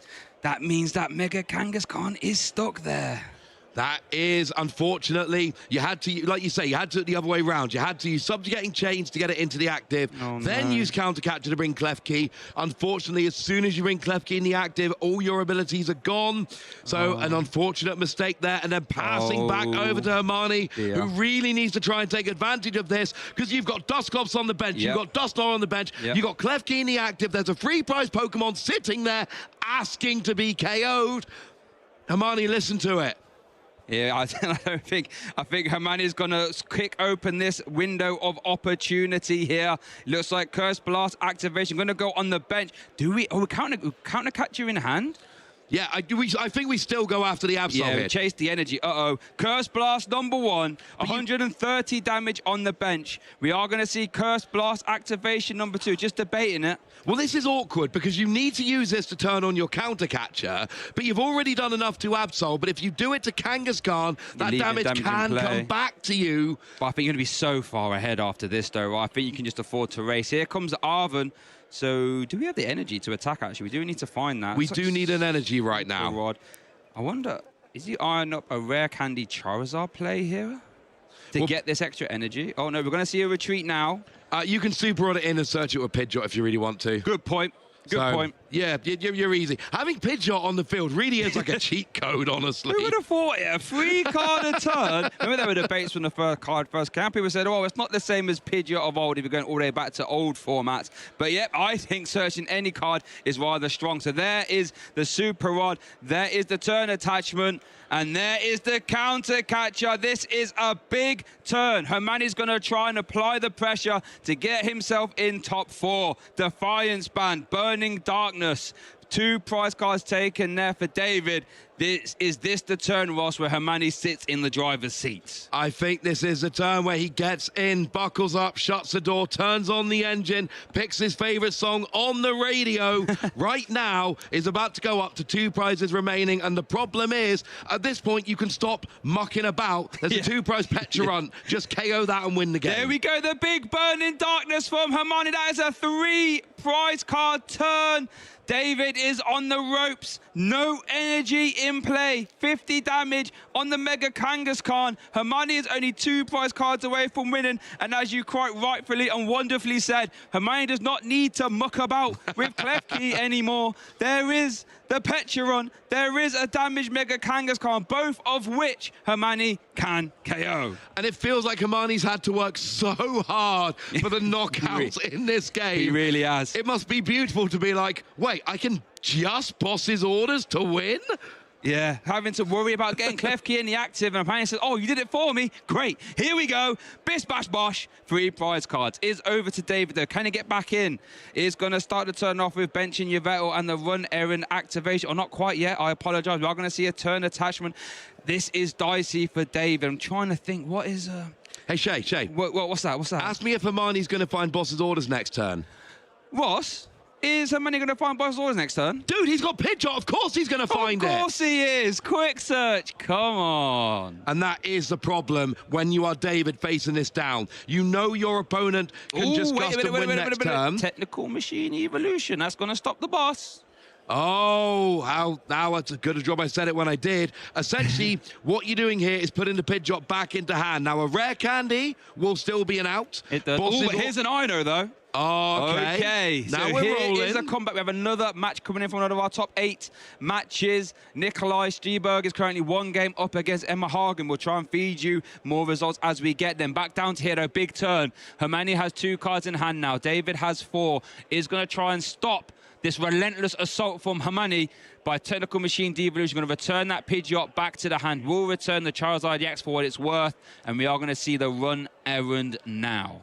I tell you what, if Ethan does make it through into top 4, let's hope he likes this Charizard matchup. They are doing quite well right now. But yeah, here we're looking for the out. If there is a devolution, then Rare Candy is an out. Boss's Orders is an out. Counter Catcher, obviously not an out at this point. So you're looking for Rare Candy, or you are looking for Boss's Orders, and that is what's going to be the gusting to win you the game. Ooh. Blood Moon Ursaluna. Don't mind it. We are getting to this part of the game where that is an irrelevant attacker. Single energy. Thanks to that single energy. Thanks to that ability season skill. Worth noting, if Klefki is in the active, season skill will be turned off. Might not be relevant. Might become relevant. Keep an eye on that. No, absolutely. Right now, it's not going to get a KO on Charizard. And the other thing is, unfortunately, no, you're doing 240, so not KO'd yet. Although a Dusclops would then be... Oh, no, because there's start out with no Klefki. Okay, so we see the devolution. We've got Blood Moon Ursaluna as an option. Now, Rare Candy or Boss will win the game right now. Professor Churro. That won't win the game. That's Jet not... Energy, no. And there's Tatsugiri, Jet Energy into the active, search for Boss's orders, and then if you get it, you can retreat into the newly evolved Charizard. That's in the hand, you're fine. So, Tatsugiri, attract some customers, find us a Boss's orders. From the top 7 cards of your deck, here we go. Will we find Boss's orders? No. Lilies. It's look at 7, don't you? Or no, it is 6. So it's 6. I apologize. There was no Boss's orders there, though. It is a Lilies. Problem with Lilies is you then have to hit Rare Candy and Pidgeot in order to do this. That wasn't playing, that was just showing what you got off Just showing what it Tatsugiri. was, yes. There's a Charizard. If you've got any energy, re-evolution. take it out your deck, fin your deck as much as you can. You don't have any energy, so don't fin your deck, because you can't. The problem is that's quite a lot of cards left in deck. Ooh, that Ino might have bought David a turn. There is the Lilies. Obviously, it is only going to be shuffle draw for 6. I mean, to be clear, you still just retreat and attack with Charizard. You're still in a great position. Great spot, yeah. Let's not get too ahead of ourselves here. You even got a backup Charmander as well on the bench. Obviously, the other Charmeleon is prized. You would love to try and evolve into that stage 1 there. Unfortunately, that's not going to be possible. Not happening, bro. I mean, the Pidgeotto is in deck now. They got took on the prizes and shuffled away, so you could try and slow roll your way back into a Pidgeot as well. Let's see what these 6 cards are here. We have Nikolai and Emma tied at 1 game wow, that was each. a quick game. Over in top 8. We'll see who wins in the end out of them. Secret Box has gone into the hand here. Dusclops. That's nice. Like that. Here, or Mezagoza. Here we go. Heads. It's not helping when I do this. No, it's not. You need to stop. I might stop doing it. Is it 1 out of 4 when I've been chanting? That's not good odds. Stop you chanting. Dusclops, obviously, the Psyduck is still in play, of course, so we cannot use the Dusclops if it does get evolved into, of course. Wow, so it looks like David has bought himself a turn there. That technical machine devolution coming in at the exact time it was needed. Worth noting here, and it's all so awkward. Again, it's just Amani having to work way too hard for every KO. Literally, he is working for every attack and every prize card. Ooh, I don't mind that, actually. A little cheeky. Mysterious Lock. Well, the thing here is that now you can just Dusclops and Charizard to go and get... Could you not have done that this turn? No, because you can't retreat the Klefki. So next turn you can Dusclops and Charizard to go and get the win without any gusting needed if that stays in the active. It's all getting a little bit annoying, frankly. Although there is a second Jet Energy in hand. There is. So you can try next turn to Jet Energy to Tatsugiri, search for a boss and retreat if you find it. Yep, that is true. Okay, David, you bought yourself a turn, my son. What can you do with it? We have 1 energy. Oh, man, it's just like, I feel as if you're just, you're not really progressing a win here. Like, you're just losing a bit more slowly. Here is a Mezagoza, though. No chanting now, please, Ross. Oh, wow. Okay, apparently I need to shut up when they're playing Mezagoza then. Apologies to Hermione for all the badness I might have done with my silly chanting. Now, it's worth knowing that it doesn't play any evolutions outside of Toedscool, which are both prized, so this is just more of a deck thinning purpose here. Yeah, there's not even a bench space to go and pop it down. It's just something you're not going to draw into in a minute. Right now, it's energy. Now, see, if you haven't even taken enough prizes, really, to make Petulant into a particularly good 2 energy attack, you'd only be hitting 120 right now. Yeah, and there is no... Is there any way of turboing energy into play? No, doesn't seem like it. We do play an energy... Oh, Emma Hagen has gone 2-1. What is going on? Taken the victory over Nikolai. So Emma goes 2-1. Some fast and furious games. So Emma is booking her place into the top 4 of Birmingham Regional Championships. Who can join her, Hermione or David? We've only got 4 minutes left on the clock. But remember, we are top cut. There are tiebreakers. There will be a winner as we see a Lily's Determination being played. Of course, the first tiebreaker is prizes taken, and Hermione is very much ahead in that regard. I don't really see a world in which he takes a multiple this turn either. It looks like that Poke did conclude for Lily's Determination. It did. Wow, Emma Hagen winning those games in a breakneck pace, by the way. I would love to have seen her. About. Yeah, no. I mean, we know she plays fast because she says the deck sort of plays itself. She knows the lines, but wowzers. Back down to here, though. We are going to see a turn attachment, it looks like. They're just debating it. We're going to see a penny. We are going to see the deck shuffled. I don't think we saw the deck getting shuffled off that poker gear, so we'll keep an eye on that one. We are going to see the Yvettle. We're going to see a clutch. Okay. I imagine. Even a clutch isn't really going to work because we've got jet energy. It's not. But David might not know that. He isn't to know that. I'd love to get confirmation if that deck did get shuffled off that poker gear, but it is over to Hermione now. Picking up his discard pile. Let's have a look what he can do. Here's a Mezagoza. Ross, okay, we've definitely learned your lesson here, but it is a heads. What could, oh, it's going to find a Pidgeot, of course. Is there rare candy? I mean, imagine probably is it. Oh, Secret Box gets you there. Uh-oh. Here we go. Secret Box. There's boss's the boss's orders. That's all we need then. That's all you need. You Curse Blast onto the, well, it doesn't really matter. You don't even need Curse Blast. Just gust up a 2-prizer, attack with Charizard, jet energy into the active because you can't retreat. Then we boss onto the Petron, we KO it, and Hermione takes it 2-1 and books this spot in top 4 of the Pokemon trading card game Birmingham Regional Championships. Look at that crowd. We got a crowd today, Shay. We have a crowd and they need to make some noise for our winner here, because I tell you what, Hermione, they should call him the hurdler of all the obstacles he had to jump over in that top 8 game, and he did so in majestic fashion. Wow, he had to work hard for that win, but he did so, and now he advances to top 4. And just so well played. Let's go back through it then. Game 1, we did see the Charizard this is the Absol. Having a look, getting rid of the Mezagoza. And it was just, let's just disrupt you. I've taken some early prizes. I can now sit there and just weather the storm. Yeah, you KO'd my big free prize Mega, but I'm going to devolve you. Charizard is off the board, and then I can start picking you apart with my Mega Absol, getting the best card out of your hand. You have absolutely nothing, and you know, death by 1,000 cuts. Over we go. David wins game 1 by just making sure that Hermione just can't play the game. And at that point, Hermione goes, yeah, you know what? I think I'm pretty good. Let's just go over to game 2.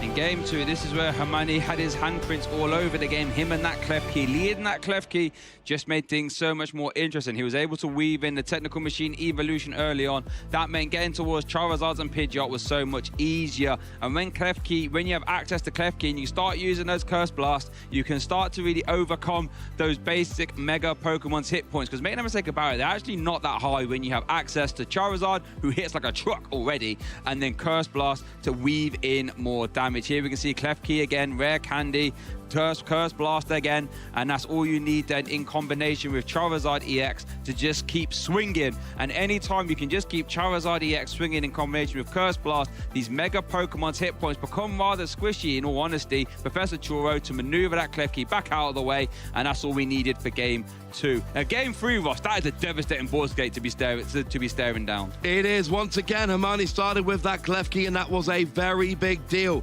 Ended up attacking with Pidgeot to take out the Yveltal because it was trapped in the active, and we did see this counter catcher bringing up the Klefki, but unfortunately unable to then use subjugating chains afterwards, and that opened the door for Hermione to go ahead and attack. We used Curse Blast onto that Absol. We then gusted it up with counter catcher, KO'd it with Charizard, leaving just 2 prize cards remaining. Nothing in this game was easy for Hermione, like literally nothing, everything. And we're like, oh wow, hang on a second, maybe we can just gust. No, we can't just gust. But eventually, we were able to just buy a little bit of time with the Klefki, slow the game down, but Secret Box for Boss's Orders was enough. We Jet Energy the Charizard into the active, and that meant that we can KO and finally win the game.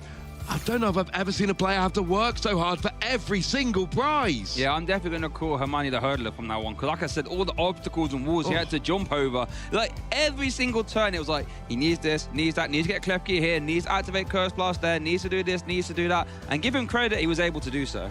Absolutely. Well, our last Absol Kangaskhan has left the tournament, will not be winning, but we do have one more Charizard remaining in. Emma is in top 4 with Flareon. We got Hermione in top 4 with Charizard. Was Ethan 1-0 up or was that 2-0 we saw? 1-0. Ethan is 1-0 up with Dragapult, waiting for an update on that. And then we'll finally have our top 4 set and we can, continue our search for a champion.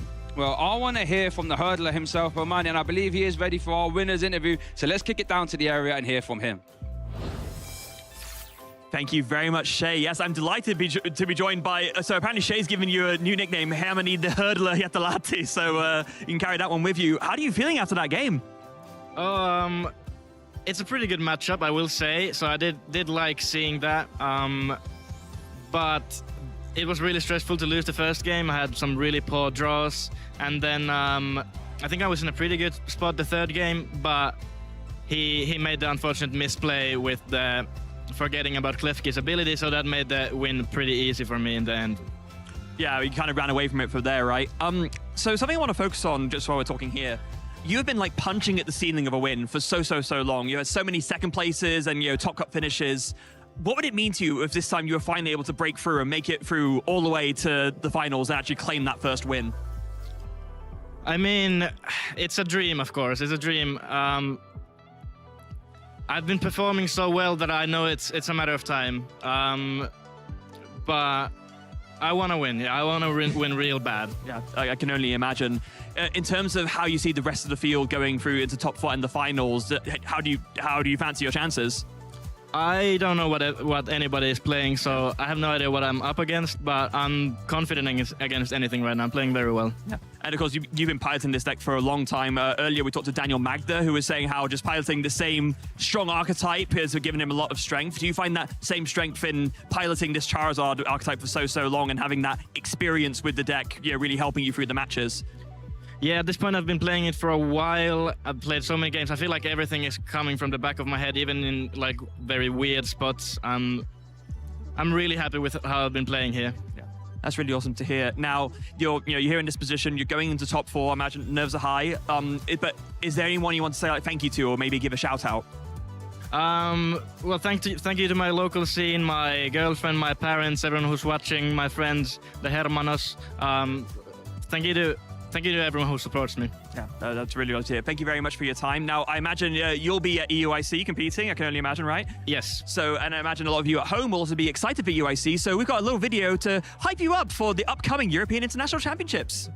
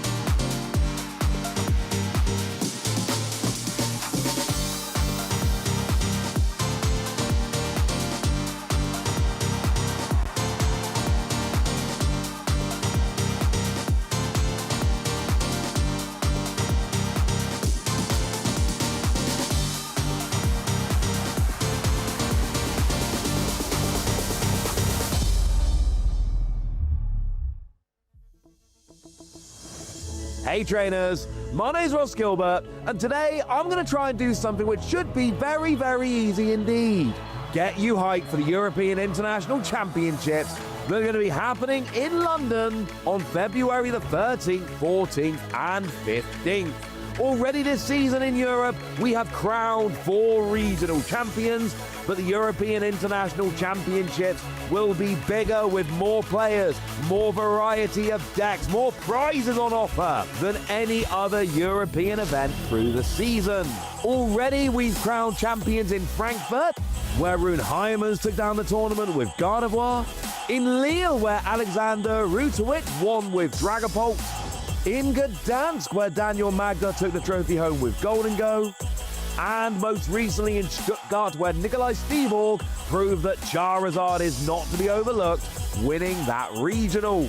Each of those players took home $10,000 for their regional championship victory, but the winner of the European International Championships takes home 2.5 times that, with $25,000 on offer to the winner of what will be the largest Pokémon TCG event of the year to date.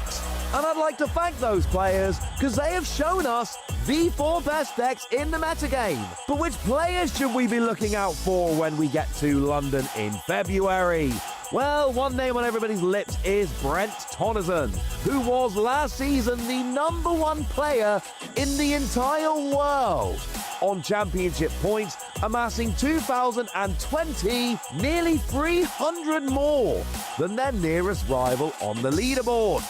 But of course, while we're talking about top-level Australian TCG players, we have to mention Henry Brand, your 2019 Pokemon Trading Card Game World Champion, with his deck that was Perfection by Name and Perfection by Nature, Mewtwo and Mew GX. The Henry used to prove they were, in fact, the very best player in the world that season. Or maybe we should be looking towards another Henry. Henry Chow won 3 regionals last season in Baltimore, San Antonio, and Atlanta, using that favored Gardevoir deck. And although they had a disappointing European International Championships when they switched to Golden Go, they went back to Gardevoir and secured a top 8 finish at the North American International Championships. Maybe we should look closer to home with Tord Reklev, widely regarded as one of the very best players ever to play the game, who won the European Championships in 2018 and in 2024, and was a finalist in 2023, and finished in the top 4 in 2017, and the top 8 in 2022, and who can lay a very bold claim to being the most successful player in the history of the European International Championships. Or maybe we should look further afield. Ryuki Okada won the European International Championships last year with the more unusual Cloth deck, having already secured a direct invite to the World Championships, winning Dortmund regionals in Europe as well. But don't think they're going to be coming to EUIC desperate to get a direct invite. They've already got one. They won Brisbane Regionals. Of course, they had a direct invite last year, and they still came and won the whole tournament. Will it be one of the 4 decks I've mentioned? Will it be one of the players I've mentioned? The only thing we know for sure is that it's going to be huge, it's going to be exciting, and it's something for which you should definitely be getting hyped. So keep watching, because you might see some other players that you should be keeping an eye on over in London.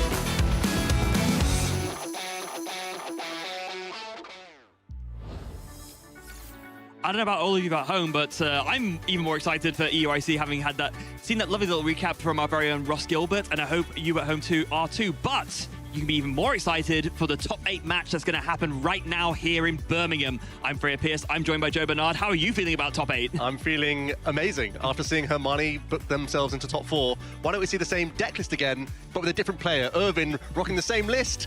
Both have been innovators of this archetype, and that's the player that we're choosing to show. The defending Birmingham regional champion. Absolutely. Already in the top 8. And hey, who knows, might make back-to-back Birmingham finals. Yeah, I mean, wouldn't that be wild to see? Speaking of wild, Ethan Wild has made his way to top 4, having taken down Ted Tobin, and so he'll be facing off against Hermione in top 4, but there's one more top 4 slot left to determine who is going to be going up against Emma, and that is going to be between Ilan and Oyvind for that last top 4 slot. Yep, and it's going to be Irvin on that Charizard archetype that he's been innovating, and Ilan playing a Golden Go build, a pretty straightforward Golden Go build as well. So I think if I'm looking at it on the offset, Irvin probably has a little bit of an advantage, but as we know, Golden Go can always come out the gate swinging and can create a very awkward prize race in its own right. So really looking forward to how this one plays out. Yeah, and as you can see, both our players are sort of raring to go, up and at it, already basically ready to go to set up, just drawing their 7 cards right now, but ready to go at the table. And we are going to have a quick look at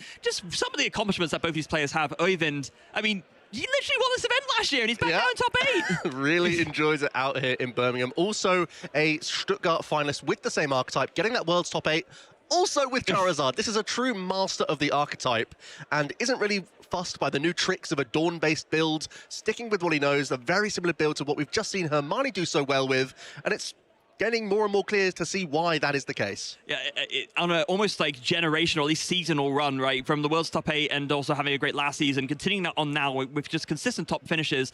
Ilan, on the other hand, kind of looking for his first big breakout here. Already, got a top of his result sheet finish with the top 8 here, looking to take it one step further and make it to top 4. I actually got smoked by Ilan in Stuttgart Regional Championships really? on their way to that top 64. And I know that they've been a player many years ago in the younger age divisions and is just making that comeback as well. So great to see them back at the top tables. Play that Golden Go really well when I faced them, and is doing even better with the archetype this weekend. Clearly, if there was any rust from not playing for a long time, but got shaken off very quickly, as they're now finding their way into top 8 against, granted, a very, very tough opponent, someone who has been on, as we were just talking about, a phenomenal seasonal run over both the last season and this one.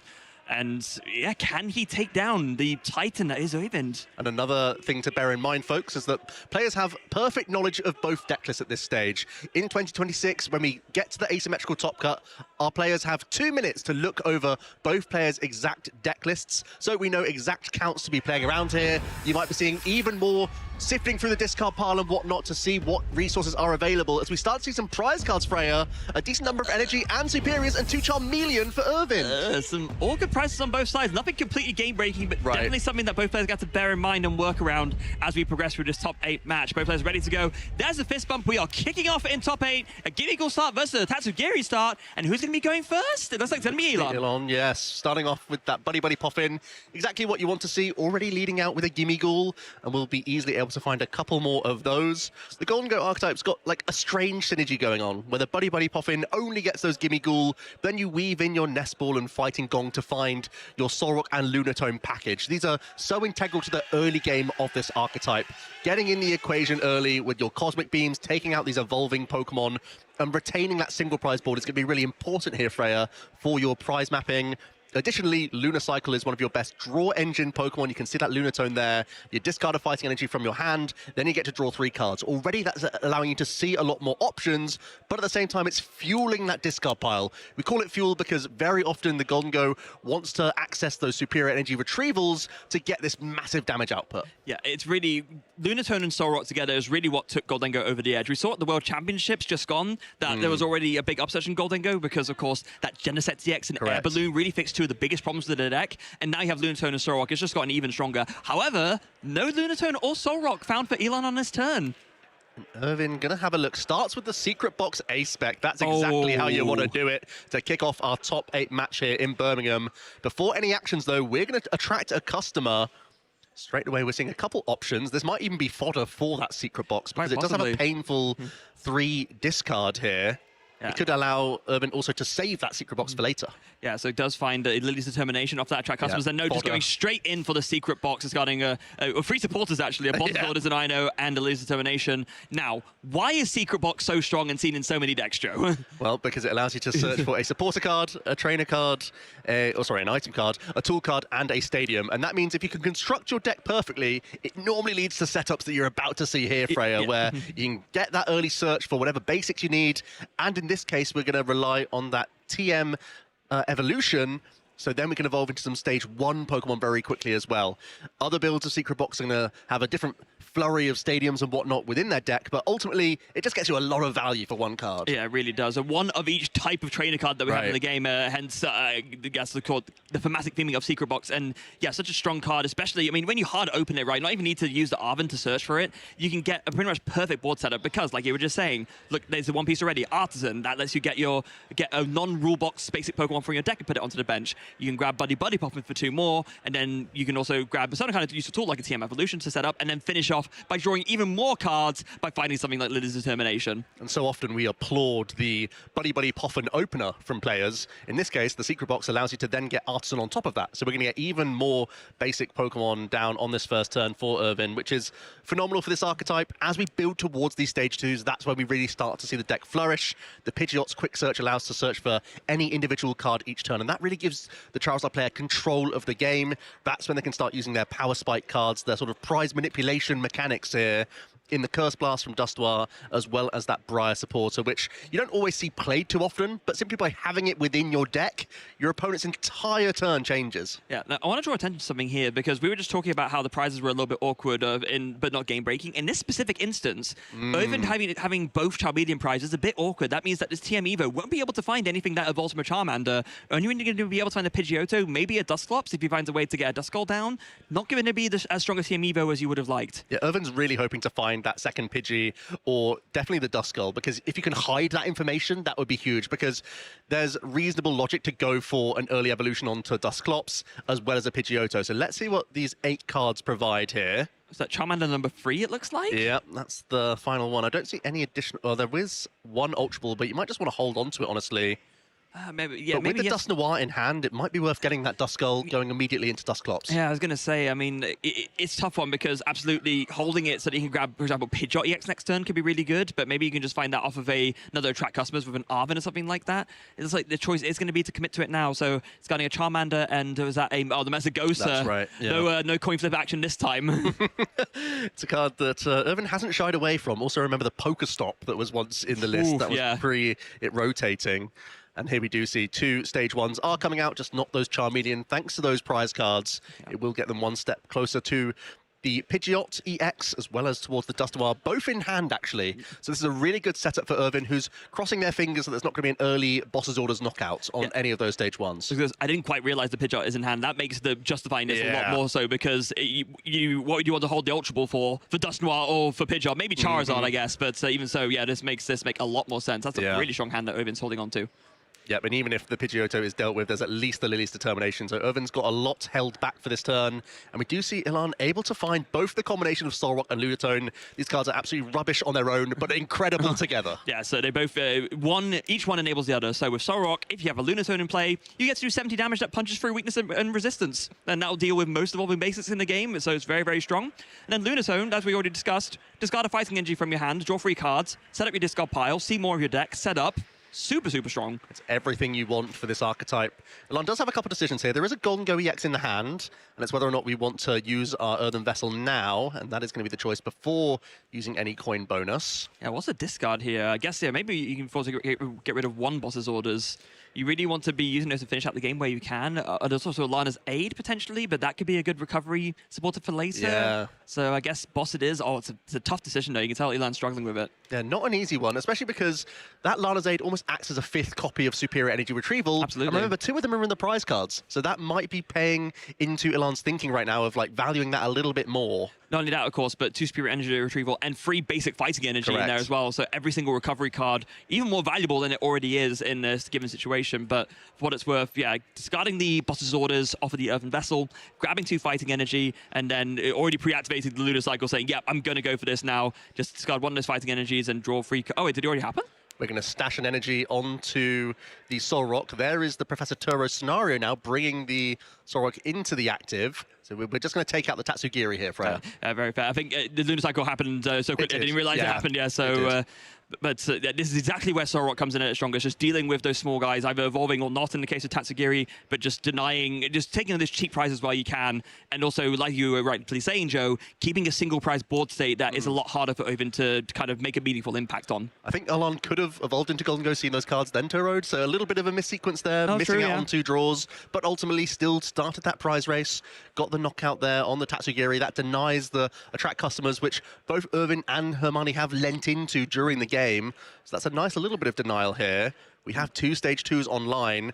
There's an attachment onto Chi-Yu, a big tech card for this matchup, Freya. Yeah, so Chi-Yu is something that we've seen come out of a lot of Charizard lists, especially as they've shifted to this Dawn Charizard approach, but in where you have the room for these other techs because you're not playing that engine, makes absolute sense to play it with that Mega Fire of Envy attack. Does do a bit of 130 damage. 140, yeah. If one of your Pokemon was knocked out during the last turn, that very nicely takes a one-hit knockout on the Fire Weak Goldengo EX. So here we go, we get to see the 8 cards. That's before Quick Search, actually. We already pick up the Ultra Ball, so there is a means of quick searching for Rare Candy into Charizard if we want. And that gives us more questions, Freya, because it's all about how Charizard wants to manipulate its prize map. If you want to weave in your Chi-Yu as a single prize threatening Pokemon, you probably want to put Ilan onto even prize cards. But if you do that, you give them down to 4, and there is an option for you to lose the game in 2 attacks at that stage. Yeah, you never want to, on purpose, put a Goldengo player on a prize map where they can win in 2 more attacks. That's usually how they win the game. So we're going to have to be very, very careful about this. So we do see there the Rare Candy coming in to the Charizard. So now Infernal Rain's going to trigger. That will let Oven search his deck for up to 3 basic Fire Energy and attach them to his Pokemon in any way he likes. Going to put 1 apiece on that Chi-Yu and on that Charizard. So actually, Chi-Yu being used to deal with the Solrock here, not even worrying about weakness, could be a decent option. Yeah, I mean, it makes sense, right? It kind of, we were just talking about how maybe you don't want to put the Goldengo player on even prizes. Why not deal with their 1 prizer with your own 1 prizer? 140 will do the trick. Yeah, I'm just asking more and more questions of the Goldengo deck. Force their supporter to be a boss's orders rather than an Arven. Yeah. An Arven could be a big piece that can search out for earthen vessels or superior energy retrievals. So really well identified. Use your tech card for the matchup as quickly as possible and keep throwing that Chi-Yu back at your opponent if they're going to ignore it. Yeah, and of course, Oven is not to notice, but the fact that Ilan has, well, formerly 3, now 2 fighting energy prize and 2 superior energy retrieval, and the last one being a fighting gong for that matter, finding 8 energy, 1 for the attachment and 7 to be a power-up, or 6, I guess, if you're going for pitch-up, and the boss's orders, going to be a little bit tricky with the prizing that Ilan currently has. And is this the time to switch modes for Ilan? I think it is, right? We are going to evolve up. The issue is, if you take a prize this turn, thanks to the Curse Blast Dustoir, that could force Irvin to make a prize card come to 7 or 270 damage, and then you're knocking out Goldengo with ease. That's true. Yeah, you really, if you're taking a knockout here, and if you're committing to this Goldengo line, you really have to not miss the boss's orders KO. Yeah. You really, like, if anything, like we've talked about it so many times, this pitch out, right? You really have to take this pitch out down. That is the biggest threat that you're dealing with right now. That's what will enable Ovind to find those combos. So the Pidgeot has to be the target here. The alternate line is if you just choose to take a single prize knockout, make sure it's the Dustoir. Yeah, so then there's no Curse Blast. Then you're still facing down a Chi-Yu over and over again. That would basically lock you into boss for the remainder of the game. Yeah, and that doesn't feel great. No, it really, really doesn't. And reach on the Dustoir for a KO is a lot easier because you only need 5 energy for that instead of 6 or 7, because his 160 HP is a lot less than 280 or 330. To be honest with you, from where I'm sitting, Freya, Irvin is already in a commanding position. Like, we're going through Ilan's turn right now, and we're already thinking, like, Irvin set up this board position that is so difficult to defeat. Yeah, what we're talking about here is how does Ilan give himself a chance? Yes. Because unlike most other archetypes in the format, Goldengo doesn't really play hand disruption. No. So its only way of disrupting is by knocking out certain Pokemon and certain abilities and whatnot. Yeah. That's the only real way to disrupt Irvin's flow here. And of course, let's not forget, if Ilan does find this ideal turn, finds all the combo pieces to KO something on the bench, that Chi-Yu is going to come right back in and take a 1-hit knockout on the Goldengo for good measure. Yeah, so you might have the lesser of 2 evils where Ilan knocks out just the active and say, well, let's get this out of my hair for now. Let me not worry about this Pokemon. But it does seem like it's still going to be a great setup for Urban here. It feels more so about how the Charizard sets up in this matchup, because the Goldengo has some incredible tricks at its disposal, but really can't disrupt a board like this. Yeah. Now, one thing I'm wondering here, we were just talking about the deck list earlier, there's something I need to check. is there a Premium Power Pro in Elon's list? There is one copy, yeah, and the Vitality Band. So if you can find both those together, that would be a way to deal with this Chi-Yu without having to do so using a Goldengo EX. That would be great. Yeah. That would actually be really important. Although, because the Genesect EX has now come into play, Charizard can easily boss's orders and not even have to use its Curse Blast to still take a 2-prize KO. And you know there's no way to avoid the boss's orders because the Pidgeot's there, so that I can just search it. Too strong, Burjos, too strong. Irvin's board state is just phenomenal for this situation precisely. Here comes Superior Energy Retrieval. Elon has successfully managed to stash a bunch of energy there. Yeah. Oh, he has both pieces in hand. The Vitality Band and the Premium Power Pro are actually both there. Are we just lacking the air balloon right now? Is that the thing stopping us from getting in the action with our Soul Rock? Yeah, just a way to retreat this Goldengo. I think that's the only bit missing. I think if we're seeing Superior Energy Retrieval, that means we're probably having to attack with Goldengo here. Isn't there not one more coin bonus you can do, or did Ilan just forget to put the marker on the last Goldengo? There is still one more draw to be done. Maybe it indicates we're going to air balloon and go into a different Goldengo and get 2 draws out of that one. Possibly. But I mean, surely you just go for the one more just in case, right? Mm-hmm. Just thinking about looks it like we're here. grabbing, reaching over to see if we can get the final draw in. It's one of those interesting sequencing puzzles where you think like, oh, will I ever be able to get this last draw? Yeah. There is the boss's orders. As we mentioned, Freya, that basically locks Elon into a situation where they might have to chain boss's orders for the remainder of the game because that Chi-Yu isn't going to go anywhere. No, it absolutely isn't. And to be fair, Goldengo does draw a lot of cards, and it is a very good deck at chaining boss's orders. But one played right now, another one discarded earlier. Yeah, does make it a bit 3 trickier. copies. Does play the Prime Catcher as well as the Ace-Spec choice. Yeah. This Vitality Band is nice as well. It means you only need 3 energy to discard instead of 4 to get the KO on this Dust Noir. Vitality Band, such a great math fixer for Make It Rain on so many attackers. So this play would have been perfect, but for a few issues. The Chi-Yu can already just come in and take a knockout, and that puts us on this like boss's orders clock. But also the Charizard could even have dealt with the Genesect EX if it had to, even with the diffusion of the Curse Blaster. So I think Irvin is pretty content with a turn. I think already with a Duskull in hand, has pretty much got through most checkpoints here. Still has those Charmeleon in the prize cards, so doesn't really want to start working on evolving any of those Pokemon up. Maybe even start quick searching for some pieces to sit in hand at this stage, because you know you're not going to be disrupted. He even has list knowledge. Yeah, it's like... It's the minor factor, right? Maybe my Goldengo opponent is playing a really kooky list with hand disruption, but no, you've read the list, you confirmed that isn't the very rightly put, you are content to just search for the pieces and sit on that hand as long as you like, knowing that it's going to be safe. Yep, the Duskull is going to be brought back into play. Essentially, this is Irvin forcing their way into a Briar situation. It means that if Elon wants to avoid it, he can force it himself. Yeah, it's very important to do because there is a universe in which... I mean, I'm trying to think if there's a way that it could happen at the same time. Elon knows that he kind of needs, two prize knockouts over 2 turns to win. So I think no matter what, Irvin is going to be able to have access to a Briar turn here. And the Power Pad is picked up. The Counts Catcher currently live for Irvin. And it may not be live again, although just dealing with the active seems to be the most valuable choice here. Yeah, I mean... we are going to see a quick search. I guess the only argument could be, is it actually better to not put the Metal Energy in the discard pile? But no, you deal with a Vitality Band. Like, there's no reason, other than just burning the card, but you don't need to worry about doing that because, as we just discussed, there's no hand disruption. So might as well just keep it and use it for fodder for something else, maybe. And Irvin's going to start piecing some of these combo cards into the hand. Ultra Ball seems to be a good one via the Arven. Also allows you to have a fodder TM evolution, because if this Chi-Yu is dealt with, maybe you need to Super Rod, then find a Rare Candy, then find a Charizard.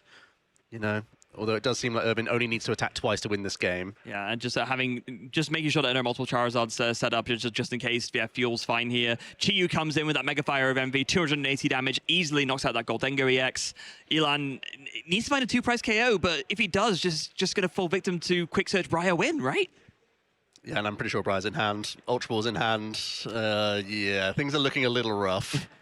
I think Irvin is holding on to basically everything required. Maybe Flip the Script has to find like Super Rod or Rare Candy, and then you can quick search the other piece. Yeah, exactly. Yeah. Just not one card off of the Wombo combo, basically. So even failing Briar, you can get your Dust Noir and then use that. There's so many ways to do it, and that's exactly what Irvin has done very smartly.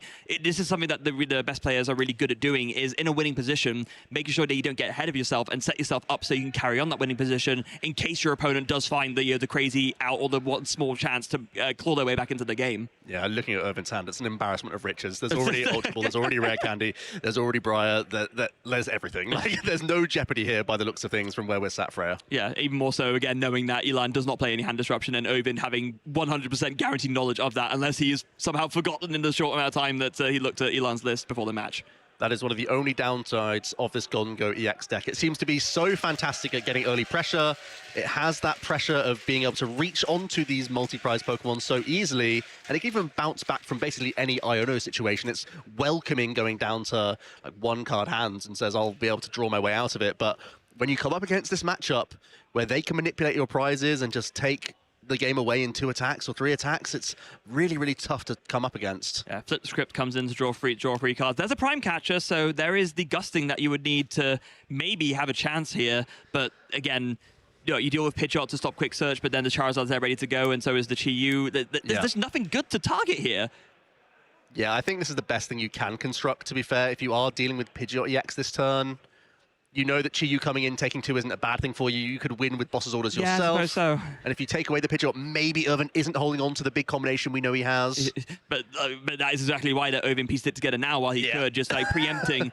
So prepare for the worst case scenario, right? What if Elan has everything that he needs, gets the KO on the Pidgeot, all the energy required? It doesn't matter because I have like inoculated myself against the possibility. And all we can say is hats off to Elan. This is like everything you can do to put yourself in a non-losing position from here. We just happen to know that Irvin has already been a step ahead. Yeah, finds an Arvin as well, just to look through a couple of last bits in the deck. Perhaps there is. Well, I mean, there's no energy left in the deck, right? So we saw there. Do we even have enough to get the knockout? I'm not sure if his Arvin was just a thinning Arvin or... Well, there's a superior energy retrieval coming in. Yeah, it has to be that. That'll do it. Yeah, because I don't think there's no more energy left in the deck. But we saw from that look through. That's why Elan changed his mind from an Irvin already vessel. had the 6, so we're just prepping our hand as best we can. There's a knockout, reveals the Briar, and that's Irvin saying, I have the win with 1 card. Just easy does it. Briar, in case anyone doesn't know, just when you can only play it if your opponent has 2 prize cards left, but when you take a knockout with a Terra Pokemon, you take 1 extra prize. Irvin has 3 prize cards left, knocking out 2 prize card Pokemon. That will be the game. Irvin, cool as a cucumber, not even breaking a sweat in that one. Had a really strong opening, the Tatsugiri, but also led that secret box turn 1, Freya. And that's the real key focal point of this build, comparing it to the Dawn Charizard. Yeah, let's take a look back at this game just to see really how that panned out. It really started off super strong when Irvin just hard open with the secret box. It went over to the Tatsugiri just for the extra fodder, essentially, and just had this amazing turn 1 setup. Yeah, and this was with 2 Charmeleon prized, by the way. Yeah, so exactly. Still constructed a really intimidating board. Working in that Chi-Yu as early as possible seems to be one of the keys to this matchup. Another thing that Dawnzard doesn't really have is that Chi-Yu. They often don't have the space, so Irvin having extra respect for the Golden Go is paying dividends in this top 8 match. Yeah, and in that instance, it being used twice, right? Not just to KO the Golden Go, as we see here, but just a few moments ago, also KOing just a single prize Soul Rock, right? Just a great way of dealing with that too, and finishing off, just flashing the Briar, 3 prize cards taken off of 2 prize Pokemon, with Elan having 2 prize cards left. That was all she wrote, and Irvin takes game 1. That really is the secret of Charizard. It can win in 2 attacks, it can win in 3 if it has to, as long as you're representing single prize board states. There could have been situations where even if Elan was going down to like a 1 prize or something like that, you would still have a route through there. So no matter what, it was going to be a decent situation for Irvin after that strong opener. So here's the question now. You're 1 game down against Irvin, who is a very experienced Charizard player and has put on a really fearsome display of power against you. How do you adapt if you're Elan in this game too, if at all?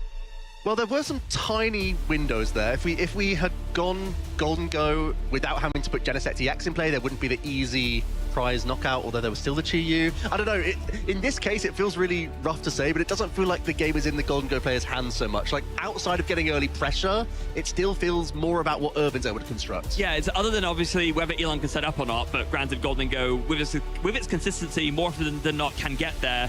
I think you're right, it really just depend on what Irvin is able to put together, and the answer in that first game was absolutely everything. The real question is, can Elan get this early knockout on the Pidgey or Pidgeotto before it becomes a Pidgeot and starts to quick search its way through the deck? This is a bit more of a vulnerable build of Charizard, where you still need to get excess Charmander down, Pidgey down, and Duskull down as quickly as possible. Let's see some prize cards. Some of those stage 2s for Irvin. That's the only copy of Dusknoir in the deck. That's rough. That might change things up as we get the fist bump.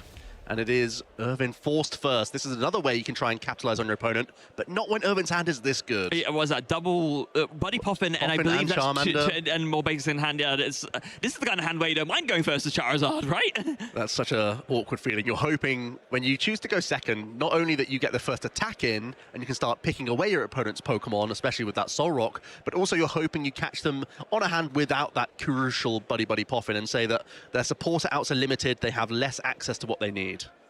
Yeah, so, but I mean, in terms of having access to what you need right now, just really with everything, even looking through the deck, even with no access to a supporter, we'll be able to find, can go for like a double Pidgey, double Charmander line. So we were just talking about how, yeah, even though Elan could find a line to take a early knockout with a Solrock on something, if you're getting 2 of each of your main guys out, then you're not disrupting anything potentially setup-wise that Irvin can do next turn. Yeah, you were hoping to see one of something and one of something else and try and pick apart at least one of those, whether it was a Duskull or a Pidgey, but Irvin already shutting that option down.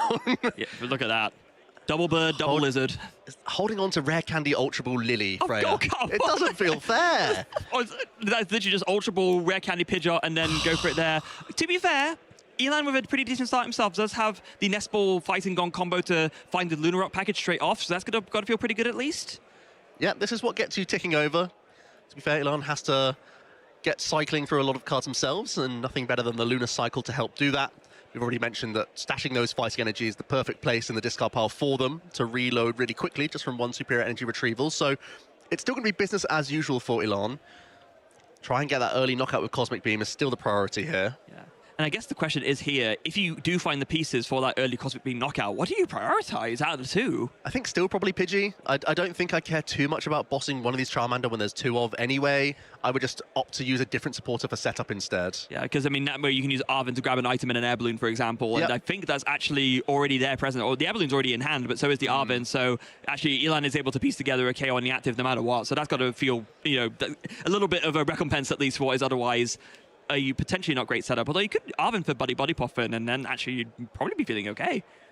Yeah, we might end up having to use a superior for 1 fighting here so that we can Cosmic Beam. I didn't say any other access to fighting energy in the hand. Oh, no. But I do think that Buddy Poffin still makes the most sense here, Freya. Yeah, it's... Oh, wait, no, it doesn't. It's in the prize cards. That's only a one-off. That is just a single copy. In that case, do you grab 1 Nest Ball for 1 Gimme Ghoul? Oh, that's... Or do you now just say Fighting Gong and hope that my opponent can't get an early counter catch a KO on my lone Gimme Ghoul? Yeah, a bit of an oversight on my part. I do apologize. Of course, with those being a one-of, sometimes you see it as a 2-of in Go, but... I didn't bat an eyelid. But there are a lot of builds that kind of switching to preferring 4 Nest Ball, 1 Buddy Poffin because they're prioritizing the Lunatone and the Solrock. Also pricing that Dark Energy, you won't be able to use it to make use of the Monkey Dory tech either, now that I look here. So, yeah, does this change the decision here? There's Vitality Band grab. Is it going to be... Might just be Vessel fodder at this stage, or that Superior fodder if we still go for a Nest Ball. Yeah. But it's like, what is the item? We're planning out here? Superior by the hand movements. So this, to me, telegraphs that even with this Buddy Poffin prize, that would rather go for a Nest Ball. Oh, no, maybe it's going to be the Vessel after all? Well, this is a big call here in top 8. Elan also 1 game down, let's not forget. So can't really afford to make any mistakes here. Asking hand size is a very valid concern. So I actually think I like this decision overall, and here's why. There's a general philosophy shift with the Goldinger deck, and this is something I've talked about with Christian Fontenot and a few others who have been playing Goldinger for a long time. You generally speaking want to prioritize the Lunatone Solrock package. This package can carry you through even if you don't have any Gimme Ghoul on the field, even more so in a situation where Irvin doesn't have any Duskull out. Right. So you're less worried about losing your lone Gimme Ghoul because you can just keep picking things off with Solrock and Lunatone until you get yourself into a position where you can establish more Gimme Ghoul at once. Great points. Let's take that single prize then via the Vessel. Take the Dark Energy. Over to Irvin, who will almost certainly be grabbing a Pidgeot. Look how quickly Irvin's hands are moving, because with a hand like that, it doesn't get more obvious. Yeah, and sending that Pidgey to the active because, of course, Pidgeot, as I don't think we've discussed its massive amount, but it does have a retreat cost of 0, so it's a perfect pivot to have. Not only does it let you search for any card, you can just send it into the active and then think about what to retreat into later. It's a treat in every sense of the word, this Pidgeot EX. Here we are, rare candying into our first stage 2. And then we can use the Lily's Determination. There was still an Arvin in hand, so if we really wanted to, we could have used Arvin for one of the item or another rare candy, Pidgeot to get a Charizard, and then you can sit on the Lily's Determination. But seeing 8 cards and having Quick Search as the backup, we still have so many outs to find our Charizard, and Irvin doesn't want to stop there. If he can, he'll get that Chi-Yu again. Yeah, he absolutely will do. And just seeing 8 cards, like we've already talked about, knowing that the hand isn't going to be disrupted, this is just the start of building up so many resources, including, for example, Tetsugiri, and, oh, I don't know, how about we just draw into Secret Box again? Clutch Secret Box is going to solve the hand once again here for Irvin, who also picks up, as you said, Poffin, I believe it is, and access to Duskull at the very least. Like, debating the Mesagoza first here. I mean, if you sack the flip here, that could make an already strong hand even stronger. We're finally seeing some coin flip gaming here. Mesagoza coming in. Is it going to be a heads or is it going to be a tails? Oh, it's a tails. It's a tails. That means we have to spend the Secret Box from the hand.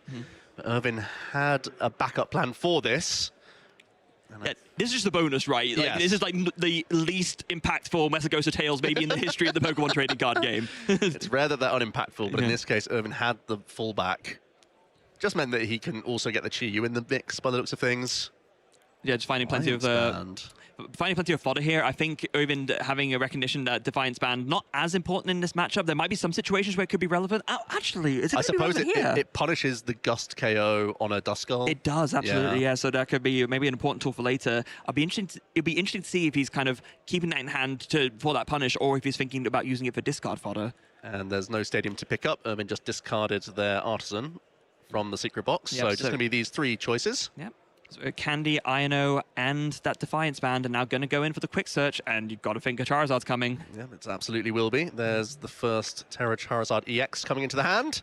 That means we can also grab some Fire Energy out momentarily to power this up all in one turn. Yeah, there is a Buddy Pop into play as well, so can use that to grab a couple more little guys. You're going to go ahead and grab that Duskull. Not able to get out Chi-Yu, of course, that does have too much HP, but when you've got 2 Duskull out, maybe not having Chi-Yu out doesn't matter as much. Yeah, I mean, there's more than one way that you can manipulate the prize race to be favorable for you here. Even the Defiance Band on top. Like, this is a really, really teched out matchup. Yeah, and honest to goodness, we don't... There is a world here in which, depending on how Elon draws during the next turn, Irvin could just have game on board with these 2 Duskull out. Yes, which is also terrifying. very much the case. I mean, we're not going to count Elon out yet. It's very early days. He was able to take first KO, but this Sorok is going to go down to a Burning Darkness. And this top deck from Elon needs to be pretty darn good. Nest Ball's not bad. Nest Ball is solid. There's also the Mesagoza flip, and there is a Golden Go EX in the hand. We're going to evolve straight away. Now, there's only 1 energy in the discard pile throw. It's not going to be an easy feat to get towards 330 damage. It's going to be a total of 8 energy required, including our attachment for the turn. So you're saying there's a chance, as Tails gets split on Mesagoza, though. Yes. Let's see the first 2 cards. Another Nest Ball allows you at least to get Solrock and a backup Gimme Ghoul. You need to have multiple backup Gimme at this stage because of the threat of Curse Blast, let's not forget. Absolutely. Although, at this point in time, if you just really wanted to go all in and hoping that you get a KO on the Charizard, do you just Nest Ball for a Serendipity?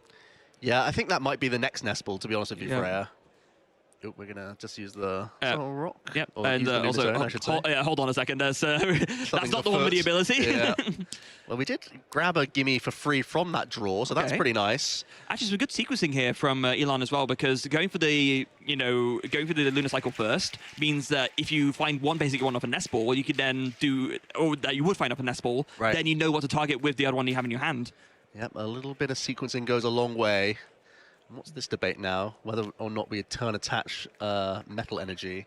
I suppose the debate is if we put that Serendipity EX down again, it's that vulnerable 210 hit point Pokemon for a Pidgeot to easily bring up with Boss's Orders and take that knockout. We saw Elon fall afoul. Well, we saw Elon potentially fall afoul of that last game with Genesect. Ended up not mattering in the end, but it was always it was something that Irvin could always pounce on if the chance arose. Having said that, I think the situation is calls at a point. For it. I think you need to take that risk. You can't really afford not to, because otherwise you're not doing much and you're losing anyway. Yeah, I didn't see the boss option in the hand. No.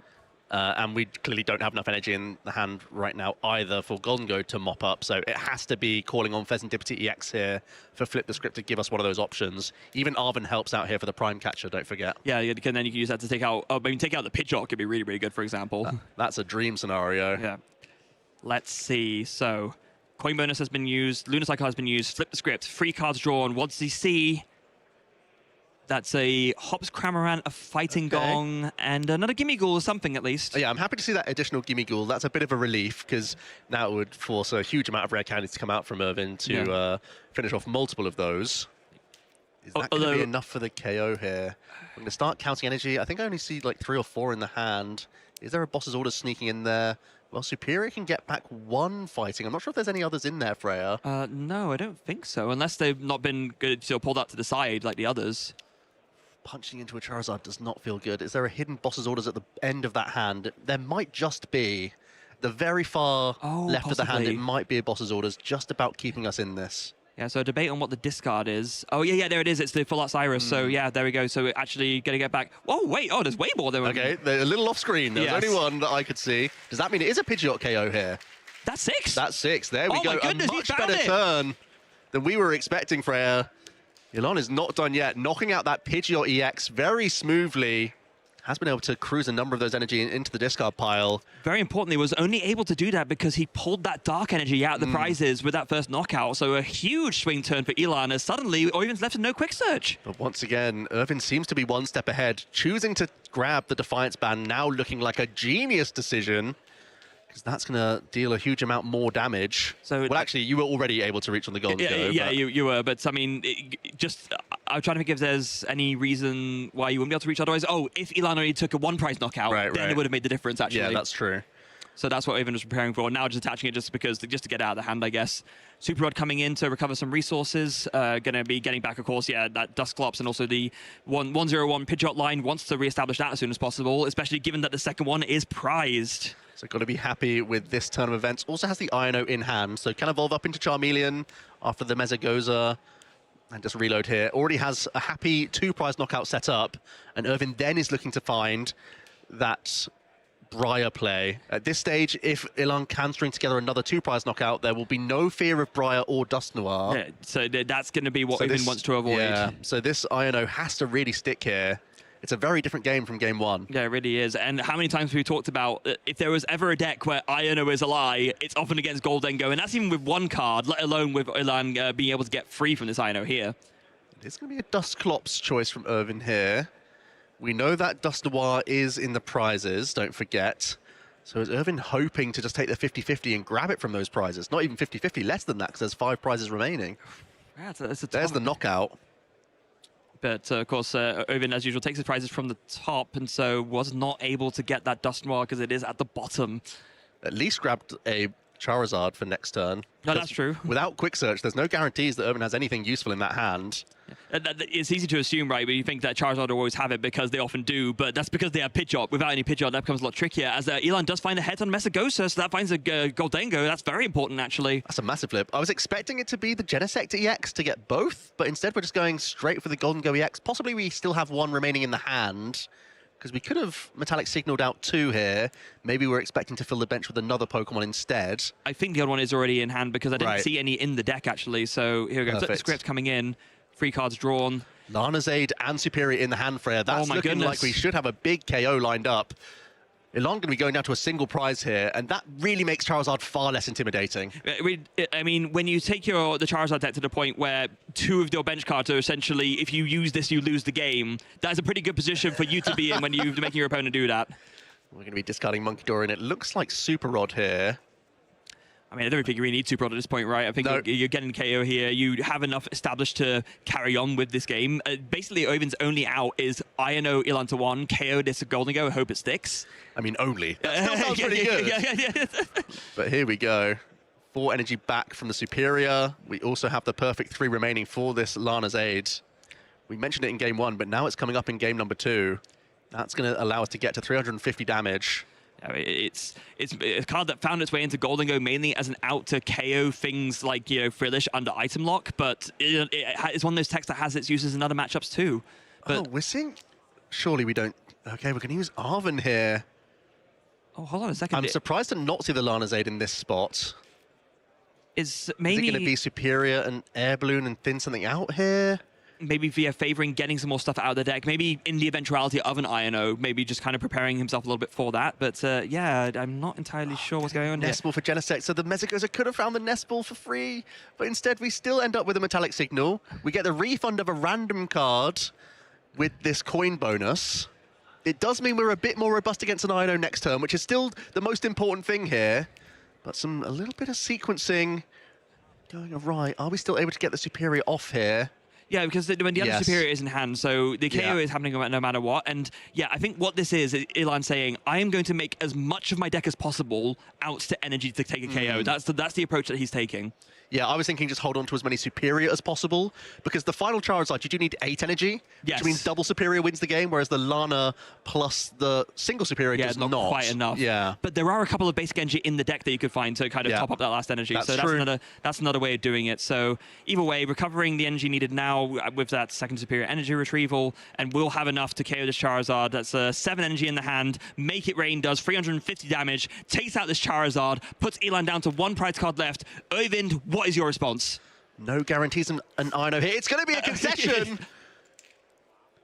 It's going to a draw game and 3 scoop from Oyvind as Elan takes the game 2, and it's going to be one more game to determine who makes it to the top 4. Wow, what a game that was. Really impressive stuff. That knockout on the Pidgeot EX, so vital, Freya, because it went from Irvin having basically everything to just a Charizard hit. And that's really okay when you're already on that 3 prize card. That crucial 3 then allows Elan to jump to 1. You're very often trying to play that 7 prize game as we see this early...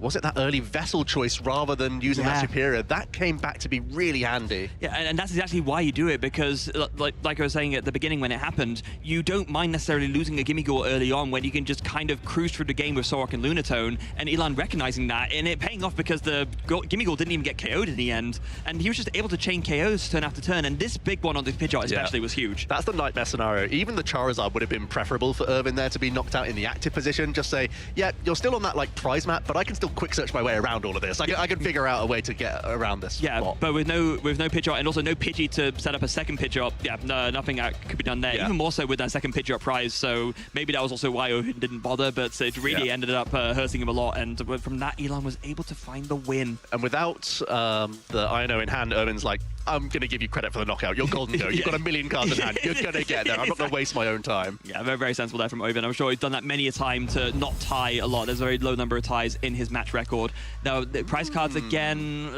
Couple Jet means you can't weave in the Tatsugiri as well as you'd like. We do see the fist bump, though. An early Klefki lead is intriguing for Irvin because it does shut down the Lunar Cycle. That's about one of the best leads you could ask for, especially forcing Goldinger to go first. Lunar Cycle is pretty much one of the only ways to find more cards. I mean, in general, but even more so going first. So no Lunar Cycle, no potential for even a Genesect to defend out two Goldinger X from the deck. Right. That's brutal.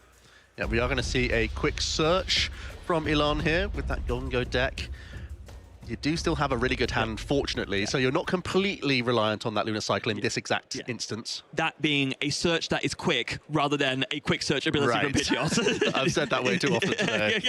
We're going to see a Fighting Gong. I think it's going to be an in-out of energy. No, we're not going to use the Earthen Vessel. I was expecting a discard of a Fighting to get more, just to thin the deck even further, but already setting up that Solrock and saying, I'm going to knock that out as soon as I can. Yeah, and very sensible to bank that as well, because if Oyvind just happens to have a random INO that he uses to draw more cards, then you just want to make sure that you have the access to that KO. And to be fair, keeping a hold. Oh, a Buddy Poffin top deck. Has the Lily's Determination in hand as well. This is going to be an excellent turn once again from Irvin. Got to be chuffed with that one. The Mischievous Lock currently live, so there's no abilities going on the opponent's side of the board. But also you can start to develop multiple basics. I mean, even with the Lily's Determination, you're feeling pretty fine there, right? But the Buddy Poffin just makes it so much better still, because you can find 2 Charmander already, and odds are you're going to find more basics off of your second, off of a Lily's Determination, drawing even more. So yeah, phenomenal start from Oyvind. Let's get the core essentials down to Charmander, especially when you're facing down a Solrock that is ready and willing to start Cosmic Beaming through them. So let's get those into the instant. Lily here. Not going to play down any other cards. It was a Pal Pad, a Boss's Orders. Could have thought about the Defiance, but wants to hold that option reasonably so as well.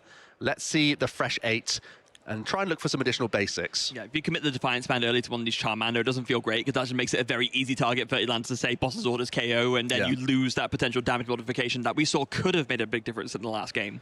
No cut then. Fresh 8 cards.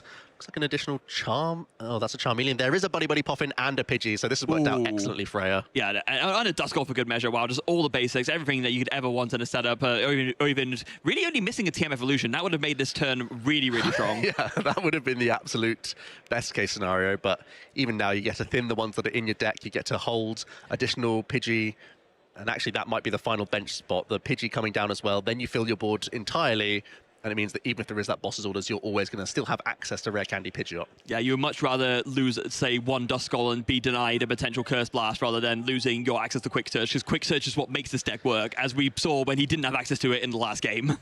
Yeah, the only thing is there's nothing like guaranteed in hand for next turn. It looks like there are some stage 2s, but no rare candies in this instance. It would be a Lily again, trying to just spin the wheel towards stage 2s. Yeah, and I guess the saving grace here is that given Oven does have that Klefki in the active, it is gonna slow down Elan quite a bit still. Still can't Genesect, still can't Lunacycle, but with this Arven can find a Prime Catcher. Klefki's ability only works if it's in the active, so that will do very nicely to re-enable the abilities on basic Pokemon that Elan has.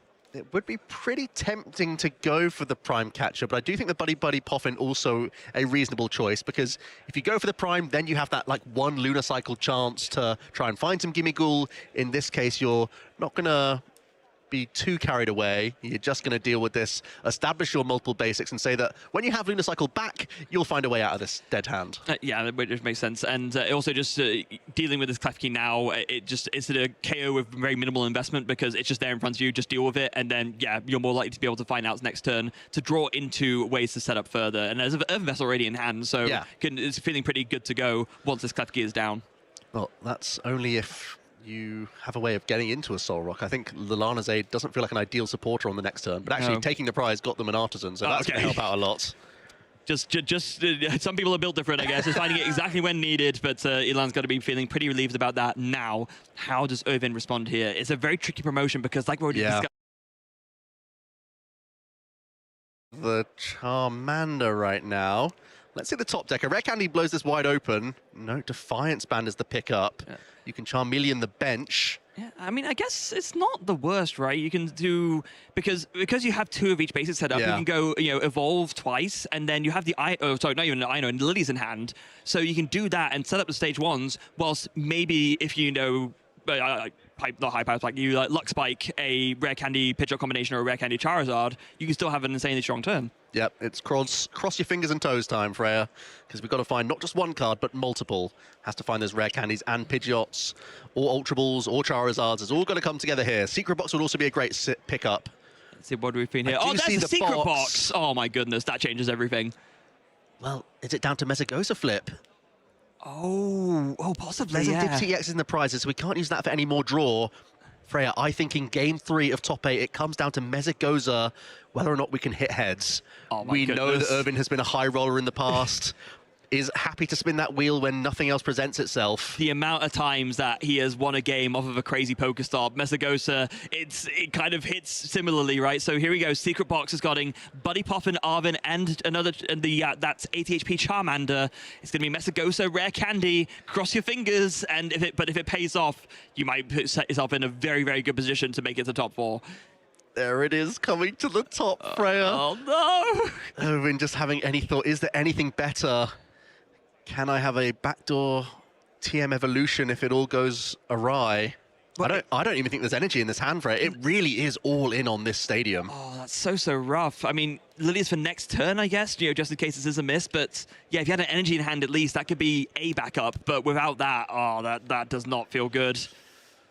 It could feel good if this is a heads. Mesagosa. Let's go. Gaming in top 8 of Birmingham Regional Championships. It's a heads! That is a massive flip, Freya. There it is. Charizard EX comes into the hand just how he drew it up. Rare Candy coming into the equation. Infernal Rain now online.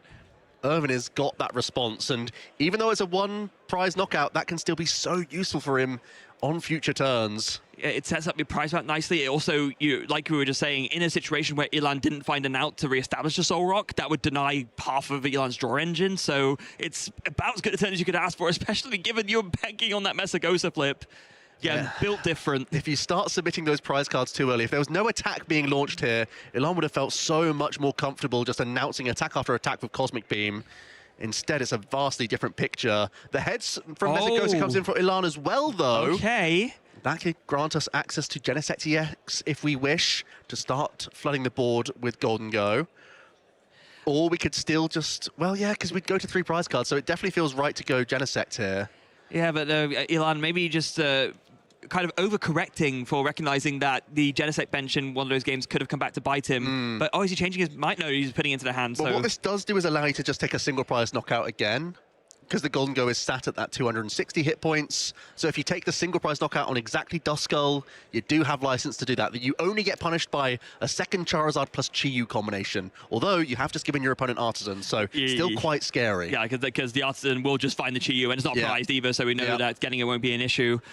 Personally, I'd probably go Genesect EX there on reflection, just based on the board, because I'm not too worried about the Genesect being KO'd. I still think it's so in range for Irvin to take out a Golden Go next turn. But either way, we have the Earthen Vessel, there's a Golden Go EX in hand, and we can finally start to filter more energy here with the search. Yeah, discards the Lana's aid, so won't be able to use that to recover later. We did have an earlier situation where that could have been relevant, but deciding to not opt for that right now, finds one apiece of metal and fighting energy just to make sure you have access to that Lunar Cycle and that you can power up the attack cost to make it rain. Now, can go for, of course, a 1 prize knockout, like we mentioned, because does have the means to do it there, but does discard the fighting energy to do it. Finds 3 more cards with another Golden Go. All right, that works out pretty nicely. You can evolve the first one for a couple cards. Let's see, 2 more freebies from Coin Bonus. There is a Boss's Orders. Yeah, I think you already have one in hand, actually. So that's just like a second one you can bank for later. We'll take that.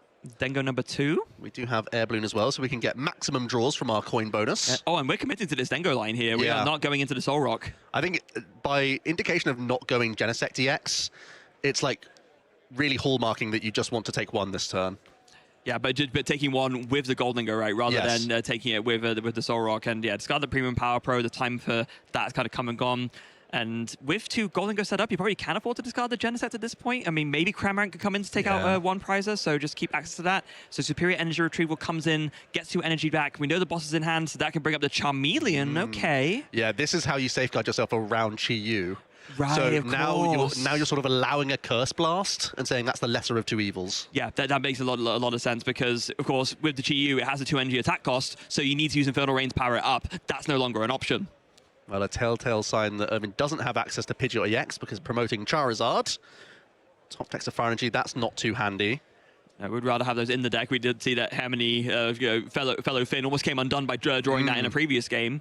Would really like to find a Pidgeot this turn. There is an Ino in the hand, so could use that to just draw into it. But again, it's a tough spot for Irvin here. I mean, you know, he seems so confident, so in control game 1, and you know he's playing for as best as he can. But Ilan is just finding a way to put the Golden Go pressure and really show why this is arguably the strongest deck in a vacuum in the current format.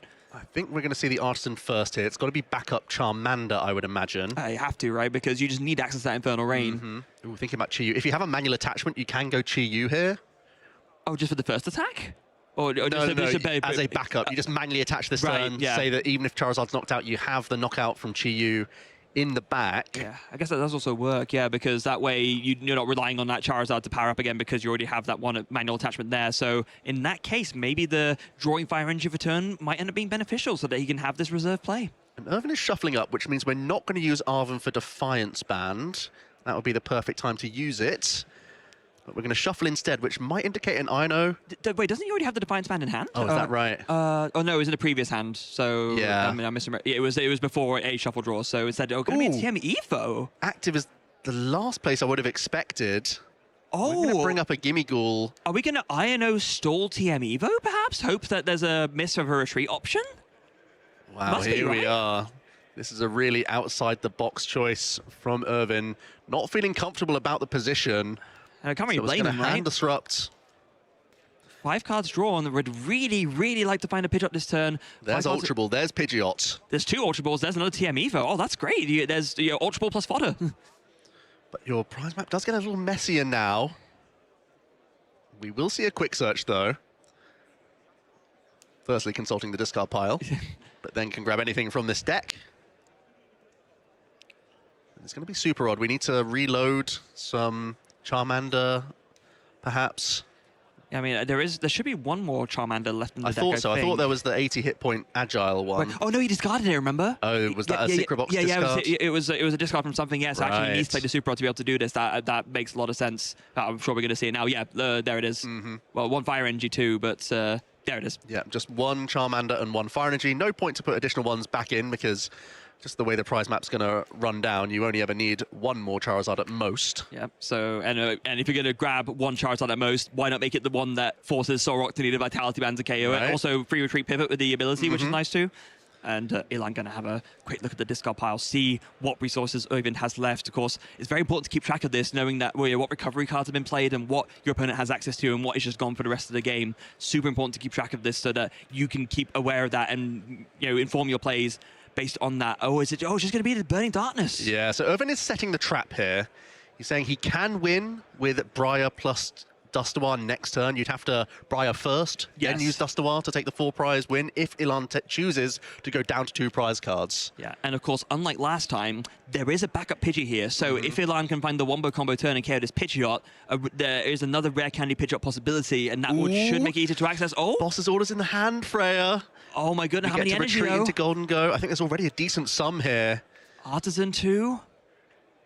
Yeah, we can just thin anything out at this point. Even the Monkey Dory can come out, I would say. Just looking for the hand to think about it. Is deciding on nothing? I feel like there's no reason to not bring Monkey Dory out here. It's never going to be all that useful. Yeah, and it's not Same an hit extra point total as everything else. Yeah, it's not an extra vulnerability to consider in terms of the Dust Noir. So yeah, there's no reason to bring it out. But oh, hold on a second. Here's a card we've not seen in Golden Go in a while. Cypher Maniacs Code Breaking. This is a really nice one-of copy within the list for Ilan because it combines so nicely with the coin bonus. You're able to search your deck for any 2 cards and plonk them on top of your deck. And that means you can coin bonus instantly into those 2. Basically, combined with Golden Go, that card becomes search your deck for 2 cards and put them into your hand. And it's still only in low counts because there are hands where you then coin bonus, then see it, and you're like, I wish I had this a second ago. yeah, exactly. So it's only in low counts, but when you have it, it's phenomenal. And there you go, double superior coming into the hand. So that is going to be the KO here on this Charizard, but that is not going to be a KO that takes out the Pidgeot. So there is a potential still to put together this combo for Oivin to do Briar plus Dustoir to win the game, but it's going to take a lot to get there. Yeah, that's looking tough. I think failing that, you can Chi-Yu, respond KO, and Iono. And I think that's the best thing you can construct, because from the hand right now, Irvin's sat on a really low hand, just a couple cards. I'm sorry, hold on, I stand corrected. There's a Prime Catcher in the hand. Yeah, but we have already retreated, so it would cost an extra energy. I think we might just be going through the Charizard here. There's a Fighting Gong. I think that gets us a 350 Freya. Yeah, it definitely does. So the Charizard's going down no matter what. It's just a matter of, is there enough energy? And even if there is it worth the commitment to attach this other Golden Go to go for the Pidgeot instead? I think I like saving Prime personally, because maybe it allows you to avoid the Chi-Yu because there are 2 EXs in play. Yeah, and Ilan agrees. Yeah. 7 energy, make it rain, 350. That will deal the Charizard very nicely. So we're in the Charizard danger zone, as I like to call it, where you've chosen to go down to 2 prize cards and basically just said, Irvin, I don't think your hand's good enough to actually make this come together. And Ilan would be right, but that's a top deck Fire Energy for Irvin. So now we could definitely see a Megaton Fire of Envy into Pidgeot quick searching for Iono, or could you even search for the Professor Turo here, pick up your Pidgeot, have an entirely single prize board, evolve into Pidgeotto? Oh my goodness, that would be so heads up if Oivin can spot it, and if he thinks that might be the best way to take it through here, that would deny the chance for Ilan to win the game. There is no extra prize buffing in the Golden Go deck. You could find Tatsugiri from the Arton if you wished. Here is quick search. Will it be Professor Turo scenario or Iono here? It is going to be the Professor Turo. He spots it. This is a really, really strong play. It's the way to not lose next turn play, guaranteed. And this is only possible because Oivin drew 1 of the 2 pieces. You needed both the Fire Energy and the Turo. That's super well spotted, Joe. I completely missed that. And that's and clearly Oivin is able to spot it as well. And with this, Oivin has turned a potentially losing position into a how can I really lose? I mean, I guess. Well. Look at this. The one Chi-Yu that could. Weaving in that turn attachment on the previous terms, looking so useful now. Oh, and this is so clever on multiple levels as well, because even if Ilan decides, oh, you know what, I'm going to go for this Pidgeotto to KO it before it can become Pidgeot again, Chiyu just comes back in and then just the KOs and wins the game. I'm back. Oh my goodness. I'm pretty certain the Premium Power Pro has been spent as well. It has. Yeah. It has. So you can't do it with a Soul Rock. We saw it get discarded earlier. Yeah. You can't do it with the Cramorant because Irvin's going down to 2. That's the Ultra Ball just thinning a Charmeleon and evolving up. Irvin demonstrating his immense skill as a player, finding this little bit unorthodox, unintuitive line to actually maybe secure himself this game and finds a Charmeleon too, just to get that ready. Irvin goes down to 2 after a fortunate top deck. Let's see what Ilan can come up with. First of all, it's going to be an Artisan. Has that Golden Go in the active? Can they find a way? So there's nothing I mean, you have to knock out the Chiyu. Yeah. Yeah, you have to.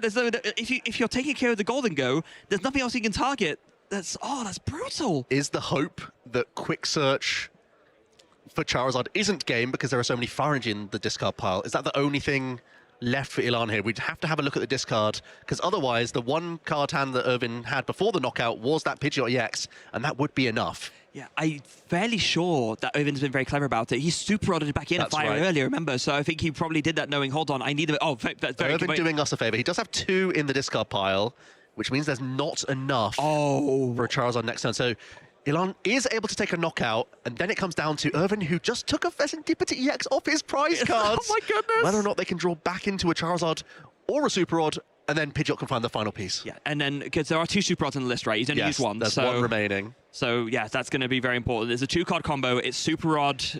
Well, no, it's just Super Rod, right? Because one of the pieces is already there. The other piece you can quick search for. Yeah, exactly. That's right. Just finding 1 out of the 2. Yep. That means then Arven's become outs as well. So there's a few pieces there for Irvin. That's all assuming that Ilan has got the knockout, because it's Golden Go. They find an easy way to knock out 110 hit point Pokemon. Yeah, I think that's more than a fair assumption. We can literally see it in the hand. There's 1 bajillion energy and cards and ways to get everything back. So Ilan is now looking through it. He's probably making the same calculation in his head. It's all about the discard pile here. It's not about the deck, because Irvin can find any 1 card he needs. But Ilan has perfect list knowledge here. He knows that he's taking out energy number 3 and 4 with this knockout of Chiyu. So in theory, it's still safe to take this knockout. Yes, but then he knows it's just a matter of, can Irvin find the Super Rod Charizard combo to close it out? 1 Super Rod's gone, but Ilan knows that there's 2. So if he can just find, if Irvin can just find one of that 2-card combo, Quick Search will find the other one, and that will be all she wrote, and Irvin will make his way to top 4. There's that tiny decision that Irvin made to not Artisan out of Tatsugiri that might be ruminating over their head now. Oh, true. They've been so flawless throughout this game, would have had the chance to have and attract customers in addition to the Serendipity EX draws. I guess maybe the reason why he didn't do that is because a little bit worried about switching out, because of course both Jet Energy are still in the prizes. True. I'm sure that's why he didn't do that. So here we go then. Make it rain. 1 card drawn. What does Irvin find? Charizard EX! There it is. Pidgeot EX evolves up. Quick Search will find that final Super Rod. Irvin getting into our top 4. Super Rod flashed. There's some Fire Energy. The hand's extended from Ilan. Let's go through the motions. Fist bump. There it is. Irvin makes his way into the top 4. The top deck of the decade right there, as doesn't even need to use the Serendipity flip the script to find the Charizard, just gets it off the top and puts it together. Well, well, well. Cast your minds back to how calm Irvin was in that game number 1. It felt like it was a done deal from turn 2. Oh. And then we've just seen a crazy game 2 into an even crazier game 3. Irvin, back-to-back top decks, keeping in that game 3. It's just, wow, phenomenal stuff. The Fire Energy with the Chiyu, and then just with the the Charizard top deck put it together. Let's go back over that series. What a crazy series that was. So in this game number 1, it felt like so much control for Irvin. Not only was he able to get that early Pidgeot developed, early Dusknoir developed, but Charizard alongside Chiyu. That was the big difference here, Freya. The Chiyu coming into that equation just completely changed what Ilan had to construct. He had to continuously not only find enough energy for KOs, but also have gusting effects. And Irvin was in a situation where, even with the Pidgeot taken out of play, he'd already accumulated the winning combo. Yeah, and just finding it all together there. And but then going into game 2, of course, we saw things plan out very, very differently. Ilan, calm and control, thinking to himself, you know what, I know what I need to do here, making some really clever decisions about what to prioritize, ended up really paying off, especially as we go into these later turn 2 and turn 3, finding a big KO on this Pidgeot. That was the pivotal turn. Yeah, that was absolutely it. Here we go. Dealing with the Pidgeot early enough where Irvin only had one Charizard, didn't have that multitude of stage 1s developed, didn't have access to Chi-Yu. All of those weapons that he has in his arsenal no longer accessible via the quick search. And it allowed Ilan to go down to this one prize card really confidently. Yeah, and then sort of finishing things off right at the end with a big KO on a Charizard, and with that, Irvin not really having a great response, just draw and scoop. Yeah, no Io-No means you know that your opponent's going to have the reach to knock you out, so we moved swiftly on to this game number 3. And really massive Mesagoza flip. Don't forget that, folks. Mesagoza kept Irvin in the game with that early knockouts. Then had the awkward, oh, I can't really reach a Golden Go. Let's try and take a Gimmighoul and go down to 4. And this right here, the Professor Turo scenario to pick up the Pidgeot and to put Irvin to a 1-prize board state, making it impossible for Ilan to take 2 prizes to win the game. That was genius Galaxy Brain level play from Irvin right there. But there was more to be done for him because Ilan could see the discard pile, knew he was safe. It was the top deck of the Charizard EX. Just one of them remaining in the deck. Look how many cards were remaining in that deck. It was so unlikely. And the Super Rod finding double Fire Energy, instant evolve, fist bump. What a thriller. What an absolute thriller. And Irvin, he's given us plenty of those over the past. I mean, first it was Pokestop, that's Mesagoza, now it's top decks. He just likes to put on a show for us, doesn't he? It's just the Pokemon trading card game, right? Irvin embraces it, and why not? Oh, I mean, it's paid off for him so much over the last season and this one, and now he's staring down the possibility of actually defending his Birmingham Regional champion title. That's completely insane. And Hermione with the same deck list also in the top 4. Yep. Seems like there's something about this list. Yeah, something about this list and something about this deck. Something about these players as well who clearly tested together and really perfected their play with this list, and also sticking with it, bearing in mind that, you know, there's this new version with Dawn that has seen a lot of popularity and that Nikolai, of course, took down the Stuttgart Regionals with, but it's not Dawnzard that's sitting on top right now. No, it's an unconventional build that involves Mesagoza's Secret Box. This is something that really the Finnish contingent have constructed together. I want to know what Irvin's thinking about that top 8 match, cruising into another top 4. Also, check your heart rate. Thank you very much, Joe. And I got to add, not only potentially defending the Birmingham Regional title, but doing it 1 year later with the same deck. Irvin, tell me why you keep sticking with Charizard. You've been playing it for a while now. Simple. I like it. I mean, does not get much more simple than that. 5th at Worlds, 5th in Stuttgart. You had a regional championship last year in Birmingham, but there's a new version of Charizard with Dawn and Knockdown. What makes you stick with the old version? Have you been tempted by the new? No, I tested it a little, but in conclusion, I thought that, like, people are now trying Charizard because of it won the Stuttgart with the Terra engine. But when I tested it, it didn't feel better. It felt different. You change your one matchup, pulled matchup, from it's awful for the Terra chart, and then you gain our list is good for them because we are a little bit slower than them. And I think that it's not a good trade. I rather beat pulled more often than other Charizards. And I have played against 2 and won against 2 Terra Charge this event.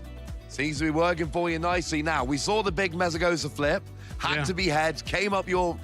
How do you have the... Is it not super nerve-wracking to play Mesagoza and rely on those coin flips? How's your experience been this weekend with that?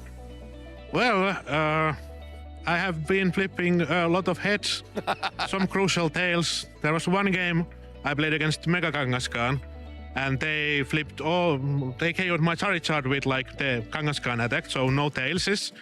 Then I played down Mesagoza, and neither of one of us did flip tails from that in that game. And in game 2, turn 1, I played it down, and neither of us did flip any tails from it. So, I mean, like 13 consecutive heads.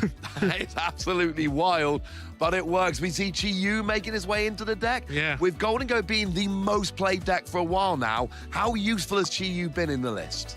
It's necessary. You don't beat Golden Go without it.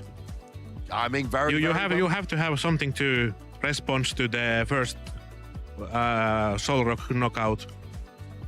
And that does it very nicely indeed. So, you stuck with Charizard for a while. You were playing it last season through the World Championships, 5th place finish. We start this season, you carry it on. What would you say to newer players about sticking with a deck for as long as you have with Charizard. Would you recommend this normally? Well, I do it most of the time, that I find one deck I like and then I play until it's irrelevant or rotates. Wow. So it has been working for me, so why not you? I mean, that is very, very well put. Well, congratulations into top 4. Another great run with Charizard. But I know what some of you are thinking. Occasionally on the stream, we use words that don't make perfect sense. Community words that you know if you're more ingrained in the Pokemon trading card game. Well, don't worry, because one of our friends is here to help.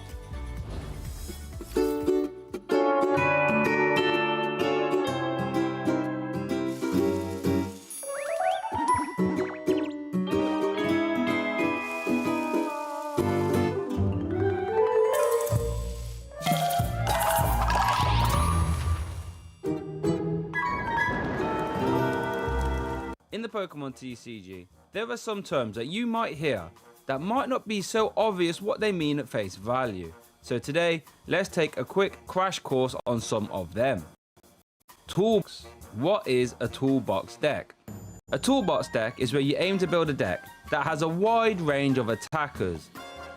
So you always have one attacker to use against every other deck in format. This, in theory, helps make your matchups more positive in your favour. Terrestrial Box is a very good example of this right now, since you play Lily's Clefairy EX for Dragon types, Tilmask Ogerpon EX for Dark types, and Wellspring Ogerpon for Fire types. And for basic attacking decks, you can sometimes use Terrapagos EX's Crown Opal attack to completely become immune against them. And for everything else, Topaz Bolt from Pikachu EX normally cleans them up. Now, while these kind of decks sound unbeatable on paper, they often lack consistency, since they have to play a lot of different energy cards and a lot of different Pokemon as well. But they normally are very fun to watch. Gust. The term Gust goes all the way back to base set, and has been very important to the game ever since. Gust relates to cards that swap your opponent's active Pokemon. Gust of Wind was the first one of these, all the way back in base set. But since we have had cards like Boss's Orders, Lysandre, Prime Catcher, Guzma, and Lycanroc GX, all of these are known as Gusting cards.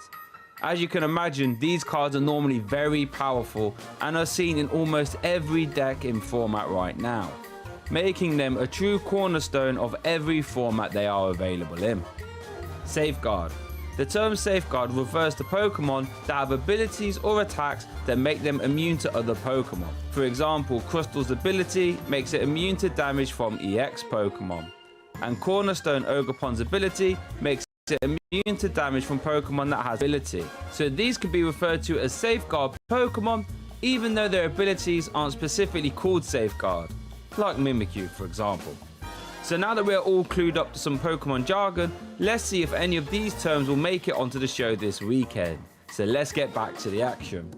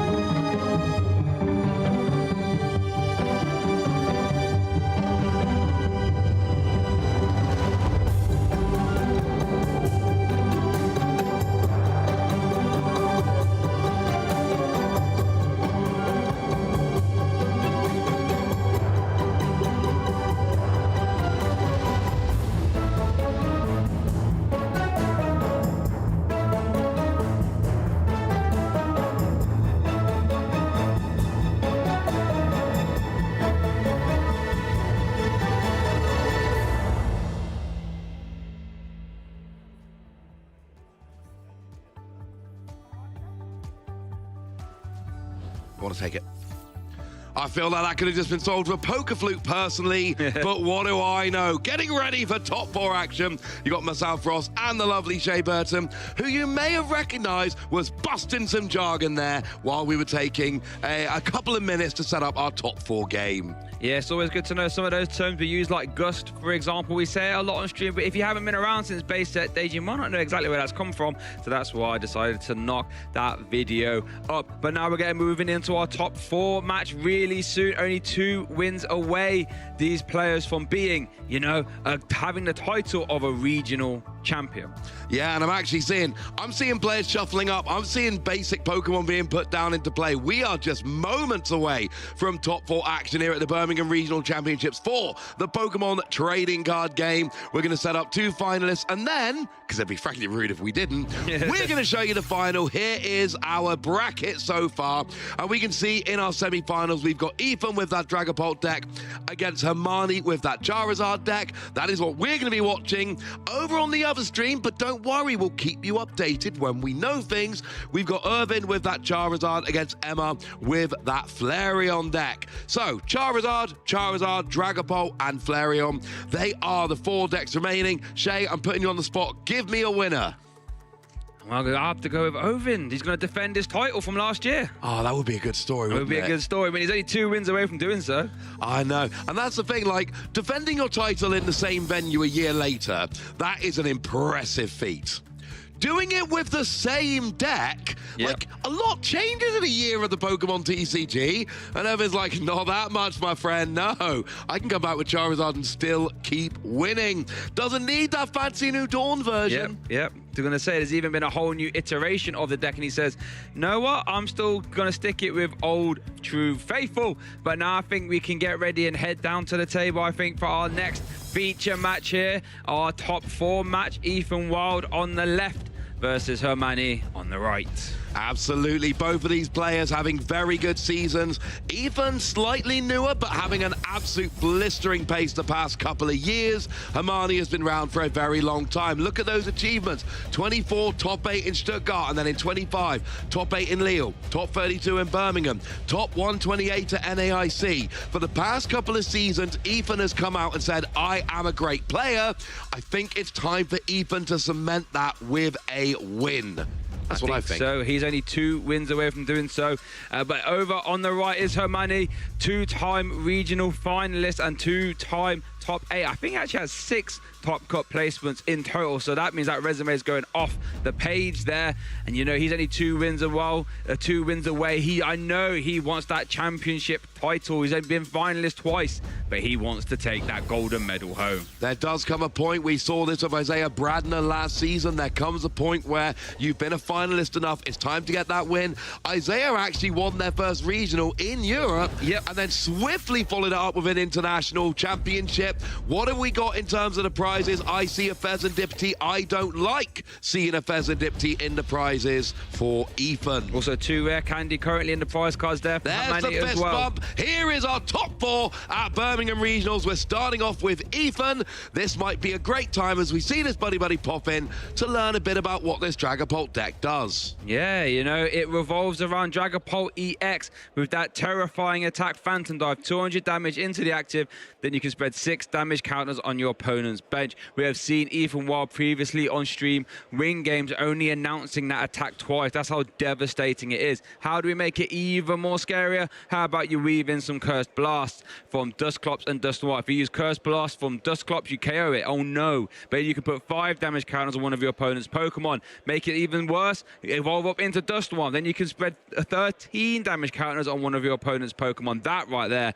is an absolutely ridiculous amount of damage. Bearing in mind, that can help uptrade the damage from Phantom Dive from the active all the way up to 330, which is enough to KO a Charizard EX. But we are going to see Buddy Puffer concluding for Dreepy ×2 and a Duskull, and it's over to Hermione. Yes, and Hermione is playing the other big stage 2 kind of dragon.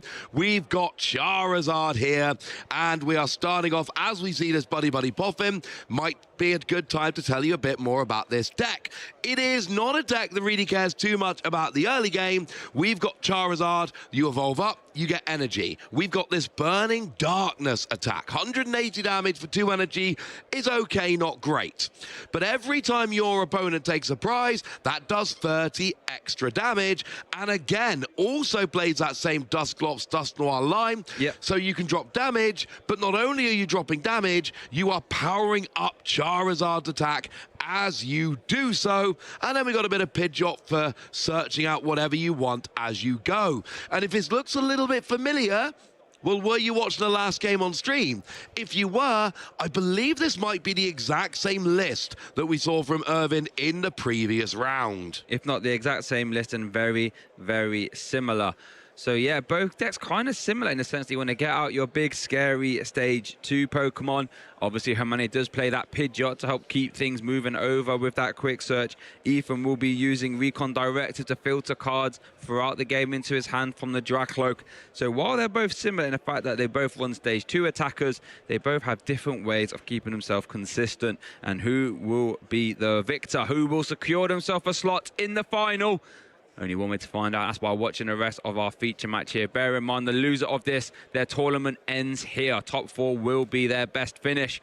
Let's see how it pans out. Top 4's a good finish, but it seems like an awful waste to get to top 4 and stop there. When's the next chance you're going to have to be in top 4 and finish that on for a win? So an Arvin gets played by Hermione here, and you get to search an item and their tool, and look at that. TM Evolution and our old friend Secret Box, the Ace Spec.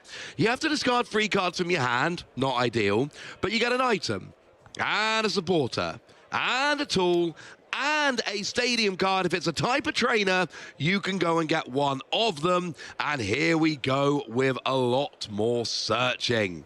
And remember, the technical machine evolution can be used here for Hermione, so it can end the turn with a Pidgeot and a Dusclops. Pidgeotto. Or a Charmeleon. Pidgeotto, I should say. I apologize. Now, that would be effective. If you that get would be amazing. Goodness gracious.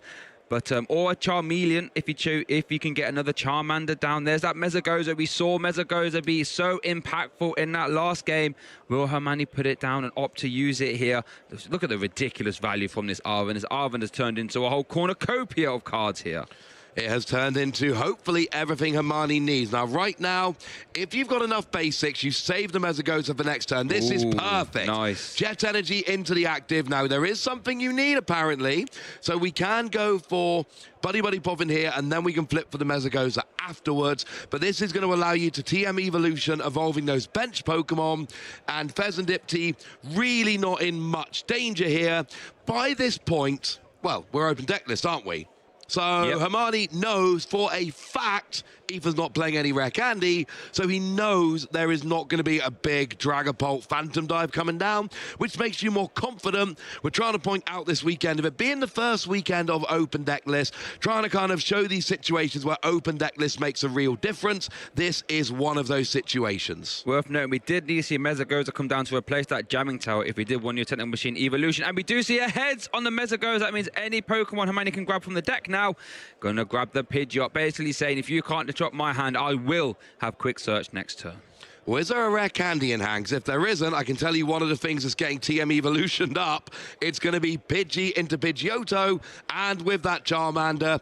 And Ethan's looking at that going, well, I know you've already got the Pidgeot. You kind of told me that. But the fun thing is, even if your hand gets disrupted, you've still got a 50-50 chance with the Mesagoza of getting it straight back. If the stadium hangs around, so a very strong first turn there for Hermione. Going to pass it over to Ethan, who is going to start the turn off with Mesagoza. And it looks like that was a heads as well. If he's grabbing his deck, it's either a heads or something's gone terribly wrong. He's searching that Dracloak there, getting a chance to have a look through his deck as well. But that Dracloak is firstly going to get him one step closer to a Dragapult, and secondly, open up that Recon Directive ability. Look at 2 cards on the top of your deck. 1 goes to hand, and 1 goes to the bottom of said deck. That's the really interesting and great thing about Dragapult, is that you can use those stage 1s effectively. Reminds me of Refinement Curlier back from Gardevoir back in the day, or even Frogadier with Water Duplicate going all the way back to Greninja Break. I feel old. When you can have those stage 1s be helpful, it just keeps you ticking over nicely. Oh, Iono! There goes that Pidgeot.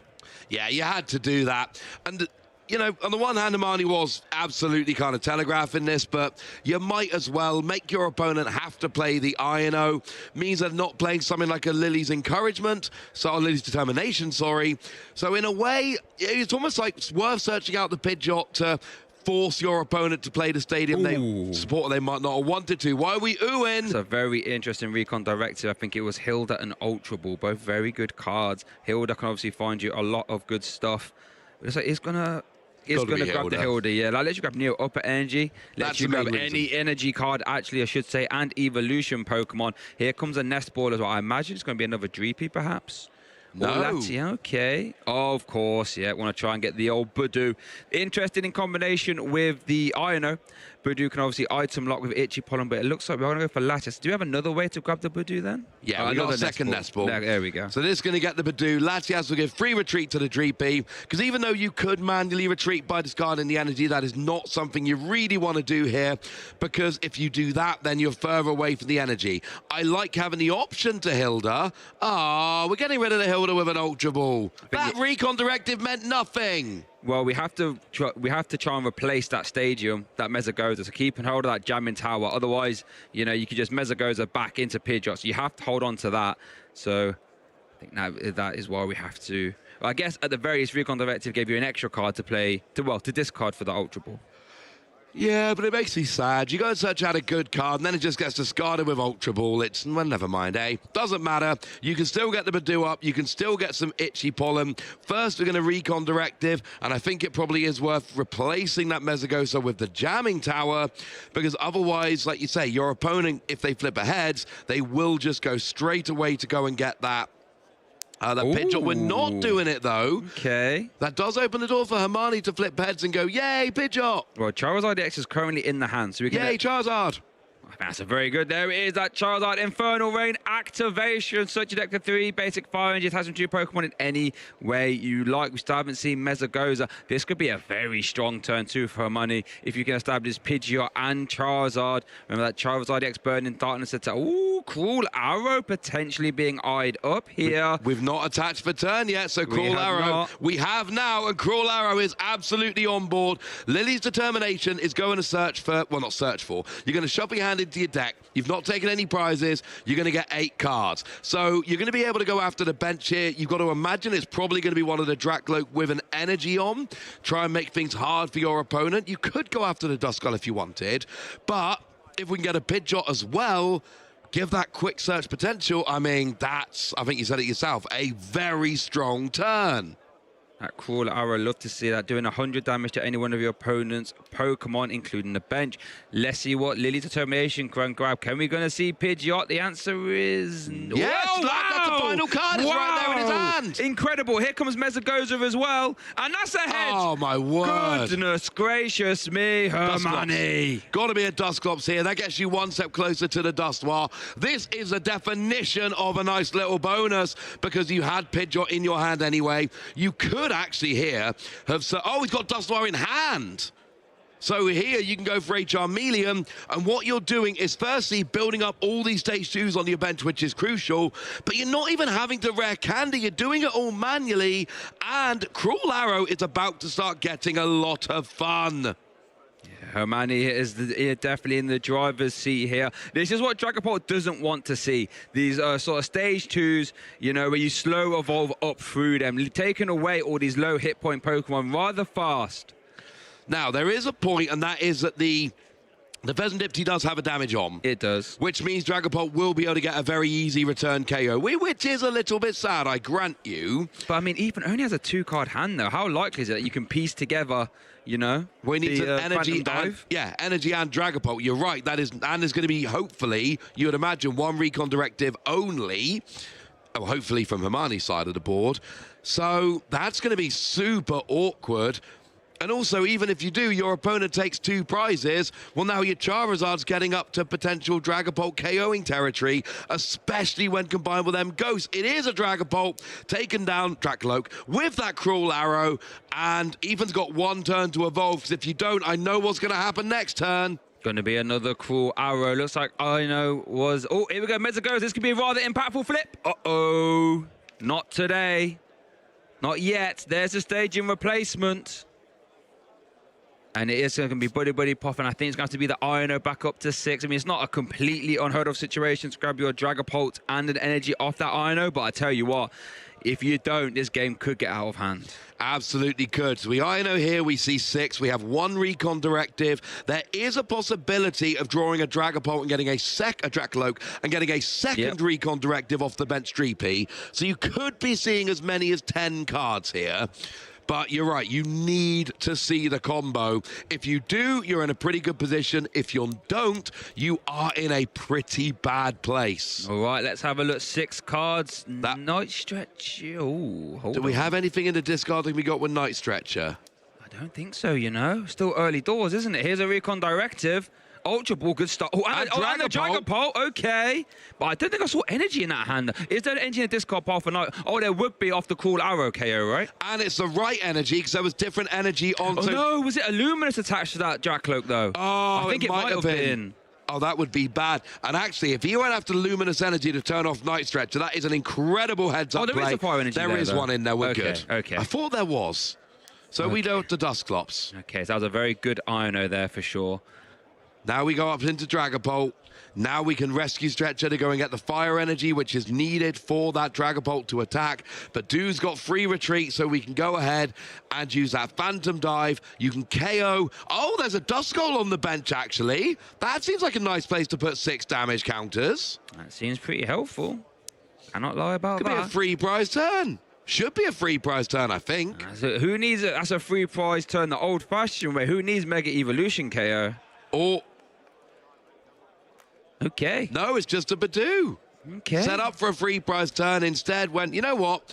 I'm not set up enough, and I do not want to give you items back. I'm just going to Itchy Pollen. Yeah, I don't mind it, because if you was to commit that Dragapult EX, then you got, you know, Rare Candy, Dust Noir, Burning Darkness, Slapped. That would be rather scary. So I don't mind even taking that turn off. That was a very good reload turn. Is over to Hermione now. Remember, is still item lock thanks to that Itchy Pollen Badoo. Let's see what he can do. Here is the Pidgeot Quick Search. What do you think he's going to try and pull off this turn? I mean, first things first, I really want to evolve that Duskull on the bench, so I'm not giving my opponent an easy third prize from a, from the Dragapult. Yeah. I then want to get the Pheasantipsy out of the active so I can get Charizard up. You can just retreat for that one, though, so that's nice and easy. Looks like we're eyeing up a Super Rod here. Depends what's in the discard, but if there's enough in the discard, that might be a nice way to start reloading. I mean, we can't obviously play that Super Rod this turn because of Itchy Pollen. Of course, I'm talking, yeah, absolutely. For the future turns, could absolutely be good. And you've got to imagine Itchy Pollen's not going to last very much longer. Yeah. We're in the kind of... The last days, the final days of Itchy Pollen. The final season of Itchy Pollen for this game. Yeah, it's getting cancelled after this. Looks like Counter Catcher was taken off that Quick Search, it looks like. I believe that was a Counter Catcher. Oh, no, changing the mind. Oh, we're going back. Boss's Orders. Oh, that can be used. That absolutely can be used. Is this 9 hand? No. Arven, tool card and item. Okay, there comes so the Super Rod. Does want the Super Rod, but grabbing it off the Arven instead. Not going and getting a tool. Again, these items can't be played now, but you know Badoo is going to run out. Itchy Pollen is going to run out, and then you've got a handful of stuff that you can. There is an argument here. Are you trying to make Ethan go and grab an INO over basically giving Ethan a choice? You can play your Lily, but I've got a cool stuff in my hand that I want, or you can give yourself 6 cards rather than 8 by playing an INO. Cruel Arrow takes out the Dusclops. I love that play, because the Dreepy, there's 2 of them, neither of them's a Dratloak. You're not getting rid of any energy, but that Dusclops could have been really useful for jumping up and making sure you get over that 330 barrier for Charizard. Yeah, the map works out fantastic. There's a back-to-back INO from Ethan, though. Whatever Hermione's trying to piece together, he's trying to make it as hard as possible. 6 fresh cards for Ethan. I imagine, is this the turn where we are going to see a Phantom Dive? My Counter Catcher is live. Dracloak, though. You really want to start evolving some of those bench Dreepy. I'm not seeing any Dracloak. Oh, there is an Ultra Ball. There is an Ultra Ball, but that's kind of costly to use, though. Yeah. So, I mean, you can probably get rid of the Buddy Poffin because you've got a lot of basics. Counter Catcher, Dusclops. And again, they're just copying each other. They both know how annoying Dusclops can be. Yep. So let's grab that active. Oh, you can get the Dusclops and the Duskull. You were thinking the same thing here, Yeah, Shay. we were, weren't we? Shut them ghosts right down. I ain't afraid of no ghosts. Ethan definitely isn't. It looks like there's the Ultra Ball, and that'd be huge because currently, as it stands, the only way Hermione could uptrade and one-hit KO the Dragapult EX would be with some Curse Blast shenanigans, and Ethan can remove both of those right now. And we get that Dracloak from the Ultra Ball. This is one of the things we really needed to see from Ethan this term, making sure that we can use more recon directives, see some more cards, draw some more cards. So that's going to be incredibly useful to him there. Did have to get rid of a Dragapult, but we've got things like Night Stretcher and Super Rod. So, oh no, just Night Stretcher, but still, that can come back. Here is, oh, speaking of which, there's a Night Stretcher and an Ultra Ball. There we go. And can we Night Stretcher for a Dracloak here? I think we can. I think we can. That would be rather helpful. There we go. Double Dracloak. See, that makes me happy. There we go. So we spoke about reloading the Dracloaks, and he's done very well there. Oh, near up energy. Oh, we'll nice. Take that. Thank you very much. That's the A-Spec providing any 2 types of energy if attached to a stage 2. But there's a big Phantom Dive for a 2-prize turn, but more equally, it is removing all Cursed Blast threats for Ethan. His first 2 prize cards of the game, and has taken a Blood Moon Ursaluna and the boss's orders from the prize cards. And this is what I said before about Hermione really on that last turn. And I know, you know, you didn't have any Dusclops left in the deck, but trying to evolve that Duskull really would have been a great thing to do to turn that play off. Wasn't possible, unfortunately, with the hand that he had. Now we see a Buddy Poffin. No, we're not just going to get 2 Duskull back, are we? That would be... I think we might be. Oh, we might be. Can't KO on both with the Phantom Dive. I mean, you can if you gust with that boss's orders you just took off the prizes. Actually, yeah, that's a good point. But you're going to have to start dealing with these high hit point Pokemon at some point. No, you don't. No, you actually don't. Because what you can do... I guess you got Pheasantipity by taking damage. Yeah, good point. So you KO both of those Duskull, KO the Pheasantipity, and you're just like, oh, what Charizard? You don't have any Charizard. Just playing musical chairs with that Charizard. I'll say, I'm not dealing with that. Thank you very much. I don't want to KO it, and you can't make me. Okay, flip the script being used there. I think I saw a Counter Catcher was one of the cards. And Professor Toro, here's a quick search. What, all bosses or orders? Gonna take that. You know, man, he's still, you know, knocking about. Thing is, we cannot get round. We cannot one-hit KO that Dragapult. So I wonder if he's gonna go after the Latias here and just say, right, let's race to the end of this game. I do like the idea of taking out Latias, and maybe there's a world in which you can strand something in the active and start using Pheasantipity. There's just nothing really good to strand. Right now, we do bring it up. Remember, it is weak to darkness, so Charizard doesn't just get the KO. It kind of hilariously gets the KO. I think it's 480 damage it's doing now. It's more than enough to KO it twice. There's the KO. Hermione's 2 prize cards away from winning this game. Is over to Ethan. What can he do? Well, right now, I think Dragapult to take out the Duskull is what we're looking for. Because what you do not want to happen, right now, the only way Hermione wins a game is by KOing that Dragapult. Yep. The only way you do that is with you need a Dusclops. I think, would Dusclops alone do it? I need to do some maths here, Shay. Go on, do some maths then. So that would be 3 prize taken. That'd be 270, 320. That would be perfect. So Dusclops onto the Dragapult would then allow the KO be exactly 320. So you have to get rid of those Duskull. That is why Hermione was willing to put them down, even with a low HP, because 1 Dusclops onto Dragapult, plus Charizard then hitting for 270 with 3 prizes taken, is 320. That is the perfect number to get the KO. Okay, well, those Duskull will be, to a turn attached in the fire. Okay, so Neo Upper Energy still preserved. Don't mind it, of course. Don't need it right now.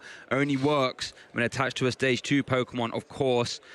So it looks like, the boss orders is there. We know that. It was taken from the prizes. There it is. Is it going to be the... It is. It has to be. And you've got free retreat on the Badoo. You've got the energy on the Dragapult. Ethan's got everything he needs on the board right now. This will be the double KO. And now we're asking Hermione to try and stretch to KO this or double KO.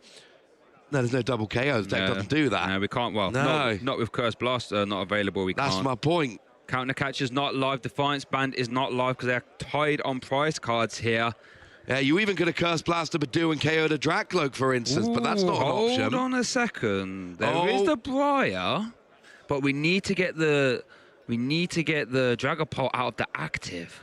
Well, Counter Catcher's not live, it's and not. Boss's orders is a supporter. No, like Escape Rope's not in format, of course. So yeah, we're not going to be able to do that. Quick search. What could we work towards here from Hermione? Let's see what the quick search takes. If there's an option, you can grab it with quick search. I can tell you that much. It looks like Charizard EX was taken. I guess you could... I guess you could Professor Choro Pheasantipity. Remove the easy prize card. That would be... Easy 2 prize cards, I should say. Yeah, Turo onto Pheasantipity is something I would absolutely be looking for. Yeah, Briar has to be active, knocked out by a Terra. So with no gusting available, it is just not on the board, unfortunately. This would be the perfect Briar time. It would be. But you'd need some gusting. And unfortunately, that is not happening. If Ethan was on 1 prize remaining, there's your game. But he's not. Oh, looks like we have a match result from our other top 4 match. Ovin currently 1 game up against Emma Hagen. Emma Hagen did win her top 8 match in coming back from a reverse sweep as well, so keep an eye on that. We will feed out more results as we get them. Looks like we are going to see the Charizard EX activation of the Inferno, and there is the Professor Toro scenario, Ross. No easy prize cards now. And this is going to get awkward. Now we're kind of in a 2-hit KO race. The problem is Hermione's getting the first hit on a Dragapult, so then it is over to Ethan to try and prevent the KO. Has Ethan used his Professor Turex? He does have one. I don't think he has. Because right now, Hermione is in the driver's seat. We're in a 2-hit KO battle, and Hermione got the first hit. If, however, we can see a Turo from Ethan... It's in hand, we can see it. Then we just flip it. Yeah. Now, Ethan is actually in the driver's seat because he gets the first hit. Oh, easy decision there, getting that rescue stretcher, that night stretcher. There is a second Dracloak with a second recon directive. Lily and a boss, you're not playing either of those. Maybe save the boss for next turn, Or you take the boss, though, yeah, just in case. You'd rather have it than not. There might be a boss in hand, though. You can never have too many boss. I guess in theory you could leave it in the deck then in case of Ino, try and draw back into it. No, there isn't. We take the boss. Alrighty then. So, has to be a Turo this turn. You have to heal. You have to heal. Surely you have to heal. Yeah, we've got the energy in hand Luminous. There's Professor Choro. Yeah, has to be done. Oh my goodness, now we're playing musical chairs with this damage. Hot Potato, I don't want it. There is the Neo Upper Energy attachment. There's Professor Choro going to remove all that damage. That is a big supporter card there for this situation. Going to promote the Dracloak. We know Dragapult X is in hand now. And now the Pendulum of Power swings back over to Ethan. Yeah, great play there from Ethan. Exactly what was needed. And now it's again, we're in the same situation we were. Both players are trying to 2-hit KO. The big difference here is now essentially Ethan gets the first hit. So he is very much in the driver's seat. 6 damage counters. Oh, there's nowhere too relevant to put them, annoyingly. Now, what can Hermione do here? This is interesting. Both players have been running away from those ghosts all game, getting them off the board, making sure their opponent cannot take cheeky extra prizes. Using one of those Dusclops right now would be so much fun, allowing you to kind of get over the hump and get that Dragapult off the bench, but it's not there. So we're going for the iron off the quick. So it's basically, I would imagine, then going to be a pay retreat attack with the other Charizard Ino and hope that Ethan cannot reload that benched Dracloak to attack again. And you really do not want to take a single prizer here, because taking a single prize would turn on Ethan's counter catcher, giving far more options for gusting for the win. So you don't want to take out a single prizer. You want to play keep away and try and 2-hit KO that Dragapult. So yeah, I know your opponent down to 2. Get that Charizard out the active and attack with a fresh one and hope your opponent gives you one more turn. Ethan is going to shuffle his hand, put it at the bottom of his deck. He's going to draw cards. This was an argument to not take the boss's orders last time. Leave it in the deck. Yeah. Boss for game. Okay. I can't see those cards. I can't see those cards. They could be anything. Keep us on suspense. There is the pay retreat. There is the burning darkness. Oh, wow. Here we go. What was that? 6, 12, and 8 to 43. Oh, I know. 280. 280, I should say. So I was getting... Oh, I got 2 uses of the recon directive. So 300. 300 damage. Lily's determination and Buddy's Buddy Pop. That is a lot. Yeah, you are correct. Only 20 off the KO there.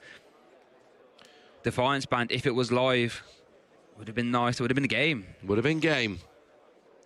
It's not looking good for Ethan at this point. Again, he could basically copy what Hermione did. The problem is you need to have something to attack with when you... I suppose you don't really. You don't need to. You could just retreat and then do it next turn. Well, but this you don't is want going to shuffle the deck, this Buddy Poffin. So whatever was put to the bottom that I know will get liberated. And then we recon directive and cross our fingers super hard. Yeah, if it's a boss, it's game. Oh, true. So asking the judge shuffle there as well. Ethan knows. I love a good judge shuffle. I do not trust my own shuffling. Boy. And then if I don't draw it, I can blame the judge. Okay, big recon directive then. Boss's orders, Giovanni. Will we see you? No. No, the Cursed Blasters. You can get either of the Dust Skull or the Klefki, which you'll save for later, let's face it, or the Pidgey with the residual damage from Phantom Dive. True. But I want to get 2 of them, Shay, not just 1. I want to win the game faster. Yeah, frankly. And there is the Lilies, okay. 6 new cards and locked in now. Countercatcher is not live. You're ahead on prizes. You can't play boss. So now you're going to hit into the Charizard and KO one of those bench Pokemon. And is Hermione playing the Pidgey as a little bit of a feint here, going, yeah, it can't evolve anyway. Go ahead and KO it. Is it a trap?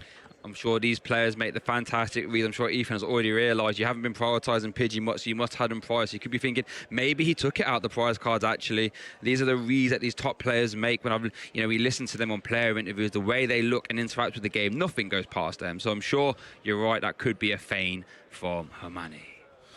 Well, let's go and have a look. Dust Skull. Buddy Poff, that's not too bad, actually. Nest Ball is... No, I'm invented a Nest Ball, but there is a Buddy Poffin, and there is another Dreepy. So this can go and get some basic Pokemon, start setting up quite nicely. Dreepy put to the front here. Are we just going to go 2 more Dreepy, potentially setting up for an army of Dracloak? Oh, Dust Skull instead here. I think it's got to be, you have to be willing to, uptrade through a Charizard at some point. I like having a threat, at least keep your opponent honest. If there is no Dust Skull, Hermione knows you can never hit 330. Well, there is a nice option here that you hit the Charizard for 200, KO one of those little bench Pokemon, and then if you hit... I didn't play Candy. I lied to you. Ignore me. But you could potentially go Dusclops next turn, and then and then gust around the Charizard, and then KO it the 2 turns time, taking next turn off to KO something else.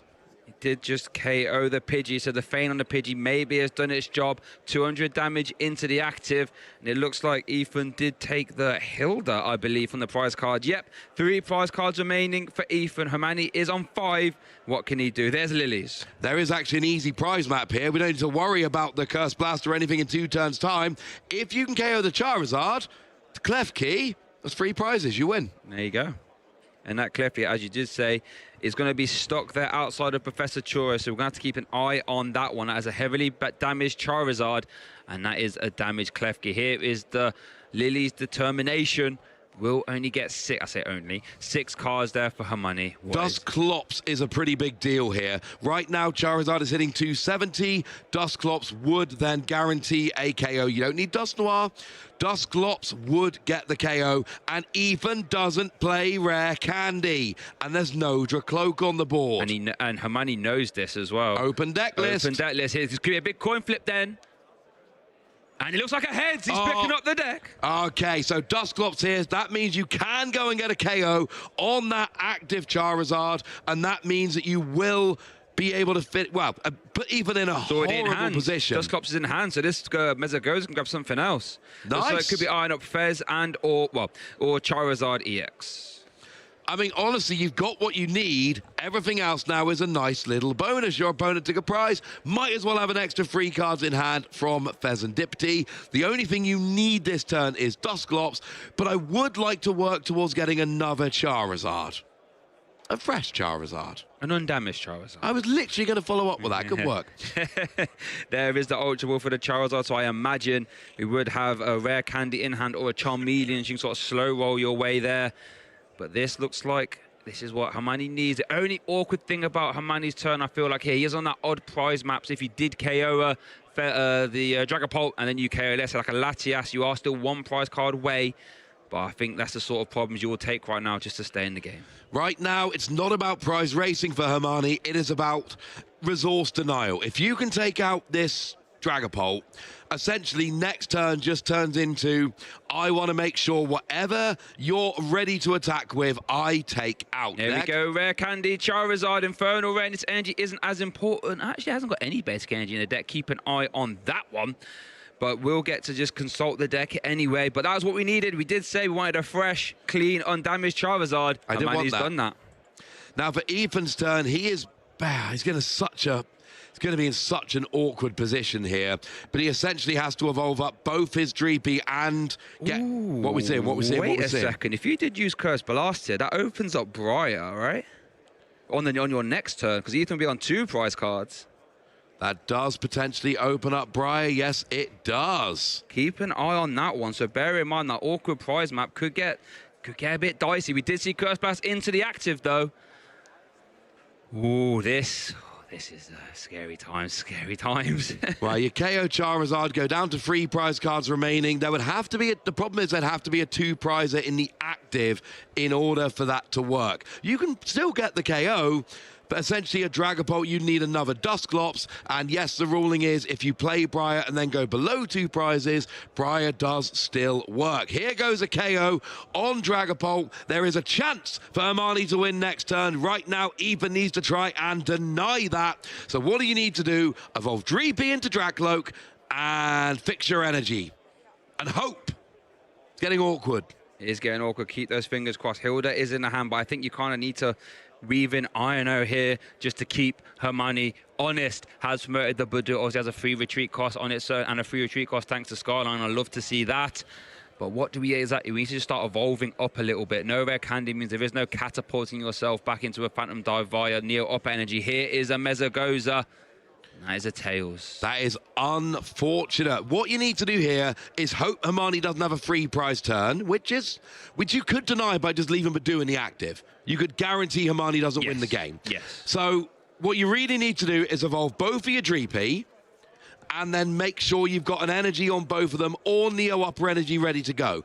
i.e., set yourself up so that if Hermione KOs a Dreepy, you can still have a Dragapult next turn. Hermione has to play Briar and KO a 2-prize Pokemon in order to win the game next turn. Countercatcher will not be active. So basically, all you need to do here, if you're Ethan, is make sure you don't leave a 2-prizer in the active, because Dusclops and Charizard could then KO with Briar. Leave a 1-prizer in the active, evolve your Dreepy on the bench, and then hope you can get one more turn to maybe finish off next time. I think Countercatcher will be live, right? Hermione's on 3 prizes, Ethan is on 2. Oh, he is. So So Countercatcher, yes. Countercatcher Briar is live right now. Yes, it absolutely is. My apologies. I still think you need to leave a single prizer in the active to force that extra part. Of course, yeah. And you need Dusclops as well. Dusclops will then get the KO, and you will win the game on Dragapult. There is a Night Stretcher for the Dracloak. Although obviously with Countercatcher, you go after Latias and you wouldn't need the Dusclops. Yeah. There is the Recon Directive. Boss's Orders, Psychic Energy. Boss's Orders could make life a little bit awkward. We know that there's not much energy left in the deck, or at least basic energy off that Infernal Rain. Jet's energy is still live, but without Pidgeot, you know, you can't just pluck these answers out as and when you need them. No, it's not ideal, but it might be the best you've got. The problem I'm seeing here is there's only one Dracloak, so even if you don't have Briar, you can just Gust and KO the Dracloak. True. Here's Boss onto a Klefki. Just again, something in the active. Budu is going to Item Lot. Now, that turns off Countercatcher. So that does turn off the possibility. Hermione cannot win this turn. He needs Briar and Gusting onto the Latias. Not going to work. You cannot play 2 supporters. You cannot play items. Emma Hagen is in the final of Birmingham Regionals. The reverse sweep, as you like to call it. Oyvind will not be defending his Birmingham title. Top 4, excellent finish. But Emma and Flareon are waiting in the final for whoever can finish off this matchup. Back over here, congratulations to Emma, who will be joining her. That is a Tails on Mezagoza. I think he has Boss's Orders, hasn't got the energy to get out the active, though. You'd love to just Boss's Orders, Dracloak, and announce Burning Darkness. But it looks like all going to be... Okay, going to lock... Oh, this is interesting, because that's turned off Skyliner, of course. What can Ethan... Is Professor Churro in hand? Now this opens up just Briar next turn for the win. Yeah, exactly. Yeah. Here is the recon directive. There's Mr. Choro. Not even going to look at the second card. Didn't even look at the second card. He got exactly what he wanted. And if you see your opponent not even look, you're like, oh, he got Turo. Yeah, he got the good. Like, Hermione knows that was a Professor Turo. What a fantastic, the perfect scenario you could argue for that. Here's the Mesagoza. This could find another recon directive 2. It is ahead, so that's going to go and get another Drakloak, which is going to be wonderful here. Could go and get a Dusclops to work towards, because again, Dusknoir at this point would actually win the game for Ethan. Dusknoir would just KO the Charizard and win the game. Yes. I wonder if... trying to think here. What do you go for here? Because oh no, you can't play the Hilda because you have to play the Professor Toro. Yeah. I honestly Dusclops. Dusclops? I think. Yeah, true. Yeah. I would go for Dusclops. I think maybe Drakloak is actually correct. But if I go for Dusclops, I'm just like, if I get Dusknoir next turn, I win the game guaranteed. I don't have to muck about gusting the Charizard. I literally just need a stage 2 Pokemon. And Mesagoza is in play. So if I flip heads on Mesagoza next turn, I just win the game. So I'd go for Dusclops. I think Drakloak is probably the safer, better play. I'd go Dusclops. There is the Drakloak going to be used. This is where this finds the Jamming Tower. Who's going to replace the Mesagoza? It looks like, well, perhaps you would imagine if you would take it.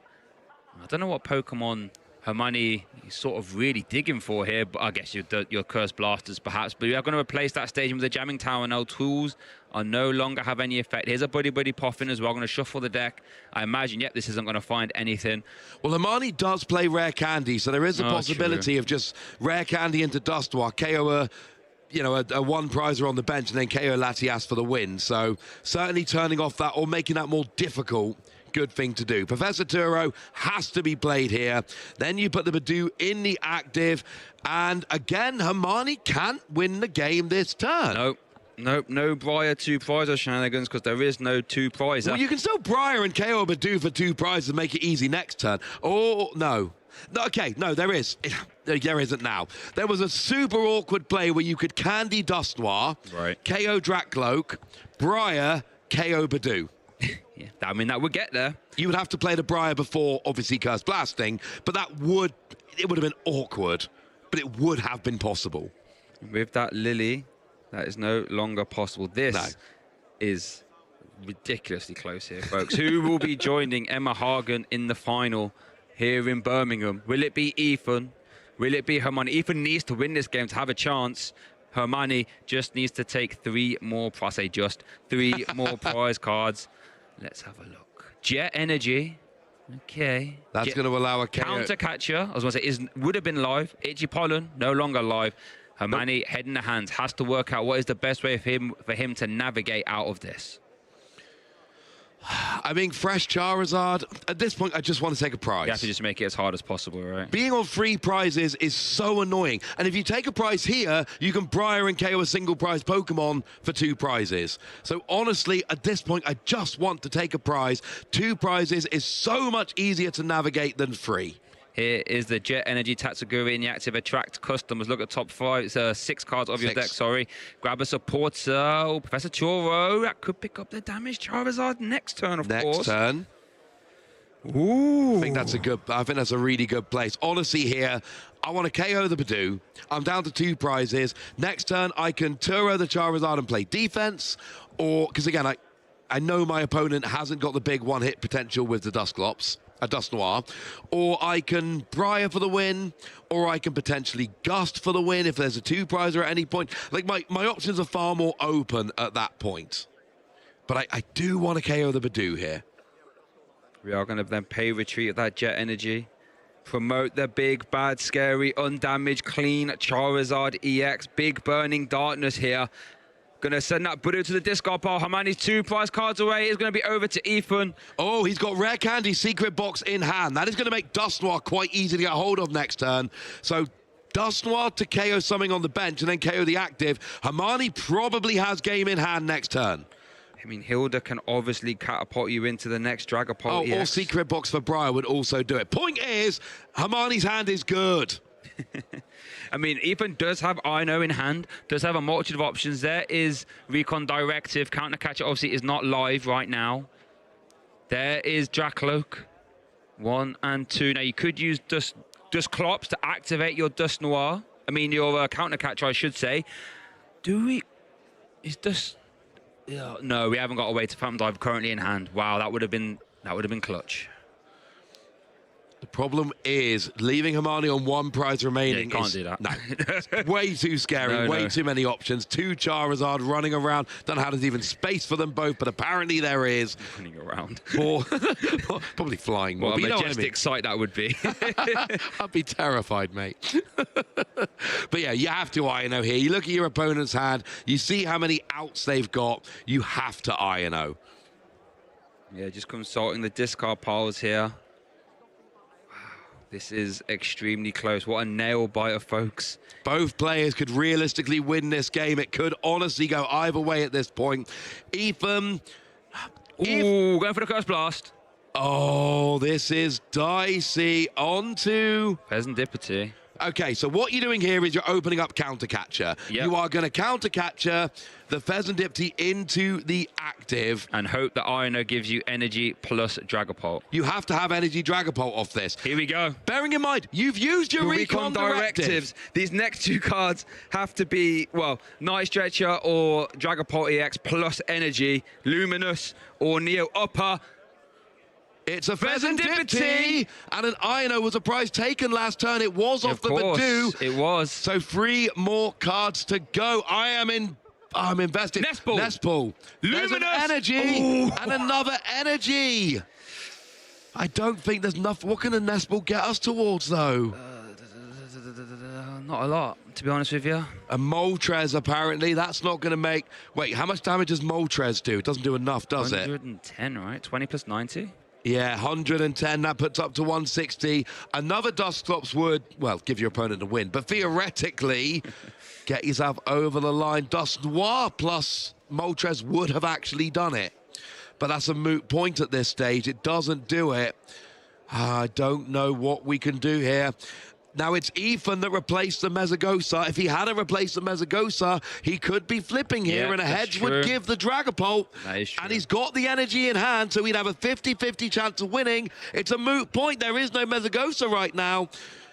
What can we even... I mean, I suppose you just hit and Dragon Headbutt. It's going to be Dragon Headbutt. Can Hermione maneuver Pheasantipity out the way after the INO to 1? Here we go. Any energy, any switching. No energy, there's nothing. It's going to be the pass. Oh, he's passing over to Ethan. Ethan is drawing in the upper energy.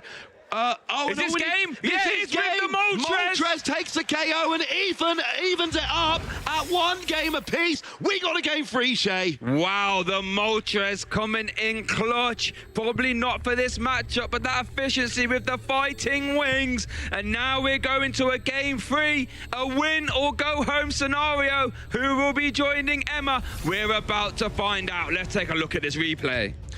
This replay, this was a fun game, a real back and forth nail biter. We do see the KO here onto that Dust Noir. Once again, Ethan trying to play around that Curse Blast as much as he can. Double KO there as well. Then we hit into this Charizard, and that damage would stay there for a very, very, very, very, very long time.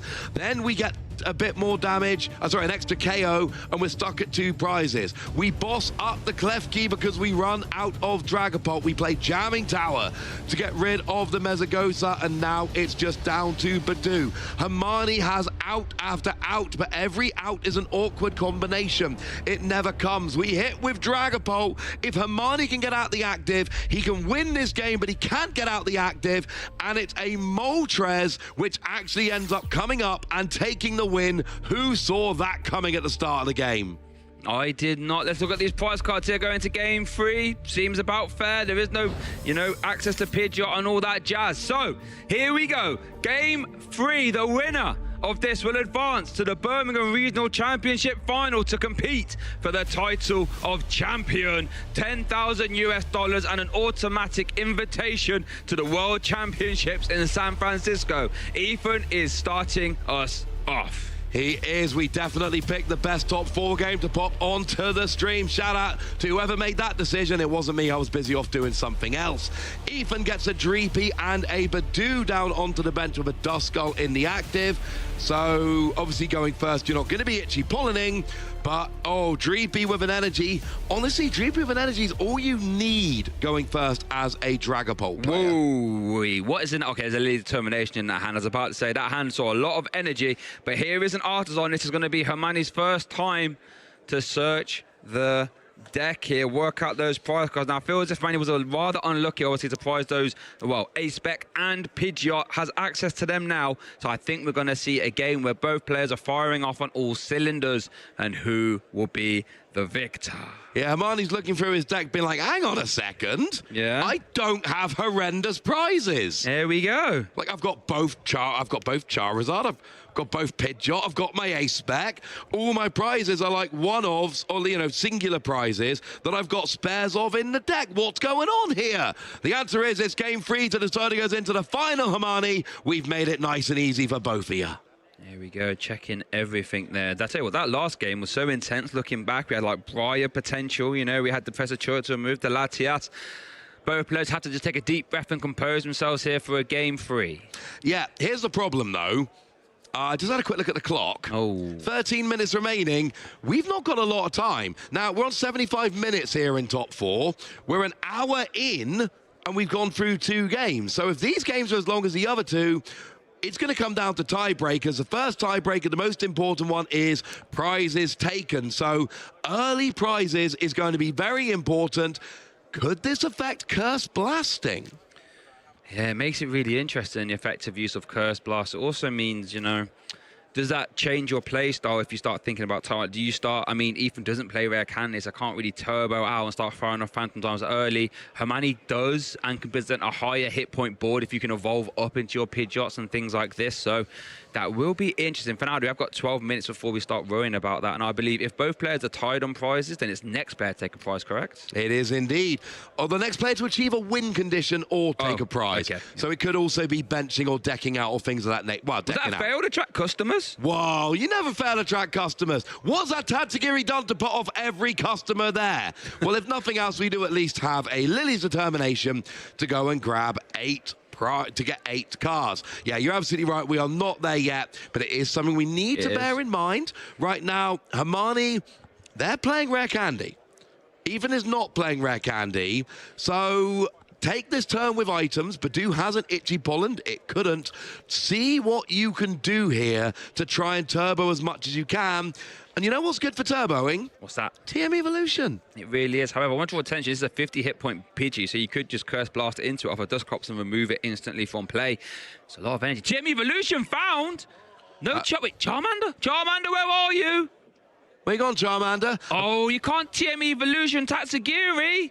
Oh, no. Cool. It's going to be cool for family then, surely. What is that? Oh, it's an Ultra Ball. Okay. Oh, got a bit close there. I mean, yeah, but it's not going to be the greatest. There's still an argument that Call for Family is just a better option to get 2 more basics out. Do you want 1 Pokemon evolved, or do you want 3 basics there ready to evolve next turn? Wow, yeah, that was an unfortunate. Lily's there for 8. Not even finding the Artisan has been used, of course. So he's going to find, well, it has to be Charmander, surely. But imagine having no Buddy Poffin in your opening hand and playing a Lily's for 8 and still not having any of your 4 copies of Buddy Poffin. That's not great, Shay. Are we seeing the Ultra Ball for a Pidgey here? So then you could TM Evolution to Pidgeotto. It looks like we might be seeing that, you know. Really valuing. I guess if you have Pidgeot, you can try and catapult yourself with Rare Candy. It looks like, yeah, well, Ultra Ball for Pidgeotto, so I imagine then Ultra Ball will find Charmander, TM Evolution, Charmeleon. Quite possibly. I don't mind that because you are probably going to get hit with Itchy Pollen next turn, so if you grab Pidgeotto, and it's going to be Cool Family. Yeah, I did think Call for Family was a better option here. Just now you got the Pidgeotto to evolve, which is going to evolve. You know for a fact it's going to evolve. Yeah. And then there's even a small chance of Rare Candy Pidgeot next turn if everything goes your way. Energy on the Duskull, but that's really just going to be for retreating. Artisan is going to go and get another bench Pokemon. It is going to be a second Dreepy, and you are just going to retreat and end up Itchy Pollening here after, obviously, the Lilies. But with 9.5 minutes remaining on the clock, you can't Itchy Pollen forever, because if you're blocking items and your opponent's like, cool, KO Badu, Well, that's putting you behind on the tiebreakers, and in Game 3, it's very, very relevant. We can't tie in top 4. One of these people has to go to the final. No, Emma can't just be sitting there twiddling her thumb. She needs an opponent for the next one. I think she'd be delighted if no one turned up and we just gave her the win. That's not how we do things. That is not how we do things. So there's the lead. Worth noting, remember, Hermione does have the Team Evolution in hand, so, you know, if Itchy Pollen, if nothing else happens, you can just use that to evolve up 2 of your Pokemon. Let's see what the Lily, I think we saw 1 Dracloak. No, GP, there is 1 Dracloak. There is. Dusclops as well, so you can pay, retreat, then evolve up, of course. Here is the Recon Directive 1 and 2. Ultra Ball Energy. It's probably Ultra Ball, I'd imagine. I see a Dusknoir. Is there a Dusclops as well? There is a Dusclops, yeah, definitely. Yeah. Okay, so Let's have a look. Yeah, but there's a furthest card on the left. We are going to see the pay retreat. There is the Badoo. I love the idea of this thing. You can dust one next turn if you like. And again, Curse Blast is awkward at this stage, but just make sure you're trading in your favor. You're going to use it now to KO Pidgey, it looks like. It has only got 50 hit points. I did say this before. And then the energy is taken off of the board. No. Okay. Play a little bit slow. I mean, you could do that. It is over to Hermione now. Klefki. Well, Hermione's only real attacker most of the time is Charizard, so if you're thinking your opponent's going to TM Evolution into a Charmeleon, Dusknoir, get the Charmeleon, that could be fun. That is true. That is true, actually. That's what I'd be thinking here. I'd be thinking, well, why would you put an energy if you weren't thinking of TM Evolutioning?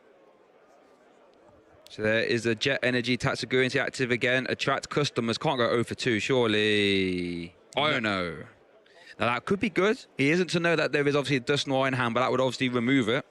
So let's see what he can do here. I think you probably, maybe you can always attach your TM Evolution, then play the Ino to reset both players' hands. Yeah, absolutely. That might be the play.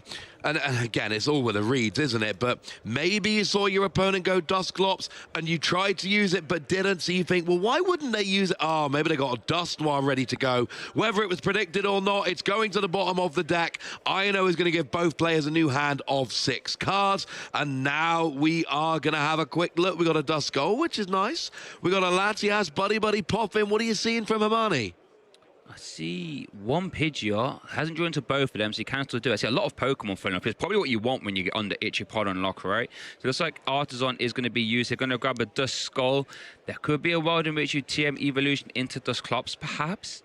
I imagine you always get the Pidgeot out here, right? That you kind of have to do that, I would imagine. Yeah, there's a lot of Pokemon at hand. There's actually a Dusknoir. So, wow, there's a lot of options here for the next turn, funnily enough. And I think you have to evolve the Duskull here because there is a possibility of a Dragapult attacking next turn with a Psychic Energy and an Evolution.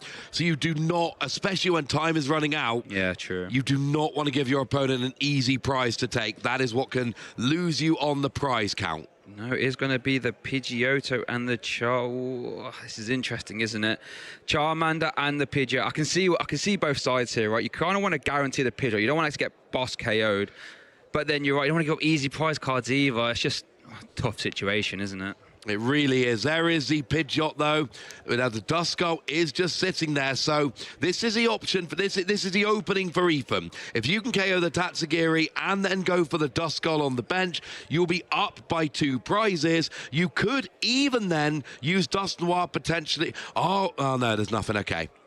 I'm just trying to think if there's any way to take 3 prizes here. You would need a Dusknoir to take 3 prizes. I mean, I think is possible, to be honest with you. It has everything you need in hand right now, Ultra Ball and Energy, so you can start using Phantom Dive. Opted to get rid of the Hilda, so that would tell me, yeah, the hand must be perfectly sufficient in what he wants to do. Ultra Ball, getting rid of Latios and Buddy Poffin. No easy prize cards for you. Latias sent to the discard pile. I imagine this is going to find Dragapult EX. You'd think Dragapult would come first. I'd love to see a Dusknoir here. Dusknoir, and then you basically take out, you take out the Duskull, so that Curse Blast isn't coming down. You take out the Charmeleon, making that really awkward to get hold of. But right now, or you can Curse Blast, activate your counter catcher as well. Yeah, right? And then you can get the Charmeleon and leave 5 damage counters. Oh, and actually, no. Well, you thought you were going to reach into Pidgeot. I was just seeing if you could bring Pidgeot down to 200, but you can't. What you could do is do it into, say, a Charmander or a Pidgey and just really threaten an easy KO next turn. It is into the Charmander. Going to remove both the Charmander, Charmeleon threat, it looks like then. I love this. Yeah, and I think that is what you do. You KO the Charmeleon, you then drop 2 damage counters onto the Charmander, so take all the attackers away, and you don't KO the Duskull or the Pidgey, but you do drop a bunch of damage down. Here comes the Ino. Obviously, that's going to give Hermione a 5-card hand after that Curse Blast use. But yeah, going to remove all the sort of Charizard threats here, I would imagine. Basically saying, as time ticking down, your best attack is going to be Blustery Wind. That's probably not going to be enough to catapult you into the lead. Yeah, I really like what Ethan's doing here. Basically saying, Curse Blast is something I've clearly been avoiding all game, and I'd love to avoid it again. But you know what I'd rather avoid? What's that? Charizard. I think that seems like a pretty good thing to do when your opponent's playing a Charizard EX deck and you're 1 win away from being in the final of a regional championship. We are going to see Ultra Ball concluding for a Dracloak. There's going to be another use of Recon Directive currently live. Ethan Wild currently piecing together an absolutely mammoth turn here. That Hilda and the Counter Catcher, both of which are useful. So we are going to take Hilda this time. Remember, Hilda can find any evolution Pokemon and an energy card.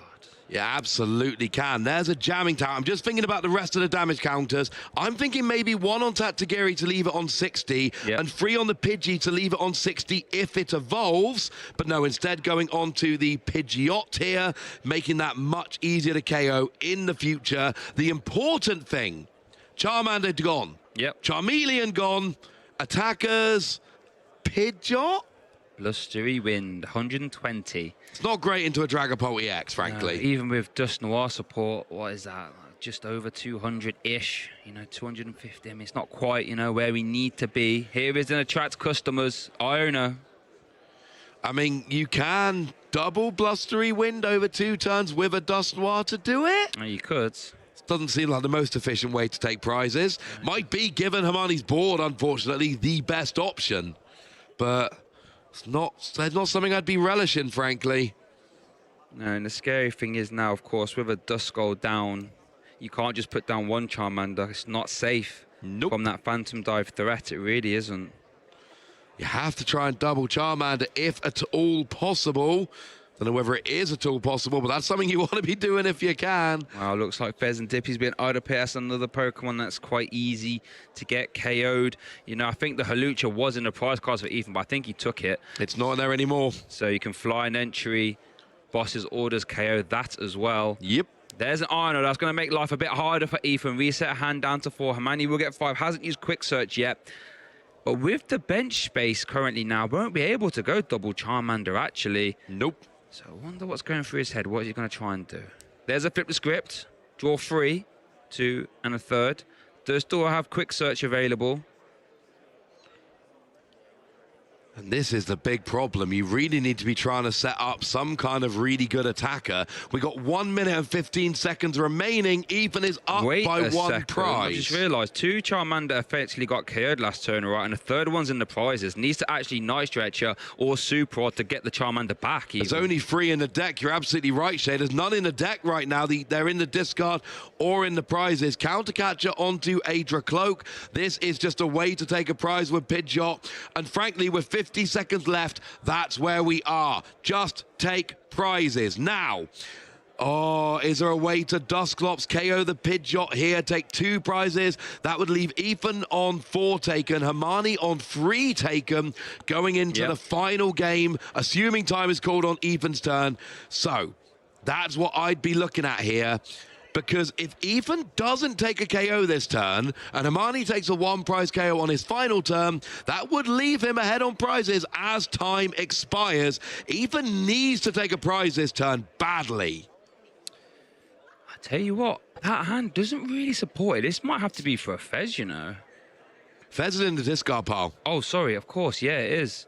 Curse Blast, let's have a think. Oh, that does good. This is how you do it. You Curse Blast into the Pidgeot, like I said. Sorry, KO with a Dragapult. Then Ethan has taken 4 prizes. Hermione has taken 3. That forces Hermione to KO a 1 prize Pokemon, which is the Dreepy or the Badoo, just to stay in the game. But then it goes over to Ethan's turn on sudden death. Yep. KO anything to win the game. So this sets up Ethan very much in the driver's seat. I don't see any way Hermione can get a KO onto that Dragapult from here. No. So at this point, you need to KO something on the bench and hope Ethan whiffs. Ethan goes up. This time has been called. Ethan is ahead by one prize. By one prize here?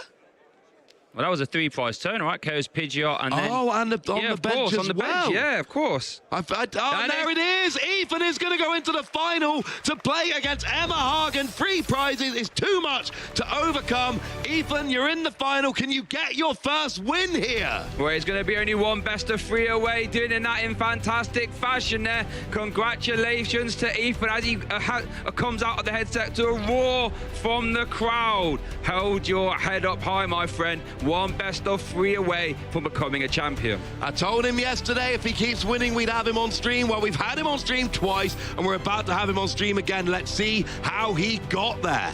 Yeah, so this was game 1 where Hermione opened up doing some cruel arrow, trying to keep away that Dragapult EX threat, and it was a really heads-up play actually. He started to deny those cursed blasted Pokemon, which we knew Ethan would need to sort of catapult himself back in. Then we saw the boss's orders into the Latias for the easy KO, thanks to weakness really overhitting the damage there.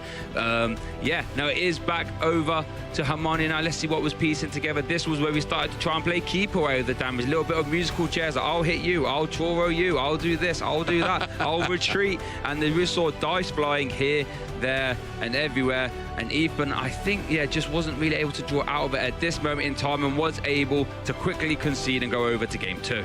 Over in game 2, we saw a slight reversal of fortunes. Here we see a double KO. We take out the Dustoir while also taking out the Pidgey, and that basically cut off 2 evolution lines, and that really hurt Hermione. We then see a hit into the Charizard. That damage would later be Turo'd away for nothing, but more importantly, we get another Pidgey. Pidgeot is not coming out. Of course, they were both prized. We see another boss onto the Klefki here, and Ethan just bought himself some time. I don't have a Dragapult. I can't do anything. Let's slow this game right down. And then we see an attack with the Dracloak, and it took a while, but after a long game, eventually, it was just an energy onto a Moltres. Yeah. And then you retreat and KO the Vesdipity with a Moltres. However you can do it works for me. And we went into game 3 where both players, time was a bit of a factor here.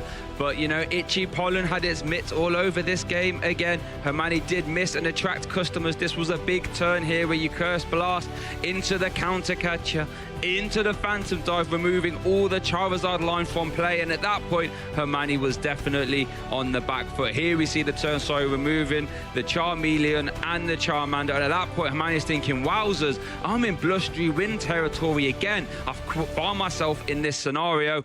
And then Ethan, here, this was a big 3-prize turn here with the Curse Blast plus Phantom Dive combination, removing multiple Pokemon at the same time. Bye-bye Pidgeot, bye-bye Duskull, and there went, and then Hermione said bye-bye to the regional championships in Birmingham here, and Ethan secured himself a slot in the final. Yeah, that 3 prizes and that last turn, absolutely back-breaking. Although we did technically go to time, if that game carries on, Ethan has got that sewn up. And here's what this means. Most played deck coming into this tournament, Golden Go, I ain't gonna win. Nope. By far the most deck represented in Top Cut, Charizard, that ain't gonna win.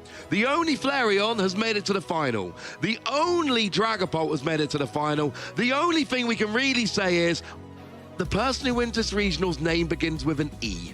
I mean, that is true. Not much to go on. That is true, but I mean, Dragapult was really well represented over there in Toronto, and I think, it's not the most glamorous of decks, let's be honest. It's been around for a while, but it's still ridiculously strong. We just see how strong it is to piece together combos of Curse Blast and Phantom Dives. And if you want to know more about how you piece together those combos, maybe we talk to the person who just made the final. I think you guys are pointing in the right direction. Yeah, I'm here on the sofa with Ethan, booking your place into the final, your best result to date with an archetype that you've just jumped onto. First of all, how are you feeling? I'm feeling pretty good. I mean, it was nice to win my top 8 because I've not got past top 8 before, but to make it to finals is really good.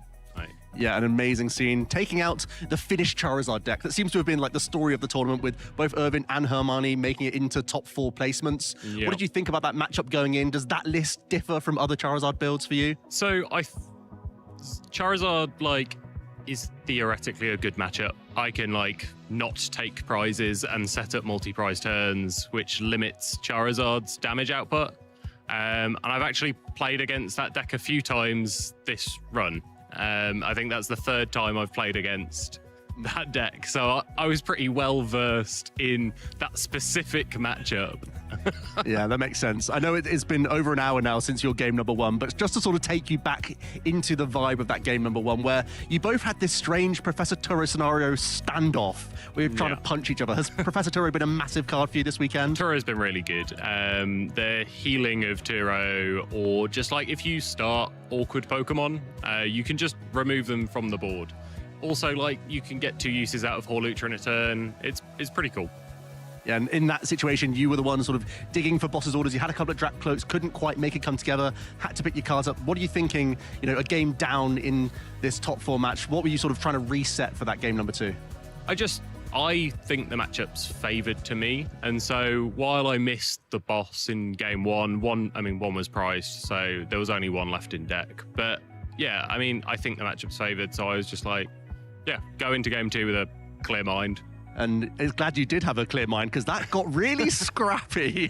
As you got to those latter stages, you didn't have much draw available to you. It was top decking for both of you. Neither of you really had much of an engine going on. There was Klefki getting involved. There was Latias stuck for once. What were you sort of thinking, and how did you piece together those final few turns to just about close it out? I knew I had Turo left, so I knew that like if my Latias got gusted while I had the Klefki in the active, that would be fine. I was trying to set up like a Hawlucha onto the Duskull on Hermione's bench so that I could pop the Dusclops and then Dragon Headbutt the active. But then that didn't go to plan. So Moltres had to get involved. But Dragon Headbutt into the Moltres with the Dusclops did enough to push me over. Yeah, it was a really good line found towards those late game sort of really nervous stages as well. And I think at that point, I think you must be thinking about the clock more than anything else. You'd both had 2 really long games. Yeah. Was that playing on your mind at all going into game 3? It was a little bit. I was kind of checking how long we had. I think we went into game 3 with 15 minutes left, and that matchup takes like 25 minutes a game normally. So it was a bit stressful, but game 3 went like exactly how it's supposed to go. They have 2 Charmanders, and I can kind of clear them before they evolve them. Yeah, I mean, things get a little bit messy there, but you were able to do some really important picking off of cards, obviously, in game 3, taking out a Charmeleon and Charmander. I think at that stage, you're starting to feel pretty good, right? Yeah, when I'm at that point and I'm at 4 and Hermione's at 5, it's like, okay, I'm ahead. So if we do go to time, that's good. And Hermione doesn't have any active damage presence in the following turn, which is also good for me.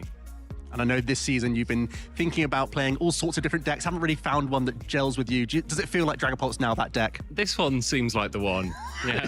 Yeah, we've seen you strutting your stuff with it. Your best result to date. Congratulations to you, Ethan. We're going to give you a little bit of a breather before we get you back on that stage up against Emma Hagen with Flareon. But for you guys at home, if you guys want to be here on the big stage, you might want to start off in your local tournament and get to know the game a little bit better.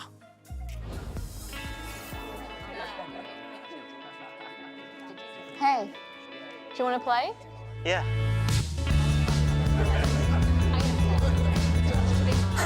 Nice. One shot? Wait, that card, yeah.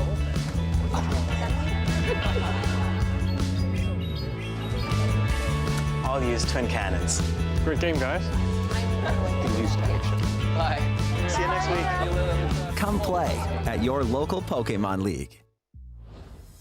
Make sure to get involved at your Pokemon local league. Quite honestly, I love going to my locals. I've actually been to the locals Ethan goes to a few times, one of my favorite venues in the UK. You know, it's just really fun being in a room full of like-minded Pokemon fans, and there you get to test your crazy deck concoctions. I bet you've been playing some of those, right?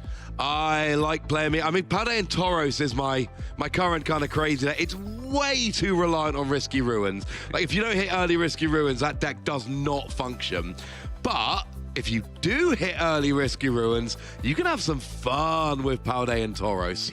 I don't think it's regional ready, but it is the perfect locals deck. So, you know, if you're watching at home, you want a new locals deck? Paldean Tauros. There you go. So next time you see that graphic, make sure to get your QR code scanner out on your phone, get involved at your local leagues. And the thing is, once you get the sort of competitive itch at your locals, I'm fairly certain I'll be seeing you on the other side of this or at the event halls at regionals very soon. I mean, imagine this. You go to your locals, you make friends, you have fun, you learn to play the game. You come to a regional, you end up on stream. You win on stream, you get to talk to Bert. That's always fun. He doesn't want to do that. And talk to yourself, Ross, as well. Or any of our lovely casters as well. But I think it's time to compose ourselves, because the next time we're here casting a match, we will be crowning Birmingham Regional Champion. So here's what I want you to do. Get yourself ready, hunker down on your sofa, chair, whatever it is, and get ready for the finals here in Birmingham.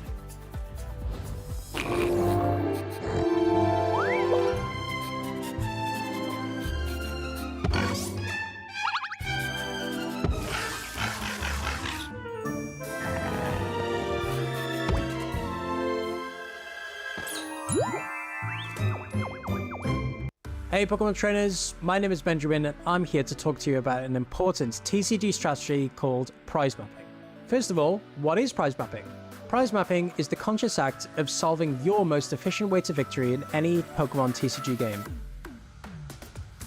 We all know that Pokemon is a game of 6 prize cards. However, the contemporary metagame will always be represented by Pokemon which, when knocked out, could provide the player with either 1, 2, or even 3 prize cards. So in light of this, it'll require players to strategize their approach to taking prizes while playing.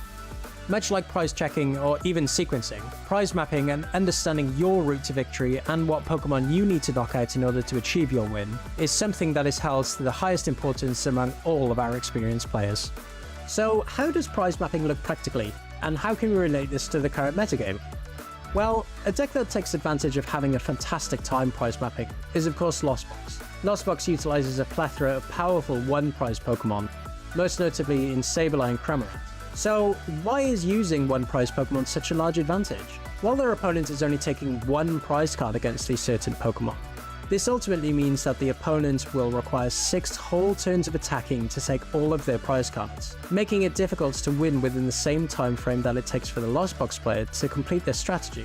Other than this fact, Lost Box is also fantastic at abusing its ability to spread damage efficiently across the board, allowing Pokemon like Sableye, Greninja, or even Kyogre to take multiple prizes in 1 turn, normally resulting in Lost Box taking 6 prize cards quicker than their opponent. Other than Lost Box, another deck we've also seen recently laying down the law with their opponents in its awkward prize mapping strategy is Arceus V-Star, coupled up with a few of its friends in Umbreon and Duraludon VMAX. And you guys at home may be thinking, Ben, how can a deck that only uses 2 and 3 prize Pokemon take advantage of prize mapping? This deck doesn't play any 1 prize Pokemon. And you're right to ask. Decks that possess these Pokemon can take advantage of the prize race simply by placing only 3 of its high prize value Pokemon on the field. Ordinarily, a board state for these decks will only present 1 Arceus and 2 of its powerful VMAX Pokemon, forcing the opponent into what players call an 8 prize card game, making it harder for their opponents to deal with such large Pokemon and leaving them with no other option but to try and knock out the Pokemon in front of them. Commonly, players will play certain Pokemon that can take heavy knockouts on Pokemon with very high hit points like Raichu V and its massive dynamic spark attack, or Pokemon that can take multiple knockouts by spreading their damage across multiple Pokemon, like Kyogre and its Aqua Storm attack. And it's not just Pokemon that can be used by our players, but trainer cards too. For example, cards like Echoing Horn can bring Pokemon from an opponent's discard pile, helping players that are struggling to keep up with the prize race by bringing back Pokemon from their discard pile back onto the field. And even stadiums like Collapse Stadium will help players with their board state, mitigating the risk of having vulnerable 2 or even 3 prize Pokemon on their bench, thus manipulating their opponent's prize mapping strategy. So now that we know how certain decks, Pokemon, and trainers can alter the prize mapping strategies of our trainers, let's look at an example of one of our past games. During our most recent Toronto Regional Championships in Round 9, we saw Logan McKay's Turbo Lost Box deck up against Yehoshua Tate's Qian Power EX deck. On the face of it, you'll see that the main attack of Yehoshua's deck is of course Qian Power EX, a 2 prize Pokemon. And as we've already established, this may not fare so well against the powerful single prize Pokemon within Logan's Lost Box. So What can Yehoshua do to help his prize mapping strategy? With a few tricks up their sleeve, they were able to take multiple prizes against their opponent by utilizing 2 plays of trickery, using both cancelling Cologne, negating Manaphy's bench protecting wave ability, and knocking out 2 Pokemon with a single attack, with Radiant Greninja's Moonlight Shuriken. With low hit point Pokemon littering Logan's field and 2 copies of Cancelling Cologne, Yehoshua happily helped themselves to 2 easy prize cards and continued to get ahead of the prize race, showing a perfect example of how both certain Pokemon and trainer cards can help any trainer with their prize mapping strategy. With this summary and more tips, you'll be able to take your game to the next level. I really hope this helps you in understanding the importance of prize mapping and helps you win more games more efficiently. Who doesn't want to win quicker than their opponent? Until next time, trainers, catch you later.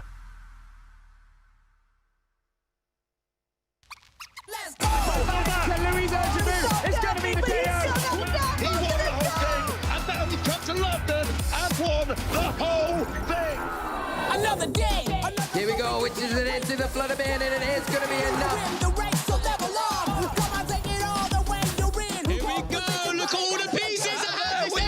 You're European International Champion. He's going to win this dream. Oh, sweet for the grand finals. Bubble damage coming through, still tapping, some clapping. Let's give it up. 10 seconds left on the clock, but there's just no time. Overlord moves to the middle, and Luminosity Gaming's gonna stop them. What you got? Yeah, they already know. You got your sights set on victory road. Show them what you got. Yeah, they already know. You got your sights set on victory road. Put your hands up. Put your hands.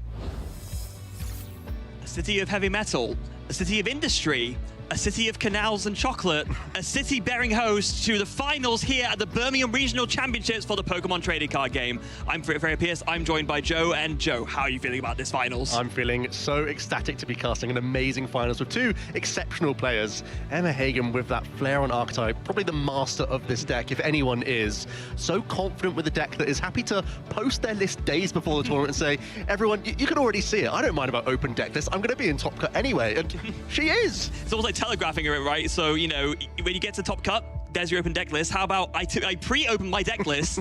Because then that means, you know, I'm in Top Cut anyway, right?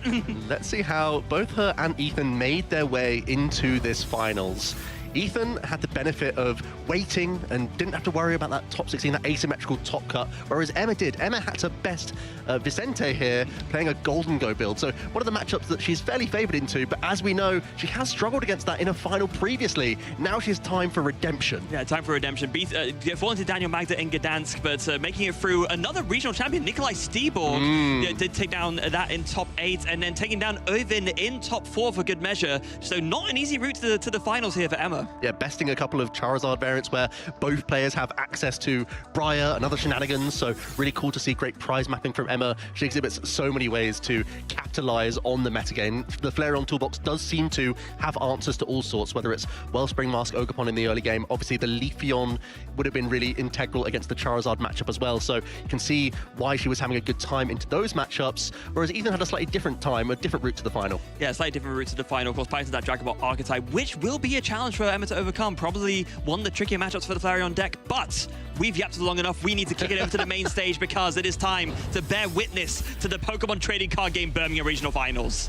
Well, Ethan Wild coming off an absolutely intense top 4 match, I heard screaming in the crowd. I'm not going to say who it was, but multiple people screaming in the crowd over how close that one got. But there he is, feeling good, feeling relaxed. Hopefully has had a little drink and some time to decompress, ready for his first finals at a regional championships. Yeah, and I don't know if you can hear those cheers, but there's a lot of support in the crowd for Ethan. Hasn't made it this far yet, has gotten a couple of top 8s, but not really made it further. So this is his first real big chance as a finalist to show what he's made of. Emma, for that matter, already a finalist this season, also plenty of love in the crowd, and this is going to be her big chance to finally break through that ceiling and add that regional champion title to her resume. It's a lot on line for both these players.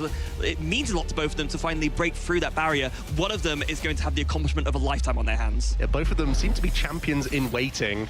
Let's see some prize cards straight away. The A-Spec for Emma. Oh, the Sparkling Crystal. The deck plays a lot of one-of cards, so all the time you're having to glance over, but obviously when you see one of the cards being pink, that's a big issue. Yeah, and hold on, just before we kick off here, is there something going on? I think we're just waiting for confirmation to get this final up and running. There it is, the handshake, and we are off. We are off in our Birmingham Regional Finals here. Emma will be going first. That's going to be feeling good for her, of course. So this is Flareon deck really wants to go first. It's not a deck that we've really seen on stream at all. Like, Emma's not dodged the whole stream until this finals. But, I mean, there's so much to talk about with this Flareon archetype. And first things first, we have an Ultra Ball, and normally that's a route towards Fan Rotom, and that's going to be one of the key early engine pieces for this archetype, allowing you to search for up to 3 of any combination of colorless Pokemon with 100 hit points or less. That's not only going to be the likes of her Eevee that's currently in the active position, but also a route towards a Pidgey and a combination of Hoot Hoot and Noctowl. This deck is all about the Jewel Seeker. We have a lot of Terrestrial EX Pokemon, and Noctowl is the thing that really unleashes this deck. Yeah, of course, with that Jewel Seeker ability, if you have a Terra Pokemon in play, able to search for any 2 trainer cards, and here's the thing with this Flareon deck, it's not as straightforward to describe strategy-wise, because normally with a deck like, for example, Dragapult, you describe it as, oh, you ice lock with Budu until you can do a big, meaningful Phantom Dive to blow out your opponent's board. But with something like for the Flareon deck in Emma's hands, it's kind of an adaptive deck. It's a deck that has a big toolbox of different attackers, and you pick the right attacker for the right matchup, and this is something that Emma has shown us time and time again when she's been on stream. A very quick choice of Pidgey, Hoot Hoot, and a Noctowl stashed in the hand, attaching to the active and then passing action over to Ethan, who already has Budu and also a Buddy Buddy Poffin. So both our players in this final in the first game having a really good time of things, Freya, because we know what the Dragapult archetype's all about. We just saw it in that top 4 match.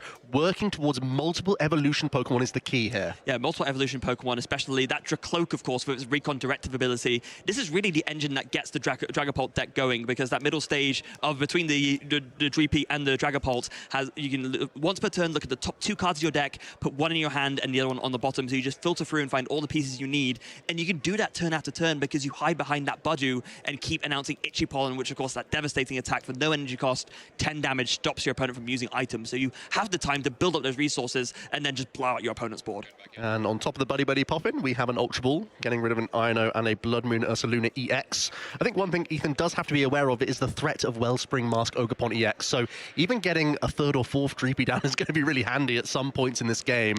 We're going to see an early Jamming Tower, then a fresh 6-card hand for Ethan. Also, crucially, throwing one of those Noctowl to the bottom of Emma's deck. Yeah, I mean, that's something you really want to keep in hand, of course. It would have been searched off the Fan Rotom, not going to have access to it guaranteed anymore. But Ethan here really needs to find a way to retreat this Pheasantipity to go into the Budu, but does find the Psychic Energy. That's a big relief for Ethan, who can now unleash the Itchy Pollen Lock. How often have we stated this card can completely swing games, because immediately it's shutting off a lot of options for Emma, including Nestball, which would have been her only means towards getting a Terra Pokemon. Yeah, no, not a great feeling. Does have a Crispin at the very least, so can use that to grab 2 basic energies of different types, attach one to one of her Pokemon, put one to the hand, and that's going to be very handy because the Fan Rotom, of course, is going to come in, and with the Stadium in play, the Assault Landing attack is live, or you can just attack with Eevee! How about we get in the mix with Eevee? It has a Reckless Charge attack for 2 colorless energy, does 30 and 10 to itself. So rather than retreating, let's just get that in the mix early. 30, the perfect number to deal with Budu. And now action is over to Ethan. Emma, of course, feels relatively safe around this choice because it's only really Dusclops that could deal with this Eevee anyway. And there's no real difference between 30 hit points and 50 in that instance. No, there really isn't. So it makes sense to go for that. And very smartly as well, Emma recognizing that one of the things that can make this deck falter is if you fall behind on energy attachment. Right. So using that Crispin and getting the same outcome whilst keeping more 1 energy on the board. Really, really strong move here. Although even it does have that counter catcher, is going to bring up that 2 retreat 80 HP Hoot Hoot. It's a really poor hand for Ethan. The Flip the Script did not help out too much. We can nest ball out another Budu if we want to. The counter catcher is some relief because it is going to bring up a 2 retreat cost Hoot Hoot here.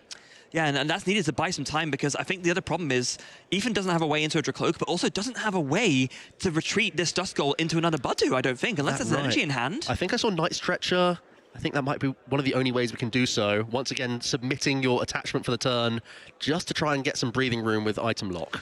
Yeah, but here's the thing, right? One of the ways that Dragapult can falter is if your opponent can get out something... there is energy. So if your opponent can get out away quickly enough to just KO the Budus and just pick off prizes turn after turn, that's when things can start to get a little bit dicey. So that's why Ethan is playing the counter catcher to bring up the Hoot Hoot, and now it's going to be on Emma to find a way out of this kind of pseudo-retreat lock. But we do find ourselves a Flareon EX. Looks like not this turn. Action is back over to Ethan. The Itchy Pollen has worked.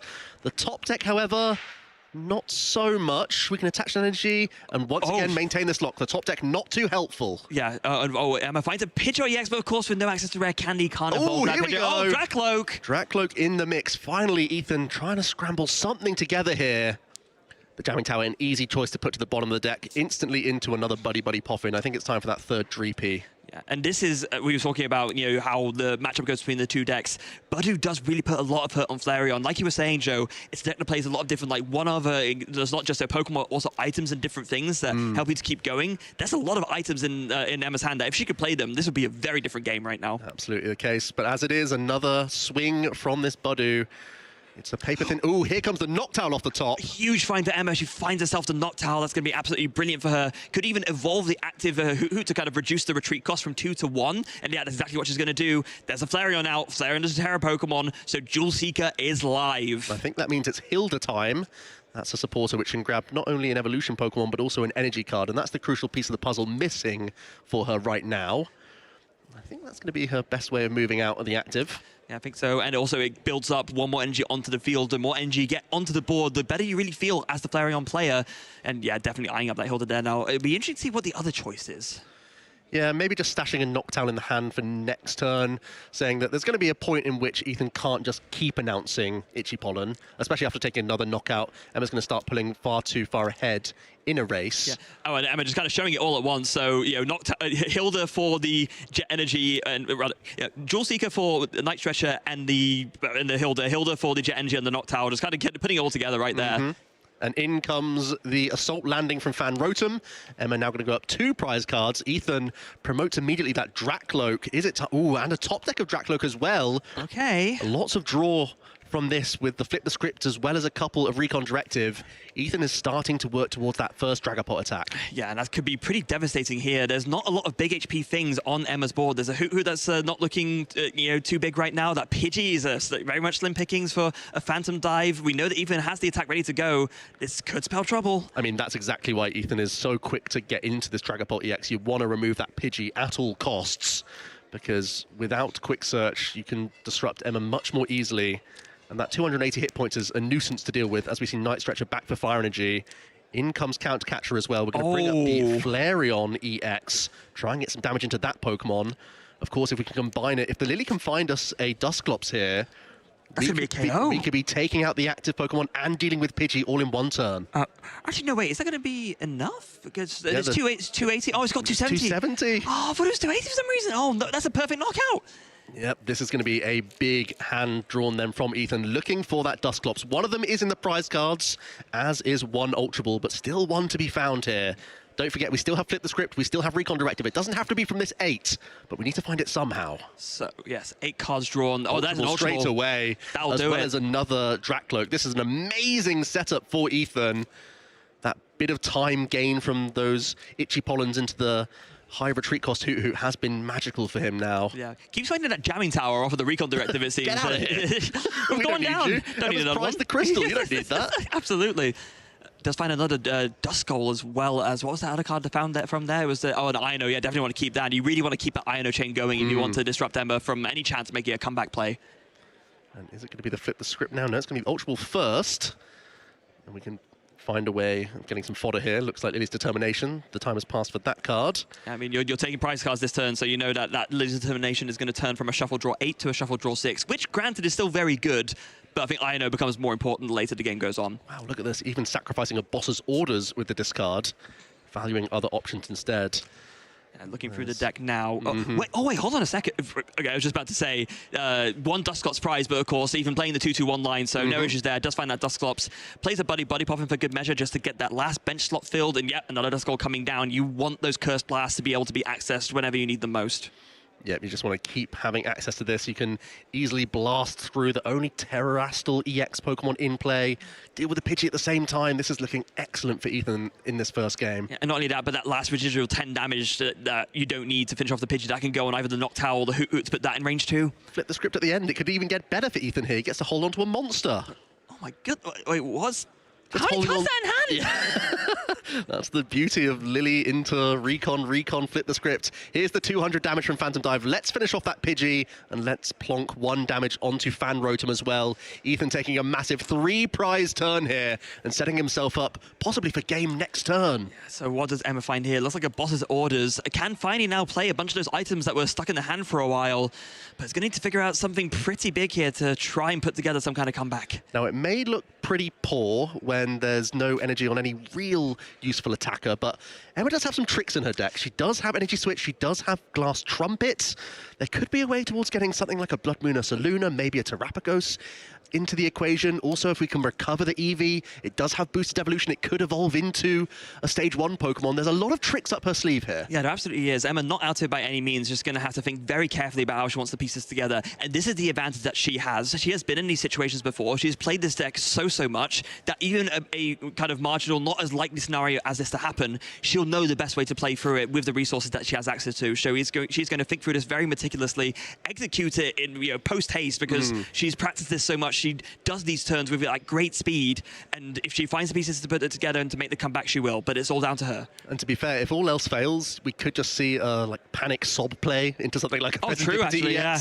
That's one of the things. The Wellspring Mask Ogapon, not only a great aggressive tool, can also in a pinch get you out of some spots and buy yourself some time.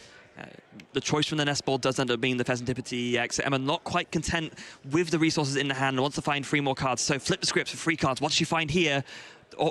Is that an Eevee, a Flareon, and an Iono? Looks like the Iono. Not looking ideal, though. No. There is still access to, well, a Terra EX Pokemon and Noctowl, so we can still Dual Seek for a couple pieces here. Yeah, so the Eevee's still a great find in that regard, and Dual Seeker could find a replacement for that Jamming Tower, of course, being the Area 0 under depths, which will allow Emma to go wider onto the board. If there's a Terra Pokemon in play, you can have up to 8, and you see she's planning out the turn already. Yeah, when you start to see those trainer cards come to the top, you know that Emma's going to be Dual Seeking, and straight away into Blood Moon Ursaluna EX. Opening up that board space as well, because I believe there's a Buddy Poffin in the hand. Yeah, yes, there is. Need to have some replacement Hoot at this stage. Yeah, there it is. So she's ready to play it down. That will be able to get some more Hoot down. Are there any other like small guys that she can get down? Maybe, or just literally just 2 Hoot. Yeah, why not? I mean, that's what you need to keep stringing together combos here. Is Emma just hoping that taking out Pheasantipity EX then sort of deactivates the Dust Noir and says that Blood Moon Ursaluna is big enough for a little while? Yeah, I guess so, possibly. The Glass Trumpet is also already in hand, so that's going to do very nicely to get this Blood Moon Ursaluna start to be powered up and can, of course, bank an energy onto that Eevee EX for good measure. Just thinking about what energy types are best suited where, and I think thinking about what she wants to evolve into definitely makes sense with the fire and the water attachment there. Yeah, keeping that lightning energy for maybe like a Night Stretcher play or something like that to still use with Flareon later. There's a manual attachment of fire to Blood Moon Ursaluna EX as well for the turn. And I'm pretty sure there's a boss's orders in the hand. You could also punch into the active and go for Iono, but it feels like you want to hold on your hand yourself, surely. No, it is going to be the Iono coming down from Emma here.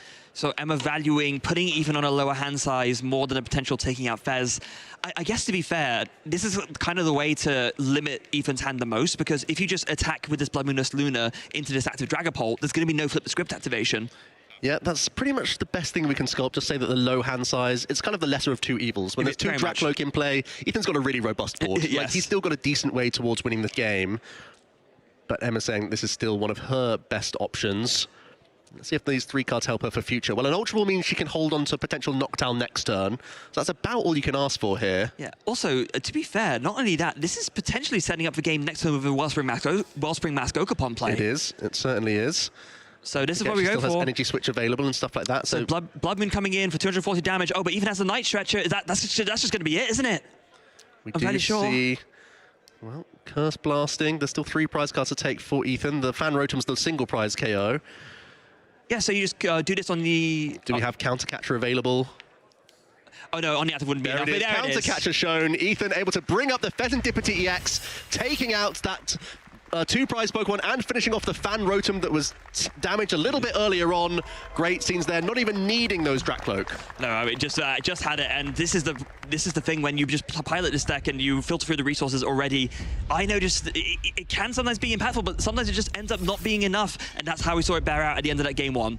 And this was an exceptional opening couple of turns for Ethan, thanks to literally this play right here. Bring up the 2 retreat cost Hoots and just go for a Panic Itchy Pollen, because the hand wasn't cooperating. Flip the Script did not help at all. It was multiple turns of this that really kept Ethan in this game. Yeah, and this is what's tough about playing that 80 HP Hoot. Of course, it does bring its own advantages in terms of not being able to be bench typed as much, but with that 2 retreat cost, it sometimes comes to bite you in the form of, just buying your opponent more turns for Itchy Pollen, and that's how we saw it play out there in game 1. And every single counter catcher was so influential there. The first one trapped a Hoot. The second one brought up Flareon EX. The third one won the game. Yeah, exactly. Sort of 3 counter catchers were all she wrote, and finishing things off with a Dusclops and a counter catcher just to take down the Pheasantipity. And as you said, with the residual Phantom Dive damage, 6 on the Rotom, 3 prizes for the game. But we are far from done, Freya, because there's still an hour left on the clock, and Emma hopefully won't be prizing her A-Spec again. I think that immediately changed pretty much everything that was in her range in that game number 1. Yeah, she played around it really well to the best of her abilities, at least, given that... I've just got to go over to the Oh, yeah, hold on, you're other side, yep. But she played it to advantage as much as she could, given that she did load up her board with a good amount of energy to try and play around that to quite an effective way. Now, the price cards here... Night Stretcher, not ideal. That's both copies of Night Stretcher for Emma. She does like to play with the discard pile quite a bit with some of her item cards, but she does seem to have gone first with a Buddy Puffin lead as well. Pretty ideal. Not just a Buddy Puffin lead, a Fan Rotom lead for good measure as well. So this is about as perfect a setup as you could ask for her if you're Emma. When you've got a game down, there's nothing better than seeing this coming out. The fan call already established and access to even more basics. That means you can flood the board with Pidgey in addition to Hoot and Stash Noctowl for the next turn. Yeah, just setting up with everything she needs. And she's already planning it all out. Like, this is something that Emma is really good at doing. We talked about how she's already planned out her turns of this deck so far in advance because she's played through this deck so many times. So she knows exactly what she's getting off Fan Rotom. She knows exactly what she's getting off the Buddy Puffin, and she's just lining it all up to do it all in one go. Yep, so the Puffin will grab Pidgey and Hoot. Then Fancool can grab, I think, another Fan Rotom just for Ultra Ball fodder here, so that she can grab a Terra EX Pokemon before the Itchy Pollen lock. Yeah, or maybe considering another Eevee to put down. There's a Fan Rotom Eevee. You need to grab 1 Noctowl at least for sure. A second Hoot would also be nice, so there's a little bit of a debate as to what to grab off this Fan Rotom here. Yeah, I'm pretty sure you want to stash 1 Noctowl in this hand. Yeah. Yeah, there it is. It's going to be 1 Hoot, 1 Noctowl, and the Fan Rotom, which will be simple fodder for the Ultra Ball that's in her hand. Yeah, and so with that, I imagine what she's thinking is, you know what, if I'm going to get an Eevee, something to evolve into my Eevee evolutions, why not make it the Eevee EX that has so much more HP? Yep, and there it is. Eevee EX hits the board. This is one of the few EX Pokemon that can evolve into other EX Pokemon, thanks to its own ability.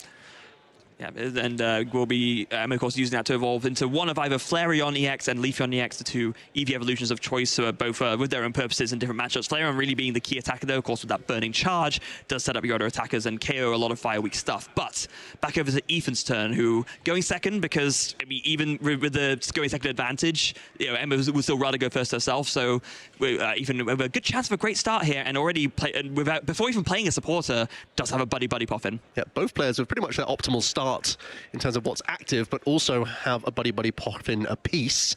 Not sure if Ethan also has access to supporters. A second Puffin in the hand at the very least. Goodness me. Got to be pleased about that one again.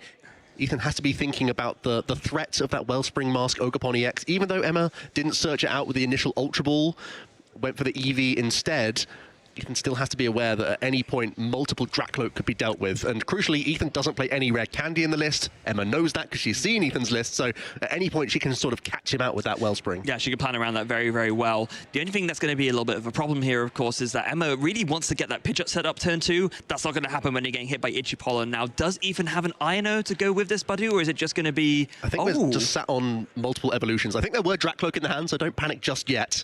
But nothing like Lily's determination for any new cards. Action over to Emma then, who is once again under item lock, but does have access to Noctowl and Hilda here. Okay, so still will be able to put together a pretty strong turn. I mean, Hilda will, she's planning, again, just planning it all out in one go. So Hilda will be able to grab one energy card from the deck as well as an evolution, and we know the Noctowl's in hand, so that can go ahead and finally grab that sparkling crystal that was missing oh so crucially in game one. Very much a theme of Emma's play is that she knows she has access to the entire deck, like whenever she wants. Yeah. So she starts planning together what she wants to pull out with her Noctowl that's already in mind, and it looks like she's going to be going for Sparkling Crystal. Maybe the Hilda gets Jet Energy if she wants to protect the energy on Fan Rotom, possibly just the physical Fire Energy in this case. She has so many avenues via those Noctowl, as we see the manual attachment come down. Yeah, Fire Energy Flareon. Fire Energy Flareon is a choice from Hilda, and then Jewel Seeker come in to grab another Hilda and the Sparkling Crystal. Okay, kind of want to maybe do a Hilda chain here.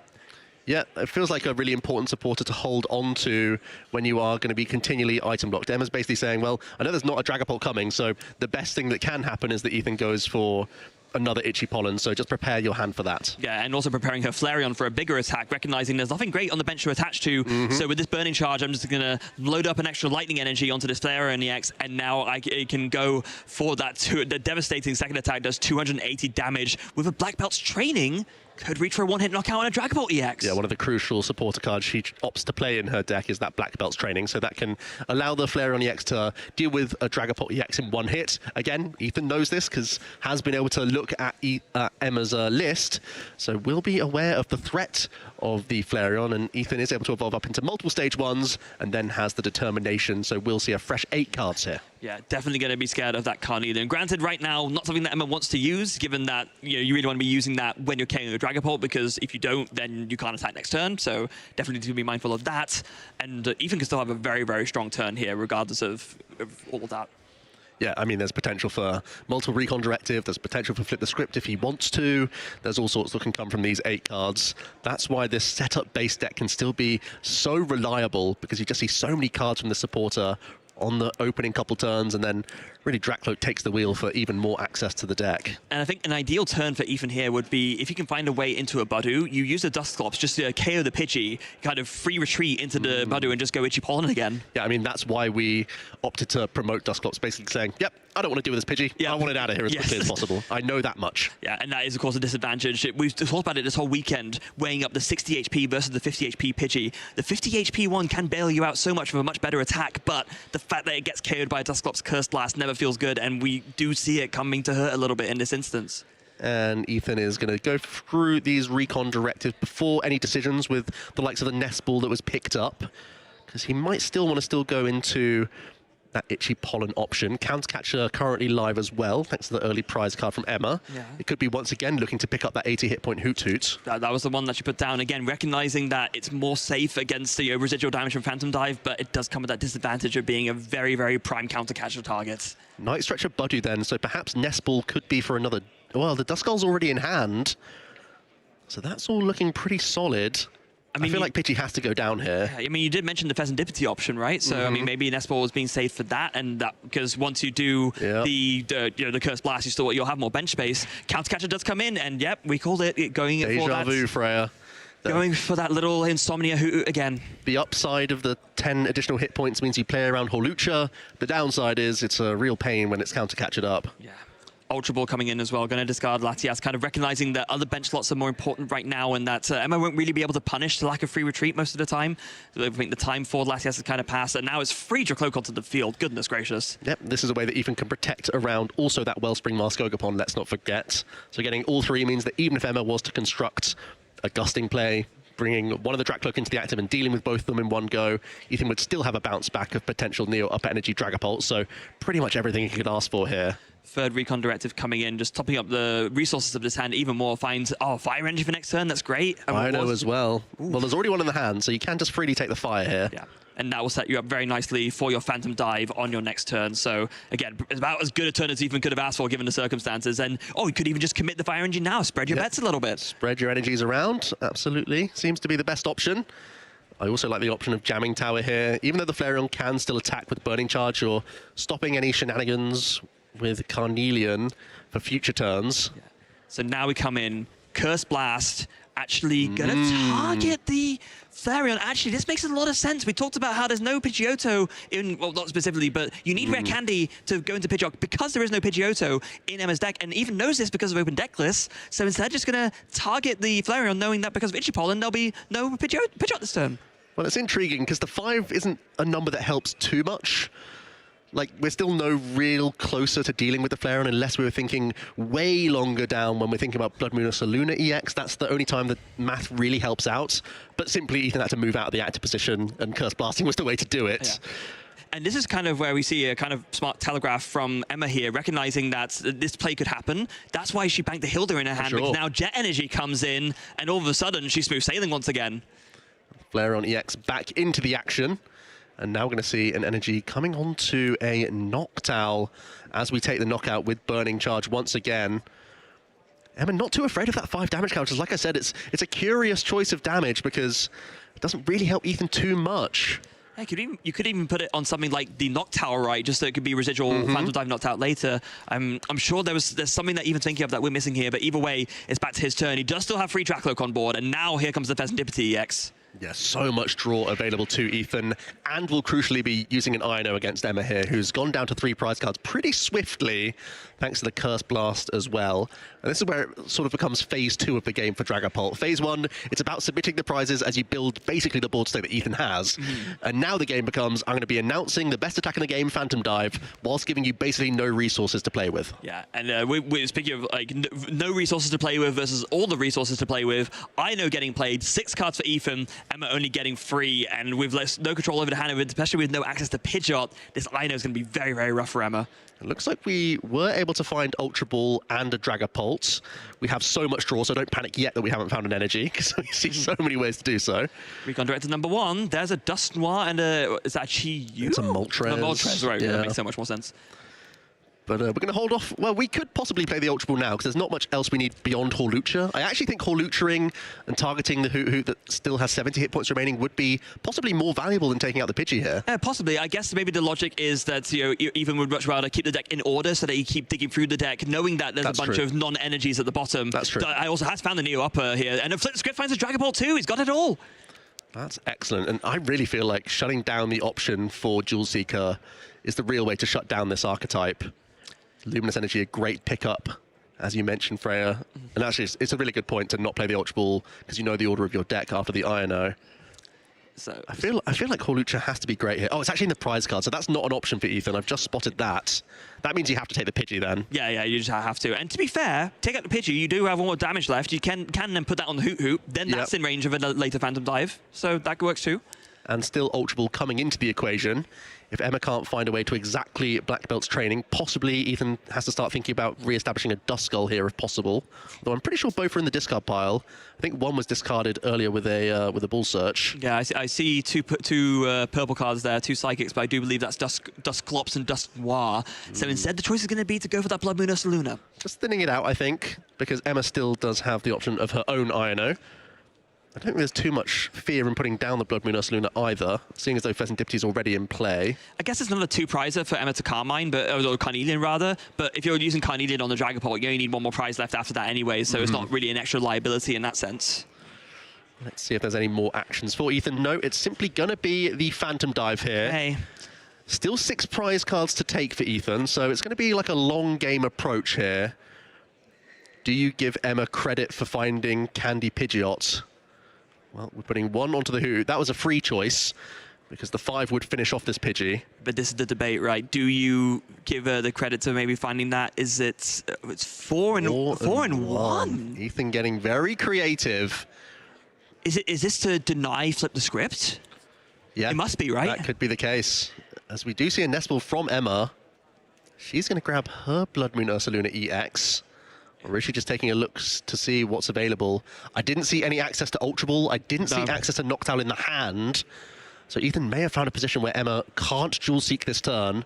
That means a couple crucial... Oh, there's Boss's Orders, so she can still take a single prize knockout.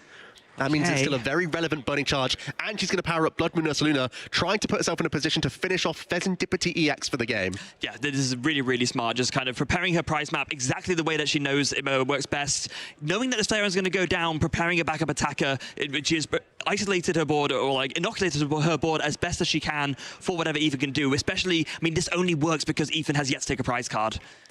Ethan now, he does play one copy of Professor Turo Scenario. We saw it so much on his route towards the final. Is he able to work towards it with Flip the Script and Recon Directive at this stage? Picking up that Pheasantipity EX would basically take away all of Emma's win conditions. Yeah, at this point, there's no way, even with the damage modifiers that you play, that Blood Moon Ursaluna cannot get to 320 damage. Here comes Counter Catcher, so that's going to bring up the Hoot to the active, so that is going to be Jewel Seeker. Well, I mean, it was going to be Jewel Seeker turned off no matter what, but I think this is a way to kind of spread the damage to take even more prize cards in one turn. But does even have a way to pick up this Pheasantipity EX. Intriguing now, as Blood Moon Ursaluna might come into play. But then you're stuffed no matter what, right? If Emma just finds a gusting card. Well, let's see the pickup from Draklerk. Well, Ino seems to be an easy choice. It's not quite as good a Professor Turo, so you might still flip the script first here to be as safe as possible. Just to determine what the correct course of action is, right? Oh, is this Blood Moon Ursaluna coming down? Okay, so at this point you're committed to not Turoing. I guess it must be Ino then. Well, possibly, because you could still flip the script and Turo up the Pheasantipity, because the Blood Moon isn't in range of the other Blood Moon. Oh, that is true, but then a damage modifier would do the trick, but then you can't gust and do that at the same time, so yeah, I think the Blood Moon was always safe, but it feels like Ino's still very solid here. Not even sure if the Professor Turo was within the deck at this stage. It may have been discarded earlier. Either way, Ethan's getting a really nice 6 cards. Emma just getting 2. She's going to be losing her Flareon, losing her Pidgey, and losing her Oni Hoot Hoot. It's a pretty devastating turn no matter which way you look at it. Oh, there's a Turo scenario. So it was in the deck, a little bit further away though.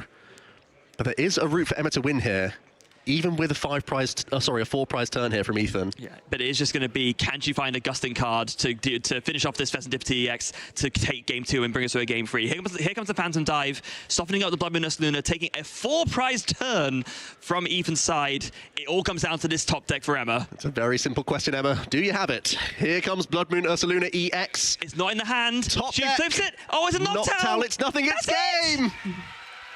Ethan Wild takes the win, a 2-0 victory, an invite secured, and look what it means to him. Amy cheering her absolute heart out over there, and why wouldn't you? And such a great sportsmanship from Emma as well. A really true example of the game, both of them, to be honest. I was so happy to see both of these players in the finals, and what a finals they gave us. What an absolute thriller. Ethan there, absolutely grinning from ear to ear, chuffed with the first victory under his belt. Been knocking on the door for a number of seasons now. Has been such a consistent performer, especially in the UK.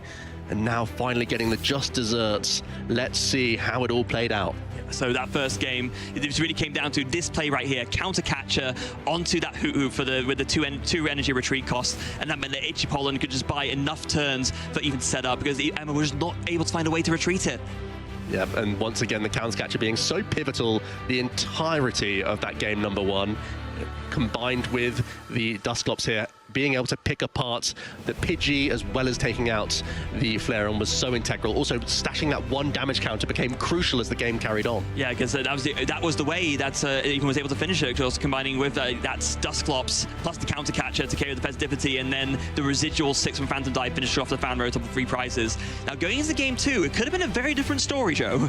Yeah, it could have been, because Emma had a really good opener, was able to establish multiple colorless Pokemon as well as a Terra. Ethan obviously launches that Itchy Pollen as quickly as possible. Emma getting into the equation with that Flareon, but once again, the 2 retreat cost Hoot Hoot proved a little bit awkward. Yeah, her difference there being that Emma was prepared with the Jet Energy, and so, yeah, you had this Dusclops play and then the Itchy Pollen into this Hoot Hoot to put 1 damage on it, but Emma prepared with the Hilda, was able to get that Flareon back into the active, take quite a big prize lead, and then there was this really tricky Phantom Dive from Ethan. Looking back at this, this might have been the difference. Me and you were both thinking about, should we take the Hoot Hoot here, should we take the Pidgey? Taking neither actually chose to be the best decision Ethan could have made, because it really limited Emma to just the 3 cards. No access to flip the script. We knew she had a nest ball in hand, so would have had access to additional draw, and then it lined up a really smooth 4-prize play. Yeah, and then just finishing things off right here at the end with Emma with a chance to win. So a 4-prize turn from Ethan, taking out all of Emma's main attackers, but coming up to the Blood Moon Dust Luna. Emma flips over the card. She shows it. Do I get it here? Nope. GG's, Ethan. This regional is yours. Emma, such a great sport. She always is when she is able to be put on the stream. She's always going to put on a show. A very confident player in her own ability, in her own deck as well, and is pretty much just happy to be once again in that final, showing why she's such a strong player with this deck. Yeah, and I mean, actually, with the amount of points that she gains from here, does this put her above Tord in the rankings? I think she's done it. I think she's once again top of Norway, which means top of EU. Incredible. That's absolutely incredible. Again, if I had a penny for every Norwegian player at the top of the standings, 2 pennies. Yeah, it's not much, but it's a surprising coincidence.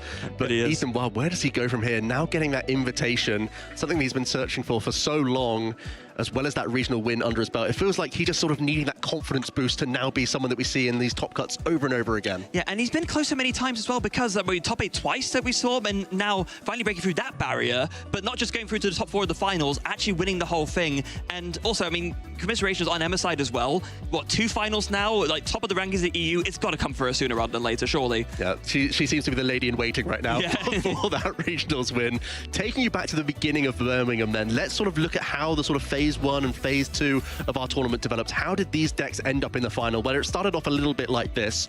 Golden Go Lunatone Solrock was the most popular archetype in day 1. Dragapult Dustoir, the deck that Ethan's just won with, the second most popular pick. And then there's a combination of these Gardevoir variants and Charizard really being the sum of our top 4 decks in the game right now. Yeah, they really are kind of cementing themselves in that top 4, as if they weren't already doing that, to be fair. But maybe I think the story of this tournament is Charizard's resurgence. We kind of saw it fall off a little bit, not so much in the day 2, but especially as we got into the asymmetrical top cut really falling off. That was not the case here in Birmingham. No, Charizard had an absolutely barnstorming tournament. That was also reflected in phase 2 as they started to sort of creep up that little bit, although we did have the best of the rest. Some honourable mentions. The decks trying to vie for competition here. We had Enzoroark, we had Marnie's Grimmsnarl, we saw a little bit of Mega Absol Kangaskhan, some notable players also on that archetype. Alakazam we didn't quite get to show off this weekend, but it is always a fun one to watch. Yeah, I noticed an absence of something there. Flareon, Emma, just the few people who play this deck, I mean, Emma, Thomas Ducrot, and a few others, Nathan Hargreaves as well, they are just championing this deck and showing how, even though it's not the most played deck in the room,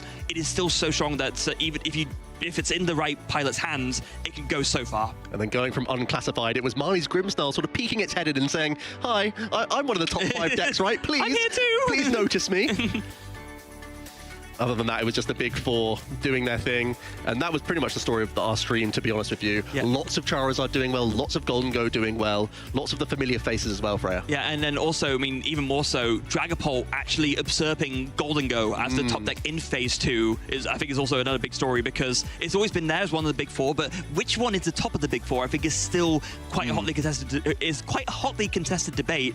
Dragapult is making a very, very good case here at Birmingham. Yeah, and actually Dragapult Charizard as well. A bit of an undercurrent. Wasn't really a main talking point for us, but did make it into our asymmetrical top cuts and also won the seniors division as well. So that's another deck that I low-key have my eye on for future. Yeah, I mean, and it's also favoured by a lot of the Danish players, funnily enough, who this tournament were taking the Dawn Charizard, but there's a lot of love out there for Dragapult Charizard, so maybe we'll see that come up again, who knows?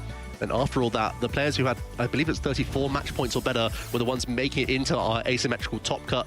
Ethan was able to sit back and relax while watching some other top 16 asymmetrical cut games, whereas Emma had to fight tooth and nail against a Golden Go. Tooth and nail against a Golden Go, overcoming that, which must have felt great after, of course, the fall down in Gdansk to Daniel Magda. But then, yeah, beating Nikolai Stiborg and Øyvind Svinhufvud, like 2 of the hottest players in the game right now, just in terms of their streaks and their accomplishments. So, yeah, and then to just fall right at the end to Ethan Wild, who also had a pretty tough time getting there, to be fair. I mean, had to overcome Ted, who was on the Gardevoir, one Gardevoir in the field, so beating an unfavorable matchup in top cut when you know they're going to be really strong pilots. And here it is, confirmation of our standings of the overall top 8 players here Ethan, our champion, with Dragapult, Dusknoir, Emma there with Flareon. 2 top 4 exact 60s, I'm pretty sure, for 2 of our Finnish players who have made multiple great runs with this Charizard archetype. You've got to be taking note of that one by now. Yeah, you have to. And of course, that third Charizard in the form of Nikolai Steelborg, our Stuttgart champion, representing Dawn Charizard. Charizard really is, even though Dragapult won, Charizard, I think, is the story of the tournament again. It's having its last hurrah, no doubt about it. There's only a couple more months left for you to play that Charizard archetype, and there's a couple different ways to play it if you want to, but it seems to be really getting things right. When there's so much Gardevoir around, when there's so much Golden Go, this is a really crucial weapon for the game. It really is. And imagine saying this, I mean, take a sepia filter again, take us back to 10 years ago, where it feels like all the Charizard cards were printed. They did like, this huge amount of damage, but they were never like meta relevant in the same way. But then it really changed with Radiant Charizard especially, and now this Charizard EX has been like a fearsome force in the meta game ever since it came out. Yeah, and the tag teams, let's not forget. Oh yeah, Reshiram Charizard, that's true. Yeah. I mean, maybe it was Reshiram doing it all, but Charizard was just there as a mascot. But either way, Charizard's been a really successful card for a number of years now, but not so in our Masters Division finals, as it was falling at the final hurdle. Yeah, falling at the final hurdle. But wow, what a Birmingham that we've had. What's of all the games that we've seen today, Joe, what was your favorite overall? Honestly, I think it was Ethan's top 4 match that was such a nail biter. Like, the game went on way too many turns where they were both doing some really obscure things with Klefki and Lati, and both trying to like counter catch a trap and just say, do you have it on certain turns, and create those combinations. That's the sort of scrappy Pokemon that I love. Yeah, we've had a few quite scrappy games. I mean, I think back to the end of day 1, of course, the first round of phase 2, the Tour against Vogue game, similar kind of thing. Mega Absol, Kangaskhan Mirror, so many tricky plays, and with that risky Ruins over play as well, and the Penny picking up the Monkey Dory and putting it back down for a triple Adrenablanes for the terminal period. Was awesome. That was really, really awesome. So many great takeaways for Birmingham, but now we start to look on the horizon for the EUIC. But before that, we have some champions to crown. So let's head over to Shay. Thank you for that, Joe and Freya. Over 2,600 players entered the NEC here in Birmingham. Today, on Sunday, 400 players roughly came here to try and take home the regional championship medal. But today, our last round, only 2 players remained. So now, I want everyone to make some noise for our Birmingham regional finalist, Emma Hagen!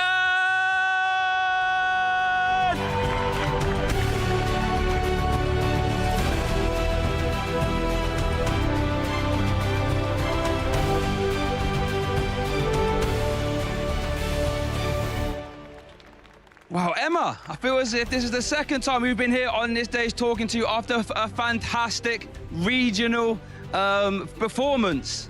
How are you feeling here? I'm feeling amazing. Like, sure, I'm not getting the gold, but this is the second time in, like, what, 3 months I'm up here. So it's just a matter of time. I'm proving myself with the consistency I want to show, and at this point, I could not be any more than just, like, extremely happy. I'm also very happy for my friend Ethan. Been friends with him for years. Congrats on the dub. Oh, that's what we like to hear. Absolutely fantastic. Now, we know you are a bit of a Flareon box aficionado, and I know coming into this season, you had a little bit of a goal for yourself to have the most championship points from someone in Norway. And I think, don't quote me on this, I think with this performance here this weekend, you might catapult yourself in the lead. Is that true? No, I did the math, and if I won, I would have been 3 points short. But I'm so close. Like, whoever finishes highest at EUIC is rank 1 Norway. Also rank 1 Europe, but rank 1 Norway. All right, so my last question for you then, Emma, what is next on the horizon for yourself? I'm doing a couple League Cups because Pokemon gives stipends. Yay, money. And then EUIC. I like EUIC. Well, that sounds good to me. Thank you for your time, Emma. One more time, everyone. Our Birmingham Regional finalist, Emma!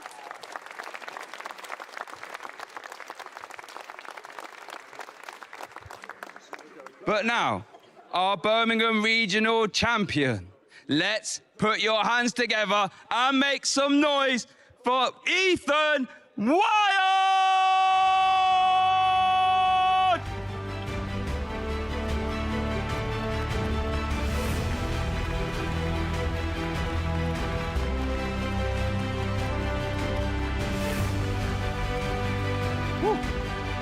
Definitely a bit of a crowd favourite here, Ethan.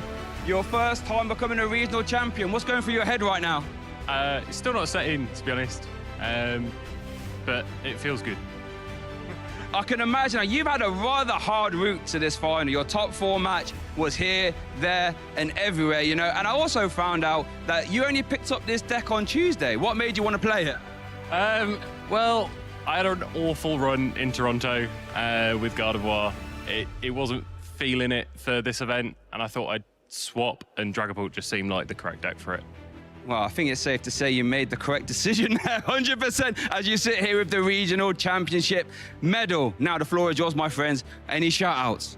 Yeah, I'd like to shout out the Discord for constant testing, shout out the Lost Zone Kitchen for sponsoring me and keeping me going, and shout out Amy for always being support for me. A stream favorite there, Amy, of course. Wow. What a fantastic performance, Ethan. Hold your head up high, my friend. Let's make some noise one more time for our Birmingham regional champion, Ethan!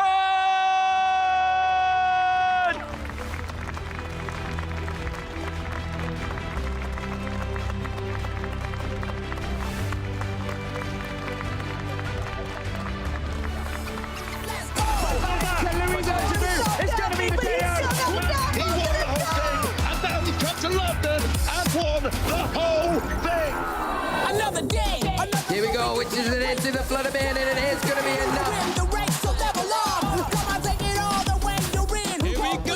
Look all the pieces. There we go. Your European international champion. He's going to win this dream. Oh, sweet for the grand finals. Bubble damage coming through. Still tapping, some clapping. Let's give it up. 10 seconds left on the clock, but there's just no time. Overlord moves to the middle, and Luminosity Gaming's gonna stop them. What you got? Yeah, they already know. You got your sights set on victory road. Show 'em what you got. Yeah, they already know. You got your sights set on victory road. Put your hands up. Put your hands. I told you we would be hanging around this weekend until we crowned a champion, and that means you cannot call me a liar. Congratulations to Ethan for taking home that championship here in Birmingham. We haven't got very long, but I do want to just grab some highlights of the weekend. Shay, let's start with you. Give me a highlight. Ethan's top 4 match, that was such a to and fro affair, having to navigate those end turns perfectly, and then the Moltres of all things clutching it out. That was definitely my highlight. Not the easiest game to follow as casters, but a fun one indeed. Joe, I think he's taken yours. Can't believe this. Also, I just want to congratulate Amy on now being able to max rarity her Alakazam deck. Really proud and happy for her after that victory. But I think I also got to really see a great display from Irvin there, where was able to get some like coin flip Metagoza, which really opened up the game for him, and then like runner top decks completely changing the game, and he was able to adapt really well. He really was. Freya, finish us off with a highlight. I'll repeat my highlight from when we were talking on the desk. Penny for Monkey Dory, putting it back down with Risky Ruins for a terminal period KO out of nowhere. Love to see that. I mean, Shay and I had some long, great games this weekend, but I still find my mind wandering back to Mega Lucario. So let's just remind ourselves then about our finalists this weekend in Birmingham. We had Ethan and Emma. Ethan taking it down in a really fun final. And Emma, once again, finalist. But, I mean, no one else is able to play this deck to this level. And Emma's like, yeah, another finalist, no big deal. And Emma's very open about this is the matchup she doesn't want to face. That's the risk of taking a Flareon archetype. She feels very confident and comfortable into basically everything else. So you could see that she was just having good times up there, even though it wasn't really going her way. She accepts that this is the risky matchup that she has to dodge every now and then. And she's able to make multiple top 64s, multiple finals now as well with the deck. It's insane. That is incredibly impressive. And doing it with your pet deck that no one else can seem to pilot like you has got to feel good. Well, we have an update to an old graphic here. We have got ourselves the list of champions. Rune, Alexander, Daniel, Nikolai, and now we add in Ethan as well, but there's still 4 spots left to fill. And that's the interesting part of the season. You know, all these people have that direct invite to the World Championship. So if you're Ethan right now, you could, if you really wanted, just put your feet up, have a little relax, book your flight to San Francisco. But I know him. He's going to be going here, there, and everywhere. If anything, I think he's going to be even more emboldened. $10,000 in your pocket, let's get a little bit more. Yeah, maybe don't play Gardevoir at EUIC, Ethan. There's my little bit of a tip for you. But that is the next event coming up in 3 weeks' time. We are all getting a little bit hyped for the European International Championships. If you are a European Pokemon player, you'll be pretty familiar with the XL in London. Yeah, absolutely well played. So we've all been to many times at this point. The host of the first ever European International Championships was, of course, a way smaller affair back then. Very much looking forward to going back and joining you, Joe, on the caster desk. Where we're all going, in fact. Yeah, we're all going to be there, so you can catch us again if you want. Maybe go to the interest list, sign up for a meet and greet with Joe, Freya, and myself as well. No, you can't meet Shay. I'm sorry. He's too busy. But he's a friendly chap. Meet around the venue. He'll say hello.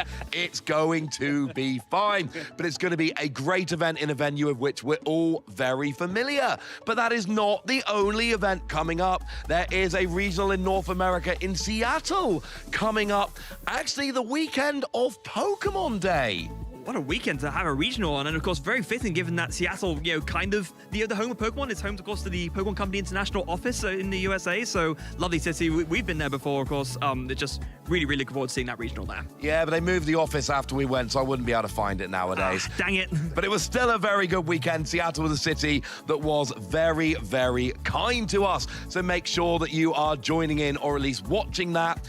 And of course, it's not just about the broadcasts, although it is a bit about the broadcast, so make sure you head over to Pokemon.com/broadcast, and that is where you can find out about all the events going on, EUIC, Seattle Regionals, and question mark? Yeah, make sure you don't have a question mark and actually find out yourself what's coming up next, I suppose. No question marks for you. No question marks for you, but that is not the only stuff you can watch over on Twitch. We have a whole schedule of fun happening. If anyone wants to